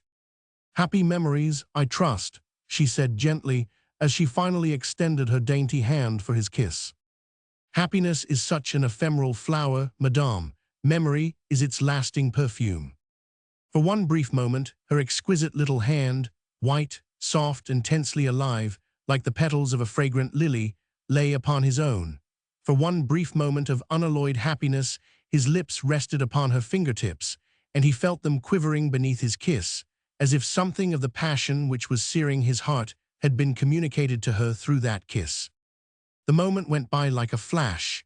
The next, Monsieur le Baron Dinci was already bidding him farewell with many an unctuous word, which Gilles never even heard. He had eyes and ears only for Jacqueline, whom he had seen and loved at first sight, when she had been alternately proud and dignified, demure and arch, reproachful and contemptuous, but before whom he could now bend the knee in adoration when a softened mood filled her eyes with tears and caused her perfect lips to quiver with unexpressed sympathy.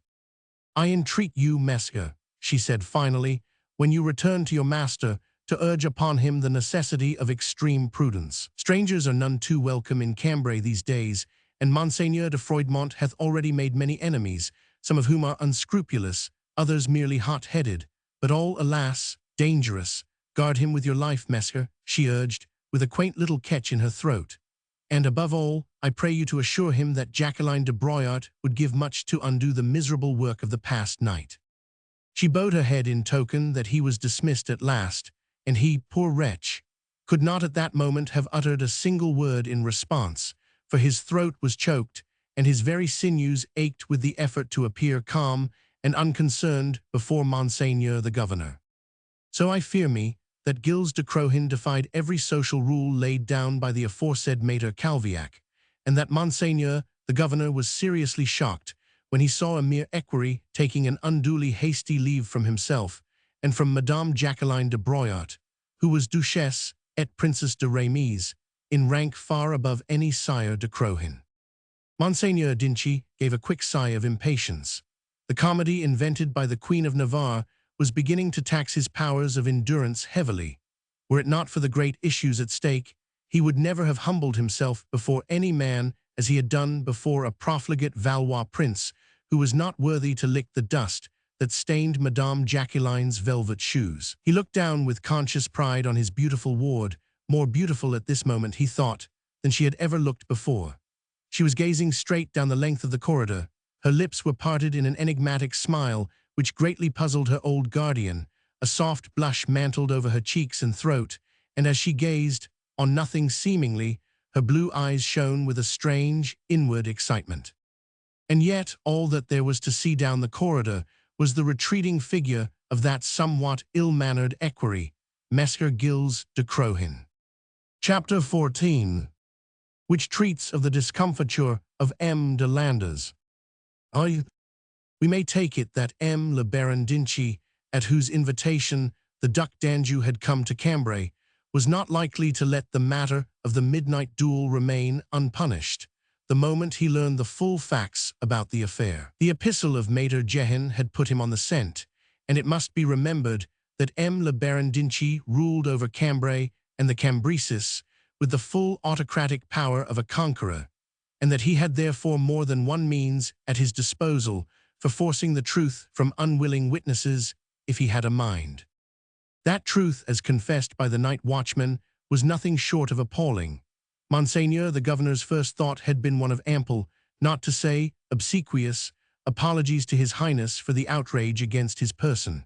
But Monsieur being sick, and etiquette forbidding Monseigneur the Governor's visit to so humble an hostelry as that of Les Trois Rois, M. d'Inchy had bethought himself of Messer Gilles de Crohin, the equerry, had sent for him and begged him to transmit to His Highness all those excuses which he, the Governor, would have wished to offer in person. Fortunately, the equerry had been able to assure Monseigneur that His Highness appeared inclined to look on the affair with leniency, whereupon d'Inchy had seen him depart again, feeling still very wrathful but decidedly easier in his mind. Then he sent for de Landers. De Landers was sick of his wounds, feverish, and in the leech's hands, but the order to present himself before the Governor was so peremptory that he dared not refuse. He knew well that nothing but unbridled anger would cause Monseigneur to issue such an arbitrary order, and that it would neither be wise nor even safe to run counter to his will. So de Landers had his wounds redressed and bandaged. He took the cooling draught which the leech had prepared for him, and then he ordered 4 of his men to carry him on a stretcher to the archiepiscopal palace. But all this show of sickness did not have the effect of softening Monseigneur's mood. He ordered de Landers very curtly to dismiss his stretcher-bearers. Then he motioned him to a seat, himself sat down behind his desk, and fixed searching eyes upon his young kinsman. "I have sent for you, José," he began sternly, "and for you alone, rather than for the whole of your gang, because you have constituted yourself their leader, and they invariably follow you like so many numbskulls in any mischief which you might devise. Mon cousin, stammered de Landers, abashed, despite himself, by Dinty's dictatorial tone. One moment, broke in the latter harshly. Let me tell you at once that explanations and prevarications are useless. I received a hint of what occurred last night primarily from an outside source, but you will understand that a clue once obtained can very easily be followed up. We questioned your varlets, put the night watchmen to the torture.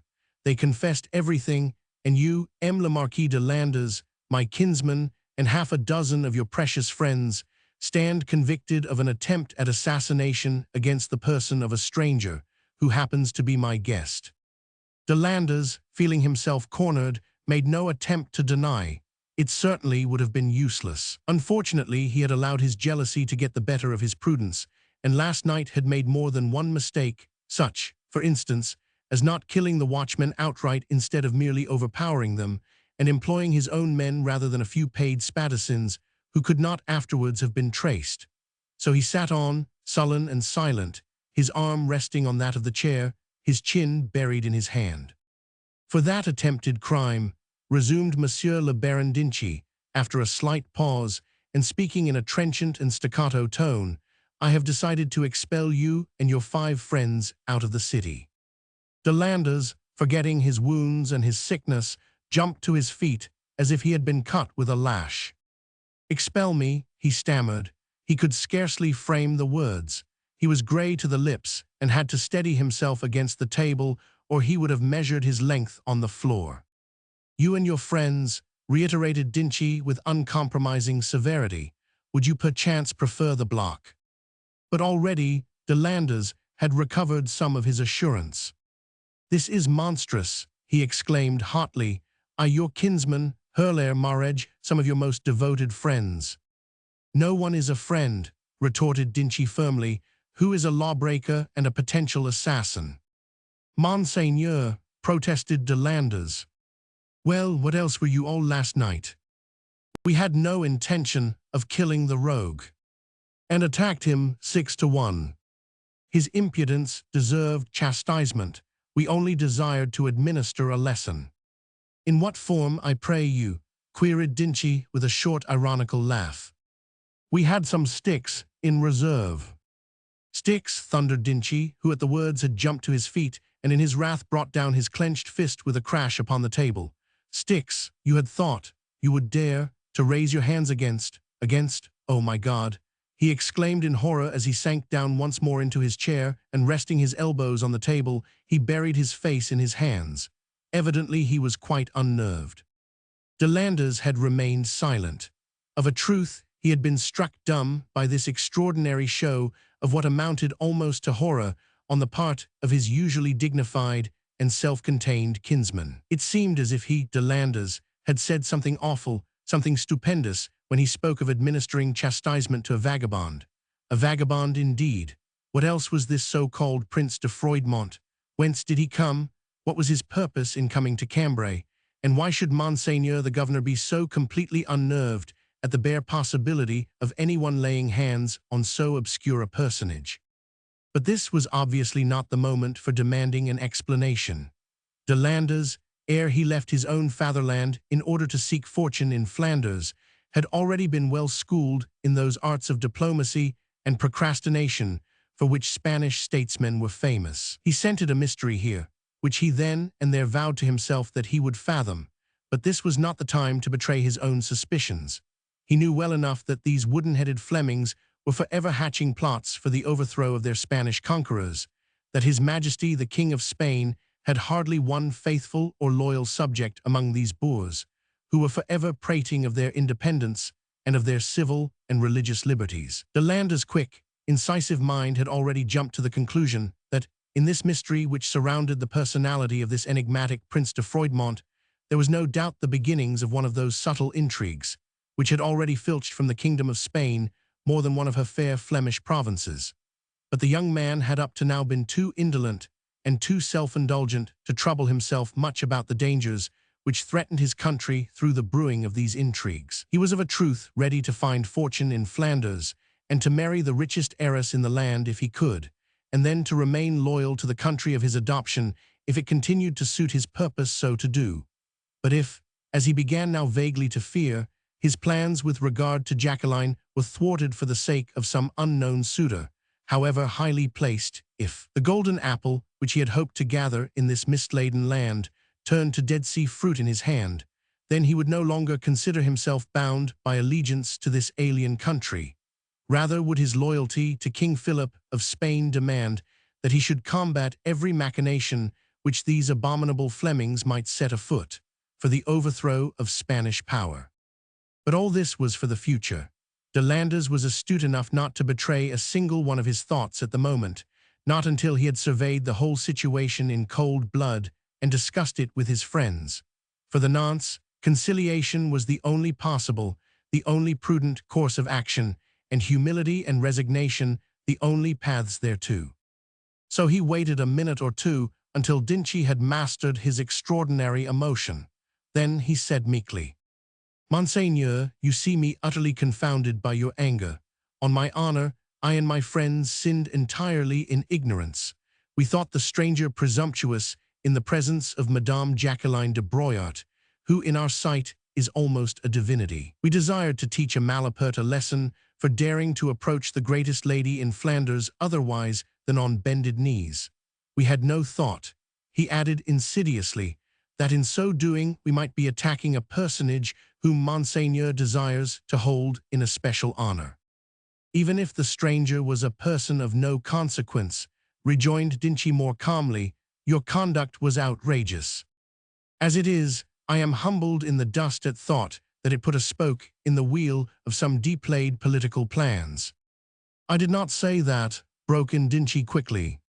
"Oh, Monseigneur," protested De Landres gently, "you deign to belittle mine intelligence.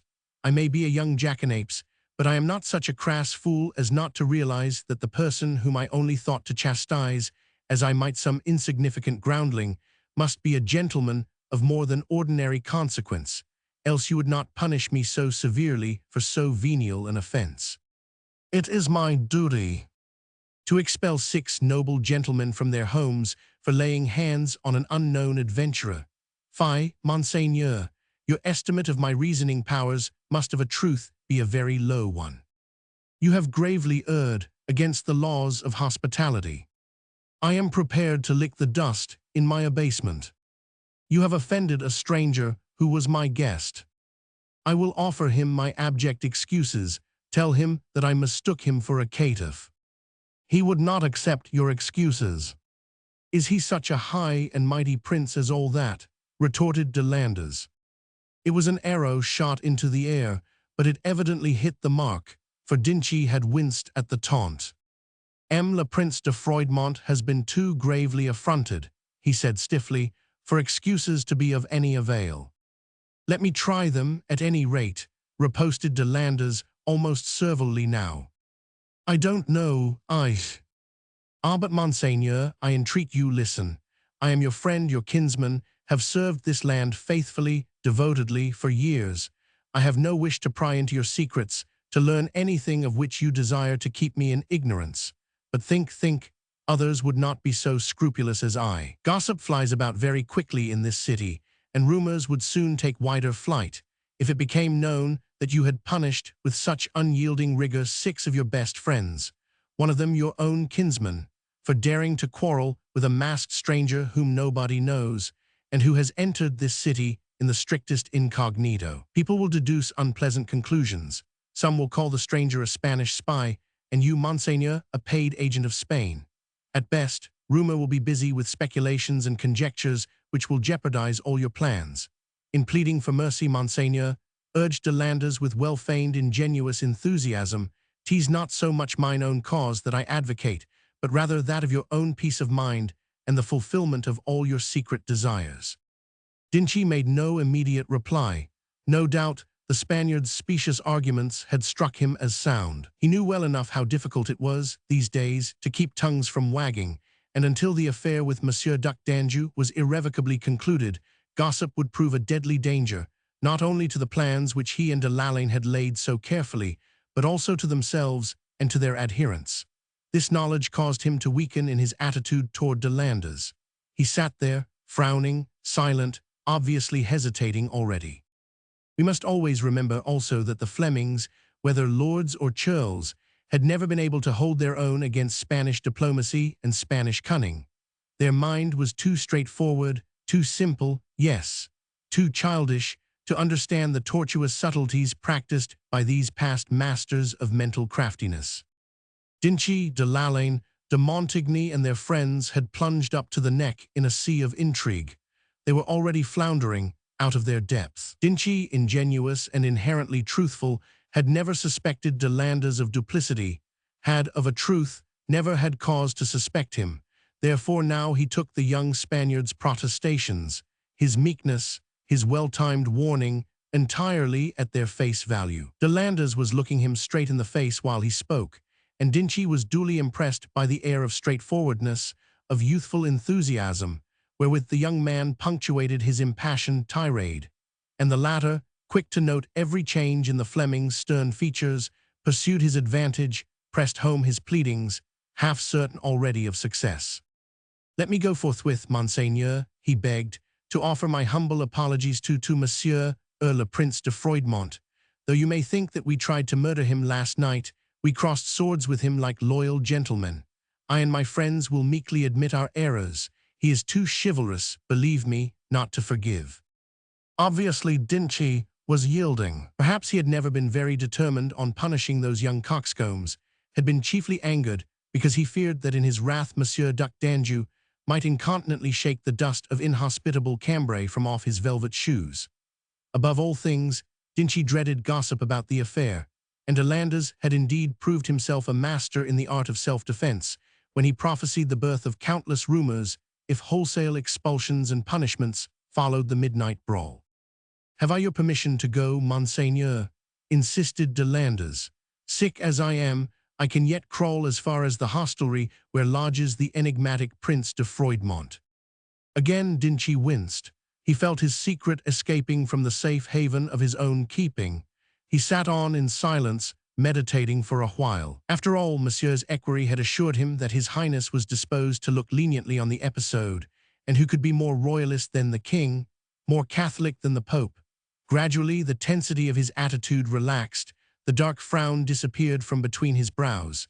He still looked sternly on his young kinsman, but the latter saw that the look was no longer menacing.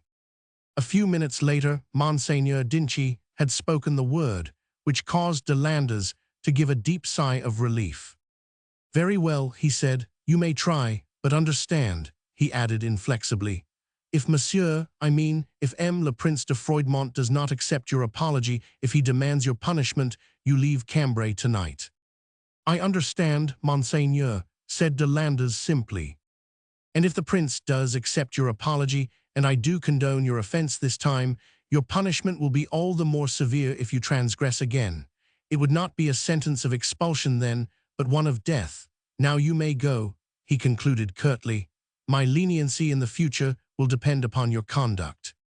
After which he dismissed de Landers with a stiff inclination of the head, and the young Spaniard left the presence of the autocratic governor of Cambray with rage in his heart, and a veritable whirlpool of conjectures, of surmises, and of intrigues seething in his fertile brain. Roman II. But right through the wild medley of hypotheses which ran riot in de Landers' mind, there raged also furious, unbridled wrath, wrath at his own humiliation, his own impotence, hatred against the man who had brought him to this pass, and mad, ungovernable jealousy whenever his thoughts turned to Jacqueline. Somehow it was only instinct, no doubt. He felt that all this pother about the masked stranger centered round the personality of Jacqueline. The first hint which Monseigneur had of last night's affray must of necessity have come from Jacqueline. She alone was there, varlets and wenches did not count. She alone could have a personal interest in putting Monseigneur on the scent. A personal interest. De Landers' frown became dark and savage when first that possibility rose before his mind. He had ordered his servants, very curtly, to go and wait for him in the main entrance hall, for after his interview with the governor, he felt the want of being alone for a few moments, to think over the situation as it so gravely affected him. He was in the same corridor where a couple of hours ago Jacqueline had waylaid and spoken with Messer Gilles de Crohin. On his right was the row of tall windows with their deep embrasures, which gave view upon the park. De Landres felt sick and fatigued, as much from choler and nerve strain as from the effect of his wounds, and he sat down on one of the wide window seats to think matters over. A personal interest. Yes, that was it. Jacqueline, capricious, hot-headed, impulsive, had been attracted by the mysterious personality of the stranger, and for the moment was forgetting the lover of her youth, the man who felt that he had an inalienable claim upon her allegiance. De Landres had heard rumors of a masked minstrel having serenaded Madame beneath her windows. Pierre, his own henchman, had received a broad hint to that effect from Nicole, who was Madame's waiting woman. Was it possible that the masked troubadour and the enigmatic Prince de Froidmont were one and the same person? And was it likely that Jacqueline's romantic fancy had been captured by his wiles? A wild, unreasoning rage gripped at De Landres' heart at the thought. Sheer physical pain caused him to groan aloud. He felt stifled and giddy, and with a rough, impatient gesture, he threw open the casement window and leaned out, in order to inhale the pure, fresh air which rose from the park. As he did so, he caught sight of Jacqueline, who was wandering in and among the bosquets, attended only by one of her maids. She was dressed in a dark gown and had a hood over her head, but even thus garbed she looked adorable, and De Landres muttered an angry oath as he looked down on her, watching her sedate movements, the queenly walk, that quaint air of demureness and dignity which became her so well. He suddenly realized all that the past few days, nay, weeks, had meant in the shaping of his destiny. Monseigneur, the governor's stern decree, had already placed her out of his reach. She was slipping away from him, dragged from his side by her accession to wealth and power, by the political intrigues which centered around her. And she was also slipping away from him through the gradual cooling of her attachment for him. That fact he could no longer disguise from himself. He had succeeded in winning her when she was so young and so inexperienced that she fell readily enough, almost unconsciously, into his arms. He had ensnared her like the skillful fowler succeeds in trapping a fledgling unawares. Since then, so many things had changed. Jacqueline, from an obscure little country wench, almost the handmaid of an adulated brother, had become one of the most important personages in the land.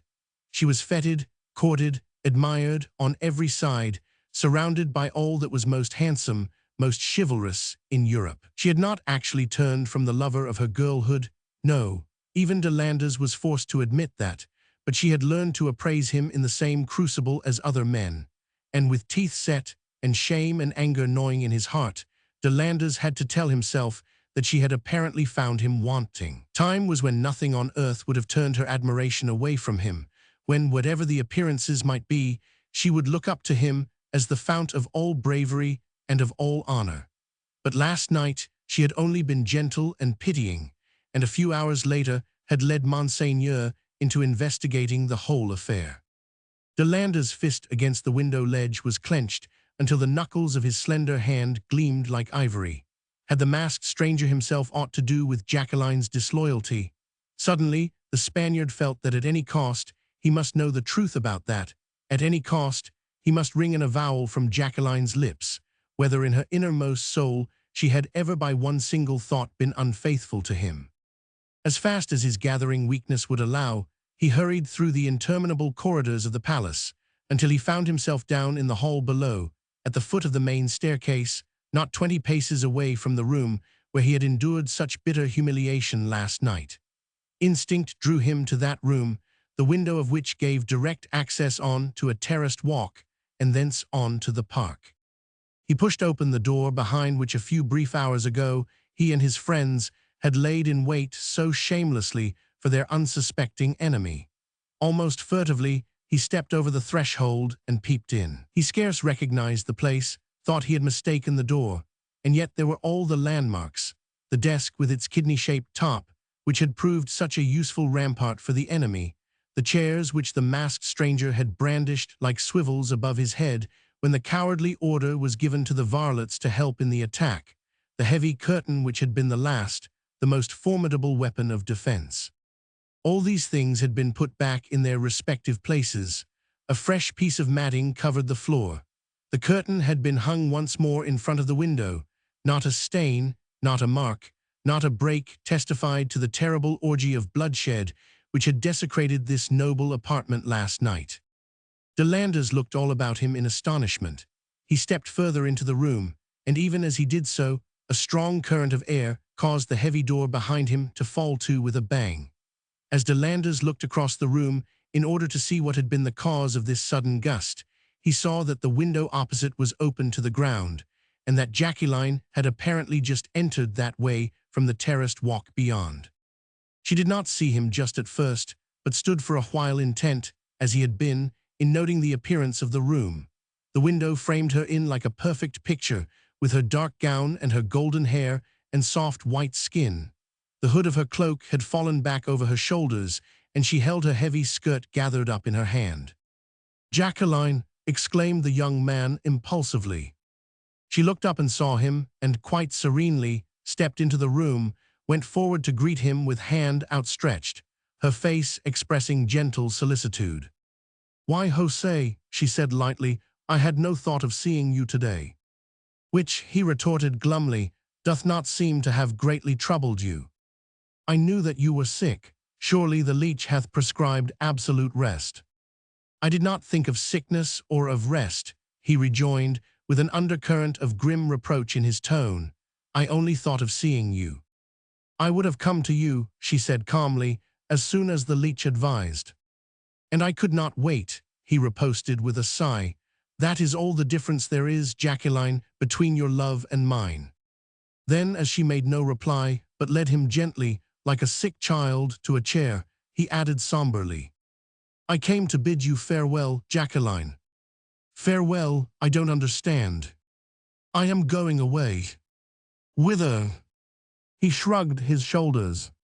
"Chin Sabe," he said, "what does it matter?" "You are enigmatical, dear cousin," she retorted. "Will you not explain?" "The explanation is over simple, alas. Monseigneur the governor hath expelled me from this city." "Expelled you from this city?" she reiterated slowly. "Yes, for daring to lay hands on his high and mightiness, Monseigneur le Prince de Froidmont." "Jose, you are jesting." "I was never so serious in all my life." "And you are going?" "Tonight." "But whither?" she insisted.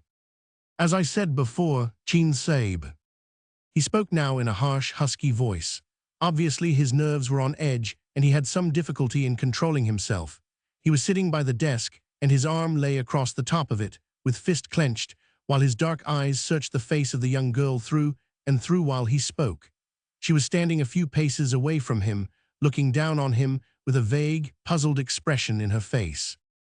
"Jose," she said after a while, "you are unnerved, angered for the moment. You think, no doubt, that I am to blame for Monseigneur's knowledge of last night's affair. I swear to you that I am not, that on the other hand, I did all that was humanly possible to keep the shameful affair a secret from everyone." "Shameful, Jacqueline," he protested. "Yes, shameful," she replied firmly. "Monseigneur, it seems, received an inkling of the truth early this morning, how I know not, but he sent for the watchmen and had them examined. Then he told me what had occurred." "And you believed him?" "I neither believed nor disbelieved. I was hideously, painfully puzzled. Now you tell me that my guardian hath expelled you from this city. He would not have done that, Jose, if he had not proof positive of your guilt." "Well," he rejoined with sudden, brusque arrogance, "I'll not deny it." "Jose." "I did waylay a malapert, an impudent rogue, with the view to administering a sound correction to his egregious vanity. I do not deny it. I am proud of it, and you, Jacqueline, should commend me for having done you service." "I cannot commend you for last night's work, Jose," she said earnestly. "It was cowardly and unchivalrous." "Pardieu," he riposted roughly.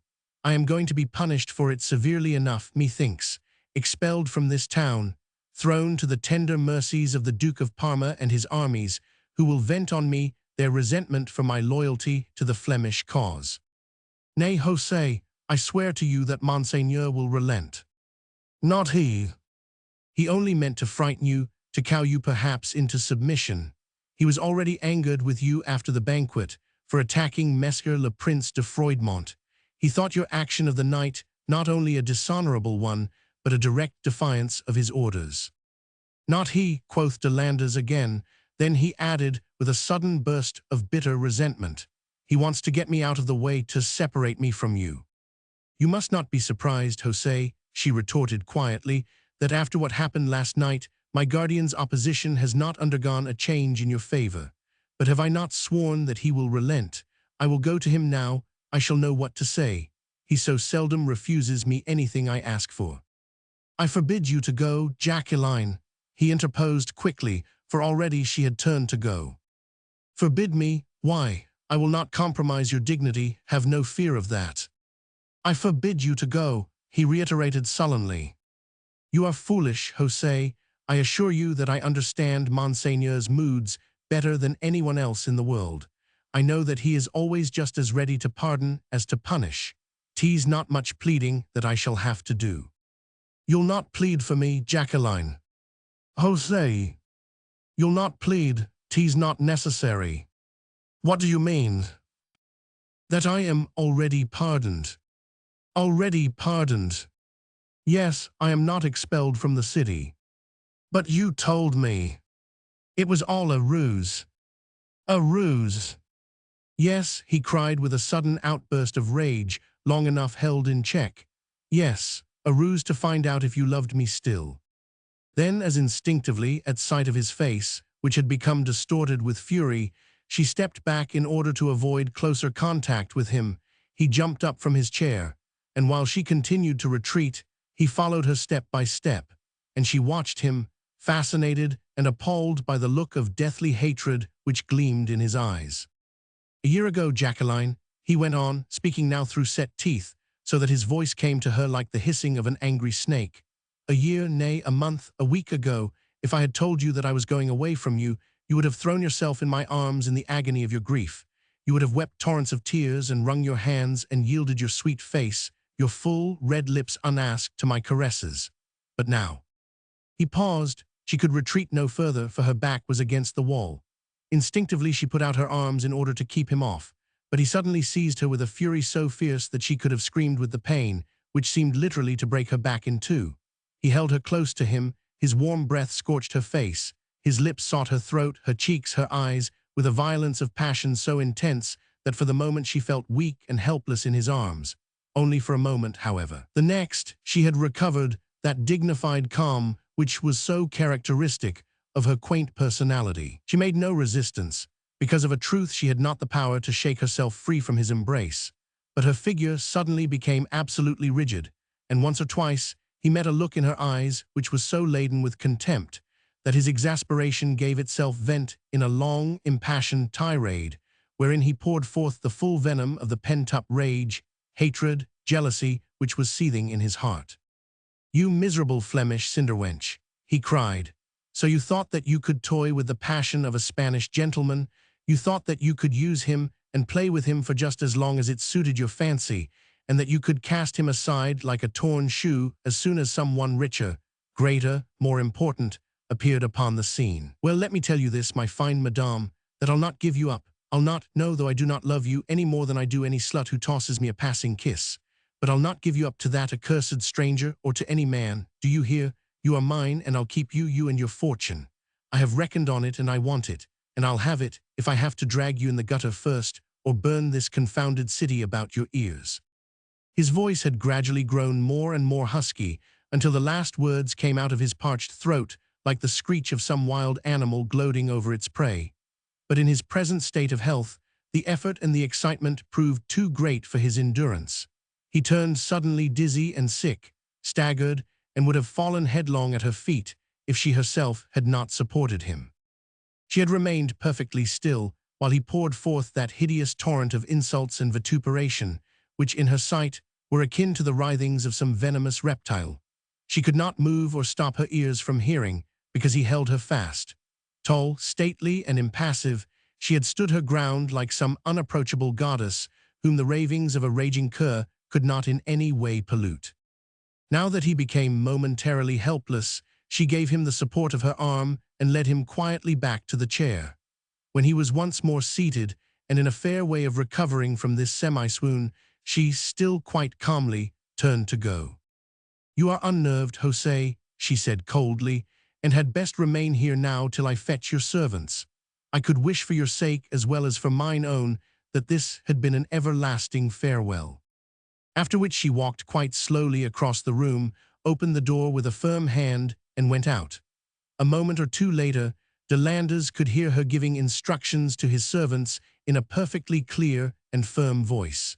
He leaned back in his chair and gave a harsh laugh of triumph. "And now, Monseigneur le Prince de Froidmont," he murmured under his breath, "we shall see which of us will be the conqueror in the life and death struggle which is to come." Chapter 15. How M. de Landres practiced the gentle art of treachery.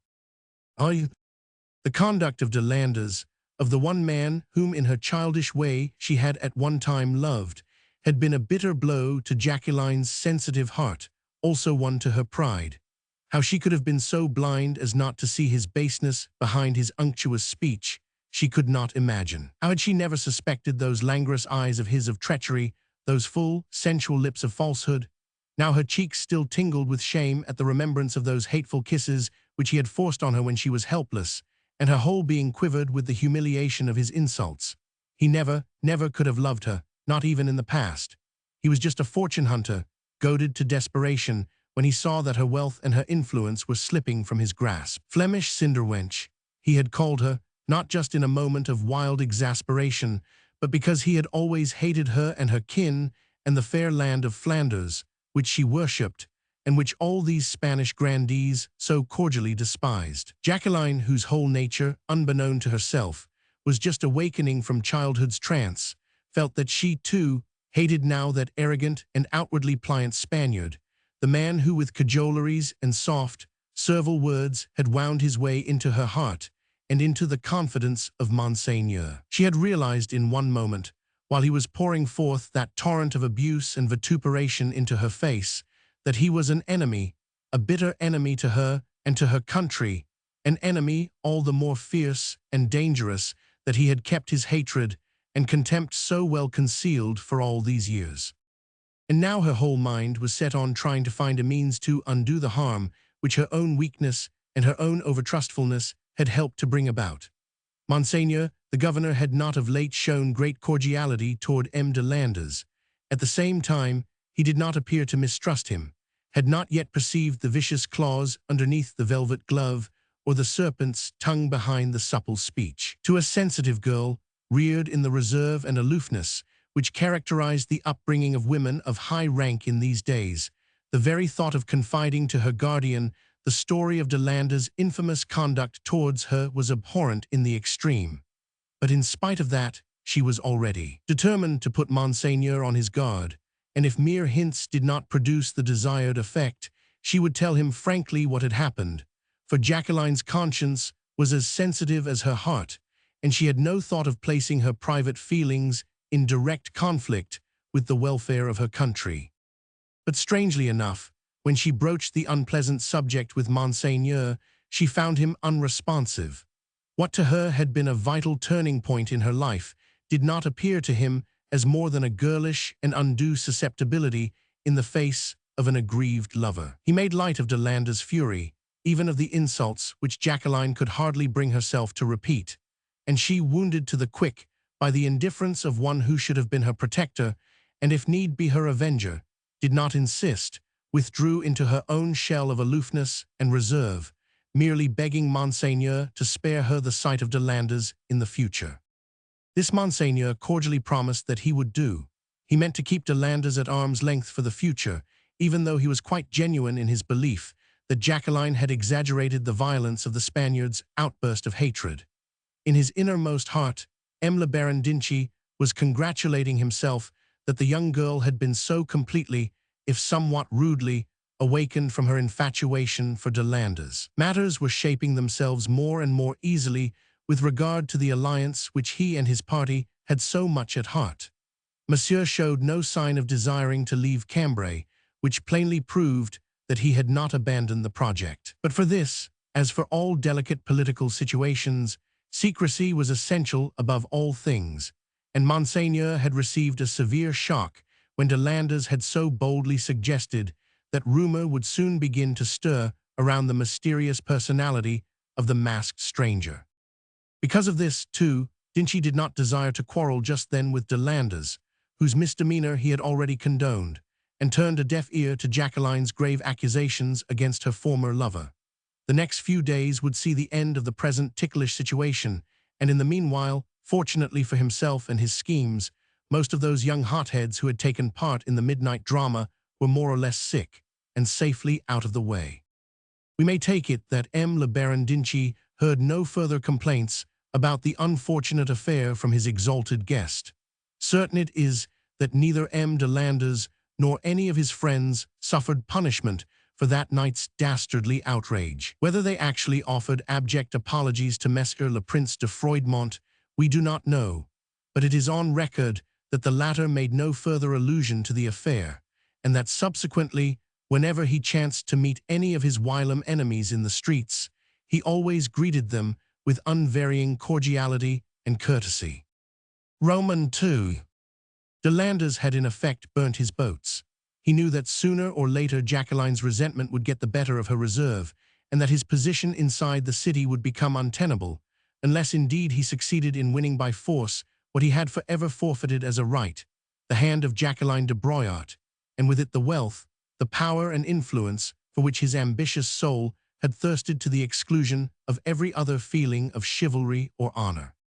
He had left her presence and the archiepiscopal palace that afternoon with hatred and rage seething in his heart and brain, his body in a fever, his mind torn with conflicting plans, all designed for the undoing of the man whom he believed to be both his rival and his deadly enemy. An hour later, Dupret and Marguerite, the only two of his friends who were able to rise from their bed of sickness in response to a hasty summons from their acknowledged chief, were closeted with him in his lodgings in the Rue des Chanins.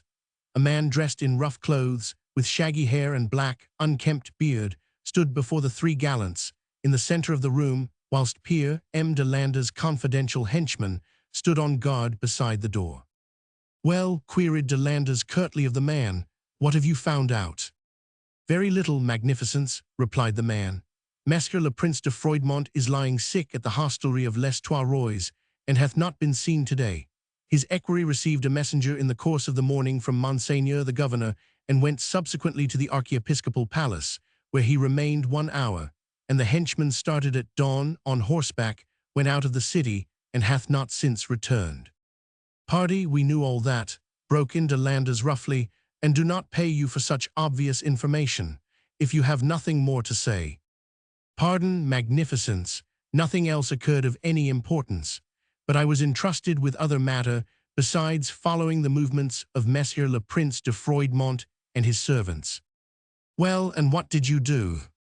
"Obeyed orders. The people of Cambray are in a surly mood today. For the first time this morning, food supplies failed completely to reach the town.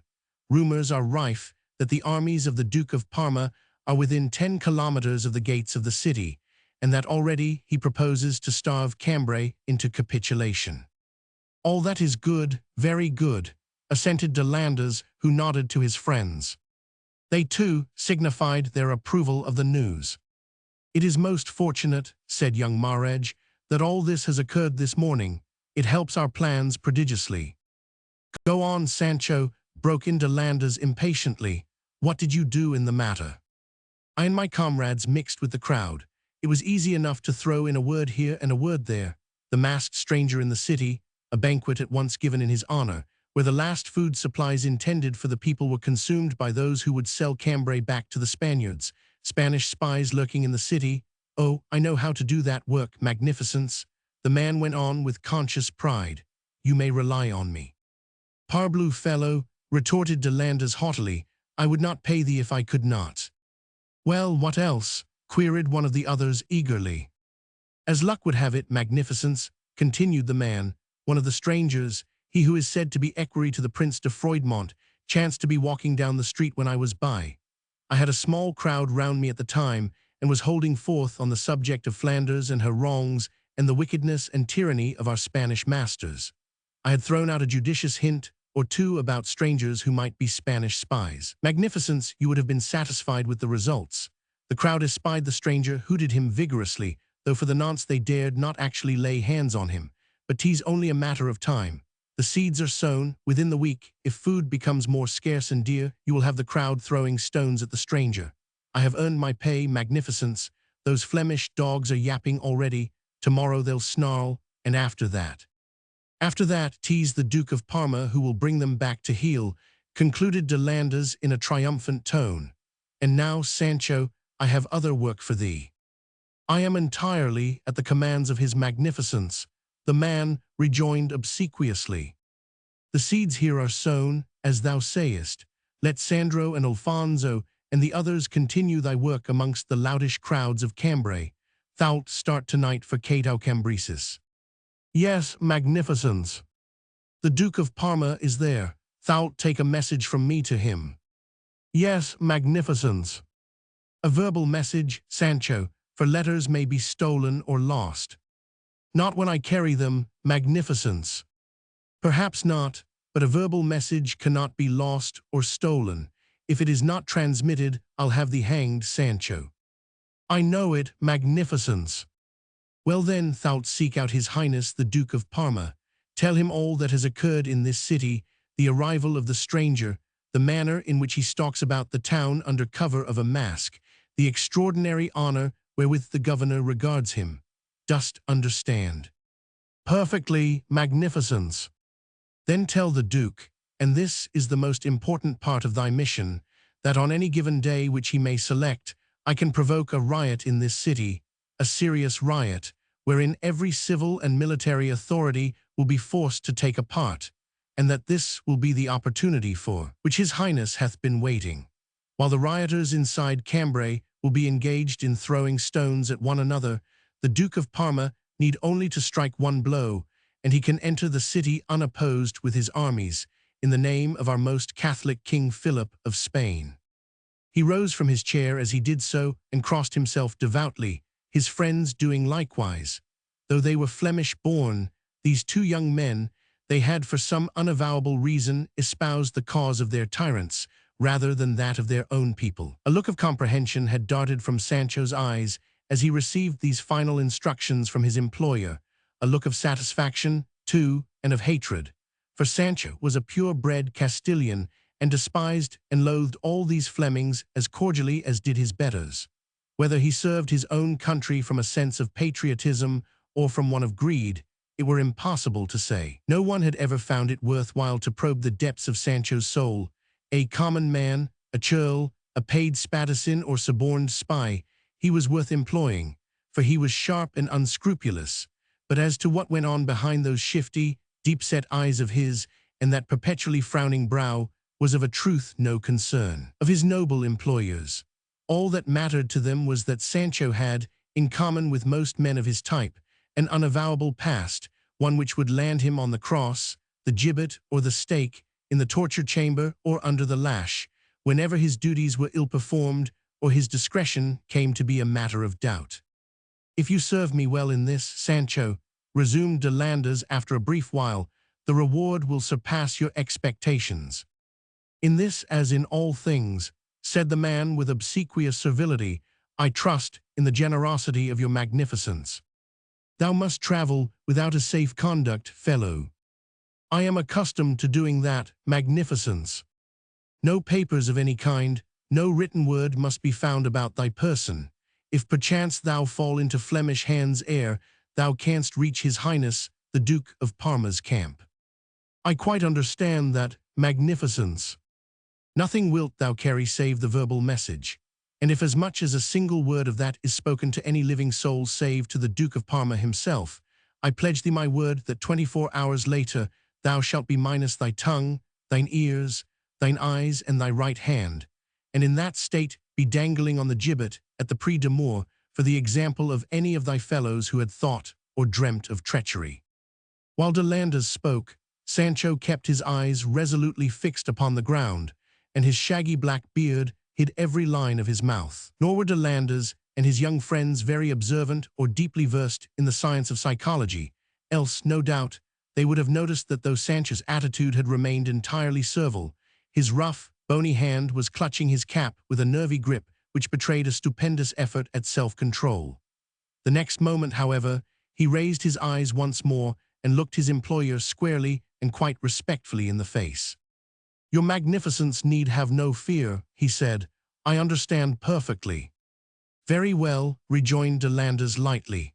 "Then just repeat the message as thou wilt deliver it before His Highness the Duke of Parma, and then thou canst go."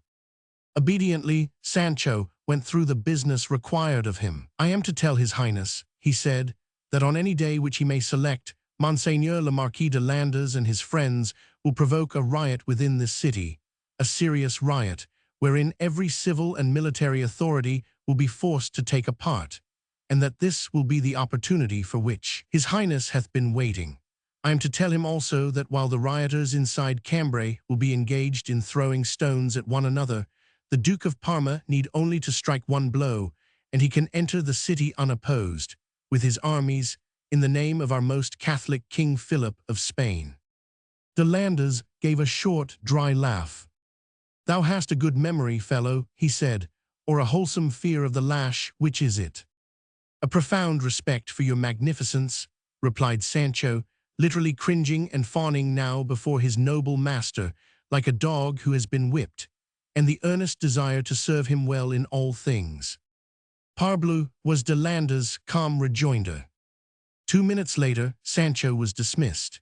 He walked backwards, his spine almost bent double in the excess of his abasement, nor did he straighten out his tall, bony figure till Pierre had finally closed the door after him, and there was the width of an antechamber and a corridor between him and the possibility of being overheard. Then he gave a smothered cry, like that of a choking bull.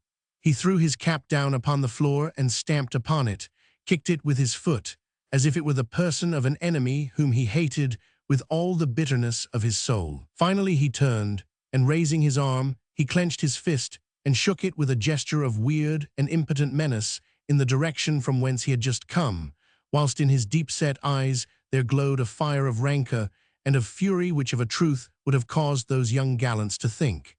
Then he picked up his cap and almost ran out into the street. Roman 3. But neither de Landers nor his friends troubled themselves any further about Sancho once the latter was out of their sight. They were too intent on their own affairs to give a thought to the susceptibilities of a down-at-heel outlaw whom they were paying to do dirty work for them. "We could not have found a more useful fellow for our purpose than Sancho," was de Landers' complacent comment. "A reliable rascal, certainly," assented Marguerite, "but it is not easy to get out of the city without a safe conduct these days." "Bah, Sancho will manage it. He might get a musket shot for his pains." "That would not matter," rejoined de Landers with a cynical laugh, "so long as his tongue is silenced at the same time." "Yes, silenced," urged one of the others, "but in that event our message would not be delivered to the Duke of Parma. We must risk something, and yet must make sure of the message reaching the Duke. We want as little delay as possible. If food gets short here, our own position will be none too pleasant. These Flemings seem to think that the churls have just as much right to eat as their betters." "Preposterous, of course," concluded de Landers, "but, as you say, we'll make sure that our message does reach the Duke as soon as may be. Let Sancho take one chance, Pierre shall take the other." Pierre, motionless beside the door, pricked up his ears at sound of his own name. "Here, Pierre," commanded his master. "Yes, Monseigneur." "Thou hast heard my instructions to Sancho." "Yes, Monseigneur." "And couldst repeat the message which I am sending to His Highness the Duke of Parma?" "Word for word, Monseigneur." "Say it then." Pierre repeated the message, just as Sancho had done, fluently and without a mistake. "Very well then," said de Landers, "thine instructions are the same as those which I gave to Sancho. Understand?" "Yes, Monseigneur." "Thou'lt leave the city tonight?" "Yes, Monseigneur." "Without a safe conduct?" "I can slip through the gates. I have done it before." "Very good. Then thou'lt go to Cato Cambresis and present thyself before his highness.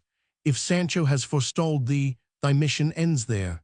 If, however, there has been a hitch and Sancho has not put in an appearance, thou'lt deliver the message and bring me back his highness' answer. I quite understand, Monseigneur. Thus it was that le Marquis de Landes made sure that his treacherous and infamous message reached the generalissimo of the Spanish armies. To himself and to his conscience, he reconciled that infamy by many specious arguments, foremost among these being that Jacqueline had played him false.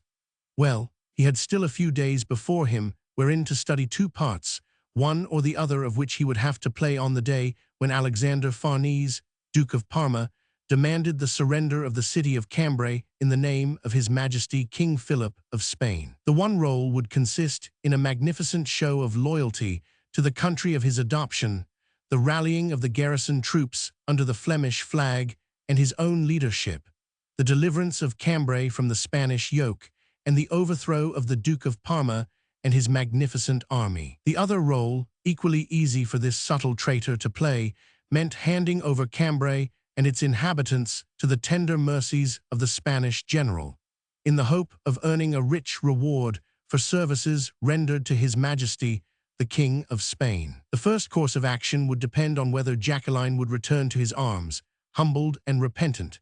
The second on whether the masked stranger was indeed the personage whom he, de Landes, more than suspected him of being, namely, Monsieur Duc d'Anjou et de Lincoln, own brother to the King of France, come to snatch the sovereignty of the Netherlands, together with their richest heiress, from the arms of her former lover.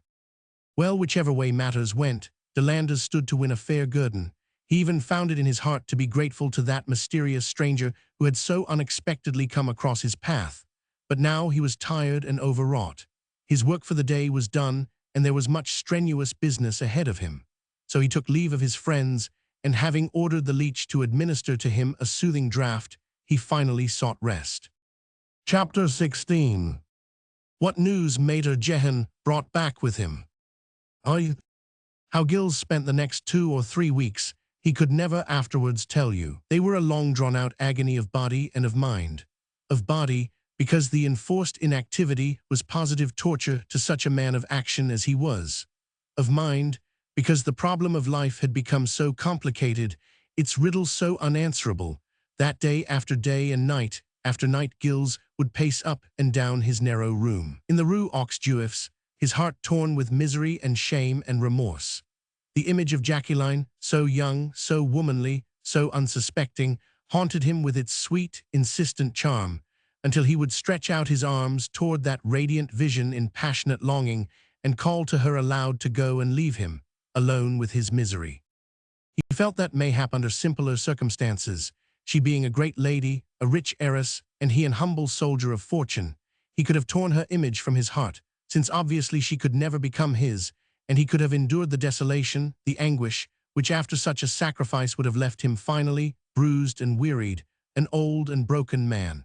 But what lay before him now was, of a truth, beyond the power of human sufferance. A great and overwhelming love had risen in his heart almost at first sight of an exquisite woman, and he was pledged by all that he held most sacred and most dear to play an unworthy part towards her, to deceive her, to lie to her, and finally to deliver her, body and soul, to that degenerate Valois prince whom he knew to be a liar and a libertine, who would toy with her affections, sneer at her sensibilities, and leave her, mayhap, one day, broken-hearted and broken-spirited, to end her days in desolation and misery. And it was when the prospect of such a future confronted Gilles de Crohin in his loneliness that he felt ready to dash his head against the wall, to end all this misery, this incertitude, this struggle with the unsolvable problem which stood before him. He longed to flee out of this city, wherein she dwelt, out of the land which gave her birth, out of life, which had become so immeasurably difficult. Mater Julian tended him with unwearying care and devotion, but he too watched with burning impatience for the return of Mater Jehan. There was little that the worthy soul did not guess just at this time. It had not been very difficult to put 2 and 2 together with the help of the threads which his liege lady had deigned to place in his hands. But Julian was too discreet to speak. He could only show his sympathy for a grief which he was well able to comprehend by showering kindness and attention on Monsieur, feeling all the while that he was thereby rendering service to his divinity. Roman 2. Despite his horror of inaction, Gilles seldom went out during that time save at nightfall, and he had been content to let Monseigneur the Governor know that he was still sick of his wounds. Indeed, those wounds inflicted upon him that night by a crowd of young jackanapes had been a blessing in disguise for him. They had proved a valid excuse for putting off the final day of decision, which Monseigneur d'Inchy and his adherents had originally fixed a fortnight hence. That fortnight had long since gone by, and Gilles knew well enough that the Flemish lords were waxing impatient. They were urging him earnestly for a decision. The pressure of the Duke of Parma's blockade upon the city was beginning to make itself felt. All access to the French frontier was now closed, and it was only from the agricultural districts of the province itself that food supplies could be got into the town, and those districts themselves were overrun with Spanish soldiery, who pillaged and burned, stole and requisitioned everything that they could lay hands on. The city of Cambray was in open revolt against her sovereign lord, the King of Spain, and the Duke of Parma had demanded an unconditional surrender, under such pains and penalties as would deliver the whole population to the tender mercies of a conqueror whose final word was always bloodshed and destruction. A stout garrison, enthusiastic and determined, was in defense of the city, and there was no thought at present of capitulation in the valiant hearts of these Flemings, the comrades and equals of those who had perished in their hundreds in other cities and provinces of the Netherlands, whilst upholding their ancient rights and privileges against the greatest military organization of the epoch. There had been no thought of surrender, even though food was getting scarce and dear. Wheat and fresh meat had already become almost prohibitive for all save the rich. Clothing and leather was unobtainable. The Duke of Parma was awaiting further troops yet, wherewith he proposed to invest the city from every side and to cut her population off from every possible source of supply. This was the inexorable fact which le Baron d'Inchy placed before Gilles de Crohin when the latter presented himself one day at the archiepiscopal palace in his role as equerry to Monsieur. His Highness must see for himself, d'Inchy said firmly, how impossible it is for us to wait indefinitely on his good pleasure. No one can regret more than I do the unfortunate circumstances which have brought his Highness down to a bed of sickness, and because of those circumstances in which, alas, I as Monseigneur's host had an innocent share, I have been both considerate and long-suffering in not trying to brusque his Highness in his decision.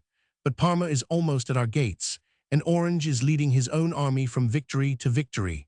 We gave in to Monseigneur's caprice when matters did not appear so urgent as they are now. Time has come when further indecision becomes a rebuff. To these very just reproaches Gilles had no other answer save silence.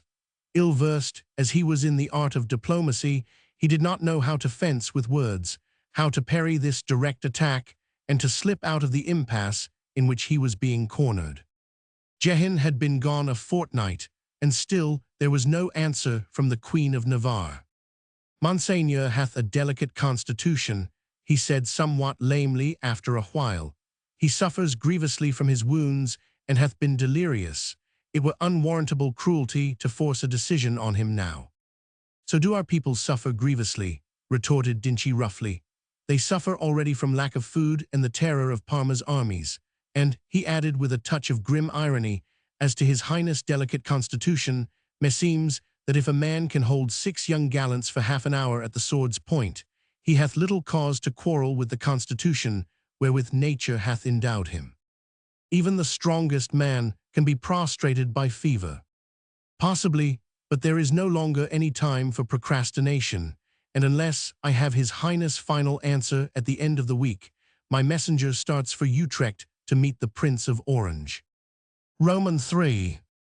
When Gilles had taken his leave of Monseigneur the Governor that afternoon, he felt indeed more perplexed than he had been before.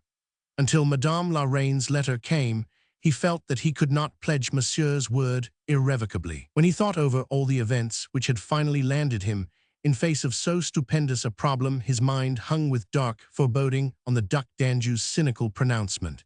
If any engagement is entered into in my name to which I have not willingly subscribed, I herewith do swear most solemnly that I would repudiate the wench at the 11th hour, aye, at the very foot of the altar steps. And Gilles, as he hurried along the interminable corridors of the palace, was haunted by the image of Jacqueline, his flower the lily, tossed about from one ambitious scheme to another, subject to indifference, to aversion, to insults, unwanted and uncared for save for the sake of her fortune and the influence which she brought. It was monstrous, abominable. Gilles felt a wild desire to strangle someone for this deed of infamy, since he could not physically come to grips with fate. At the top of the stairs he saw Jacqueline coming towards him, and whether it was the effect of his imagination or of his guilty conscience, certain it was that she seemed moody and pale.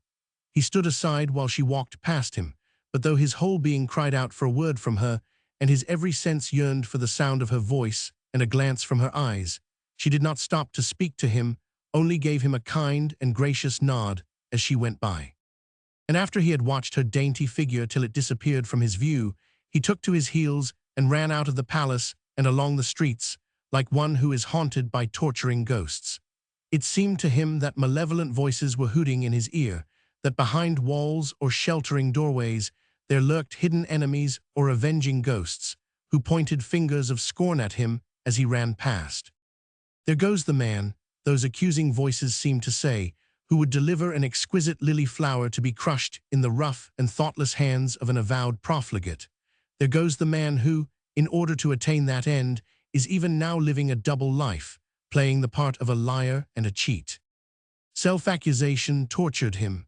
He hurried home, conscious only of a desire to hide himself, to keep clear of her path, whom he was helping to wrong. He paid no heed to the real hooting that followed him, to the menacing fists that were leveled at him from more than one street corner, wherever a few idlers had congregated or some poor, wretched churls, on the fringe of want, had put their heads together in order to discuss their troubles and their miseries.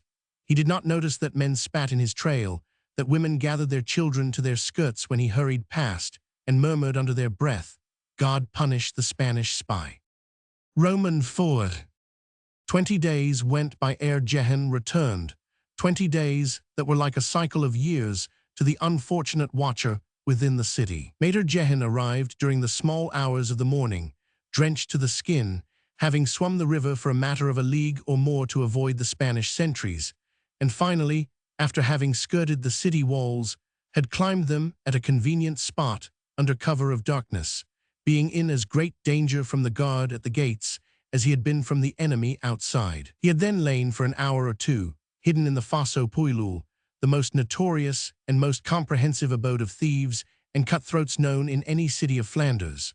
But the letter which Madame la Reine de Navarre had given him for Monsieur, with the recommendation not to part with it to anyone else save with his life, was still safe in its leather sheath inside the pocket of his doublet.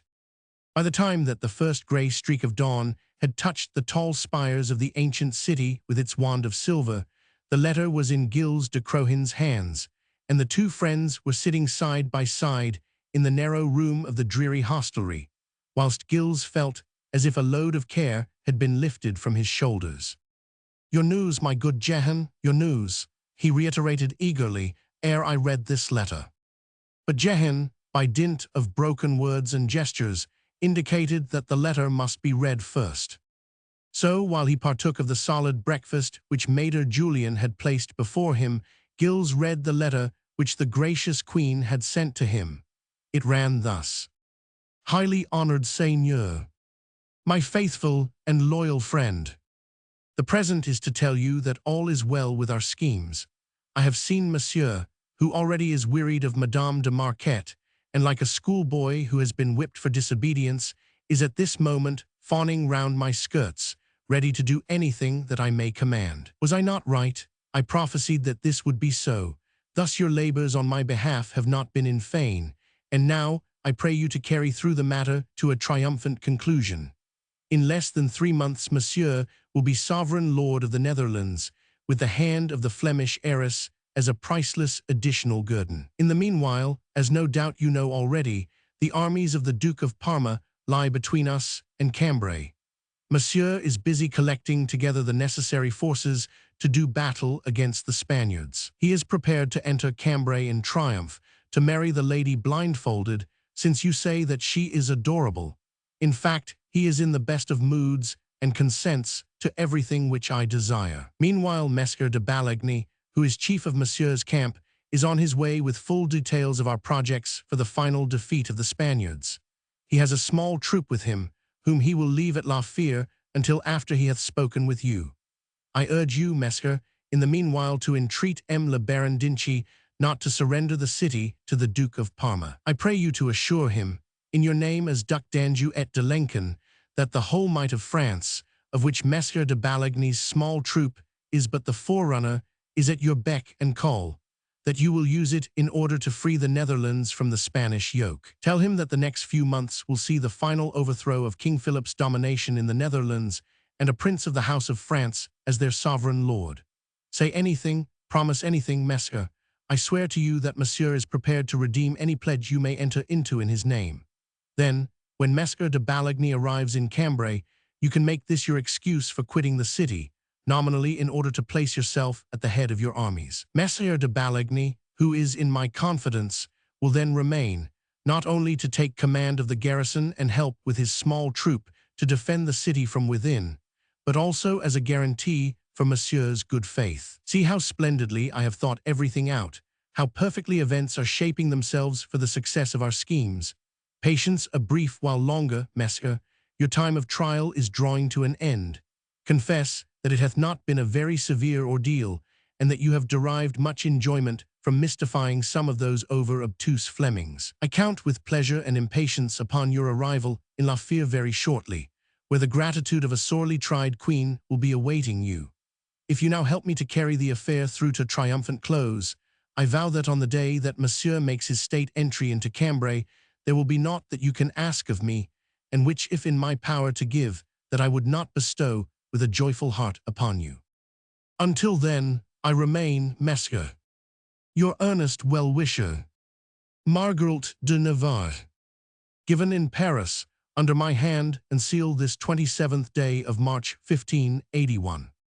The letter fell from Messer Gill's hand, unheeded on to the floor. He was staring straight out before him, a world of perplexity in his eyes. Maître Jehan tried in vain to fathom what went on behind his master's lowering brow. Surely the news which he had brought was of the most cheering and of the best.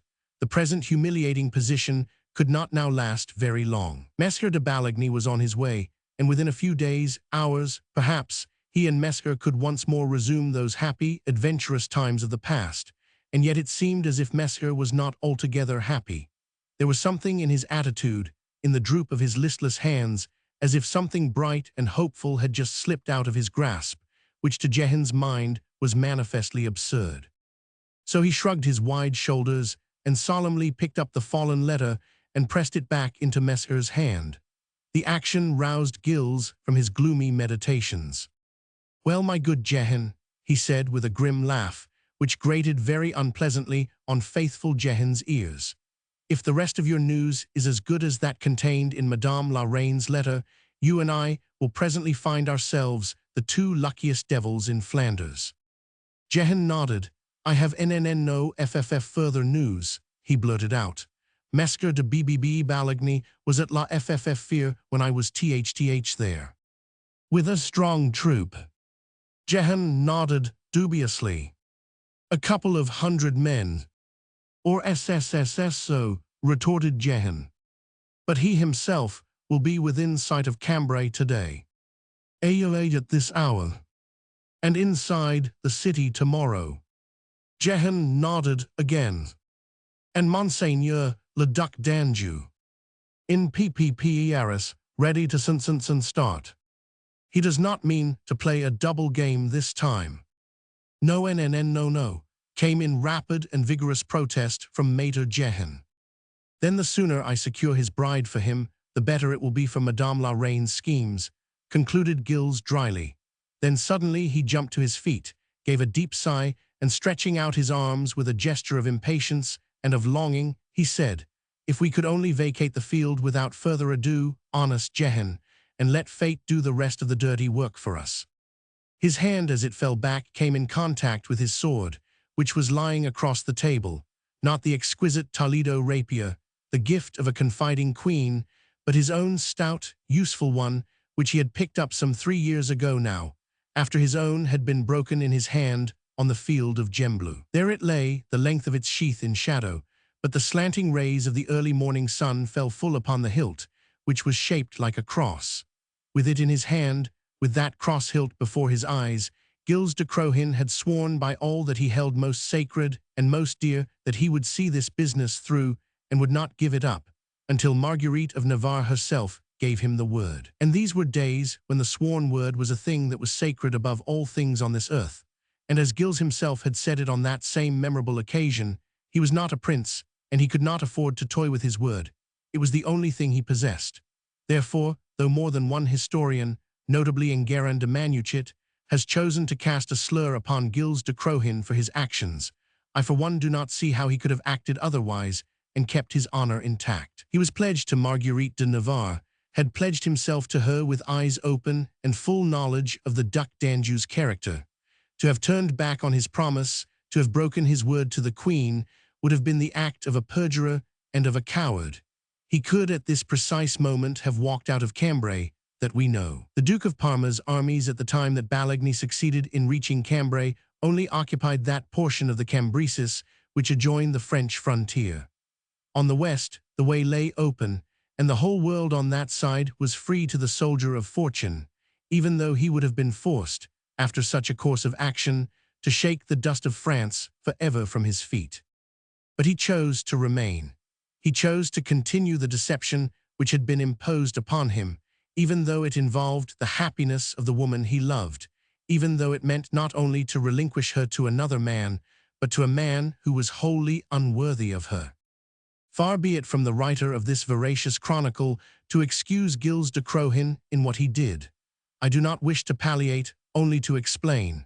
Far be it from me, I say, to run counter to Messer de Manuchet's learned opinion. But the history of individuals as well as that of nations has a trick of seeming more clear and more proportionate when it is viewed through the glasses of centuries, and it is just possible, I say it in all humility, that Messer de Manuchet, who in addition to being a very capable historian, was also a firm adherent of the policy of a French alliance for the sorely stricken Netherlands, felt aggrieved that Madame Jacqueline de Broyart, the fairest heiress in Flanders, did not after all wed Monsieur Duc de Lenken et d'Anjou, own brother to the King of France, and did not thereby consolidate that volatile prince's hold upon the United Provinces, and that the learned historian hath vented his disappointment in consequence on the man who ultimately failed to bring that alliance about.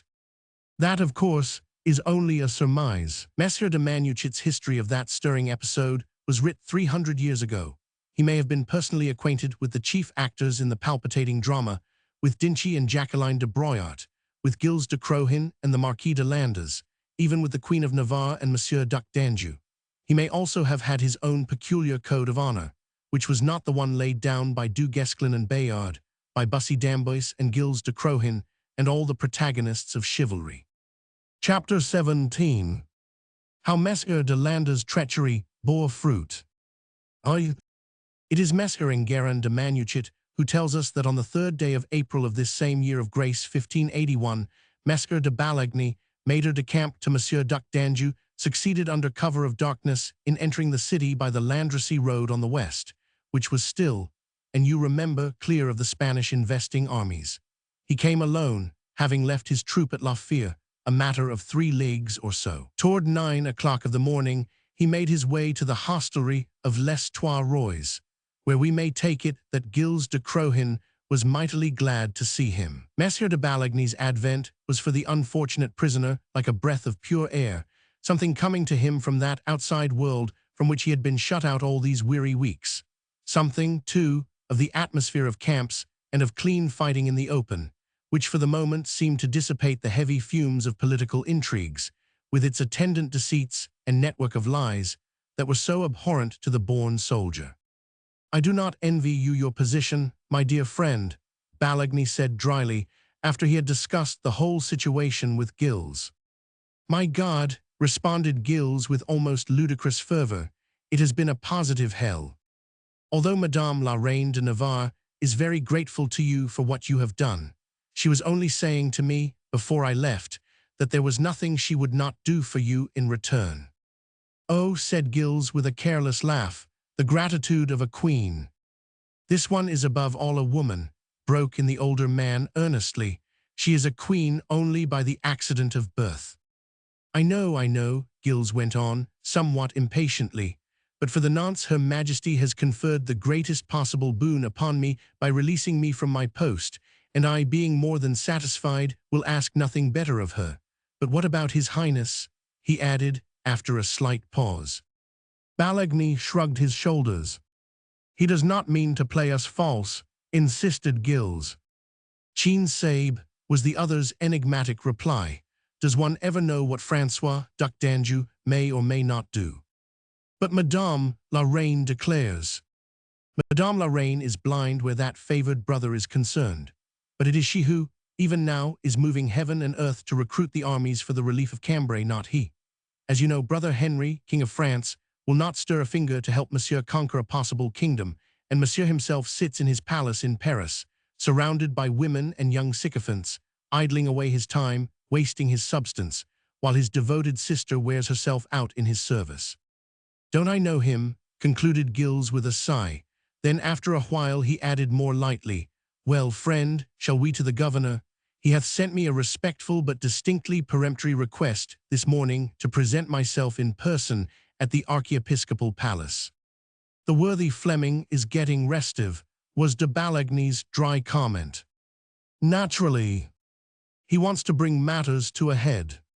Today, apparently, he hath given me respite after respite. He will not wait any longer.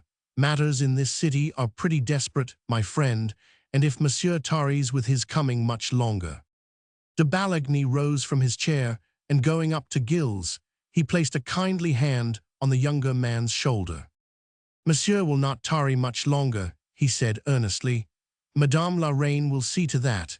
Go to the governor, my good Gilles, and complete the work you have so ably begun. It was not pleasant work, I'll warrant, and there is little or no glory attached to it. But when you will have lived as many years as I have, you will realize that there is quite a deal of satisfaction to be derived out of inglorious work, if it be conscientiously done. And after today, he added gaily, you will be free to garner a whole sheaf of laurels in the service of a grateful queen and of a dissolute prince. But Gilles was not in the humor to look on the bright side of his future career. He was fingering moodily the letter which Monseigneur the Governor had sent him an hour or so ago.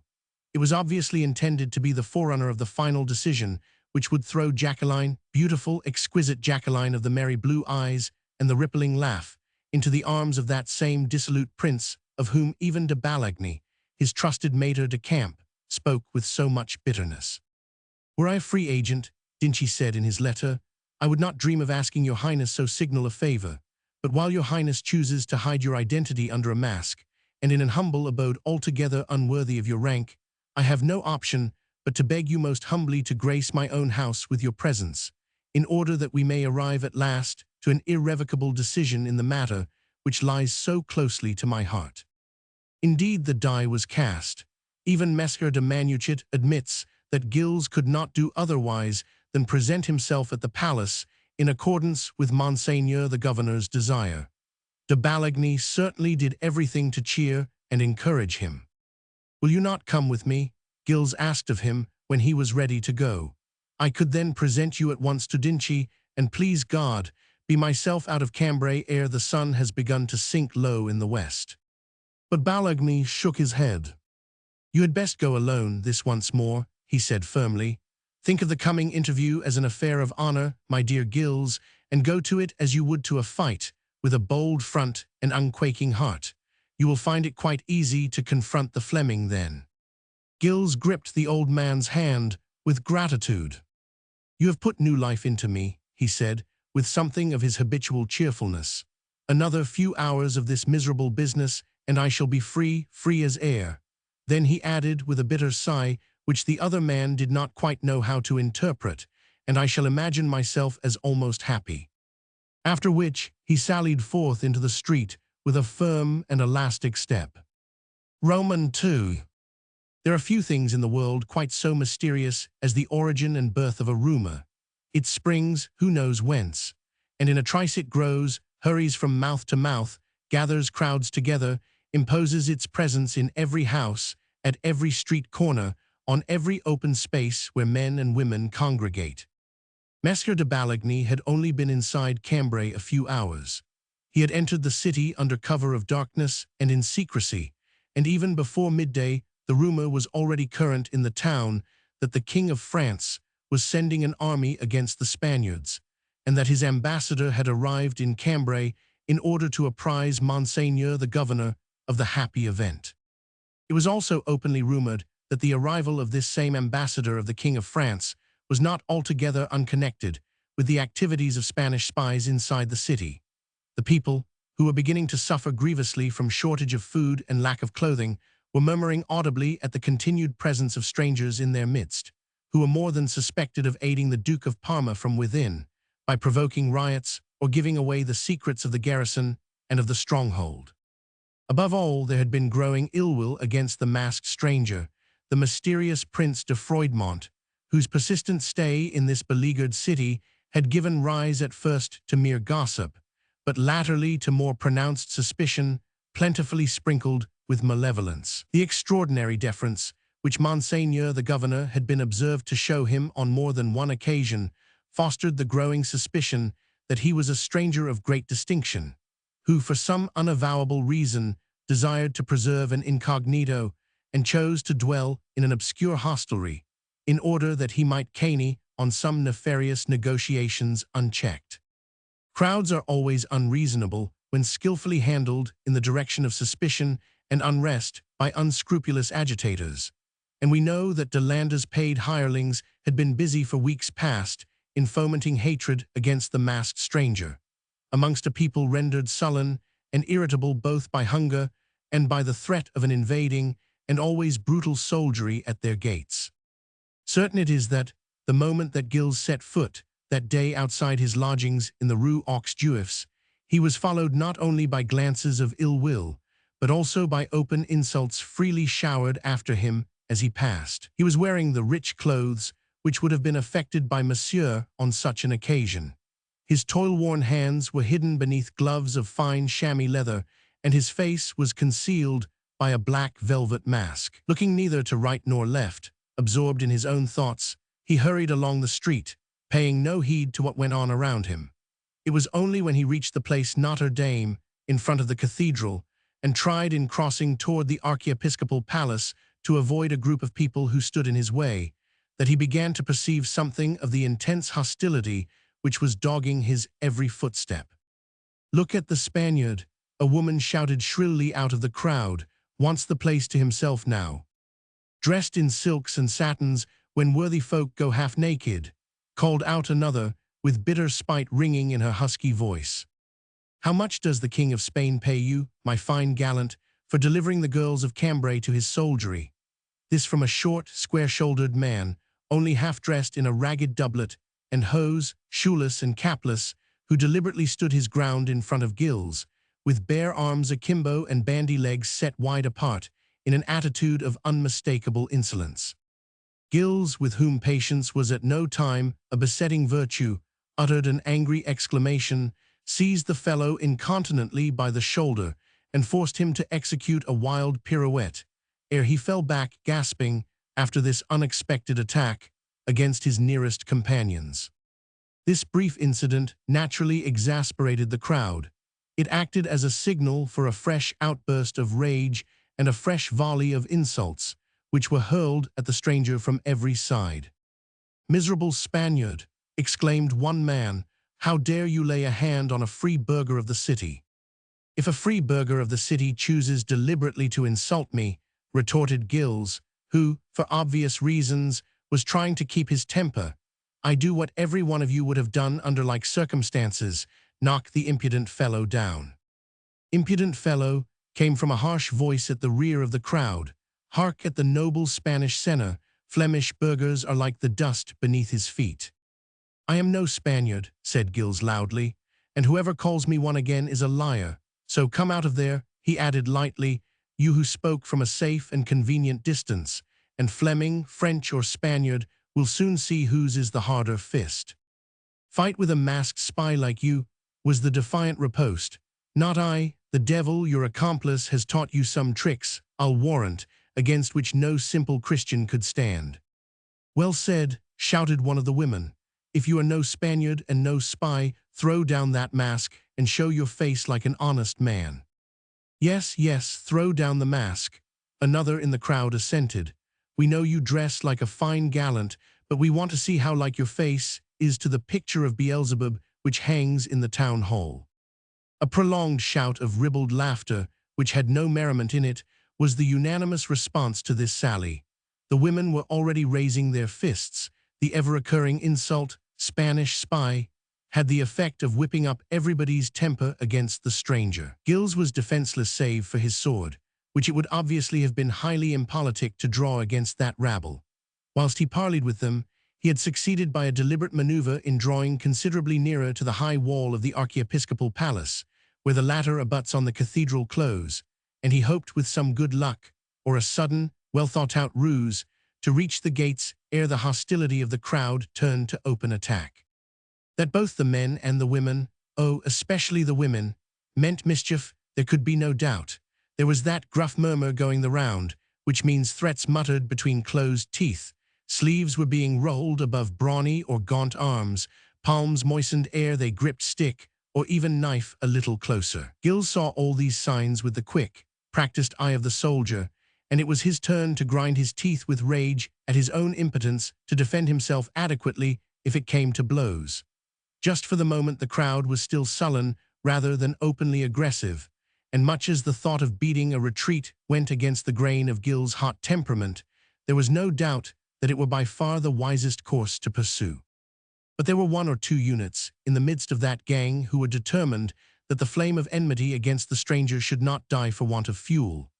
They were apparently on the fringe of the malcontents, in a safe position in the rear, and from there they threw out a word now and again, a sneer or an insult, whenever there appeared the slightest slackening in the hostile attitude of their friends.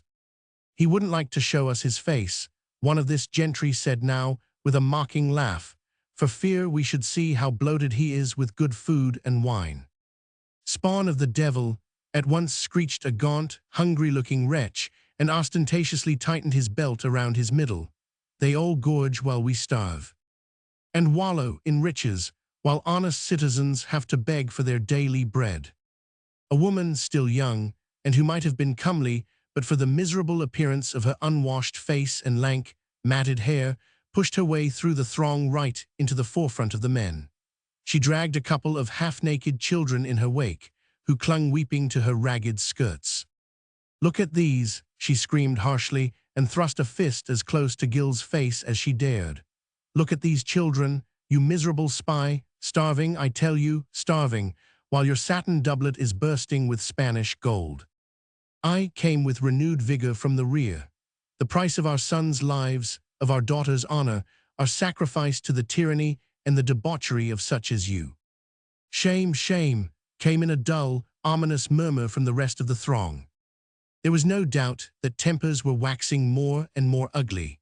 In more than one pair of bloodshot eyes which were glaring at him, Gilles saw the reflection of a lust which was not far removed from that of murder. It was no use looking on the matter with indifference.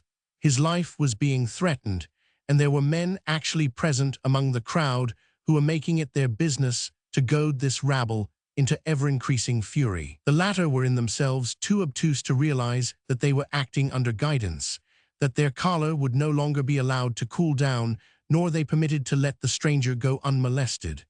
Their tempers, their own stupidity, their miseries, poor wretches, had made them the slaves of Delander's gang. Gilles had been shrewd enough to suspect the plot almost from the first. "I marvel," he had already said to himself, "if my gallant with the Spanish accent and the languorous eyes has had a finger in this delectable pie." Between employing paid spadasins to commit deliberate murder and egging on a set of hungry wretches into achieving manslaughter, there is little to choose, and Messer de Landers has no doubt adopted the less risky course.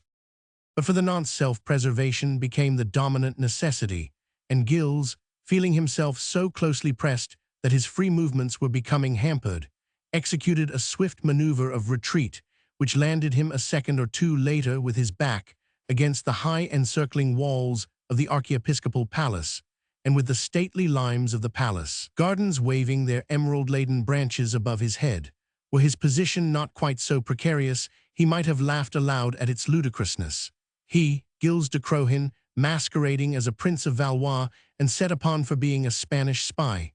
That fellow, de Landres, was a clever rogue, but it was a dirty trick to use these wretched people as his tools. Aloud he shouted, as forcibly and vigorously as he could, "Now then, my friends, have I not already told you that I am no Spaniard? I am a Frenchman, I tell you, and my liege lord, the King of France, is even at this hour busy trying to free you from your Spanish tyrants." He. "Hark at him," came at once, to the accompaniment of deafening clamor from the rear. "Feeding us with lies. Tease the way of spies to assume any guise that may suit their fancy or their pocket. Friends, citizens, do not let the Spaniard trick you. Why is he here, I ask you? If he is a Frenchman, why doth he go about masked? What is he doing here? Bargaining with the Duke of Parma, I say, with your lives and your liberties." "Silence, you fool," cried Gilles in stentorian tones. "You miserable cur. Who pays you, I would like to know, to incite these poor people to break the laws of peace and order?" "Peace and order, forsooth," retorted the voice from the rear, with a prolonged, harsh laugh. "You want peace, no doubt, so that your master the Spanish king can work his way with Cambray, send his soldiers into our city to burn our houses, pillage our homes, outrage our wives and daughters. Citizens, remember Mechlin, remember Mons. Beware lest this man sell your city to the Spaniards, and you reap the same fate as your kinsmen there." A stupendous cry of rage and execration greeted this abominable tirade, as abominable, indeed, as it was ludicrous. One moment of sober reflection would have convinced these poor, deluded fools how utterly futile and false were the assertions made by those who were goading them to exasperation. But a crowd never does reflect once it is aroused, once a sufficient number of hotheads are there, ready to drive them from empty bluster to actual violence. The paid agents of M. de Landres had done their work well.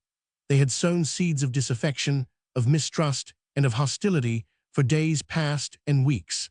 Now they were garnering just the amount of excitement necessary to bring about a dastardly crime. Gilles, with his back against the wall, was beginning to think that he would have to make a fight for it after all. Already the crowd was closing in around him, pressing closer and closer, completing the semicircle which barred his only means of escape. He tried to make himself heard, but he was shouted down. The work of the agitators was indeed complete. The rabble needed no more egging on. Men and women were ready for any mischief, to seize the stranger, tear off the rich clothes from his back, ransack his pockets, knock him on the head, and finally drag him through the streets and throw him either into the river or over the battlements into the moat. It became a question now how dearly Gilles would be able to sell his life. He could no longer hope to reach the gates of the palace, and the vast courtyard, gardens and precincts which surrounded the house itself rendered it highly improbable that anyone would hear the tumult and come to his assistance. Over the heads of the crowd, he could see the great open place where a patrol of the town guard was wont to pass from time to time on its beat. For some unexplainable reason, there appeared to be no patrol in sight today. Had they been bribed to keep out of the way, it was at least possible. Someone had evidently planned the whole of this agitation, and that someone, an unscrupulous devil, thought Monsieur, if ever there was one, was not like to have left the town guard out of his reckoning. Even while Gilles took this rapid mental survey of his position, one of the men in the rear had suddenly stooped and picked up a loose stone out of the gutter. Gilles saw the act, saw the man lift the stone, brandish it for a moment above his head, and then fling it with all his might. He saw it just in time to dodge the stone, which struck the wall just above his head. "Not a bad fling, my man," he said lightly, "but 'twas the act of a coward." Then he drew his sword, was forced to do it, because the crowd were pressing him close, some with sticks, others with fists. The square-shouldered man of a while ago, he with the bandy legs, had a butcher's knife in his hand. "Murder!" shrieked the women, as soon as Gilles' sword darted out of its sheath like a tongue of living flame. "I murder," he riposted. "I can see it in your eyes, so stand back, all of you, or the foremost among you who dares to advance is a dead man." They did not advance.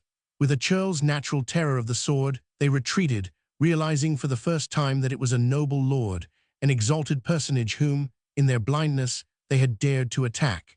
Spaniard or no, he was a gentleman, and suddenly the thought of floggings or worse for such an outrage dissipated the fumes of folly, which some unknown person's rhetoric had raised inside their brains. De Landa's agents in the rear saw this perceptible retreat. Another moment or two, and their carefully laid schemes would certainly come to naught. Failure for them now was unthinkable. The eyes of their employer were undoubtedly upon them, even though they could not see him, and they knew from past bitter experience how relentless the young Spanish lord could be if his will was thwarted through the incompetence of his servants. One of them, I think his name was Jan, bolder than the others, called to his comrades, and to those on the fringe of the crowd who had not been scared by the sight of that fine Toledo blade, gave them the lead, which they promptly followed, of picking up more stones out of the gutter, and flinging them at the stranger one after another in rapid succession. Some of this stone-throwing was very wild, and Gilles was able to dodge most of the missiles, whilst others actually hit some of the crowd. A woman received one on the shoulder, the bandy-legged bully another on the head. Blood now was flowing freely, and the sight of blood acts on a turbulent crowd in the same way as it does on a goaded bull. No longer frightened of the sword, the riotous crew began to attack the stranger more savagely. One man struck at him with a stick, another tried to edge nearer in order to use a knife. Stones were being flung now from every point, and soon it became impossible to dodge them all. The crowd had become a screeching mob, bent on outrage and on murder. The screams of women, the cries of little children, mingled with hoarse cries of rage and volleys of unspeakable insults. The sight of blood had of a truth turned a knot of malcontents into a pack of brute beasts, fuming with an insatiable desire to kill. As fast as the stones fell around him, Gilles picked them up and flung them back. These seldom missed their mark, and already several of his assailants had been forced to retreat from the field. But now, a piece of granite hit him on the sword arm, and he had barely the time to transfer his sword to his left hand in order to ward off a thrust aimed at him with a knife, just below the belt. His right arm hung limp by his side, aching furiously. A small piece of sharp stone had grazed his forehead, and with an unconsidered gesture, he tore the mask from his face, for the blood was streaming beneath it into his eyes. But that movement, well-nigh instantaneous as it was, placed him at a greater disadvantage still, for another stone, more accurately aimed than some others, hit his left arm so violently that, but for an instinctive, nervy clutch on the hilt, his sword would have fallen from his grasp. After that, he remembered nothing more. A red veil appeared to interpose itself between his eyes and that mass of vehement, raging, perspiring humanity before him. Each individual before him seemed to the weary fighter to assume greater and ever greater proportions, until he felt himself confronted with a throng of giants with distorted faces and huge, ugly jaws, through which a hot fire came, searing his face and obscuring his vision. Instinctively he still dodged the missiles, still parried with his sword, but his movements were mechanical. He felt that they were becoming inefficient, that he himself was exhausted, vanquished. Vaguely he marveled at destiny's strange caprice, which had decreed that he should die, assassinated by a set of shrieking men and women whom he had never wronged even by a thought. Then suddenly, the whole wall behind him appeared to give way, and he sank backwards into oblivion. Chapter 18. How a second awakening may be more bitter than the first. It all seemed like the recurrence of that lovely dream of long ago, the awakening to a sense of well-being and of security, the sweet-smelling couch, the clean linen, the fragrance of the air, and above all the tender, pitying blue eyes and the tiny brown mole which challenged a kiss. When Gilles opened his eyes, he promptly closed them again, for fear of losing that delicious sensation of being in dreamland, which filled his whole body and soul with inexpressible beatitude. But even as he did so, a gentle voice, light and soothing as the murmur of a limpid stream, reached his ear. "Will you not look up once more, Monsieur?" the angelic voice said softly, "and assure me that you are not grievously hurt?" And oh, the little tone, half bantering, wholly sympathetic, which rippled through those words with a melodious sound that sent poor Gilles into a veritable heaven of ecstasy. But he did look up, just as he was bidden to do, looked up, and encountered that tantalizing little mole at such close quarters that he promptly raised his head so that his lips might touch it. Whereupon the mole, the blue eyes, the demure smile, the whole exquisite face, retreated with lightning rapidity into some obscure and remote distance, and Gilles, conscious that only gentle pity would bring them nearer to him again, groaned loudly and once more closed his eyes. But this time, these outward signs of suffering were greeted with a mocking little laugh. "Too late, Monsieur, you have already betrayed yourself. You are not so sick as you would have me believe." "Sick, no," he retorted, but made no attempt to move. "Dead, more like, and catching my first glimpse of paradise." "Fie, Monsieur," she exclaimed gaily, "to make so sure of going speedily to heaven." "How can I help being sure when angels are present to confirm my belief?"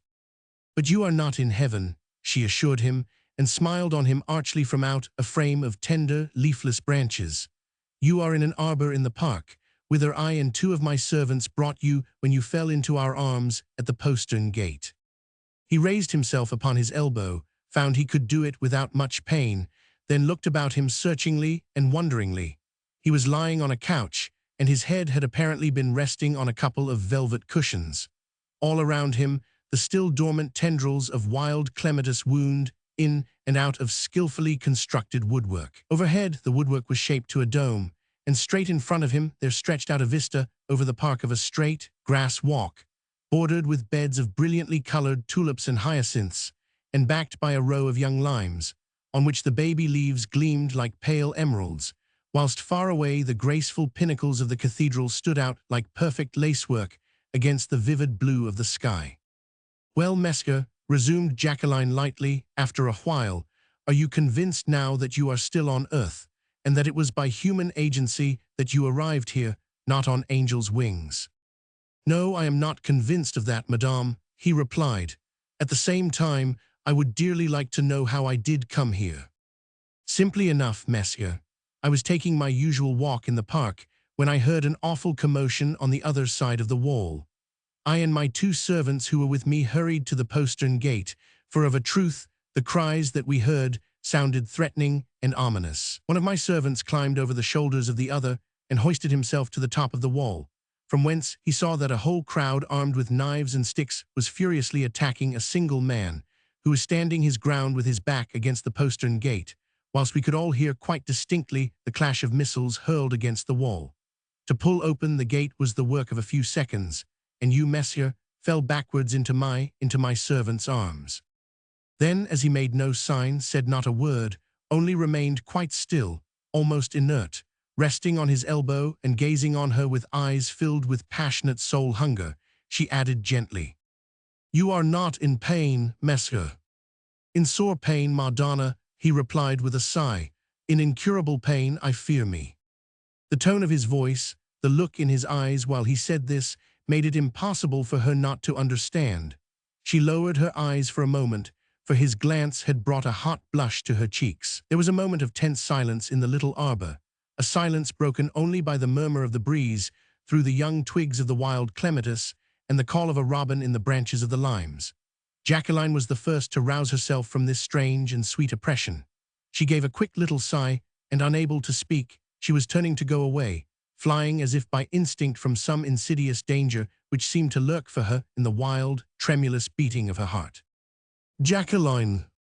She had not thought that her name could sound so sweet as it did just then, when it came to her in a fervent, passionate appeal from the depths of the fragrant arbor, where a while ago she and her servants had laid Monsieur down to rest. She did not turn her head to look on him now, but nevertheless paused on the threshold, for her heart was beating so fast that she felt almost choked, and her knees shook so that she was forced to cling with one hand to the curtain of young twigs which hung at the entrance of the arbor.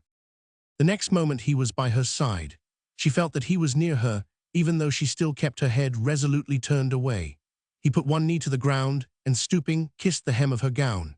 And Jacqueline, a mere child where knowledge of the great passion is concerned, felt that something very great and very mysterious as well as very beautiful, had suddenly been revealed to her by this simple act of homage performed by this one man. She realized all of a sudden why those few weeks ago, when the mysterious singer with the mellow voice had sung beneath her window, the whole world had seemed to her full of beauty and of joy. Why during these past long and weary days, while Mesker lay sick, and she could not see him, that selfsame world became unspeakably drab and ugly. She knew now that, with his song, the singer had opened the portals of her heart, and that, unknown to herself, she had let love creep in there and make himself a nest, from whence he had alternately tortured her or made her exquisitely happy. Tears which seared and soothed rose to her eyes. A stupendous longing for something which she could not quite grasp filled her entire soul, and with it all, an infinite sadness made her heart ache till she could have called out with the pain of it, a sense of the unattainable, of something perfect and wonderful, which by a hideous caprice of fate must forever remain out of her reach. "It can never be, monsieur," was all that she said. The words came like a cry straight from her heart, a child's heart that has not yet learned to dissemble, and that cry spoke more certainly and more tangibly than any avowal could have done. In a moment Gilles was on his feet, his arms were round her shoulders, and his face was buried in her fragrant hair. And she, unresisting, yielded herself to him, savored the sweetness of his caresses, the touch of his lips on her eyes, her cheeks, her mouth.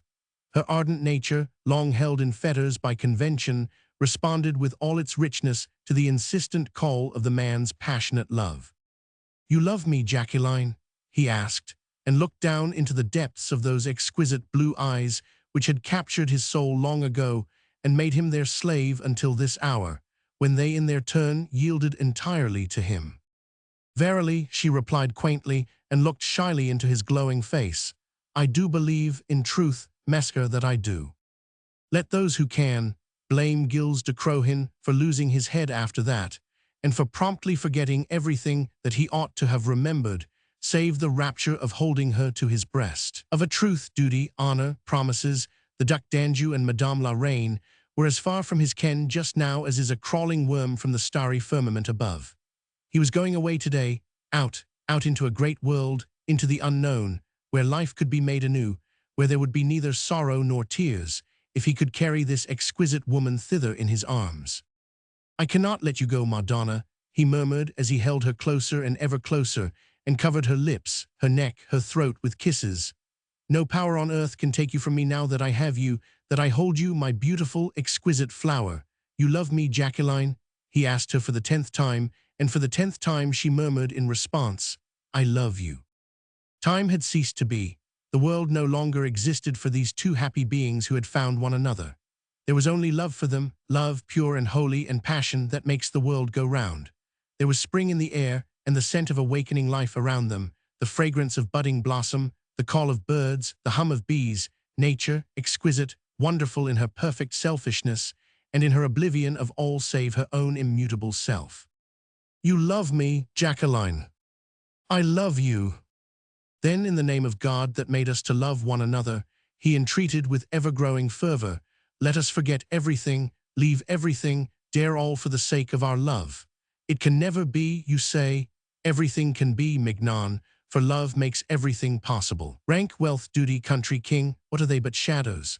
Leave them, my flower, leave them and come to me. Love is true, love is real. Come with me, Jacqueline, and by the living God who made you as perfect as you are, by your heavenly blue eyes and your maddening smile, I swear to you that I will give you such an infinity of worship that I will make of your life one long, unceasing rapture." She had closed her eyes, drinking in his ardor with her very soul. Hers was one of those supernatures which, when they give, do so in the fullest measure. Being a woman, and one nurtured in self-control and acute sensitiveness, she did not, even at this blissful moment, lose complete grasp of herself. Unlike the man, her passion did not carry her entirely into the realm of forgetfulness. She yielded to his kisses, knowing that, as they were the first, so they would be the last that she would ever savor in the fullness of perfect ecstasy.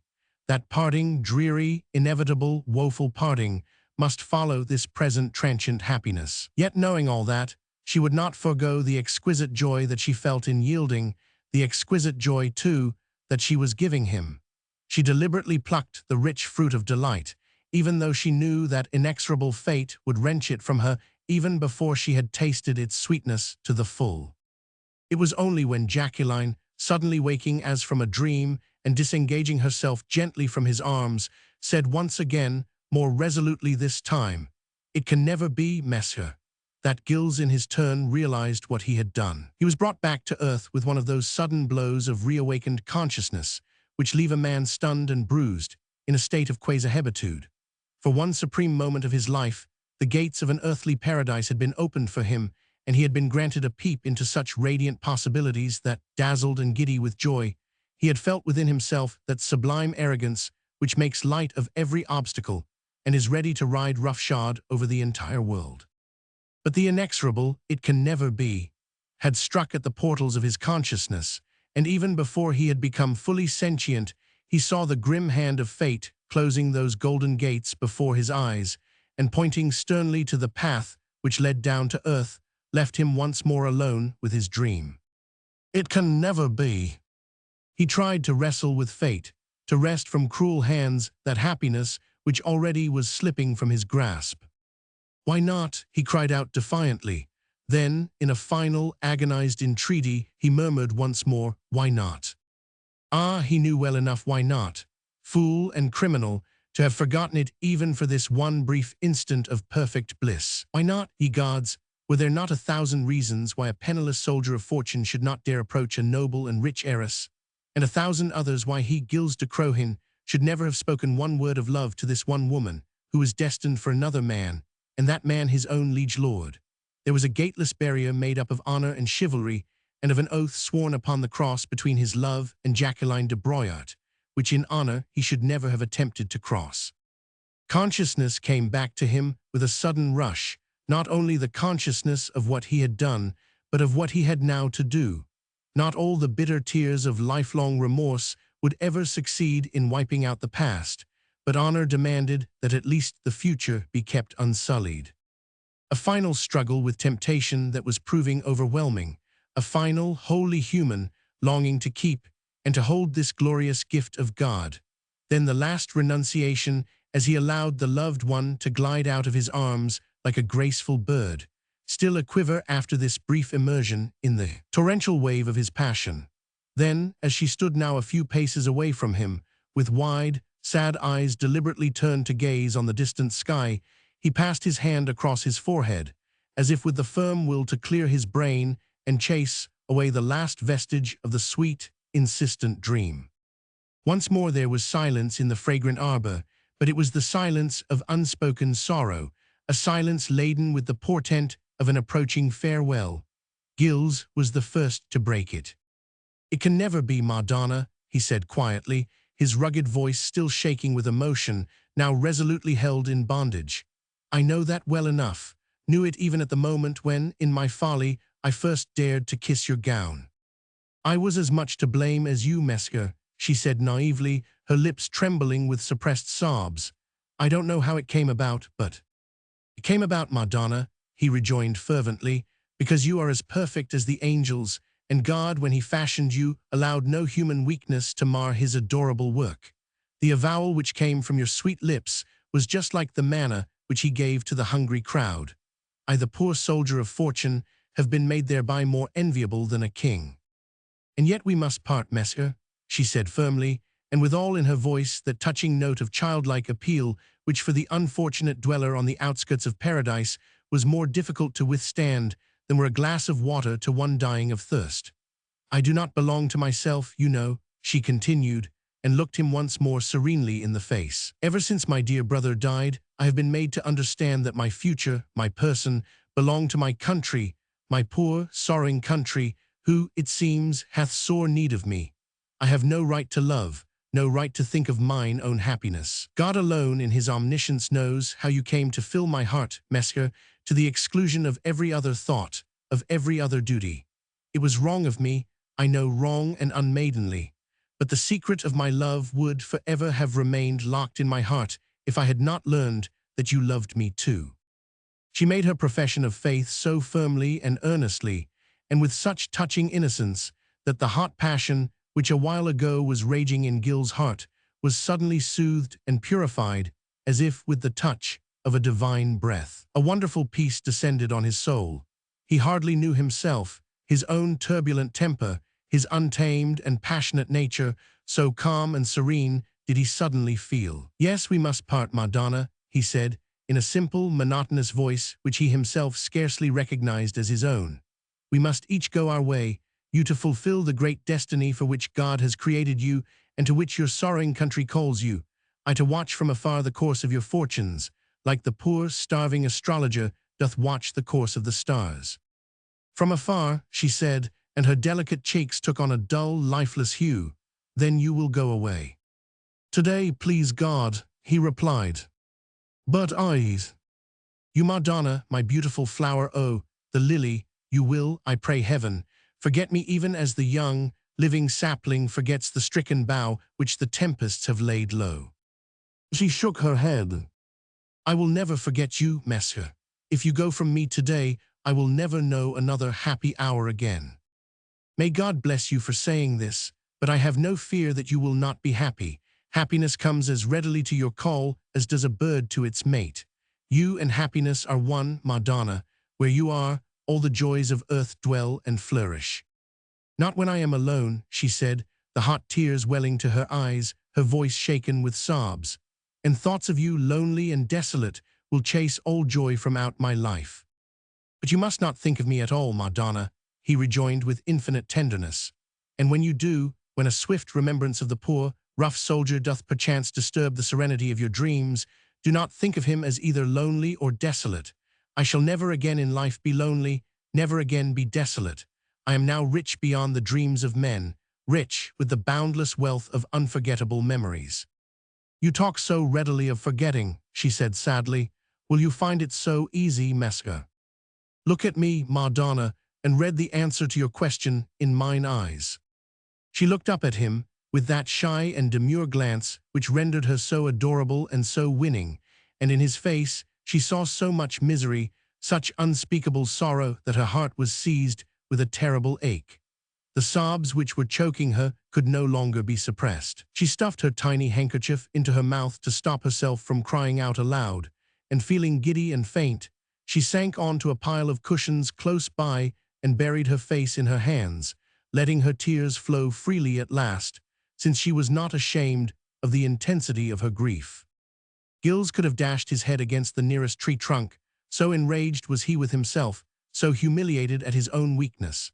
How deeply did he regret now that Delanda's sword had not ended his miserable life, before he had brought sorrow and tears to this woman whom he worshipped.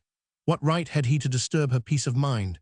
What right to stir to the very depths of her fine nature those strong passions which, but for his clumsy touch, might forever have remained dormant? And through it all was the sense of his own baseness, which had come upon him with a rush, his treachery to Madame la Reine, his falseness to his sworn oath. Love for this beautiful woman had swept him off his feet, caught him at a weak and unguarded moment, and left him now covered with humiliation and self-reproach, an object of hatred to himself, forever in future to be haunted by the recurrent vision of the loved one's face bathed in tears, and by the sound of those harrowing sobs which would, until the end of time, rend his soul with unutterable anguish.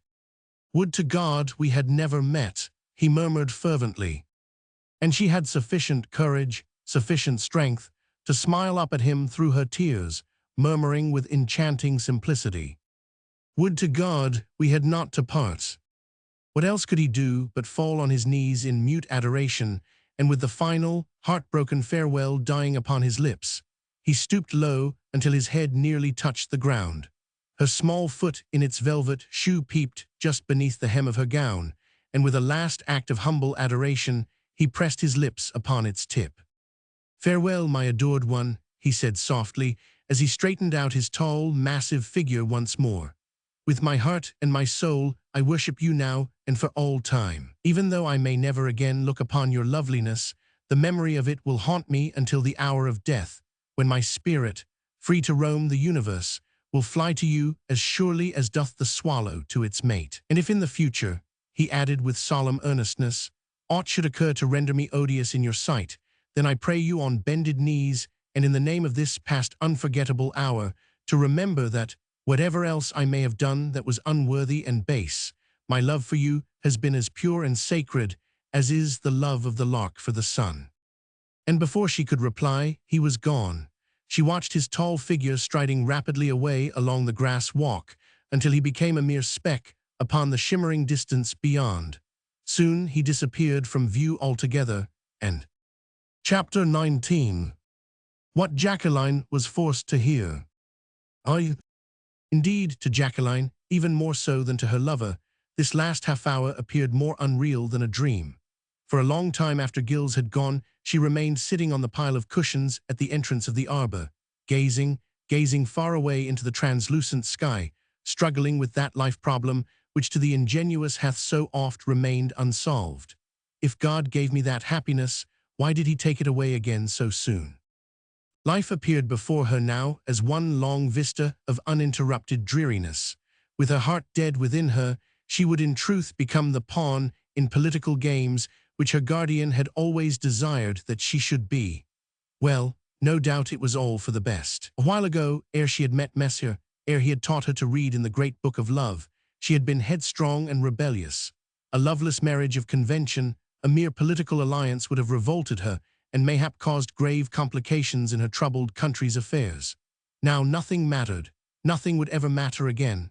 Since happiness was forever denied her, she was far more ready to sacrifice her personal feelings to her country's needs than she had been before. Her joy in life would for the future be made up of sacrifice, and if she could do her beloved and sorely stricken country a permanent benefit thereby, well, she would feel once more that she had not lived her life in vain. At this stage she was not actively unhappy. Emotion had torn at her heartstrings and left her bruised and sore, but her happiness had been too brief to cause bitter regret. She was chiefly conscious of an immense feeling of pity for her lover, whose heartache must indeed be as great as her own. But for herself, there was nothing that she regretted, nothing that she would have wished to be otherwise. All her memories of him were happy ones, except that moment of the midnight quarrel in the palace, when for a brief while she had willfully misjudged him. Even the final parting from him, though it broke her heart, had been wholly free from bitterness. She was so sure of his love that she could almost bear patiently to see him go away, knowing that she could always treasure his love in her heart as something pure and almost holy. All through life that love would encompass her, would keep her from evil thoughts and evil intent, whilst nothing on earth could rob her of the sweets of memory. She loved him and he had wanted her, even long before she knew him. He had come to Cambray in disguise, under a mask, and had wooed her in his own romantic fashion, with song and laughter and joy of living, so different to the amorous sighs and languorous looks, wherewith other swains had striven to win her regard. She loved the mystery wherewith he had surrounded his person, smiled at the thought how he had led Monseigneur her guardian by the nose, and had tried vainly to hoodwink even her Jacqueline, who had loved him already that night when he had flung Pierre over the wall and run to her window, singing, "Mignon, venez voir si la rose." And he had thought to hoodwink her after that, thought to throw dust in her eyes by playing a dual role, now masquerading as the Prince de Froidmont, now as the equerry, he, the chosen of her heart, the man whose every action, every word was fine and noble and dear. How foolish of him to imagine that she could be deceived. Why, there was that scar upon his hand, a scar the sight of which had loosened a perfect floodgate of memories, a scar which she herself had helped to tend and bind 3 years ago in the monastery of Gembloux. She could even remember the leech saying at the time, "The rascal will be marked for life, I warrant. I've never seen such a strange wound before. The exact shape of a cross it is, like the mark on an ass's back." How well she remembered that night. Her own anxiety for the wounded man, a poor soldier, evidently, for he was miserably clad. His clothes were old and had been frequently darned, and his pockets only contained a few soles. He had apparently fought with the French on that awful day and had been discovered by herself, lying unconscious near the monastery wall, up on the hill, more than a league away from the field of battle. She remembered insisting that the leech should tend him, and afterwards that he should be taken back to the spot where the fighting had taken place, in case some friend or comrade be searching for him. After that, the death of her dear brother and the change in her fortunes had chased all other memories away, until that awful night in the palace, when de Landers had behaved like a coward and she like a vixen, and the Prince de Froidmont had threaded the masks of his vanquished enemies upon his sword and thrown them at her feet. She had seen the scar then upon his hand, and the sight had troubled her because of the mystery which it evoked. Then came the next day, when she sat in the window embrasure in wait for the prince's equerry. At once his face had seemed so strangely familiar to her, and then there was the scar. Jacqueline remembered how deeply she pondered over the puzzle then. The Prince de Froidmont and his equerry were one and the same person. That was evident, of course. And both these personalities were also merged in that of the poor soldier whom she had helped to tend in the monastery of Gembloux. But unlike most women, she had never tried to pry into his secrets. Somehow the mystery, if mystery there was, seemed to harmonize with his whole personality. She loved him as he was, rough at times, at others infinitely gentle. And oh, the strength of his love and its ardor when he held her in his arms. She would be quite satisfied if the mystery remained forever unsolved. It was a part of him, not by any means the least amongst his many attractions in her sight. Now he had gone, never to return, leaving her alone with only memory for company, memory and a huge longing to rest once more in the safe fold of his protecting arms. "Come back to me, monsieur," she called out to him in her heart. "Take no heed of what I said when in my blind folly I vowed that it could never be. It shall and must be if you'll only come back to me, just once, only once, and I should be content. God never meant that you and I should part before we had each drained the cup of love to the end. The world is ours, our love shall conquer it, not the world of riches and of pomp, not even the world of glory, just a little kingdom of our own, wherein no one shall dwell but you and I, a little kingdom bound for me by the span of your arms, my throne your heart, my crown your kiss." Roman 2. Dreaming, sighing, longing, Jacqueline sat on in the arbor, unmindful of time. It was only when the cathedral bell boomed the midday hour that she awoke, vaguely, still, to the actualities of life. Of a truth, it seemed difficult to conceive that life in the future must go on just the same. The daily rounds, the conventionalities, the social flummeries must all go on, and she, Jacqueline, would have to smile, to speak, to live on just the same. And yet nothing on earth could ever be quite the same again. It is impossible to delve deeply into the book of passion, to have mastered the lesson which God himself forbade his children to learn, and then to look on life with the same vacant, ignorant eyes as before. The daily rounds would certainly go on, but life itself would henceforth be different. The girl, a mere child, had in one brief half-hour become a woman. Love had transfigured the world for her. But she tried to think of life as he, her knight, would have wished her to do, to fulfill her destiny so that from afar he might be proud of her.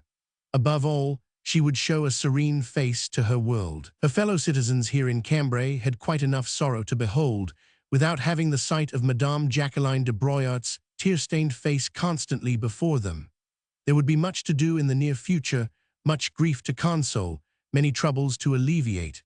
What was one solitary heartache beside the sufferings of an entire nation? She rose to her feet, feeling more valiant and strong.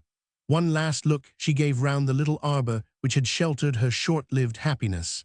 The pale sun peeped in shyly through the interstices of the woodwork, and threw a shaft of honey-colored light upon the couch where he had lain unconscious, after she and her servants had saved him from the mob. With an impulsive movement which she did not try to check, she ran up to the couch, and kneeling down beside it, she buried her face in the pillows whereon his head had rested. A few more tears, one long convulsive sob, a heartbroken sigh, then nothing more. That was the end, the last word in the final chapter of her romance, the lifelong farewell to her girlish dream. Then she dried her eyes resolutely, rose to her feet, and prepared to return to the palace. Roman 3. But at the entrance of the arbor she was met by de Landres. He was standing there, looking at her, with a hideously evil sneer upon his face. She had not spoken with him since that day when she had forever cast him out of her heart, had always succeeded in avoiding him when the exigencies of their mutual social position forced her to be in the same room with him. Today she felt as if his very presence was an outrage. How long he had been there she could not say. How much of her soul agony he had witnessed caused her a sense of intolerable humiliation. For the moment he had trapped her, obviously had lain in wait for her, and was not like to let her go without forcing his company upon her. There was no other exit to the little arbor, and she, unable to avoid him, yet loathing the very sight of him, could only take refuge in an attitude of haughty indifference and of lofty scorn. "I will not pollute you with my touch," he said coolly, seeing that at sight of him she had retreated a step or two, as she would have done had she encountered a noisome reptile. He remained standing in the doorway, leaning against the woodwork, with arms folded and legs crossed, and an insolent leer in his dark eyes. "Then I pray you to let me pass," was her calm rejoinder. "Not," he riposted, "till you have allowed me to say something to you, which hath weighed on my heart these past 3 weeks. There is nothing that you can wish to say to me, M. la Marquise, that I would care to hear." "You are severe, Jacqueline," he said.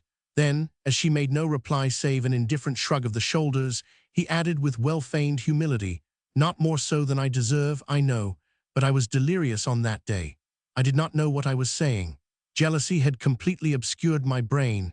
You would not make a madman responsible for his ravings." "Let us leave it at that, M. la Marquise," she rejoined calmly. "But you will understand that I do not care to listen to that same madman's ravings again." "How cold you are," he murmured, sighed dolefully like one in utter grief. His whole attitude suddenly betokened contrition and overwhelming sentiment. His fine dark eyes even contrived to fill themselves with tears. "Have you forgotten so soon, Jacqueline?"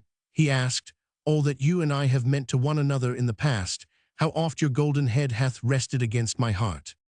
But she was not like to be taken in by this mood, the falseness of which was transparent enough. "And you do not cease to insult me with your ramblings," she said, with all the scorn which his contemptible ruse deserved. "I will call to my servants to rid me of your presence." "Your servants are too far away to hear you," he retorted with a cynical laugh. "And if you do not listen to me today, Jacqueline, you will put it out of my power to save you from humiliation and your lover from death." "How dare you?" she exclaimed aloud, roused at last out of her indifference by his wanton insolence. Whereupon he, seeing that she was not to be won by honeyed words, threw down the mask in an instant, appeared in his true colors, false, vengeful, and full of venom, his face distorted by jealous rage, breathing greed and spite as he spoke.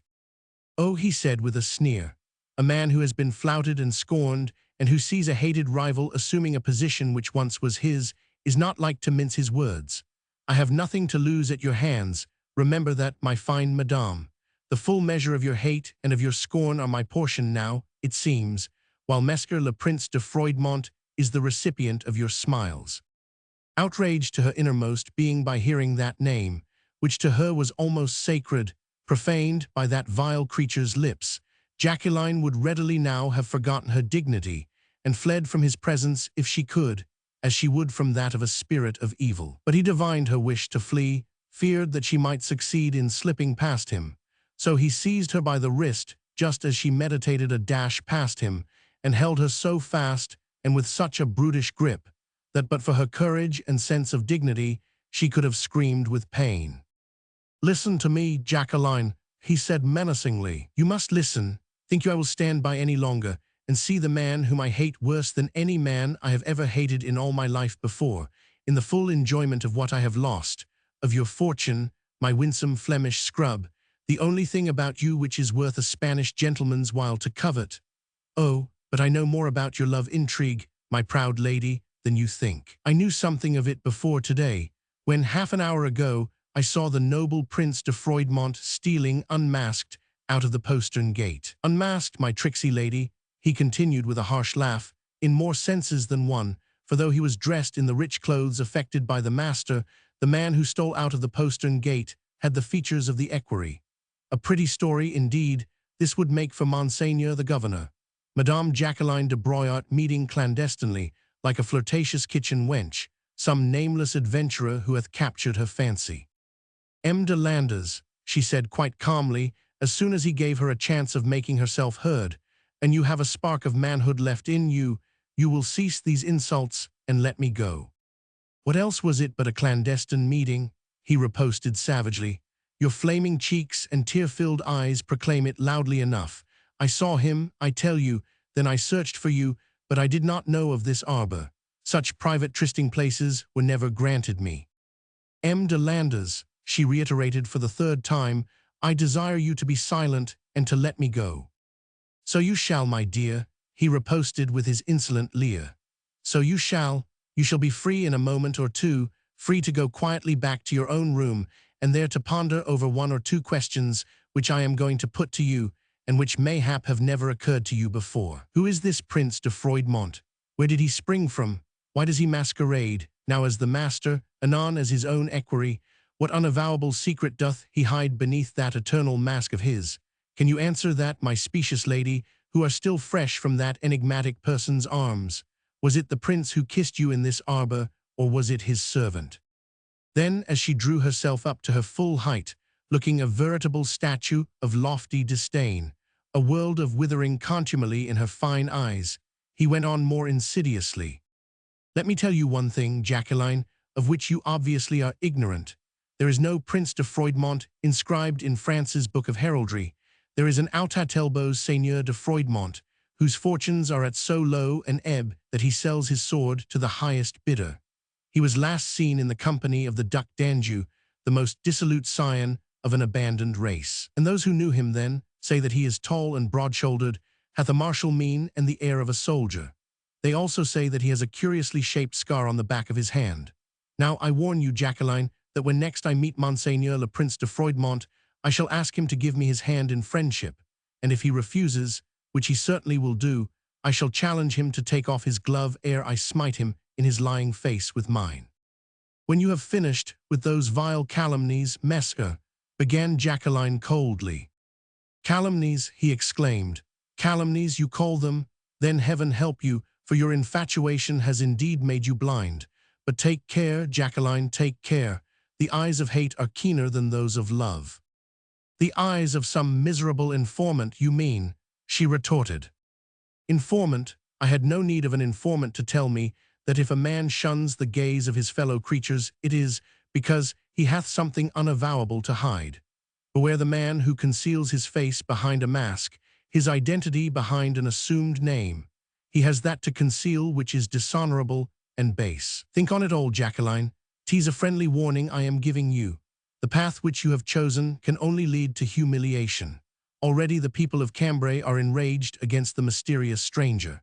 Take care lest Madame Jacqueline de Broyart, Duchesse et Princess de Ramies, be found bestowing her favors upon a common spy. He released her wrist, having had his say, felt triumphant and elated too because she had been forced, in spite of herself, to listen to him.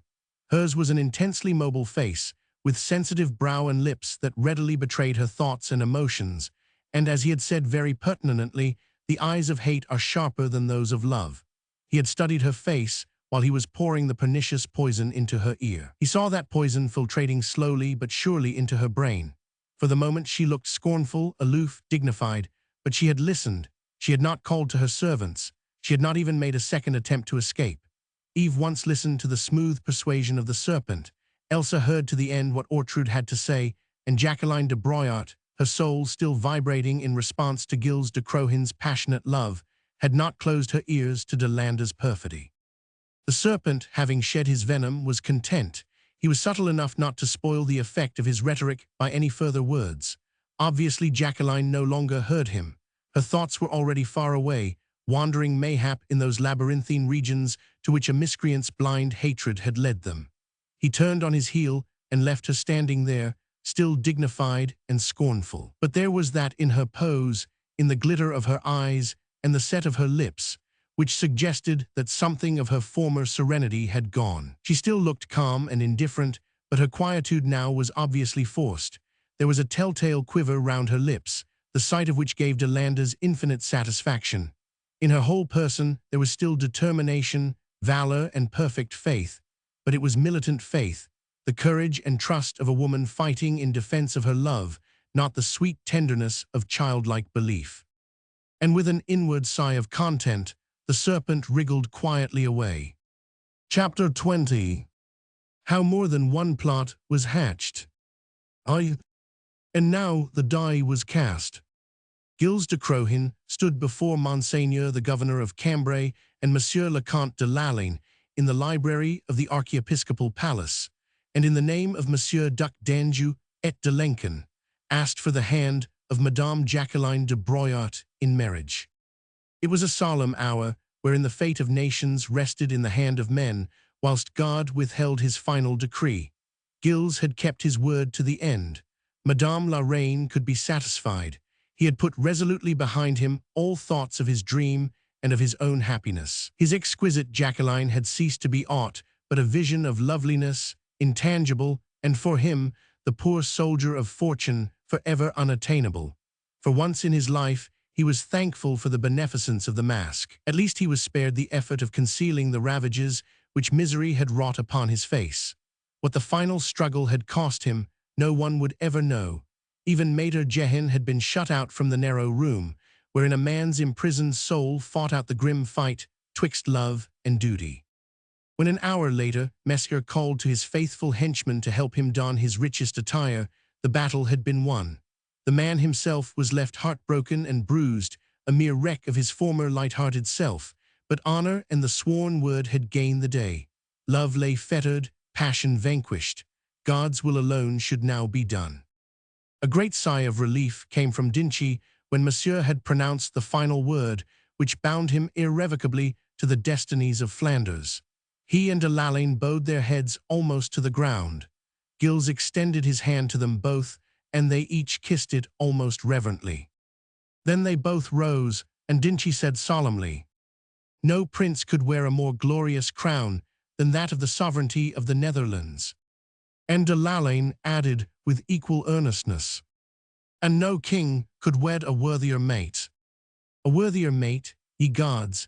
Gilles could have laughed aloud at the abjectness of this tragic farce. A worthier mate, who knew that better than the unfortunate man who had held her for one brief, blissful moment in his arms, just long enough to feel how perfect, how exquisite she was, just long enough to realize all that he had lost. Truly hell's worst torture could not be more harrowing than this. Wearied to the very top of his bent, Mesmer did his best to bring the interview to an end. "And now, messieurs," he said at last, "I will, by your leave, bid you farewell. My maître de camp, Monsieur de Balagny, has, as you know, arrived in Cambray. He will represent me here the while I go to rejoin my armies." "Your Highness would leave us," exclaimed Dinchi with a frown, "so soon." "Only to return in triumph, Monsieur," replied Gilles, "at the head of my armies, after I have brought the Spaniard to his knees."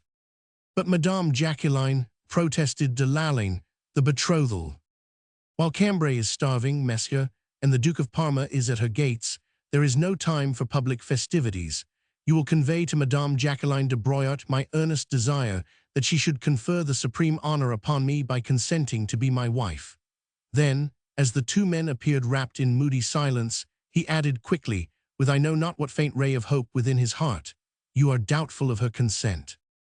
"Doubtful? Oh no, Monseigneur," replied Dinchi. "Jacqueline de Broyat is, above all, a daughter of Flanders. She is ready to give her fortune, herself, all that is asked of her, to the man who will free her country from its oppressors." "Then the sooner I go, and return to claim my bride," rejoined Gilles dryly, "the better it will be for us all." "Yes, Monseigneur, but—" "But what?" "The people of Cambray will wish to see your Highness with Madame Jacqueline by your side, her hand in yours, in token of an irrevocable pledge. Starving people care little for such flummery, Mesmer. They will prefer to see the sentimental ceremony when mine armies have driven the foe from their city's gates." "But—" "Ah, come, messieurs," suddenly queried Gilles with growing impatience. "Do you, perchance, mistrust me?" The protest which came from the two Flemish lords in response to this suggestion was not perhaps as wholehearted as it might have been. Gilles frowned beneath his mask. Here was a complication which he had not foreseen. He could part from Jacqueline, yes. He could tear her sweet image from out his heart, since she could never become his. He could play his part in the odious comedy to the end, but only on the condition that he should not see her again or attempt to carry through the deception which, in her presence, would anyhow be foredoomed to failure. A public betrothal, a solemn presentation to the people, with Jacqueline's hand in his own, her dear eyes having found him out in the very first minute that they met again, despite every mask, every disguise, and every trickery. Heavens above, but there was a limit to human endurance, and Gilles had already reached it when he envisaged his beloved as the wife of another man, and that man wholly unworthy of her. Now he had come to the end of his submission. Honor and loyalty could go no further. Of a truth, it seemed as if some impish fate would upset, at this 11th hour, Madame la Reine's perfectly laid schemes. The Flemish lords looked obstinate. It seemed to Gilles that while he himself had stood silent for the space of a quick heartbeat, cogitating as to his next course of action, a secret understanding had quickly passed between the two men. This in its turn had the effect of stiffening Gilles' temper. He felt like a gambler now, whose final stake was in jeopardy. "For my part, messieurs," he said with a clever assumption of haughty insolence, "I could not lend myself to a public pageant at this hour. His Majesty my brother would not wish it. When I enter Cambray as its conqueror, I will claim my promised bride, and not before." This final either, or was a bold stroke, no doubt, the losing gambler's last throw. If the Flemings demurred, all was lost. Gilles, by an almost superhuman effort, contrived to remain outwardly calm, keeping up that air of supercilious carelessness which had all along kept the Flemish lords on tenterhooks. Obviously the tone had aroused their ire, just as it had done many a time before, and Gilles could see well enough that a final repudiation of the whole bargain hovered on M. Dinchie's lips. But once again, the counsels of prudence prevailed. The implied "take it or leave it," so insolently spoken by Monsieur, had the effect of softening the two men's obstinacy. Perhaps they both felt that matters had anyhow gone too far, even for a man of Monsieur's vacillating temperament to withdraw from the bargain with a shred of honor. Be that as it may, when Gilles rejoined a moment or two later with marked impatience, "Which is it to be, messieurs? Is a prince of the house of Valois not to be trusted to keep his word?" Dinchie replied quite glibly, "Oh, absolutely, monseigneur." "Well then," queried Gilles blandly, "there is nothing more to be said," concluded de Lalaine, "and if your highness really desires to leave us—" "I do desire to rejoin my armies as soon as may be." "Then it shall be in accordance with monseigneur's wishes. I will see that everything is made ready for the safety and secrecy of your journey." "You are more than gracious, messieurs," said Gilles, who had some difficulty in disguising the intense relief which he felt. "As you know, my maître de camp, Messieurs de Balagny, is in Cambray now. He will be my representative during my brief absence." After that, little more was said. Formal leave-taking took up the last few minutes of this momentous interview. Gilles had some difficulty in concealing his eagerness to get away. A dozen times within those same few minutes, he was on the point of betraying himself, for indeed it seemed ludicrous that the Duc d'Anjou should be quite so eager to go. However, the two Flemings were in a distinctly conciliatory mood now. They appeared to desire nothing save the keeping of His Highness' good graces. "Monseigneur will remember that Cambray is on the edge of starvation," said Dinchie earnestly at the last. "Give me 3 months, messieurs," rejoined Gilles lightly, "and her joy bells will be ringing for her deliverance, for the entry of Monsieur Duc d'Anjou within her walls, and the betrothal of Madame Jacqueline de Broyart to a prince of the House of France. A happy hour for the Netherlands, monseigneur." "And a proud one for me, messieurs," concluded Gilles solemnly, "for the prince of the House of France will not lead his bride to the altar empty-handed. The freedom of the Netherlands will be her marriage portion." "Amen to that," said the Flemish lords fervently. Roman II. They kissed the gracious hand which was extended to them. They bent the knee and took leave of their exalted guest with all the ceremonial due to his rank. But the moment that Gilles had finally succeeded in effecting his escape, and even before his firm footstep had ceased to echo along the corridors of the palace, a complete change took place in the demeanor of these two noble lords. Monseigneur the governor drew inkhorn, pen and paper close to him with almost feverish haste. Then he began to write, letter after letter, while his friend watched him in silence.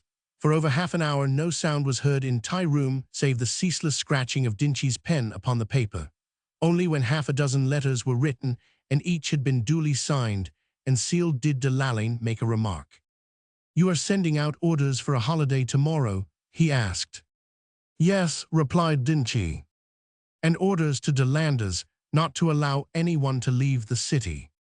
Yes, I thought so. You do not trust our wily prince. No, retorted the other curtly, do you? Then, as de Lalaine made no reply, since indeed that reply was obvious, Dinchi went on, in a quick, sharp tone of command. Will you see the chief magistrate yourself, my good de Lalaine? Explain to him just what we have in contemplation. A reception in the town hall, the presence of the provosts of the city and of the mayors of the several guilds, the announcement of the betrothal to be read to the people from the balcony.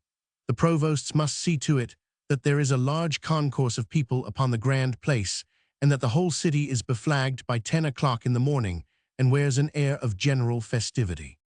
It shall be done at once, said de Lalaine simply. Dinchi then rang the bell and summoned one of his special messengers to his presence.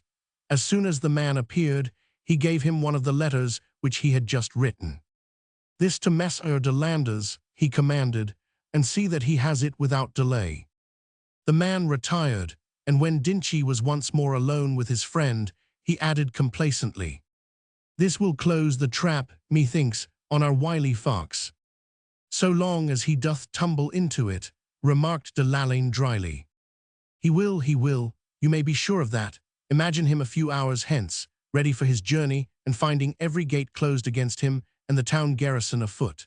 I have warned de Landers of what was in the wind and given him an outline of my plans for tomorrow. I can safely trust him to see that no one leaves the city within the next 24 hours, for I have made him personally accountable to me if any suspected person should effect an escape. So our fine monsieur will fume and rage and demand to see Monseigneur the governor. The latter, weary and sick, will have long ago retired to bed. In the morning he will still be sick and unable to attend to business until past 10 o'clock, when quite unexpectedly he will have given his exalted guest the slip and already be engaged on important matters at the town hall.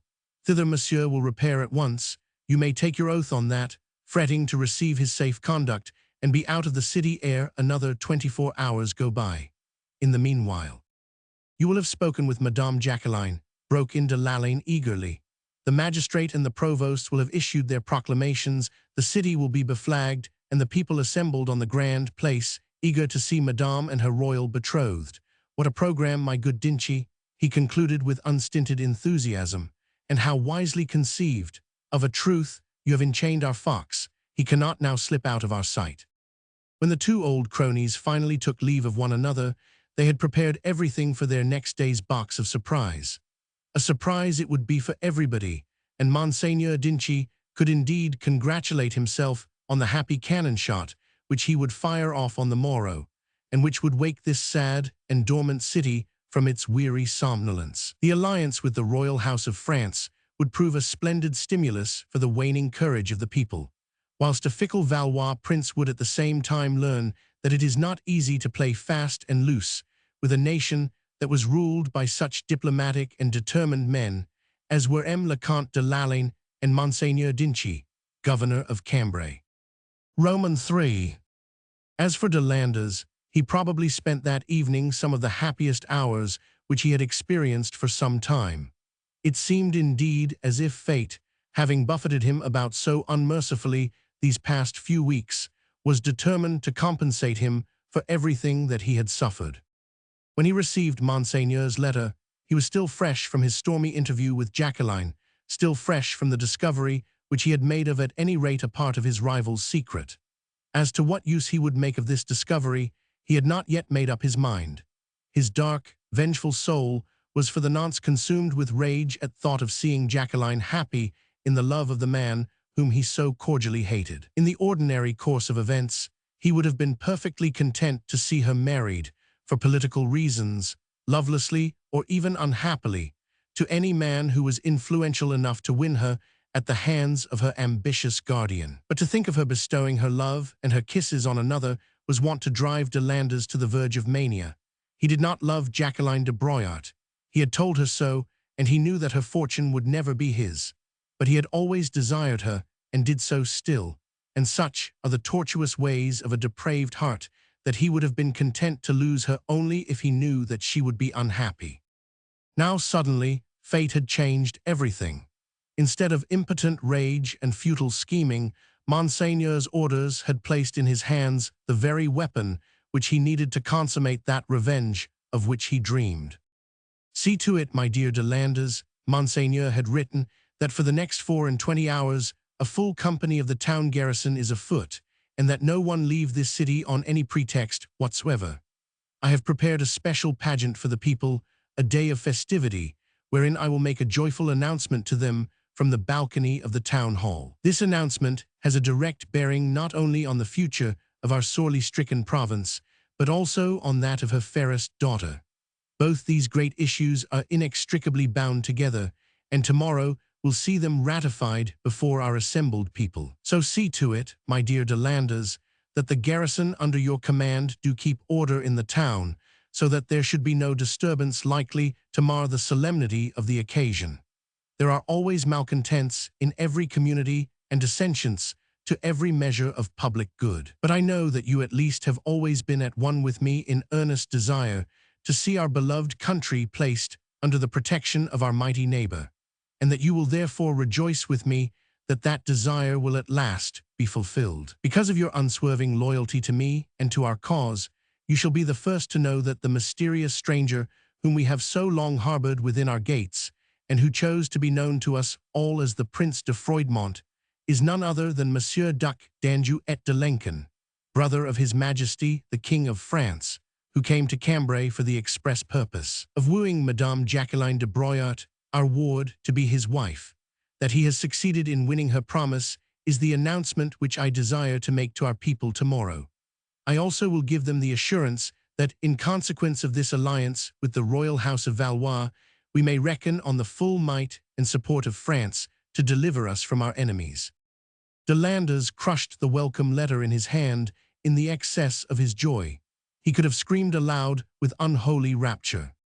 "There is a fraud here, of course. Monseigneur has been hoodwinked. The Prince de Froidmont is not Duc d'Anjou," he cried exultantly. "This much I know. And now, friend Beelzebub and all your myrmidons, grant me aid, so that I may unmask that miscreant in a truly dramatic manner. Something must and shall be done to turn that fateful hour tomorrow into one of triumph for me, and of humiliation for the woman who has dared to scorn my love.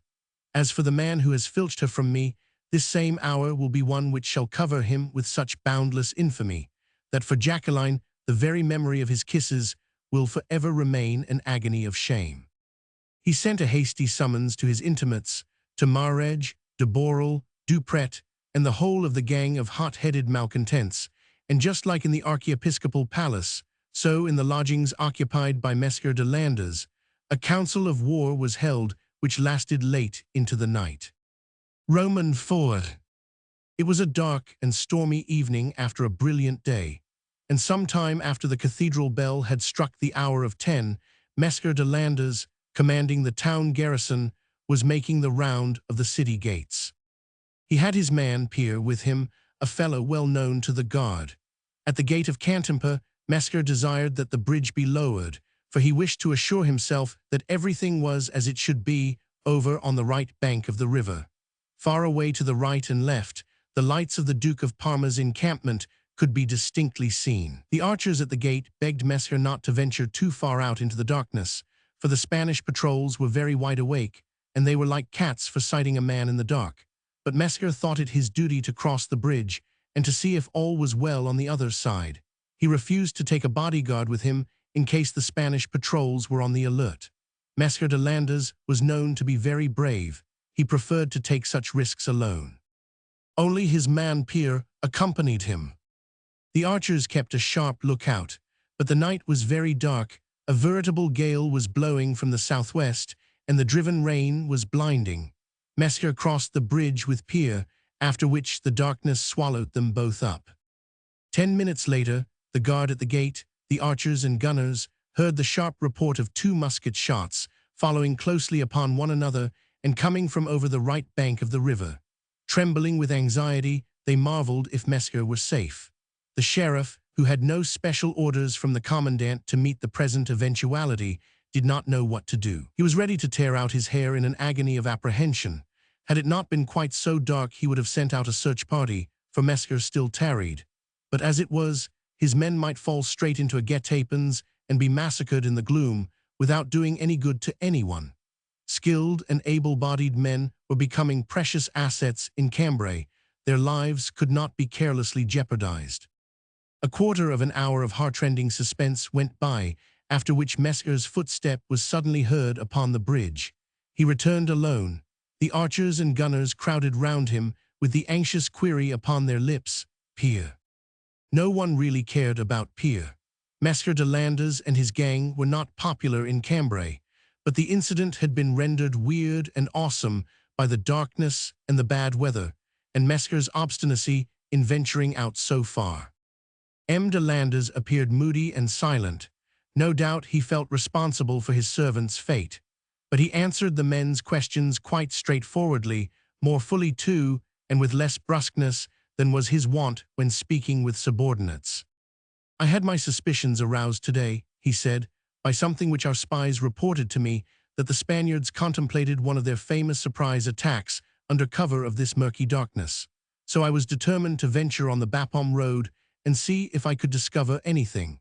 Pierre insisted on coming with me.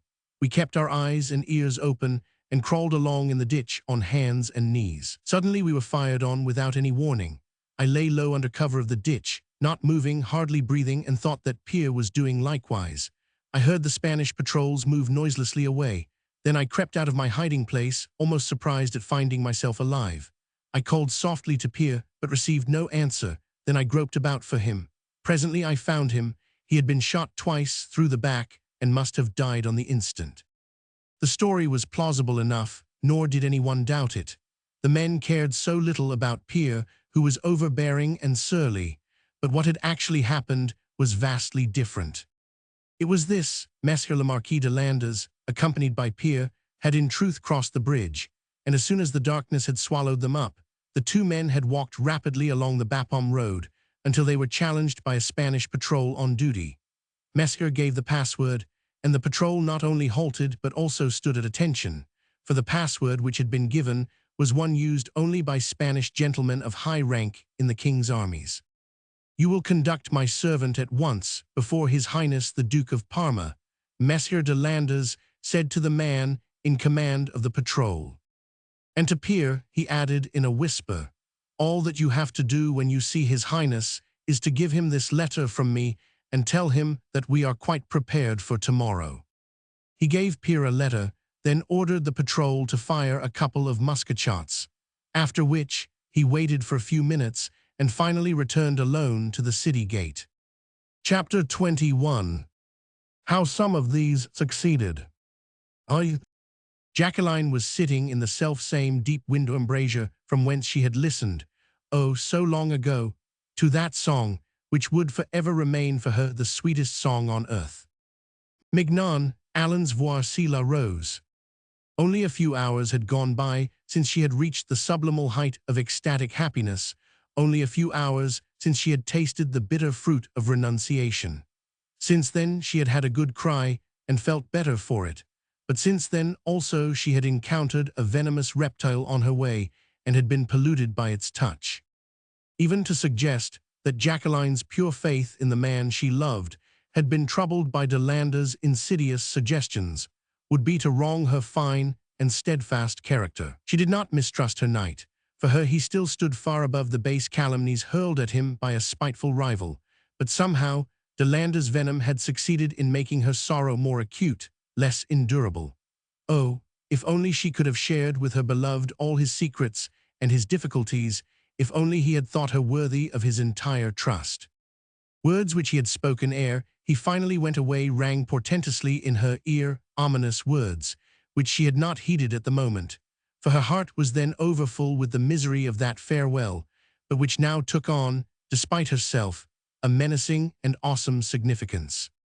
With frowning brows and hands tightly clasped together, Jacqueline sat there, motionless, the while memory called back those words, which in very truth did fill her heart with dread. "If within the future," Mesmer had said, "aught should occur to render me odious in your sight, will you at least remember that, whatever else I may have done that was unworthy and base, my love for you has been as pure and sacred as is the love of the lark for the sun." He had gone after that, gone before she could ask him for an explanation of these ununderstandable words, before she could affirm her perfect faith and trust in him. Then the memory of them had faded from her ken, merged as it was in her great, all-embracing sorrow, until the wand of a devilish magician had brought them forth from out the ashes of forgetfulness, and she was left more forlorn than she had been before. Roman 2. Monseigneur the governor found her in the late afternoon, still sitting in the window embrasure, the large, lofty room in darkness, save for the fitful glow of the fire which was burning low in the monumental hearth. The patter of the rain against the window panes made a weird, melancholy sound, which alone broke the silence that hung upon the place with an eerie sense of desolation. Monseigneur shuddered as he entered. "Brrr," he exclaimed. "My dear Jacqueline, I had no thought that you were moping here all alone, and in the dark too, or I would have been here sooner to cheer your spirits with my good news." "You and your good news are right welcome, Monseigneur," responded Jacqueline with a pathetic effort at gaiety. "I was out in the garden most of the day," she continued composedly, "and was resting for a while in the gathering dusk, as this awful weather hath made it impossible to go out again." "Gathering dusk, forsooth," he retorted. "Send for your women, madame, and order them to bring in the candles. Light, we want more light, laughter, and joy at this hour. I would I could light a bonfire to turn the night into day."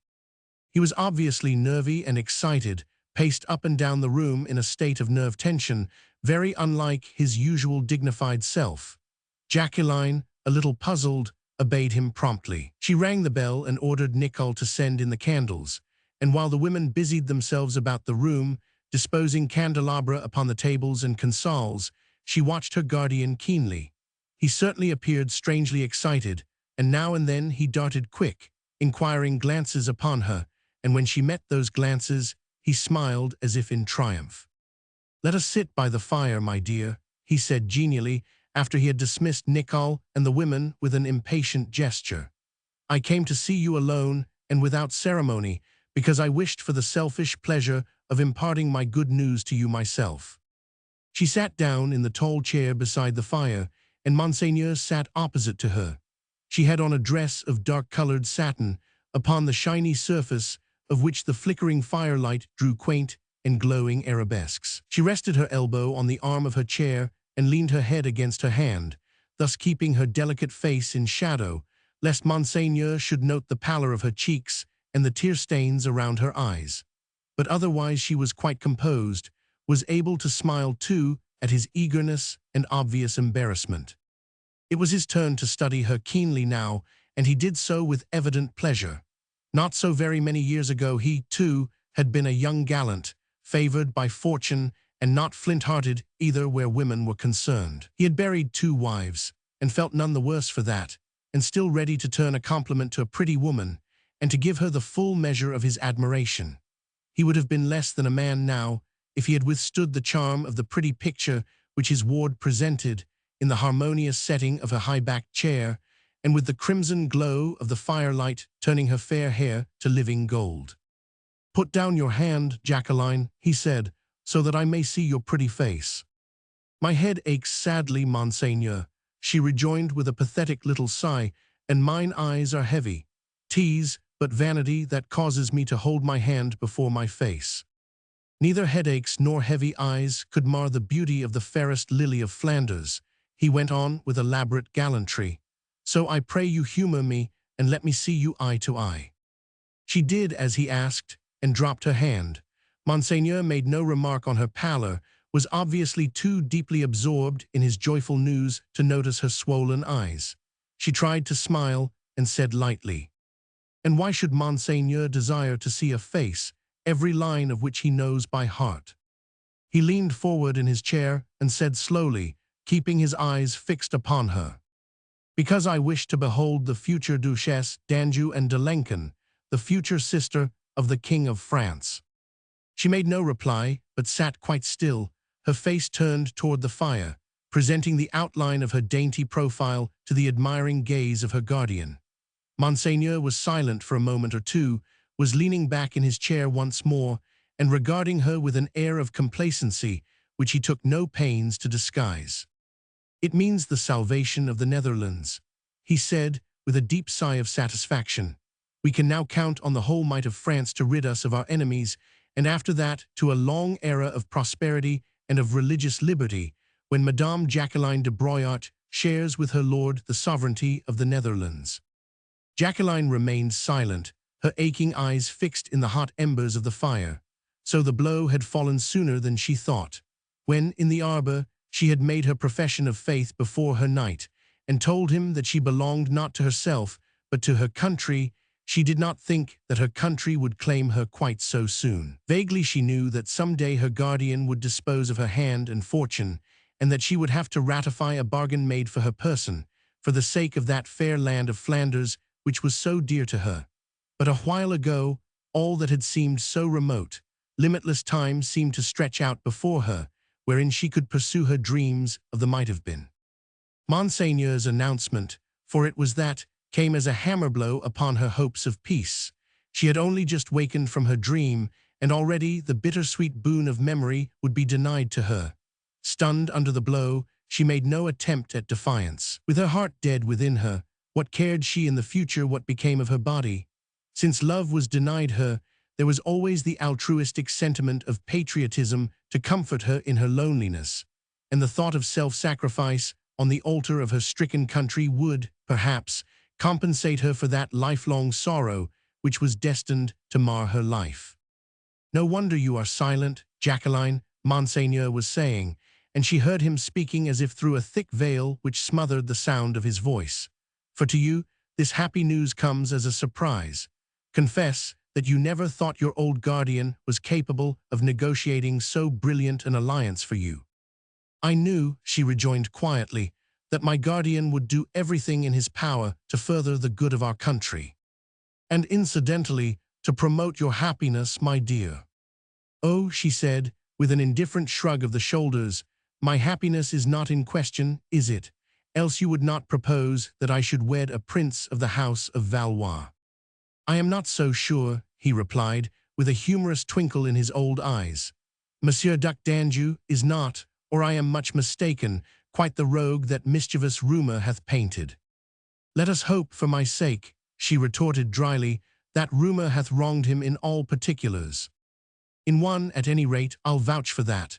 Monsieur is more than commonly well-favored, a handsome figure of a man, with the air and the voice of a soldier." "You know him well." "I have seen much of him," said Monseigneur with an enigmatic smile, "these past 4 weeks." "These past 4 weeks," she exclaimed, "but you have not been out of Cambray." "Nor has he," put in Monseigneur quietly. She frowned, deeply puzzled.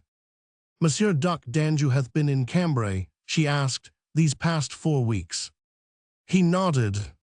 "And I have never seen him." "Indeed you have, my dear Jacqueline, on more than one occasion." "Not to my knowledge, then." "No, not to your knowledge." "I don't understand," she murmured. "Why should so exalted a prince as the Duc d'Anjou be in Cambray all this while?" "Because he desired to woo Madame Jacqueline de Broyart, Duchesse et Princess de Ramies." "Without my knowledge." "Without your knowledge, outwardly." "What do you mean?" "Oh, nothing very obscure, my dear, nothing very remarkable. Monsieur Duc d'Anjou is young, he hath a romantic turn of mind. He admired you and desired you in marriage, but chose to woo you, have I not said that he is romantic, chose to woo you under a mask." She gave a gasp, and quickly put her hand to her mouth to smother a cry. She sat bolt upright now, her 2 hands clutching the arms of her chair, her eyes, wide open, glowing, scared, fixed upon her guardian. He, obtuse and matter-of-fact, mistook the gasp and the tense expression of her face. "No wonder you are aghast, my dear," he said cheerily. "Not unpleasantly, I hope. More than once it seemed to your old guardian that Monsieur's martial presence was not altogether distasteful to you. He hath sharper eyes, hath the old man, than you gave him credit for. What? Ah, well, I was young too once, and I still like to bask in the sunshine of romance. 'Twas a pretty conceit on Monsieur's part, methinks, to pay his court to you under a disguise, to win your love by the charm of his personality, ere you realized the great honor that a prince of the royal house of France was doing to our poor country by wooing her fairest maid. Monseigneur continued to ramble on in the same strain. Jacqueline hardly heard what he said. She was striving with all her might to appear composed, to understand what the old man was saying, and to reply to him with some semblance of coherence. Above all, she was striving to get the mastery over her voice, for presently she would have to speak, to say something which would shake her guardian's complacency, open his eyes to the truth, the whole hideous, abominable truth. Without, heavens above, this must be a hideous dream. It was all arranged with de Montigny, you remember, Monseigneur continued, still engrossed in his own rhetoric, too blind to see that Jacqueline was on the verge of a collapse. Monsieur was so fanciful, and we had to give in to him. We all desired the alliance with our whole hearts, and Madame la Reine de Navarre did approve of our schemes. I must say that de Lalaine and I were against the masquerade at first, but Monsieur's soldier-like personality soon won our approval. And imagine our joy when we realized that our dear Jacqueline was not wholly indifferent to him either. He came to us this afternoon and made formal demand for your hand in marriage. So de Lalaine and I have taken measures that our poor people do have a holiday tomorrow, when Madame Jacqueline de Broyart, Duchesse et Princess de Rémise, will solemnly plight her troth to Monsieur Duc d'Anjou. So, my dear Jacqueline, I entreat you to wear your loveliest gown. Flanders is proud of her fairest flower. Monsieur desired to rejoin his armies today and leave the ceremony of betrothal waiting for happier times, but de Lalaine and I would not hear of it. Everything is prepared for a festive holiday. Of a truth, tomorrow's forenoon will see the happiest hour which our sadly afflicted province hath seen these many years. He paused, I think, for want of breath. He certainly had been talking uninterruptedly for the past 10 minutes, going over the whole ground of de Montigny's mission, Monsieur's romantic desire, and the final demand in marriage, till Jacqueline could have screamed to him to cease torturing her. The hideousness of the mystery appalled her. Some dark treachery lurked here somewhere, and she was caught in a net of odious intrigues, out of which for the moment she could see no issue. A feeling of indescribable horror came over her, a nameless, unspeakable terror, as in the face of a yawning, bottomless abyss, on the brink of which she stood, and into which an unseen and mighty hand would presently hurl her. Something of that appalling state of mind must have been reflected in her face, despite the almost superhuman effort which she made not to allow Monseigneur to guess at what was going on in her mind. For presently he looked at her more keenly, and then said gently, "Jacqueline, my dear, you look so strange. What is it? Hath my news so gravely startled you?"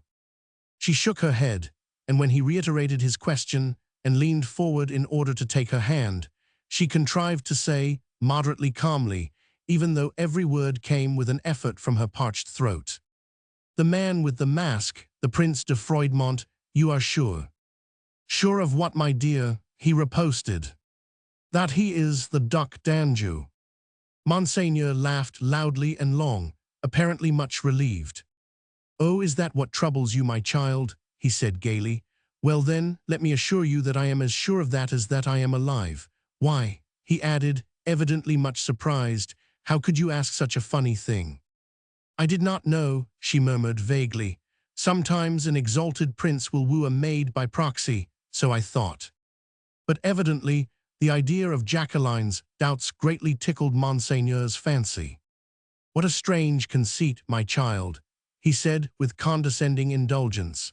"By proxy, forsooth, His Highness came himself, not more than 3 days after Messire de Montigny completed negotiations with him at La Fere. He desired to remain incognito and chose to lodge in a poor hostelry, but Madame la Reine de Navarre begged us in a letter writ by her own august hand to make Monsieur Duc d'Anjou, her dear brother, right welcome in Cambray, by proxy," and Monseigneur laughed again, highly amused. "Why, His Highness was in my study but 2 hours ago and made formal proposal for your hand in marriage." Then, as the door behind him was thrown open, and old Nicole, shuffling in, announced le Comte de Lalaine, Dinchi turned to his old friend and said, highly delighted with what he regarded as a good joke, "Ah, my good de Lalaine, you could not have come at a more opportune moment. Here is our ward, so bewildered at the news that she asks me whether I am sure that it is truly Monsieur Duc d'Anjou who has been masquerading as the Prince de Froidmont. Do reassure the child's mind, I pray you, for in truth she seems quite scared." De Lalaine, always a great stickler for etiquette, had in the meanwhile advanced into the room, and was even now greeting Jacqueline with all the ceremonial prescribed by Maître Calviac. Then only did he reply soberly, "Sure, madame, of course we are sure. Why, 'tis not 2 hours since he was standing before us and asking for the hand of Madame Jacqueline de Broyart in marriage. We knelt before him and kissed his hand, and tomorrow we'll present him to the people as the future sovereign lord of the Netherlands." "And so, my dear Jacqueline," concluded Dinchy. But he got no further, gave a loud call to Nicole and the women, for Madame had uttered a pitiful moan, slid out of her chair, and was now lying on the floor in a swoon. Chapter 22. While others failed. Of a truth, Monseigneur the Governor was not gravely perturbed by his ward's sudden attack of faintness. He knew that women were subject to megrims and sundry other fancies, and he was willing to admit that in his excitement he had, perhaps, been too abrupt with her and too brusque. She had been scared, bewildered, no doubt, and lost consciousness in her agitation. But old Nicole had quickly come to the rescue with restoratives, and with the prerogative of an old and trusted servant, she had bundled Monseigneur and Monsieur de Lalaine incontinently out of the room. Madame would soon be well, she said, only needed rest. She was overwrought and overfatigued with so many banquets and public functions, such late hours, too, and Madame not 20.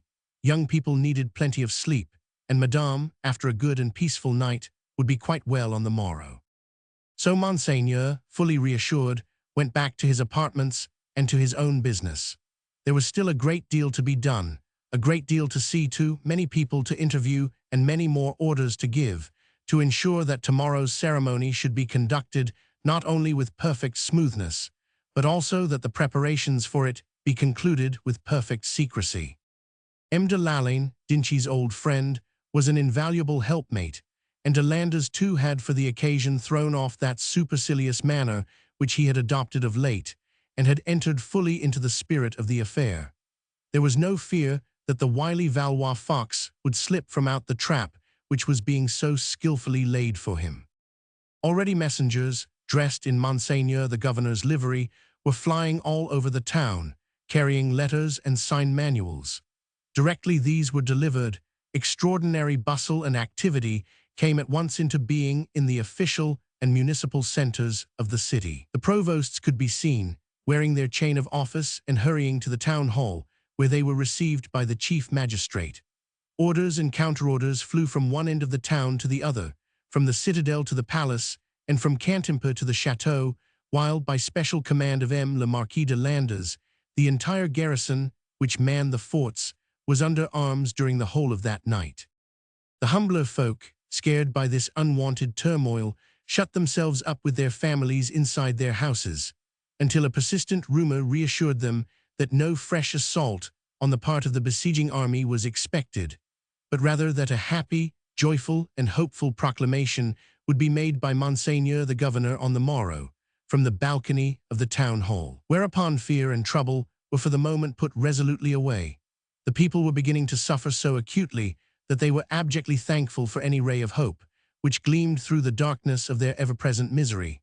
With the Duke of Parma's armies at their gates, they were still clinging to the thought that some mighty power would take compassion on them and come to their rescue with a force strong enough to inflict a severe defeat upon the Spaniard. They had not yet reached the final stages of despair.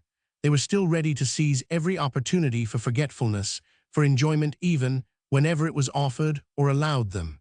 Rumor had been persistent about the help which was to come from France. Messieurs de Balagny's presence in the city had confirmed the hopes which had rested upon those rumors. Now, with the knowledge that Monseigneur had a joyful announcement to make, mercurial temperaments rose for a while, especially among the young. The older people had been too often deluded with flowery promises to believe in any good fortune for their unfortunate city. They had seen the fate of others, of Mons and of Mechlin and of Gaunt. The might of the Spanish armies always conquered in the end, and the rebellious cities had been made to suffer untold brutalities as a punishment for their heroic resistance. Fortunately for the morale of Cambray, these older people, these wiseacres, were still in the minority, and hope is of all human attributes the strongest and the most persistent.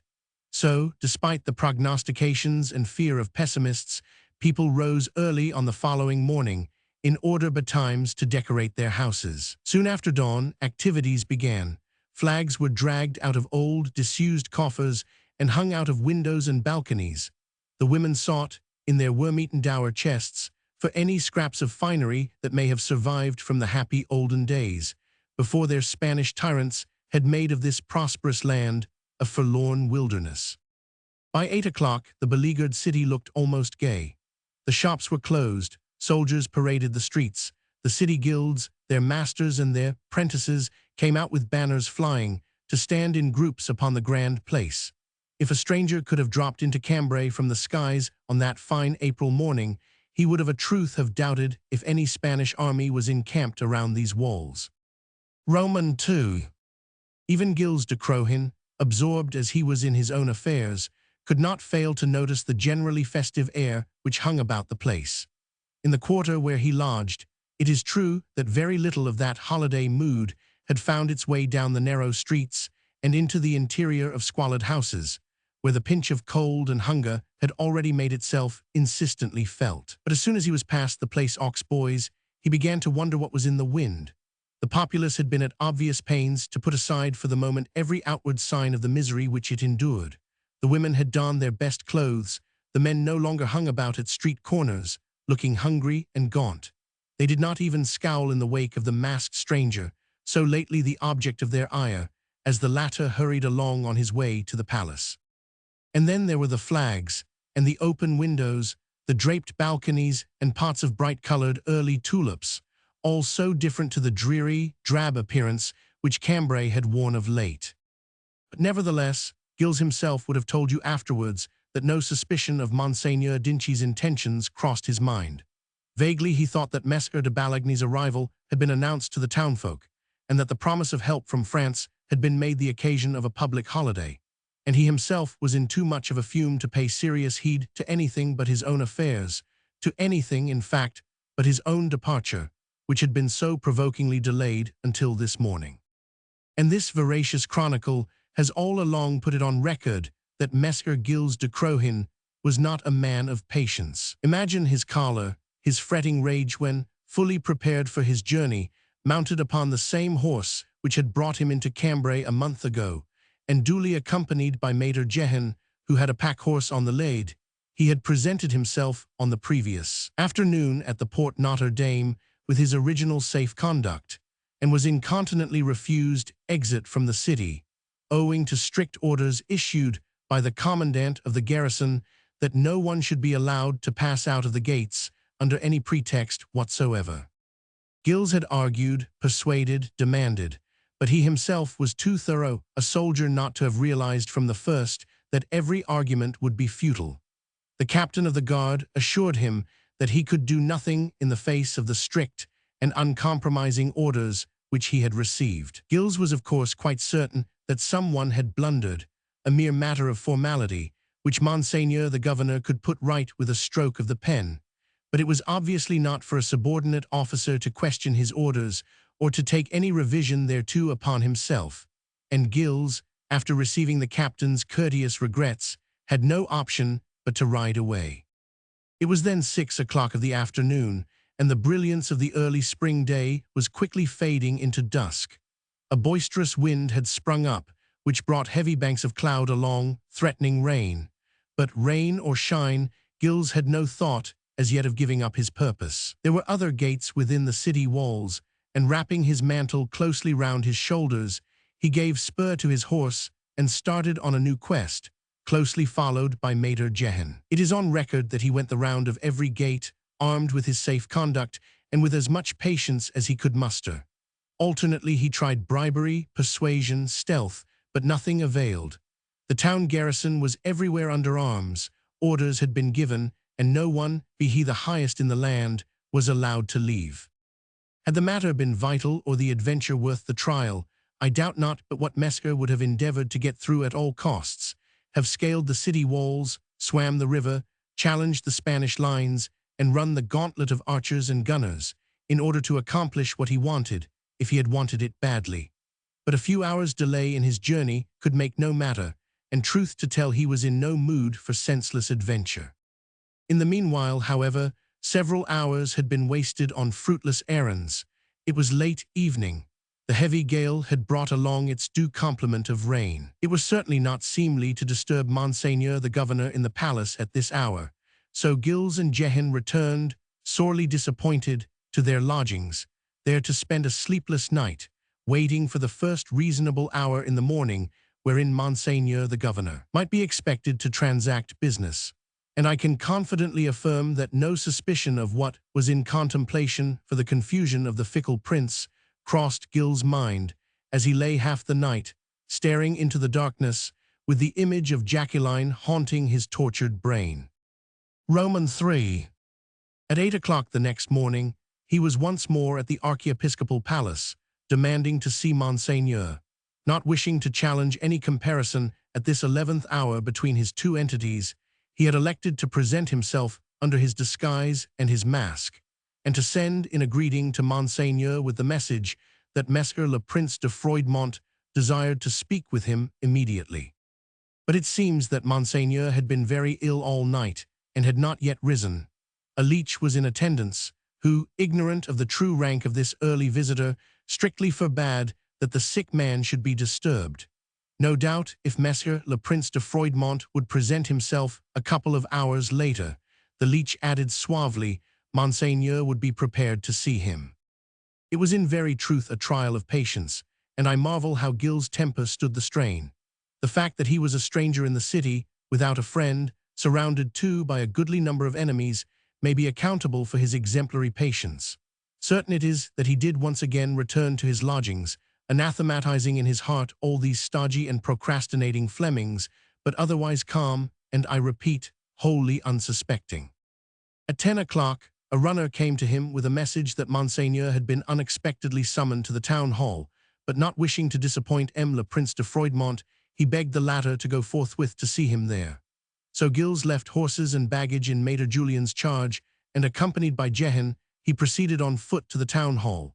He had much difficulty in forcing his way through the crowd, which had become very dense, especially in and about the grand place.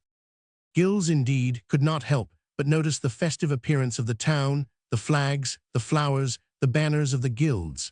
Above all, the good humor of the crowd was in such strange contrast to their habitual surliness.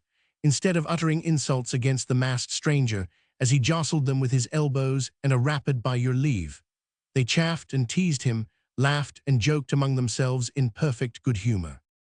In and about the town hall there was a large concourse of people, city fathers, and high dignitaries in official attire. The perron steps were decorated with huge pots of Dutch earthenware, placed at intervals all the way up as far as the entrance doors, and filled with sheaves of white Madonna lilies, produced at great cost at this season of the year in the hothouses of the archiepiscopal palace. Pots containing the same priceless flowers could also be seen up on the huge balcony above the entrance, and showing through the interstices of the stonework of the splendid balustrade.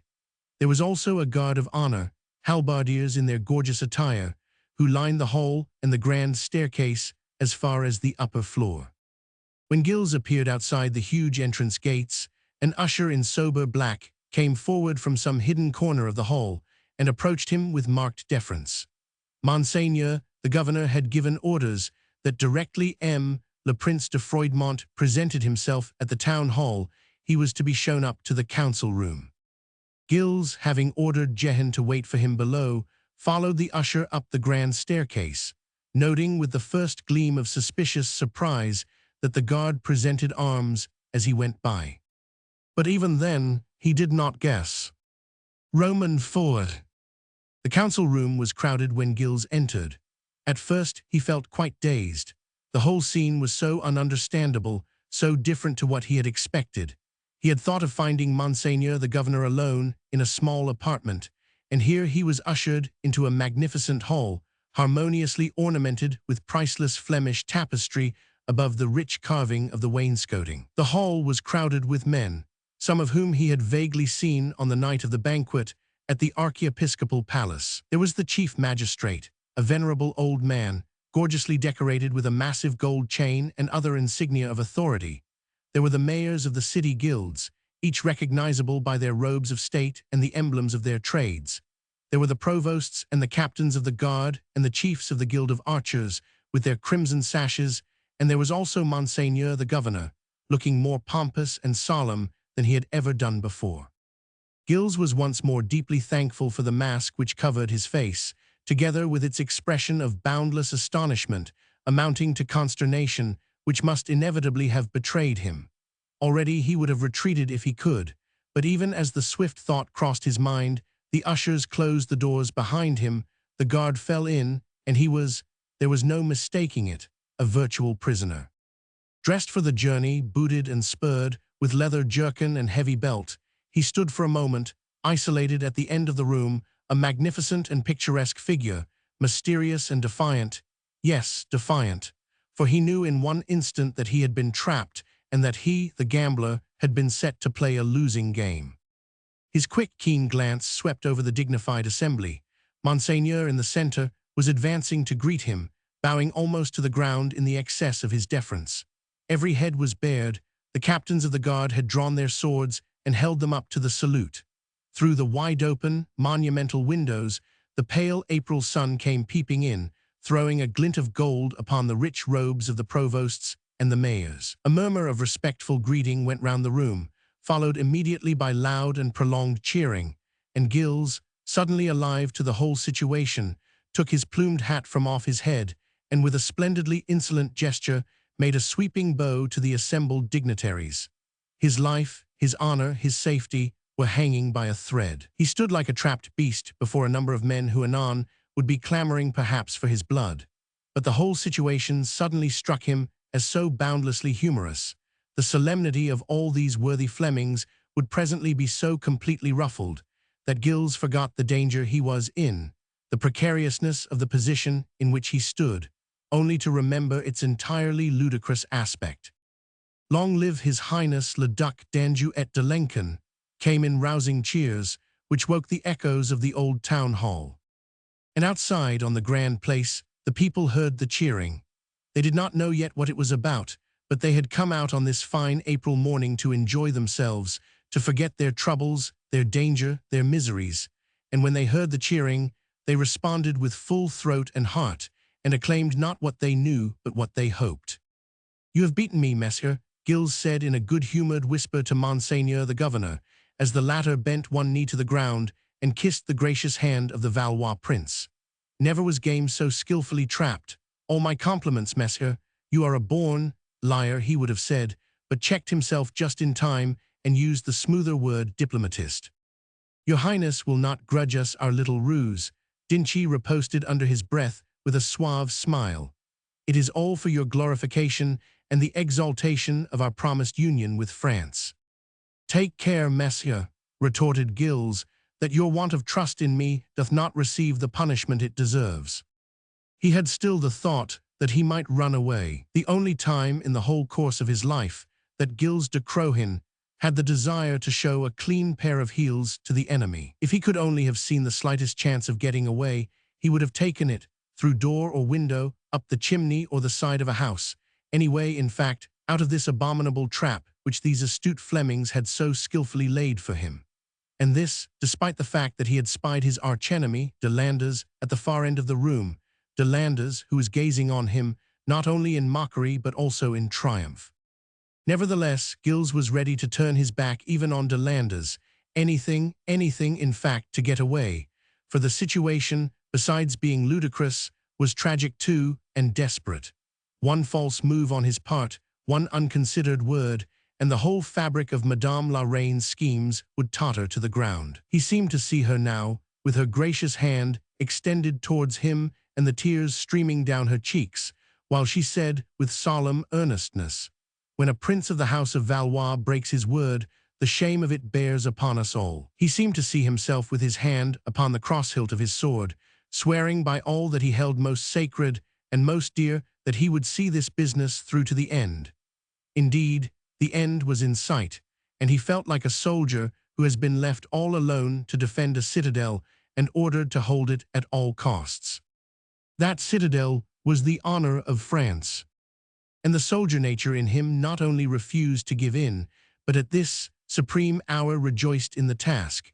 He would hold on at all costs for the honor of Monsieur, his master, but above all for the honor of France. If contumely, disgrace, or shame was to fall in consequence of this gigantic hoax, then it must fall entirely on him, Gilles de Crohin, the penniless adventurer, not upon a prince of the royal house of France. Either he would be able to extricate himself from this desperate position with the mask still upon his face and Monsieur's secret still inviolate before these assembled Flemings, or the whole burden of knavery and imposture must fall upon him alone, the shameless rogue who had impersonated his master for some unavowable purpose, and perpetrated this impudent fraud for the sake of some paltry gain.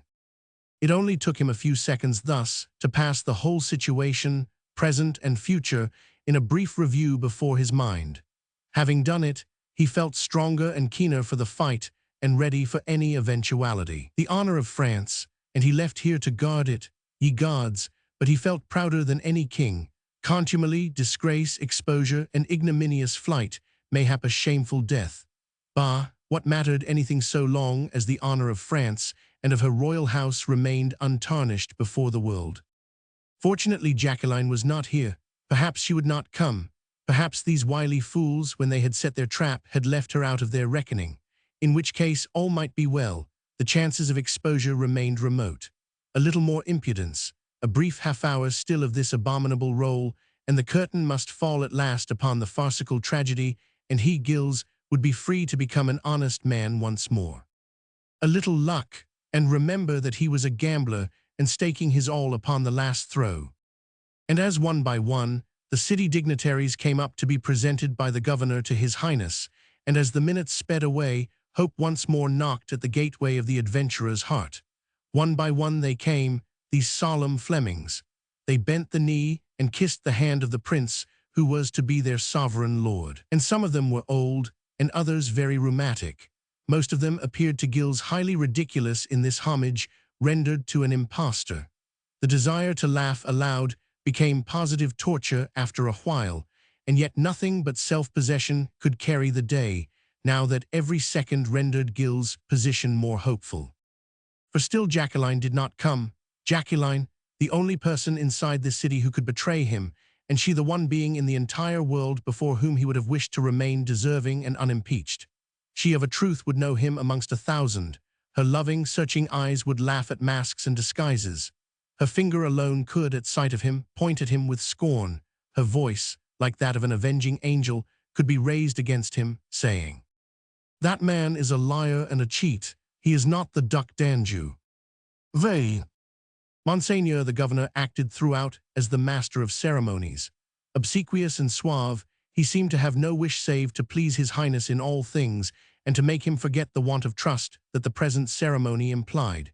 He hovered round Gilles, executing a maneuver which the latter was certainly too guileless to notice. It was a case of, "On this side, I entreat your highness, and here is Messer de Hainin, who craves the honor. Or if your highness would deign to speak with Messer d'Anthon." All very subtle and unnoticeable, but it meant that every time a city father came to kiss hands, Gilles, in order to greet him, had to take a step or two forward, and that each step brought him a trifle nearer to the open window. That window gave directly on La Bretèque, the vast terrace-like balcony which overlooked the grand place, and which had so often been the scene of historic proclamations. Suddenly Gilles found himself there, in the open, with a huge concourse of people down below at his feet. He had Monseigneur the governor on his left, and the company of city fathers and dignitaries had followed him out on La Bretèque. They were standing in a compact group around him, and all down the length of the balcony, at the foot of the balustrade, there were huge pots filled with those Madonna lilies, which seemed like the very emblem of Jacqueline. Time had gone on, the crowd had cheered at sight of him, and Gilles had gradually been lulled into a semblance of security. Then suddenly, from the far end of the balcony, some 50 paces away, there came the sound of an usher's voice calling in stentorian tones. "Make room for Madame Jacqueline de Broyat, Duchesse et Princess de Rémies, d'Espion et de Wargny. Make room." And down the vista of the long terrace, he caught sight of Jacqueline advancing towards him between the avenue of lilies. She was dressed in a white satin gown, and she had pearls round her neck and in her hair. The April sun fell full upon her, and the soft breeze blew the tendrils of her hair like strands of gold about her face. With a sinking of the heart, Gilles saw that she walked with a weary and listless step, but she held herself very erect, with head slightly thrown back, looking straight out before her as she came. A mask of black satin hid her face, but even though he could not see those heavenly blue eyes of hers, Gilles had realized in a moment that his beloved knew everything. An access of well-nigh savage rage sent the hot blood up to his head. For the space of 1 second, everything around him took on a blood-red hue, and he turned on Dinchi with convulsed fingers, prepared to grip him by the throat. Already the cry, "You miserable scoundrel," hovered on his lips. Then he checked himself. What was the good? Dinchi had acted rightly, in accordance with his own lights. He wished to make sure that the Valois prince, who had broken so many promises in his life, should at least on this one occasion be irrevocably fettered. The assembled dignitaries, the crowd down below, the whole city of Cambray should witness the solemn plighting of his troth. And Jacqueline, the unfortunate, innocent pawn in all these intrigues, should be the one whose weak, small hands would hold him indissolubly to his bond. There was a moment of tense silence. Gilles could hear his own heart beating in his breast. He had of a truth ceased to feel and to think. The situation was so hopeless now, so stupendous, that it was beyond human power to grapple with. He hardly felt that he was alive. A kind of grayish veil had interposed itself between his eyes and that group of solemn Flemish worthies around him. And through that veil, he could see their podgy faces, red and round, and grinning at him with great cavern-like mouths, and eyes that darted fierce flames upon him. Of a truth, he thought that he was going mad, had a wild desire to throw back his head and to laugh loudly and long, laugh forever at the discomfiture of some fool who was standing there in his, Gilles de Crohin's, shoes, at that fool who had thought to carry through a long farce unchecked, and who presently would be unmasked by the very woman whom he loved, and driven forth under opprobrium and ignominy into an outer world, where he could never look an honest man in the face again. Perhaps he would have laughed, for the muscles round his mouth were itching till they ached, only that, just then, in the very midst of the crowd below, he caught sight of Delander's mocking glance. Delander's, who had been in the council room a while ago, and who apparently had since mixed with the crowd for the sole purpose of witnessing his successful rival's discomfiture. This seemed to stiffen him suddenly, to drag him back from out that whirlpool of wild sensations wherein he was floundering, and which was bowling him along straight to dementia. "No, my friend Gilles," he said to himself, "since you are to die dishonored, at least die like a man, not before all these people, not before that man who hates you, not before that woman who loves you, shall you flinch in the face of destiny. You have played many ignoble parts these days, do not now play that of a coward."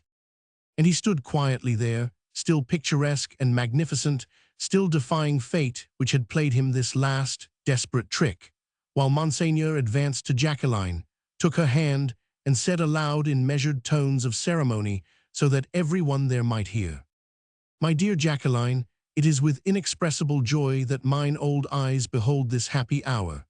Monsieur Duc d'Anjou et de Lincoln, Prince of the House of France, hath asked your hand in marriage. We, your guardians, do but await your consent to this union, which we had planned for the great good of our beloved country.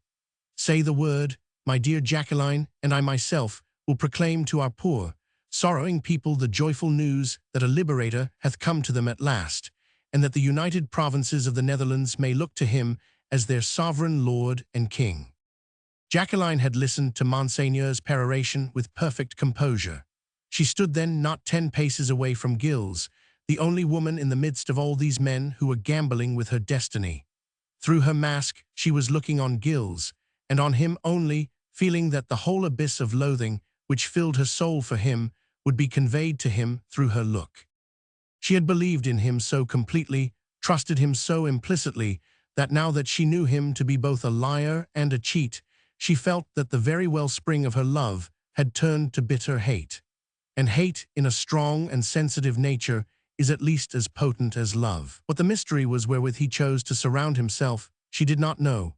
What the object of the hideous comedy which he had played could be, she hardly cared. All that she knew was that he had cheated her and played her false, stolen her love from her to suit some political intrigue of which he held the threads, helped in any case in a hideous and clumsy deception which would leave her forever shamed. But now she knew just what she had to do. She might have unmasked the deception last night, told Monseigneur the truth, and opened his eyes to the stupid fraud that was perpetrated upon him. What stopped her from doing that she did not know. Perhaps she still hoped that something would occur that would give a simple explanation of the difficult puzzle. Perhaps she thought that, when she would be brought face to face with the man who was impersonating the Duc d'Anjou, that man would prove to be some low impostor, but not her knight, not the man who had held her in his arms and sworn that his love for her was as pure as that of the lark for the sun. And if, indeed, she had been so hideously deceived, if her idol proved to have not only feet of clay, but heart of stone and soul of darkness, then she would unmask him, publicly, daringly, before the entire people of Cambray, humiliate him so utterly that his very name would become a byword for all that was ignominious and base, and find some solace for her misery in the satisfaction of seeing him brought to shame. Therefore Jacqueline had said nothing last night to Monseigneur, nothing this morning. When requested by her guardian to prepare for this day's ceremony, she had obeyed without a word. Now she listened to his speech until the end, after which she said calmly, "Like yourself, Monseigneur, I am covered with confusion at thought of the great honor which a prince of the House of France will do to our poor country. I would wish, with your permission, to express my deep respect for him ere I place my hand in his." Whereupon Monseigneur stood a little to one side, so that Jacqueline and Gilles remained directly facing one another.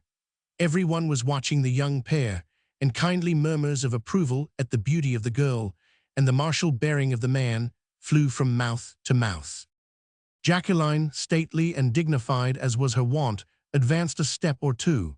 Then she said slowly, "And is it, of a truth, Monsieur Duc d'Anjou et de Lincoln, who stands before me now?"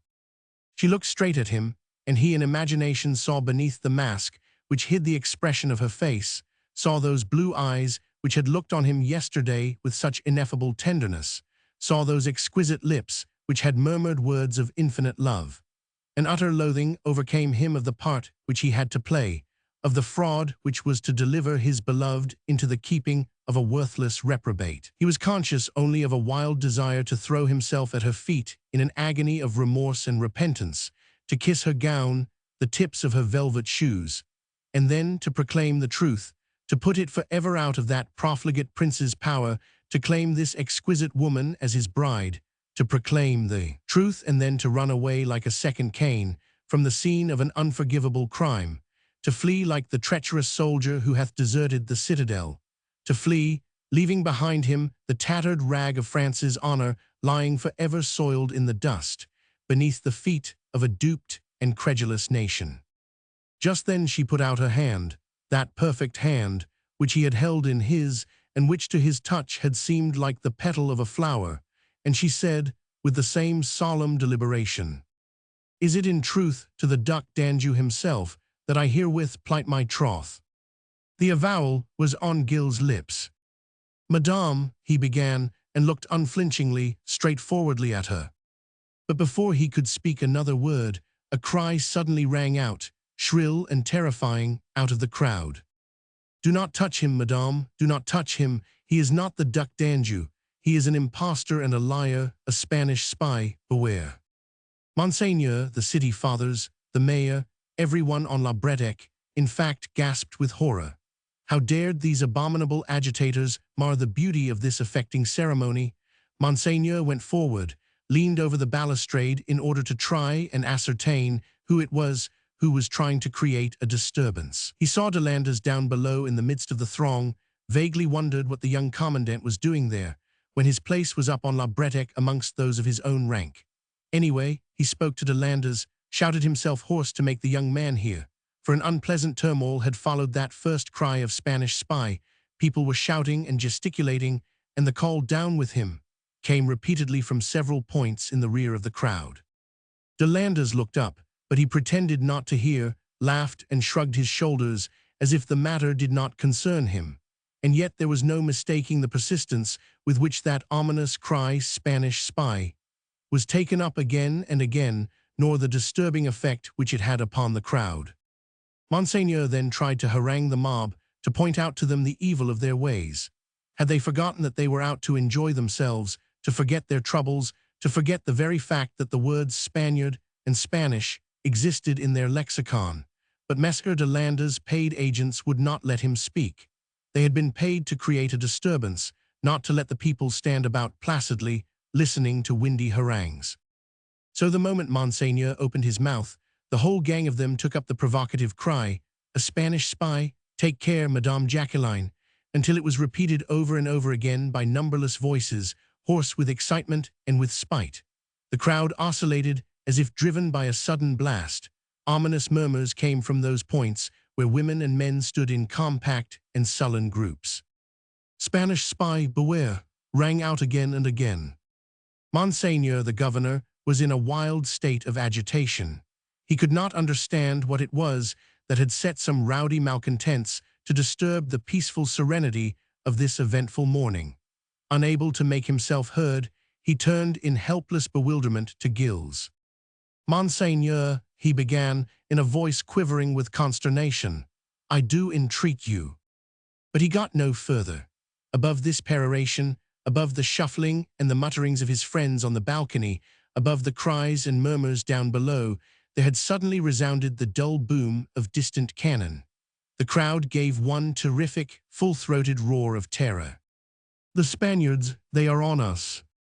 And in the seething mass of humanity on the grand place could be seen just that awful, ominous swaying which precedes a stampede.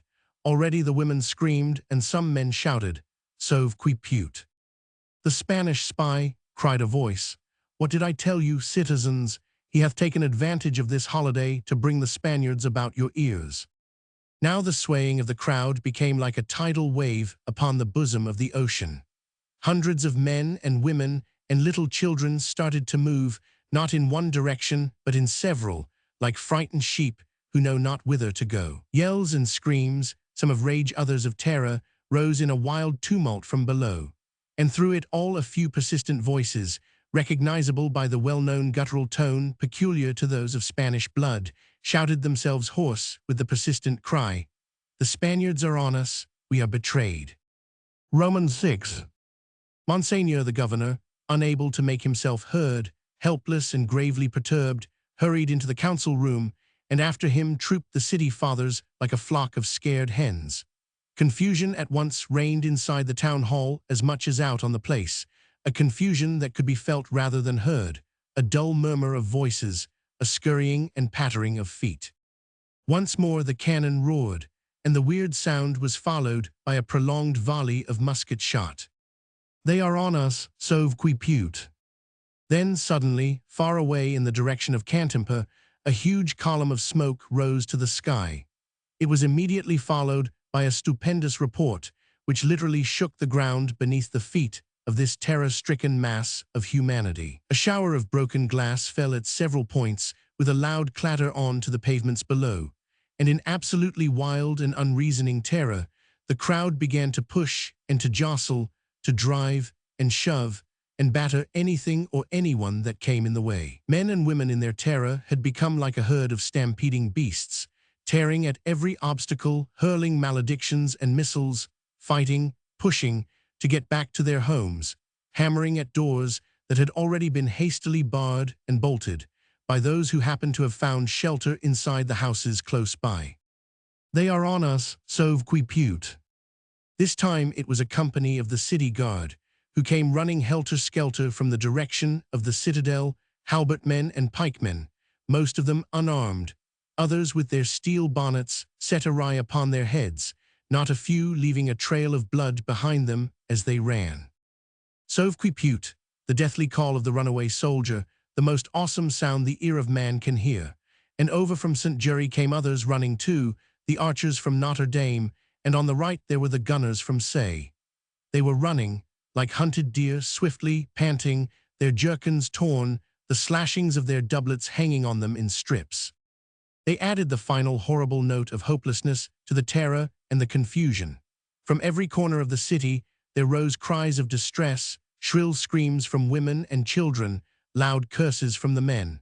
The very air was filled with these dismal sounds, whilst the unseen which was happening somewhere upon the ramparts of the city appeared vastly more terrifying than the seen. And far away, the cannon still roared, and columns of fire and smoke rose with lurid significance to the sky. Romans 7. And yet it had all occurred within a very few minutes. Gilles and Jacqueline were left alone now on La Bretèque, and neither of them had thought of fleeing.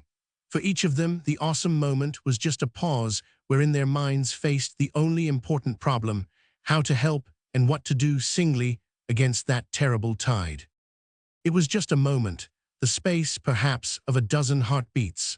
All around them, the turbulent passions of men, fear, enmity, greed, were raging in all their unbridled frenzy. The cannons roared, the walls of the ancient city tottered, but they stood in a world apart. He, the man who unknowingly had played so ignominious a part, and she, the woman whom he had so heinously wronged. He tried to read her innermost thoughts behind that forbidding mask, and a mad appeal to her for forgiveness rose, even at this supreme instant, to his lips. But the appeal was never made. The man's feelings, his grief, his shame were all swept aside by the stirring of the soldier's soul. It was the moment when first the cannon roared, and the runaway guard came running through the streets. Gilles saw them long before they had reached the grand place. He realized what it all meant, saw the unutterable confusion and panic which would inevitably render the city an easy prey to the invader. He gave a cry of horror and dismay. "My God, but 'tis black treachery that has been at work this day," he exclaimed involuntarily. She had not yet seen the runaway guard, did not perhaps for the moment realize the utter imminence of the peril. Her mind was still busy with the difficult problem, how to help, what to do. But his involuntary cry suddenly roused her ire and her bitter disillusionment. "You should know, monsieur," she retorted. "You are well versed in the art." "God forgive me, I am," he ejaculated ruefully. "But this," he added with a smothered oath and pointed down to the panic-stricken soldiers. "This, oh my God, your safety, your precious life at stake. You'll not believe, Jacqueline," he pleaded, "that I had a hand in selling your city to your enemies." In selling the city, the words appeared to have whipped up her spirit as with a lash. She looked at him, wrathfully, boldly, with a still unspoken challenge lurking in her eyes. "You do not believe that? That traitors have engineered her perdition," he broke in rapidly. "I do. But the disturbance in the crowd, the panic, the deserters, those abominable agitators. In a few hours the Spaniards will be inside the city and Cambray lost." "Cambray lost? Impossible. With no discipline, no leaders, she cannot resist." "Then you must lead her," she said firmly. "I? Yes, you." She had taken the mask from off her face and confronted him now with a glowing challenge in her eyes. "You," she reiterated, speaking very rapidly. "Whoever you are, save Cambray, defend her, save her, I know that you can." In the look which she gave him, he read something which filled his very soul with rapture. He gave her back glance for glance, worship for this trust. "I can at any rate die for her," he said quietly, "if you, Madonna, will forgive." "Save Cambray," she reiterated with superb confidence, "and I'll forgive everything." "Then may God have you in his keeping," he called to her. And before she could realize what was in his purpose, he had climbed to the top of the tall balustrade, stood for one moment there high above her, silhouetted against the clear blue of the sky, like a living statue of youth and enthusiasm and springtide, animated by that faith which moveth mountains and sets out to conquer the world in order to lay it at the loved one's feet. "Jehan," he called, "à moi." Then, swinging himself with the easy grace of perfect strength, he jumped down on to the perron below. Chapter 23. While traitors are at work. And now, I pray you, think of Jacqueline running to the balustrade and with glowing eyes looking over the stonework upon the perron beneath her. Jehan has caught his master as the latter touches the ground, and for the space of 2 or 3 seconds, the two men stand at the top of the steps, locked in each other's arms, steadying one another. During those few seconds, Mescar whispers hurriedly in his faithful henchman's ears. De Balagny's troops from La Fere, at all costs, understand. Jehan nods. Tell them to attack from the Bapaume road with as much clatter and shouting as may be. We'll hold on till they come. Go.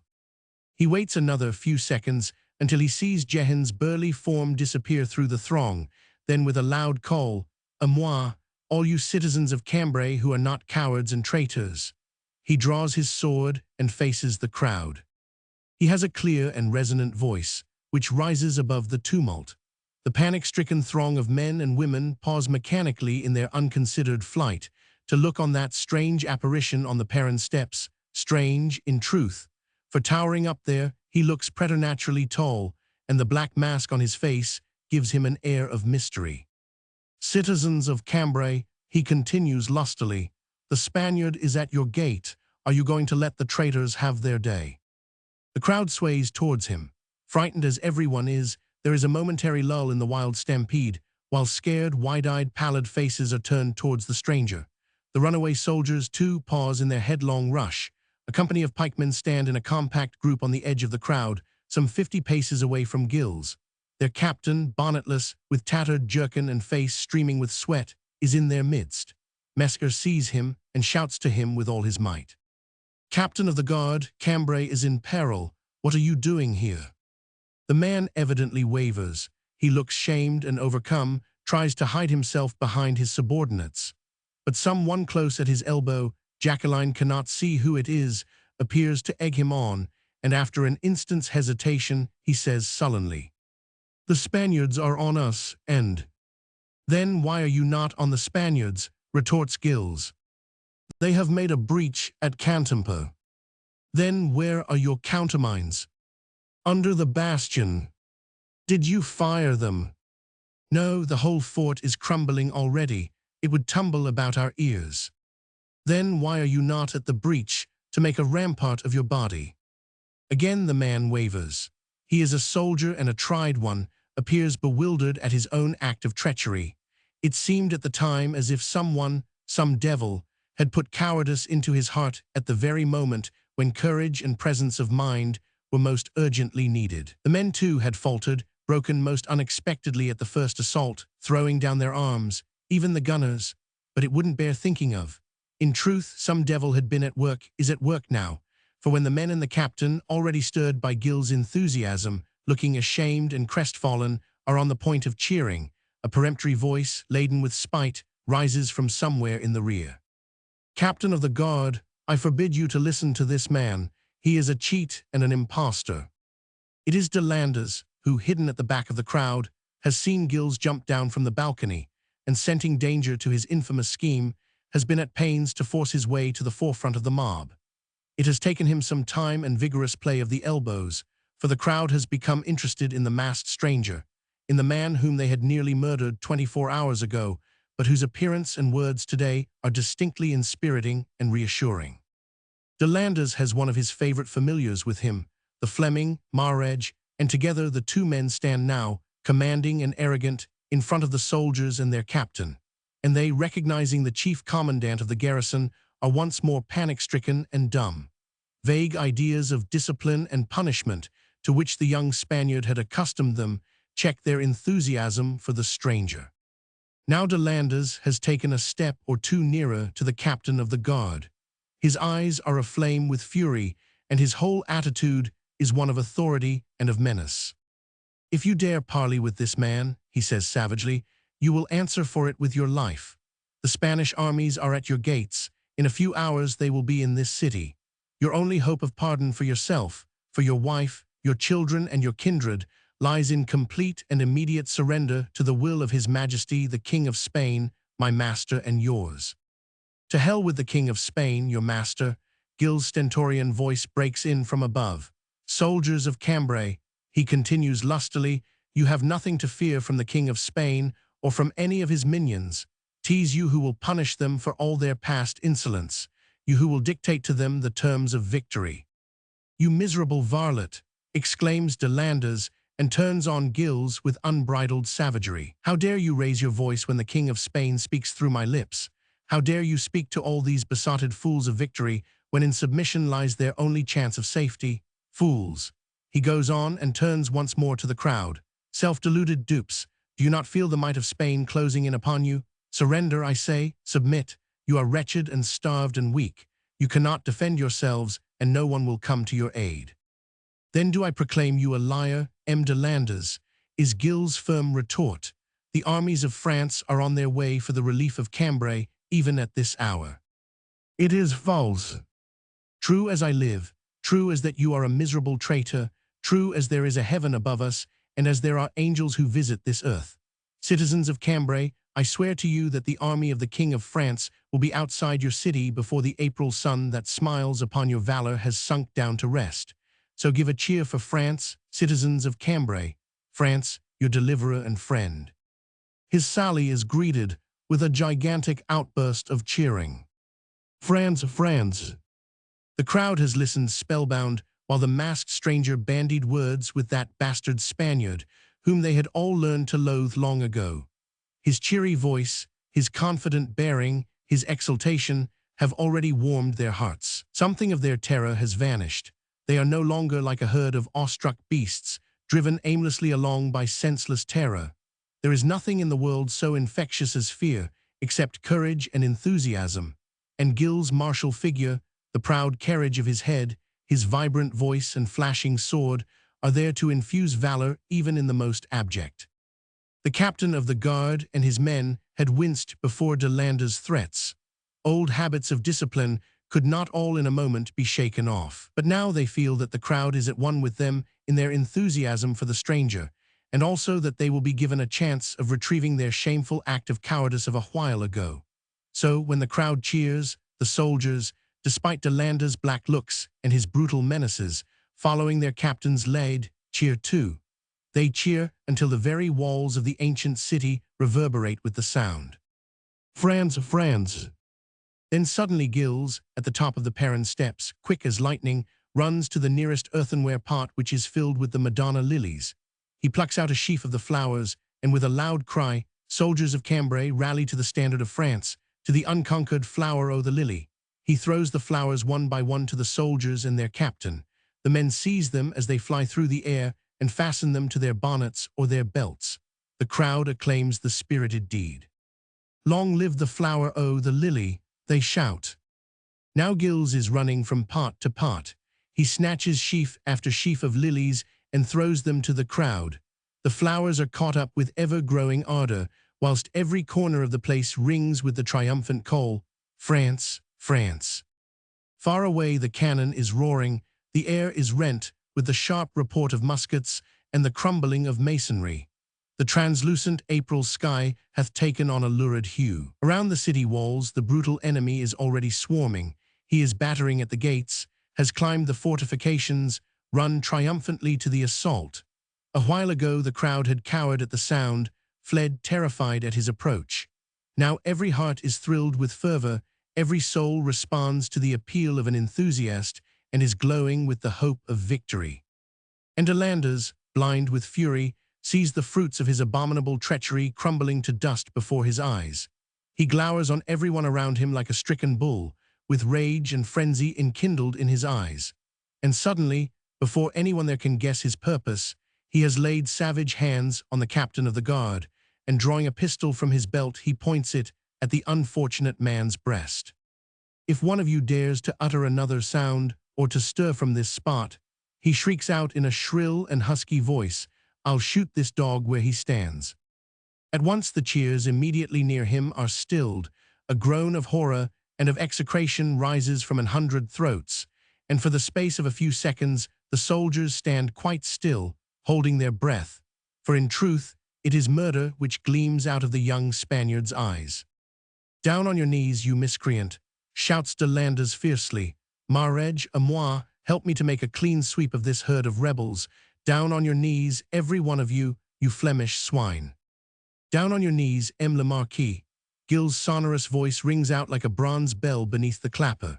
With that rapidity which characterizes his every action, he runs down the Perron steps, catches de Landers' right arm from behind, and gives it such a brutal wrench that the pistol falls from the miscreant's hand, and the Spaniard himself, sick with the pain, comes down on one knee.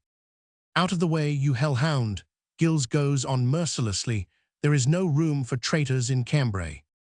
He kicks the pistol on one side and throws de Landres, semi-inert, from him as if he were a bale of noisome goods. Then he turns and, with an instantaneous gesture, has gripped de Landres familiar by the throat. "I'll kill every one of your gang with mine own hands," he says in a fierce and rapid whisper, "unless you all slink away at once like the curs that you are." The words are hardly out of his mouth, and Marguerite, faint and sick, is bending under that powerful grip, when from somewhere overhead there comes a sudden, heart-rending cry of warning. "Take care!" But the warning has come just a second too late. De Landres, recovering from semi-consciousness, has succeeded in crawling on hands and knees and retaking possession of his pistol. He points it straight at his hated rival. There is a sharp report, followed by screams from the women. For a second or two, Gilles remains standing just where he was, with his sinewy fingers round Marguerite's throat. Then his grip relaxes, Marguerite totters back, panting and half-dead, whilst Gilles instinctively puts his hand to his shoulder. His jerkin is already deeply stained with blood. De Landres gives an almost demoniacal shout of glee, which, however, is but short-lived. The soldiers, who had been cowed by his brutality a moment ago, are roused to a passion of fury now at the dastardly assault on one who has already become their idol. They fall on the recreant, regardless of his rank and power. They drag him up from the ground, wrench the pistol out of his hand, and hold him there, a panting, struggling, impotent beast, breathing hatred and malediction. "Give the word, Monseigneur," the captain says coolly, "and we'll kill the vermin." He holds the pistol to de Landres' breast, whilst his eyes are fixed on Gilles, waiting for the order to fire. "Let the serpent be, Captain," Gilles replies quietly. "But you are hurt, Monseigneur," the captain urges. "Nothing but a scratch, 'tis healed already." Far away the cannon thunders once more. Once more a terrific explosion rends the air.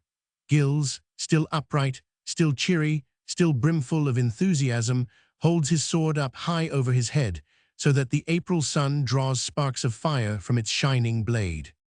"To the breach, friends," he cries. "If breach there be, à moi, soldiers of Cambray, form into line and to the ramparts. I'll be there before you. And you proud citizens of a valiant city, à moi, pick up your staves and your sticks, your chisels and your rakes. À moi, all of you with your fists and your knees and your hearts and your minds. Remember Mons and Mechlin and Gone. Remember your hearths, your wives, your daughters.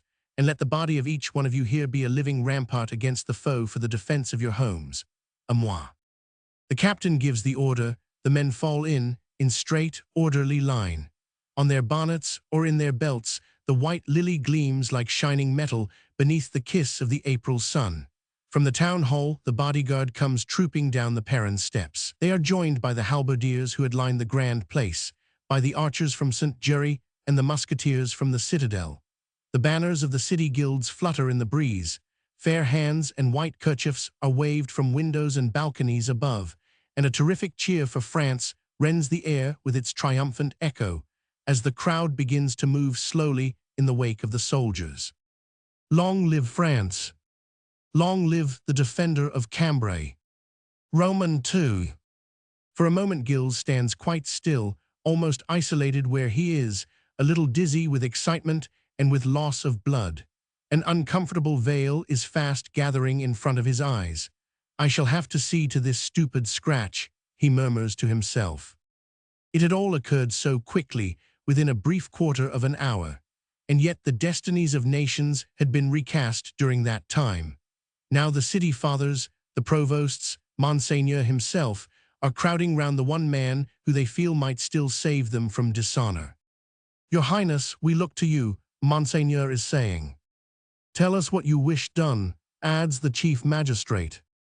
"The provosts await your Highness' orders," rejoins a pompous dignitary, whilst yet another continues in the same strain. "We are body and soul at your Highness' commands."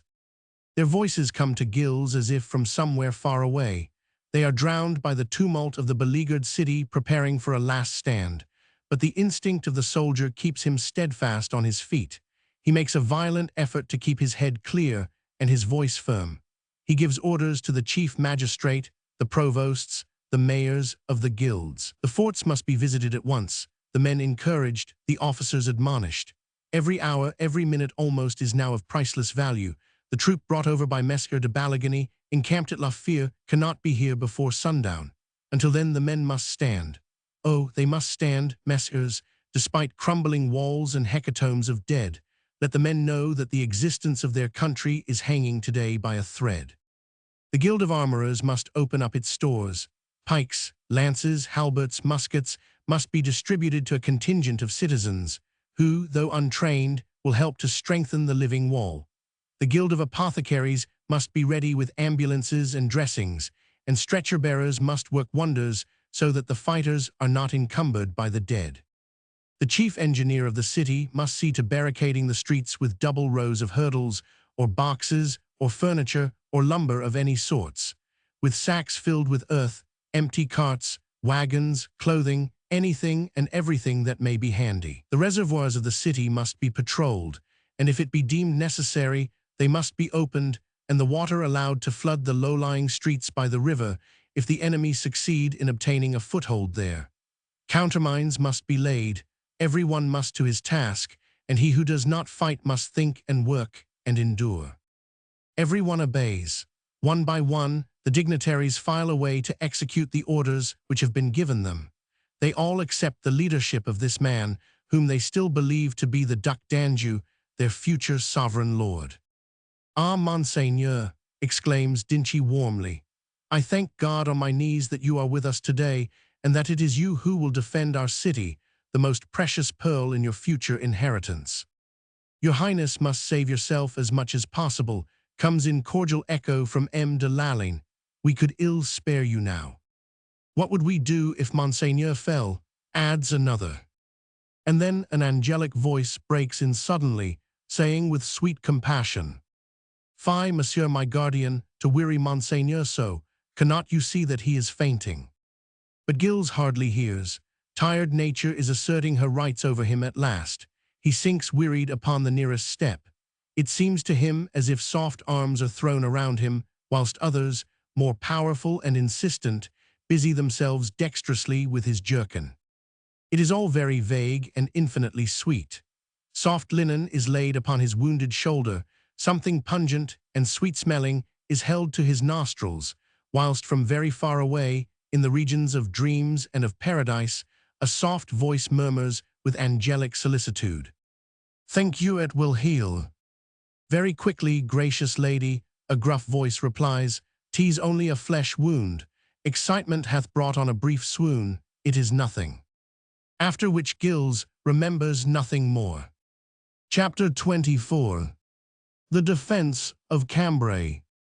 Of that terrible day in Cambray, that 4th of April, 1581, nothing has survived but a memory, a glowing memory of fervor and enthusiasm, of reckless disregard of danger and magnificent deeds of valor, a heartrending memory of sorrow and misery and death. 5 times in as many hours did the armies of the Duke of Parma rush to the assault of the city. 5 times did a living rampart of intrepid bodies interpose itself between the mighty hordes and the crumbling walls of Cambray, those intrepid bodies more steadfast than the walls. At 1 hour after noon, the redoubt of Cantimpa is a black mass of charred debris, the Chateau de Say is in flames. On the right bank of the Scheldt, the walls have a breach through which 20 men can pass, the moats and the river are filled with dead. But the living rampart still stands. The walls of Cambray are crumbling, but her citizens are steadfast. Halbertmen and pikemen, archers and gunners, they all have a moment's weakness to retrieve, and do it with deeds of indomitable valor. And as they fall, and their numbers become thinned, as that breathing, palpitating wall sustains shock after shock of the most powerful engines of warfare the world has ever known, its gaps are made good by other breasts and other hearts, and with all the spirit which will not rest until it has conquered. Outside and in, at this hour, all is confusion, a medley of sights and sounds which the senses cannot wholly grasp, dull roar of cannon, sharp retort of musketry, clash of pike and lance and halbert, the terrified shrieks of women and the groans of the wounded and the dying. Round about the walls, in the narrow streets and up on the battlements, a litter of broken steel and staves, of scrap iron and fragments of masonry and glass, torn jerkins cast aside. For the April sun is hot, and the smell of powder goes to the head like wine. Roman 2. And from the tall steeples of Cambray's many churches the tocsin sends its ominous call above the din. Cambray is fighting for her liberty, for her existence. Her sons and daughters are giving their lives for her, and not only for her, but for the Netherlands, the brave and stricken country which has fought against such terrible odds while the very centuries have rolled by. Alas, stand this, for no mercy is to be expected from the Spaniard if he enters the city in his numbers. Cambray hath withstood the might of Philip Roman II, hath rebelled against his authority, hath dared to think that men are free to think, to work and to worship, that children are not slaves or women chattels. Cambray hath unfurled the flag of liberty. If she fall, she becomes a prey to rapine and brutality, to incendiaries and libertines. So Cambray today must conquer or die. Traitors have plotted against her, laid her open, unsuspecting, to a surprise attack by an army which is past master in the art. Caught unawares in a holiday mood, she has flinched. Worked upon by treachery, her sons have wavered at first, panic seized hold of them, they all but fell, shamed and destined to never-ending disgrace and remorse. But the cowardice had been momentary, fostered by past months of privations and misery, fomented by the insidious voice of traitors. One man's voice hath rallied the sinking spirits, one man's valor revived the dormant courage. All they wanted was a leader, a man to tell them to hope, a man to cheer and comfort them, to kindle in their hearts the dying flame of indomitable will. So, in the wake of that man they have followed in their hundreds and their thousands. The soldiers have regained discipline, the men, courage, the women, resignation. The masked stranger whom they had been taught to hate, they have already learned to worship. Heroic, splendid, indomitable, he is the bulwark which strengthens every faltering heart, the prop which supports every wavering spirit. From end to end of the ramparts, his sonorous voice vibrates and echoes, commanding, helping, cheering. If courage fails, he is there to stiffen. If an arm tires, his is there to take its place. Sword or lance or pike or halbert, culverin or musket or bow, every weapon is familiar to his hand. At the breach with a pistol, on the ramparts with falconet, on the bastion with the heavy cannon. He is here, there, and everywhere where danger is most threatening, where Spanish arrows darken the sky like a storm cloud that is wind-driven and deal death when they find their goal. His jerkin is torn, the sleeve of his doublet hangs tattered from his shoulder, his arm is bare, his face black with powder and grime. Around him, the provosts and sheriffs and captains of the guard vainly beg him not to expose himself to unnecessary peril. The soldiers look to your highness alone, they cry in desperation, "If you fall, what should we do?" They still believe him to be the Duc d'Anjou, brother of the King of France, and marvel that so degenerate a race could breed such a magnificent soldier. He has said nothing to disillusion them. The mire of battle masks him better than a scrap of satin or velvet, and whilst fighting to save Cambray, he is also redeeming the honor of France. "If you fall, what should we do?" implores Dinchi on one occasion during a lull in the attack. Gilles laughs loudly and long. "Do," he exclaims gaily, "hold Cambray to the last man and turn the Spaniard from her walls." Unflinching and resolute, a pack of Flemish bourgeois hold their ground against the might and main of the Duke of Parma's magnificent army, clerks, some of them, others shopkeepers or laborers, against the most powerful military organization of the epoch. But it is not only Cambray that is threatened now, it is the freedom of their province and the honor of their women.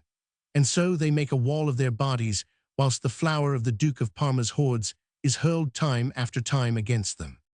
Musketeers and crossbowmen, lancers and halberdiers, up they come to the charge like an irresistible tidal wave against a mighty cliff. Like a torrent they rush over the moat and on to the breach, or the bastions, or the ramparts, attacking from every side, using every engine of warfare which the mightiest kingdom of the age has devised for the subjugation of rebellious cities. The sound of metal-headed arrows against the masonry is like a shower of hailstones upon glass. The battlements gleam with flashing steel, with sparks from brandished swords and flame-spitting falconets. Of a truth, the mind cannot grasp it all, eyes cannot see nor ears perceive all the horrors, the misery and the devotion. Men fighting and women working to soothe, to comfort or to heal. Burghers' wives, humble maids, great ladies are all fighting with the men, fighting with their hearts and their skilled hands, with clean bandages and soothing potions, with words of comfort for the dying and prayers for the dead. In the streets behind the ramparts, rough ambulances have been set up, mattresses dragged under sheds or outhouses, fresh straw laid, on which the wounded might find momentary solace. The women, too, are doing their part. Jacqueline de Broyat, one of the many, the most untiring where all give of their best, the most selfless where all are ready for sacrifice. From time to time during the lull between terrific assaults, she sees Gilles hurrying past, her knight, the defender of her beloved city. She bade him go and save Cambray and sees him now, begrimed, in rags, unheedful even of her, but cheerful and undaunted, certain of victory. "You will be proud, my dear," says Dinchi to her, during one of those nerve-wracking lulls, "to place your hand in that so valiant a soldier, to plight your troth to Monsieur Duc d'Anjou." "I shall be proud," she retorts simply, "if, indeed, I might plight my troth to the defender of Cambray." "The defender of Cambray, my dear," rejoins Dinchi lustily. "The savior of Cambray, you mean. 'Tis on our knees we shall have to thank him and offer him all that we have of the best." A strange, elusive smile flits for a moment round Jacqueline's mouth, and a look of infinite longing softens the light of her blue eyes. "If only it could be," she sighs and returns to her task. Roman 3. Later in the afternoon, the picture becomes more clear.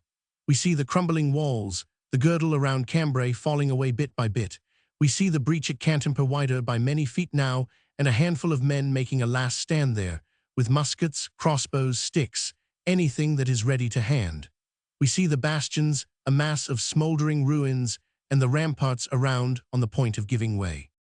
And all about the city a mighty hecatomb. Spaniards and Flemings, soldiers, burghers or churls, lie scattered on the low-lying ground, in the moat, the ramparts or the streets. Might and glory have claimed their victims as well as valor and worship of liberty. Cambray's walls are falling. The breach becomes wider and wider every hour, like a huge gaping wound through which the lifeblood of the stricken city is oozing out drop by drop. But guarding that breach, not yet yielding 1 foot of the city which shelters his Jacqueline, Gilles de Crohin, with that handful of men, still holds the ground. His anxious eyes scan the low horizon far away where the April sun is slowly sinking to rest. That way lies La Fere and de Balagny's few picked men, whom Jehan has gone to fetch, and who could even in this desperate hour turn Spanish discomfiture into a rout. "My God, why does Jehan tarry?" he calls out with smoldering impatience.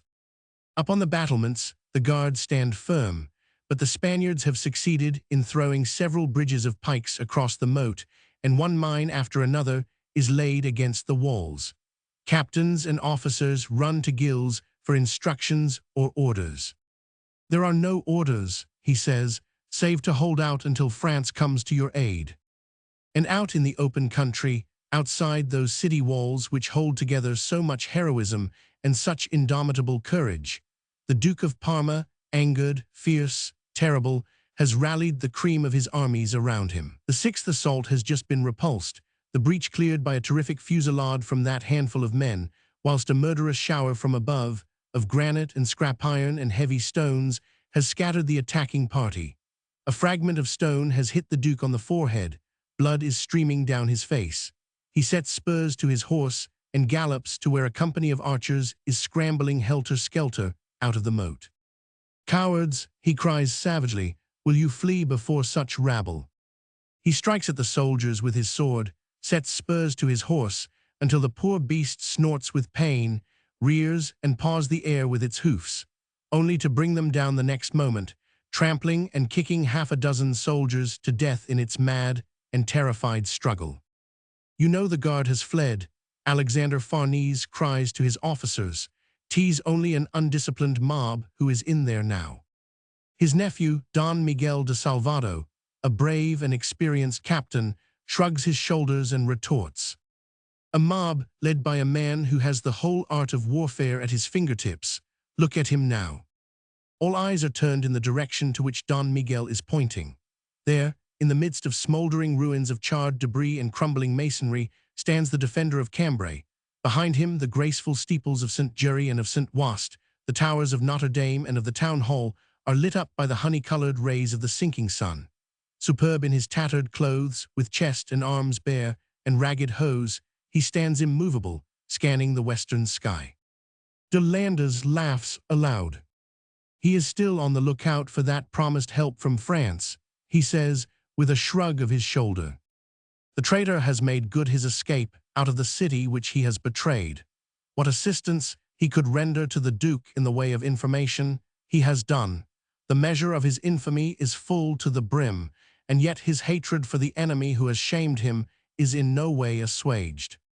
He too looks up and sees Gilles de Crohin, the man whose invincible courage has caused the Spanish armies so many valuable lives this day and such unforgettable humiliation. 100 doubloons, he cries aloud, to the first man who lays that scoundrel low. The word is passed from mouth to mouth. The archers and musketeers set up a cheer. Parma adds, with an oath, and a captain's rank to boot. 100 doubloons and a captain's rank, 'tis a fortune for any man. It means retirement, a cottage in sunny Spain, a home, a wife. The men take heart and look to their arrows and their muskets. Every archer feels that he has that fortune in his quiver now, and every musketeer has it in his powder horn. And with a loud cry of "Long live King Philip of Spain," the infantry once more rush for the breach. Roman forward. Don Miguel de Salvado leads the attack this time. The breach now looks like a gate which leads straight into the heart of the city, where pillage and looting are to be the reward of the conquerors, and the booty will be rich with the precious belongings of a pack of overt bourgeois. That open gate for the moment seems undefended. It is encumbered with fallen masonry, and beyond this appear piles of rubbish, overturned wagons, furniture, debris of all sorts, evidently abandoned by the wretched inhabitants when they fled from their homes. Of Gilles de Crohin and his burghers there is for the moment no sign. Don Miguel has with him half a company of musketeers, the finest known in Europe, and a company of lancers who have been known to clear an entire city of rebels by their irresistible onrush. No falling back, remember, he commands. The first who gives ground is a dead man. Up the lancers run on the slippery ground, clinging to the wet earth with naked feet, to the coarse grass and loose stones with their knees. The musketeers remain on the hither side of the moat, 3 deep in a long battle array, the front lying flat upon the ground, the second kneeling, the third standing, with their muskets leveled against the first enemy who dares to show his face. The pikemen have reached the breach. There is silence on the other side. The officer laughs lustily. "I told you 'twas but a rabble playing with firearms." The words are hardly out of his mouth when a terrific volley of musketry shakes the fast, crumbling wall to its foundation. It comes from somewhere behind all those debris, and not only from there, but from some other unknown point, with death-like precision and cold deliberation. The Spanish officer is hit in the face. 12 pikemen throw up their arms and come rolling down on the wet ground. "What is this hell let loose?" cries the officer savagely, ere he too, blinded with the flow of blood down his face, beats a hasty retreat. Quick, a messenger to His Highness the Duke of Parma. The breach is so wide now that 20 men could walk easily through it. The enemy is not in sight, and yet, from somewhere unseen, death-dealing musketry frustrates every assault. "Return to the charge," is the Duke of Parma's curt command, and sends one of his ablest officers to lead a fresh charge. He himself organizes a diversion, crosses the small rivulet, which flows into the Schelde at the foot of Cantimper, and trains his artillery upon a vulnerable piece of wall, between the bastion and the river bank. He has the finest culverins known in Europe at this time, made on a new pattern lately invented in England. His cannon balls are the most powerful ever used in warfare, and some of his musketeers know how to discharge 10 shots in a quarter of an hour, an accomplishment never excelled even by the French. So while one of his ablest officers is in charge of the attacking party on the breach, His Highness himself directs a new set of operations. Once more the roar of artillery and of musketry rend the air with their portentous sound. The Duke of Parma's picked men attacked the last bastion of Cantemper, whilst from the roads of Arras, of Saley and Bapaume, the whole of the Spanish infantry rush like a mighty wave to the charge. Pikemen and halberdiers, archers and lancers, once more to the assault. Are ye indeed cowards, that a pack of Flemish rabble can hold you at bay till you sink back exhausted and beaten? Up, Bracamont and Riberas, Messar with your musketeers, Salvado with your bowmen. Up, ye mighty Spanish armies, who have seen the world at your feet, with Farnese himself to lead you, the hero of 100 sieges, the queller of 100 rebellions. Are ye dolts and fools that you cannot crush a handful of undisciplined rabble? And in close masses, shoulder to shoulder, they come, exhausted but still obstinate, and with the hope of all the rich booty to lure them on, down the declivity of the moat, no longer deep, now that it is filled with dead, and up again to below the walls. The setting sun is behind them, and gleams on their breastplates and their bonnets, and gilds the edges of the battlements with lines of flame. And up on the crumbling battlements, the defenders of Cambray, the clerks and shopkeepers and churls, hear the tramp of many feet, feel the earth quivering beneath this thunder of a last mighty assault. Sturdy, undaunted hands grip lance and pike tighter still, and intrepid hearts wait for this final charge, as they have waited for others today, and will go on waiting till the last of them has stilled its beating.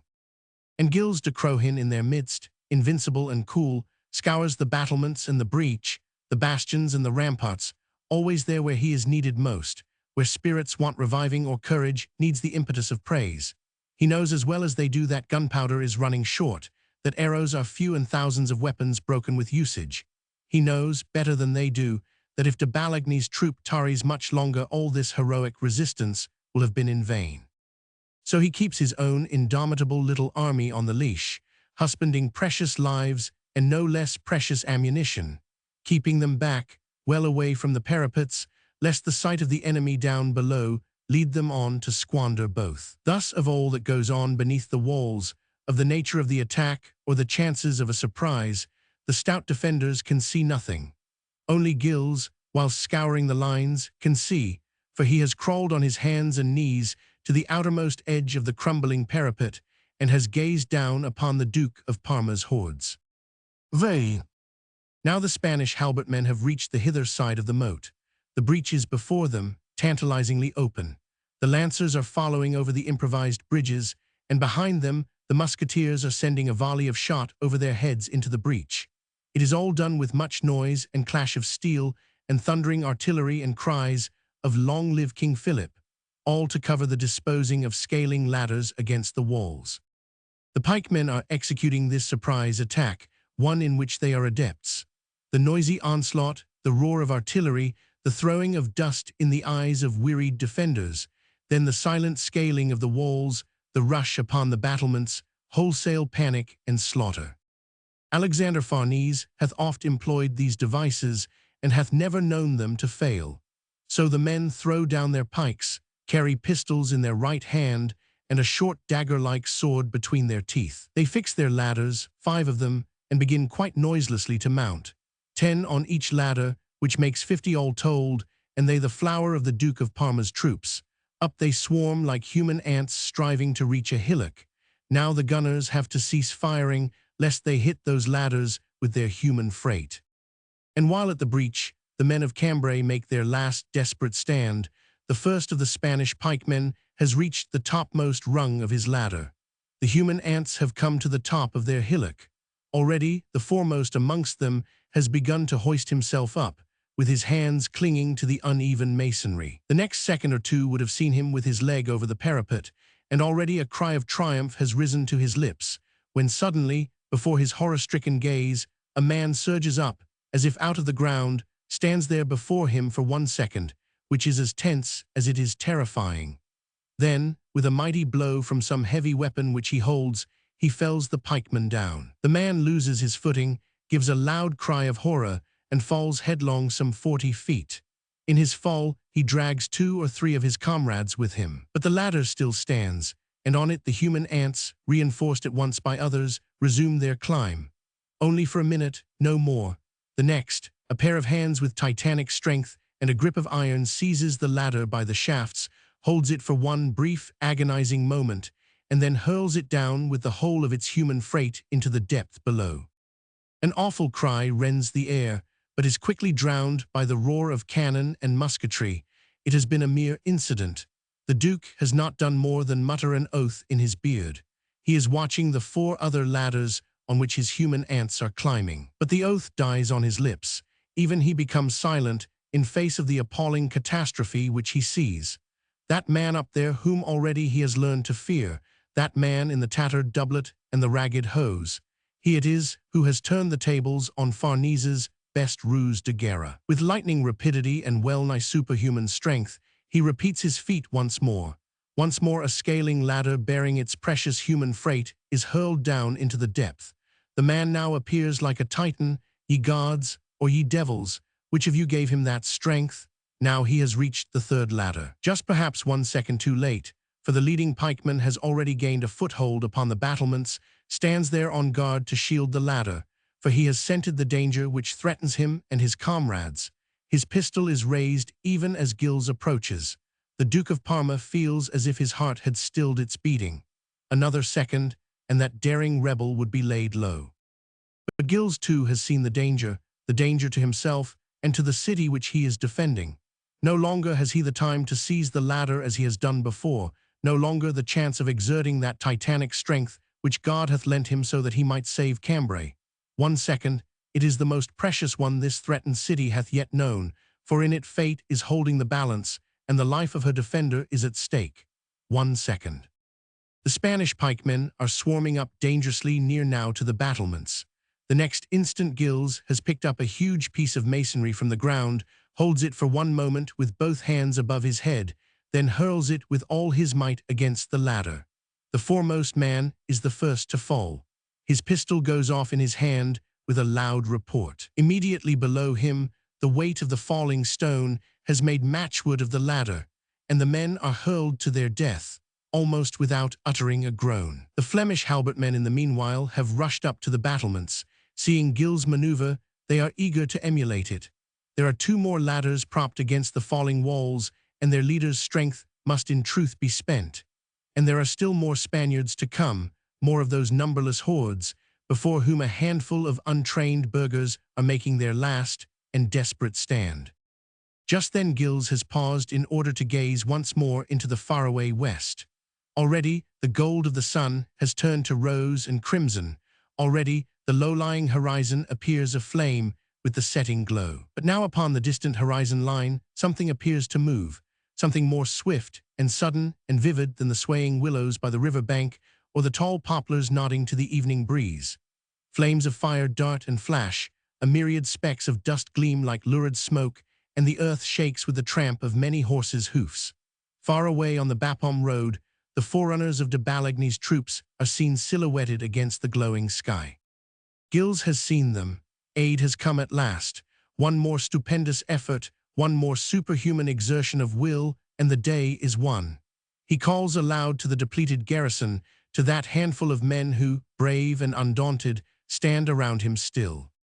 At them, burghers of Cambray, France comes to your aid. See her mighty army thundering down the road. Down with the Spaniard. This is the hour of your victory. As many times before, his resonant voice puts heart into them once again. Once again, they grip halberds and lances with the determination born of hope. They rush to the battlements, and with mighty hands hurl the Spanish scaling ladders from their walls, pick up bits of stone, fragments of granite and of iron, use these as missiles upon the heads of the attacking party below. The archers on one knee shoot with deadly precision. They have been given half a dozen arrows each, the last, and every one of them finds its mark. Surprised and confounded by this recrudescence of energy, the Spaniards pause. 100 of them lie dead or dying at the foot of the wall. Their ranks are broken. Don Miguel tries to rally them, but he is hit by an arrow in the throat ere he succeeds. De Landes is close by, runs to the rescue, tries to reform the ranks, and sees Gilles de Crohin standing firm upon the battlements and hears his triumphant, encouraging cry. Citizens of Cambray, France has come to your aid. Confusion begins to wave her death-dealing wand. The halbertmen at the breach stand for full 5 minutes almost motionless under a hail of arrows and missiles, waiting for the word of command. And on the Bapaume road, de Baligny and his troops are quickly drawing nigh. Already the white banner with the gold fleur-de-lis stands out clearly against the sky. Parma has seen it, and cursed with savage fury. He is a great and mighty warrior, and knows that the end has come. The day has brought failure and disgrace. Duty now lies in saving a shred of honor and the remnants of a scattered army. He cannot understand how it has all happened, whence this French troop has come and by whose orders. He is superstitious and mystical and fears to see in this the vengeful finger of God. So he crosses himself and mutters a quick prayer, even as a volley of musketry fired insolently into the air reverberates down the Bapaume road. France is here with her great armies, her unconquered generals. Condé, Turenne have come to the rescue. Parma's wearied troops cannot possibly stand the strain of fighting in the rear while still pushing home the attack in front. How numerous is the French advancing troop it is impossible to guess. They come with mighty clatter and many useless volleys of musketry, with jingling of harness and breastplates and clatter of hoofs upon the road. They come with a mighty shout of Valois and fleur-de-lis. They wave their banners and strike their lances and pikes together. They come, they come. And the half-exhausted Spanish army hears and sees them too. The halbertmen pause and listen. The archers halt halfway across the moat, whilst all around the whisper goes from mouth to mouth. The French are on us, sauve qui peut. Panic seizes the men. They turn and scurry back over the declivity of the moat. The stampede has commenced. First the cavalry, then the infantrymen, for the French are in the rear and legions of unseen spirits have come to the aid of Cambray. The Duke of Parma now looks like a broken wreck of his former arrogant self. His fine accoutrements are torn, the trappings of his charger are in tatters, his beard has been singed with gunpowder, he has no hat, no cloak. Raging fury is in his husky voice as he shouts orders and counter-orders to men who no longer hear. He calls to his officers, alternately adjures and insults them. But the French troops draw nearer and nearer, and nothing but death will stop those running Spanish soldiers now. To right and left of the Bapaume road they run, leaving that road free for the passage of de Baligny's small troop. Out in the western sky, the sun is setting in a mantle of vivid crimson, which is like the color of human blood. The last glow illumines the final disgrace of Parma's hitherto unconquered hordes. The cavalry is galloping back to the distant camp, with broken reins and stirrups hanging loose, steel bonnets awry, swords, lances broken or willfully thrown aside. Behind them, the infantry, the archers, the pikemen, the halberdiers, all running and dragging their officers away with them in their flight. Parma's unconquered army has ceased to be. Romans 6. Then it is that Gilles de Crohin stands once again on the very edge of the broken parapet and fronts the valiant men of Cambray, who have known how to conquer and how to die. The setting sun draws lines of glowing crimson round his massive figure. His clothes are now mere tattered rags. He is bleeding from several wounds. His face is almost unrecognizable, coal-black with grime and powder, but his eyes still sparkle with pride of victory. Citizens of Cambray, you are free, he cries. Long live France, long live the flower o' the lily. And down in the plain below, where the remnants of a disintegrated army are being slowly swallowed up by the gathering dusk, the Duke of Parma has paused for one moment before starting on his own headlong flight. He sees the man who has beaten his mighty armies, the man whose valor and indomitable will has inflicted untarnishable humiliation upon the glory of Spain. With a loud curse, he cries, "Will no one rid me of that insolent rebel?" De Landres is near him just then. He too had paused to look once again on the city which had been his home and which he had so basely betrayed, and once again on the man whom he hated with an intensity of passion which this day of glory and infamy had forever rendered futile. "If I do," he retorts exultantly, "what will your highness give me?" "Cambray and all it contains," replies the Duke fiercely. De Landres gives a cry of prescient triumph. A lancer is galloping by. The young man, with a swift, powerful gesture, seizes the horse by the bridle, forces it back on its haunches till it rears and throws its rider down into the mud. De Landres swings himself into the saddle, rides back to within 100 paces of the city walls. Here confusion is still holding sway. Belated runaways are darting aimlessly hither and thither like helpless sheep. The wounded and the maimed are making pitiable efforts to find a corner wherein to hide. The ground is littered with the dead and the dying, with abandoned cannon and spent arrows, with pikes and halberts and broken swords and lances. De Landers halts, jumps down from his horse, looks about him for a crossbow and a quiver, and finds what he wants. Then he selects his position carefully, well under cover, and just near enough to get a straight hit at the man whom he hates more than anything else in the world. Opportunity seems to favor him. Gilles is standing well forward on the broken parapet. His throat and chest are bare. His broad figure stands out clear-cut against the distant sky. He is gazing out towards the west, straight in the direction where De Landers is cowering, a small, unperceived unit in the inextricable confusion which reigns around. He has found the place which best suits his purpose, has placed his stock in position and adjusted his arrow. Being a Spanish gentleman, he is well versed in the use of every weapon necessary for war. He takes careful aim, for he is in no hurry and is determined not to miss. Cambray and all it contains. The Duke of Parma has promised him if he succeeds in his purpose. 1 second and the deed is done. The arrow has whizzed through the air. The next instant, Gilles de Crohin has thrown up his arms. Citizens of Cambray, wait for France. He cries, and before any of his friends can get to him, he has given one turn and then fallen backwards into the depth below. De Landers has already thrown down his crossbow, recaptured his horse, and galloped back at breakneck speed in the wake of the flying army. And even then, the joy bells of Cambray begin to ring their merry peal. Balagny's troops have entered the city through the open breach in her walls, whilst down there in the moat, on a pile of dying and dead, her defender and savior lies with a murderous arrow in his breast. Romans 7. De Landers rides like one possessed away from the scene of his dastardly deed, nor does he draw rein till he has come up once more with the Duke of Parma. At any rate, we are rid of him, he says curtly, and next time we attack, it will only be with an undisciplined mob that we shall have to deal. All around him, the mighty army of Parma is melting like snow under the first kiss of a warm sun. Every man who hath limbs left wherewith to run flies panic-stricken down the roads, across fields and rivulets and morasses, throwing down arms, overturning everything that comes in his way, not heeding the cries of the helpless and trampling on the dead. Less than an hour has gone by since France's battle cry first resounded on the Bapaume road, and now there is not one Spanish soldier left around the walls of Cambray, save the wounded and the slain. These lie about scattered everywhere, like pawns upon an abandoned chessboard. The moat below the breach is full of them. Maître Jehan Lebig has not far to seek for the master and comrade whom he loves so dearly. He has seen him fall from the parapet, struck by the cowardly hand of an assassin in the very hour of victory.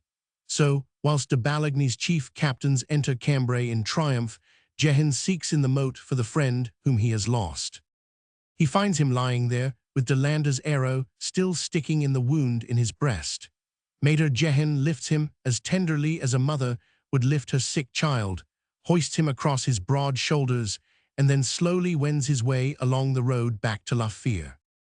Chapter 25. How Cambray starved and endured. As for the rest, 'tis in the domain of history. Not only Maître Manuchit, but Le Carpentier in his splendid history of Cambray has told us how the Duke of Parma's armies, demoralized by that day of disasters, took as many weeks to recuperate and to rally as did the valiant city to recover from her wounds.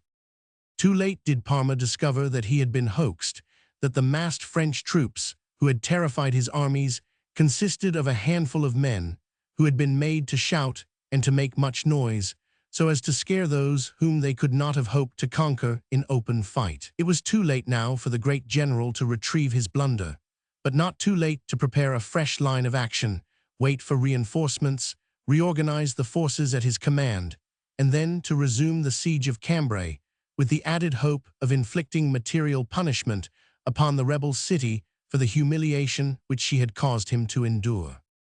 The French armies were still very far away. Parma's numerous spies soon brought him news that Monsieur Duc d'Anjou was only now busy in collecting and training a force which eventually might hope to vie in strength and equipment with the invincible Spanish troops, whilst the King of France would apparently have nothing to do with the affair and openly disapproved of his brother's intervention in the business of the Netherlands. The moment, therefore, was all in favor of the Spanish commander, but even so, he did not again try to take Cambray by storm. Many historians have averred that a nameless superstition was holding him back, that he had seen in the almost supernatural resistance of the city the warning finger of God. Be that as it may, he became, after the day of disaster, content to invest the approaches to the French frontier, and after a while, when his reinforcements had arrived, he formed with his armies a girdle around Cambray with a view to reducing her by starvation. A less glorious victory mayhap, but a more assured one. Roman 2.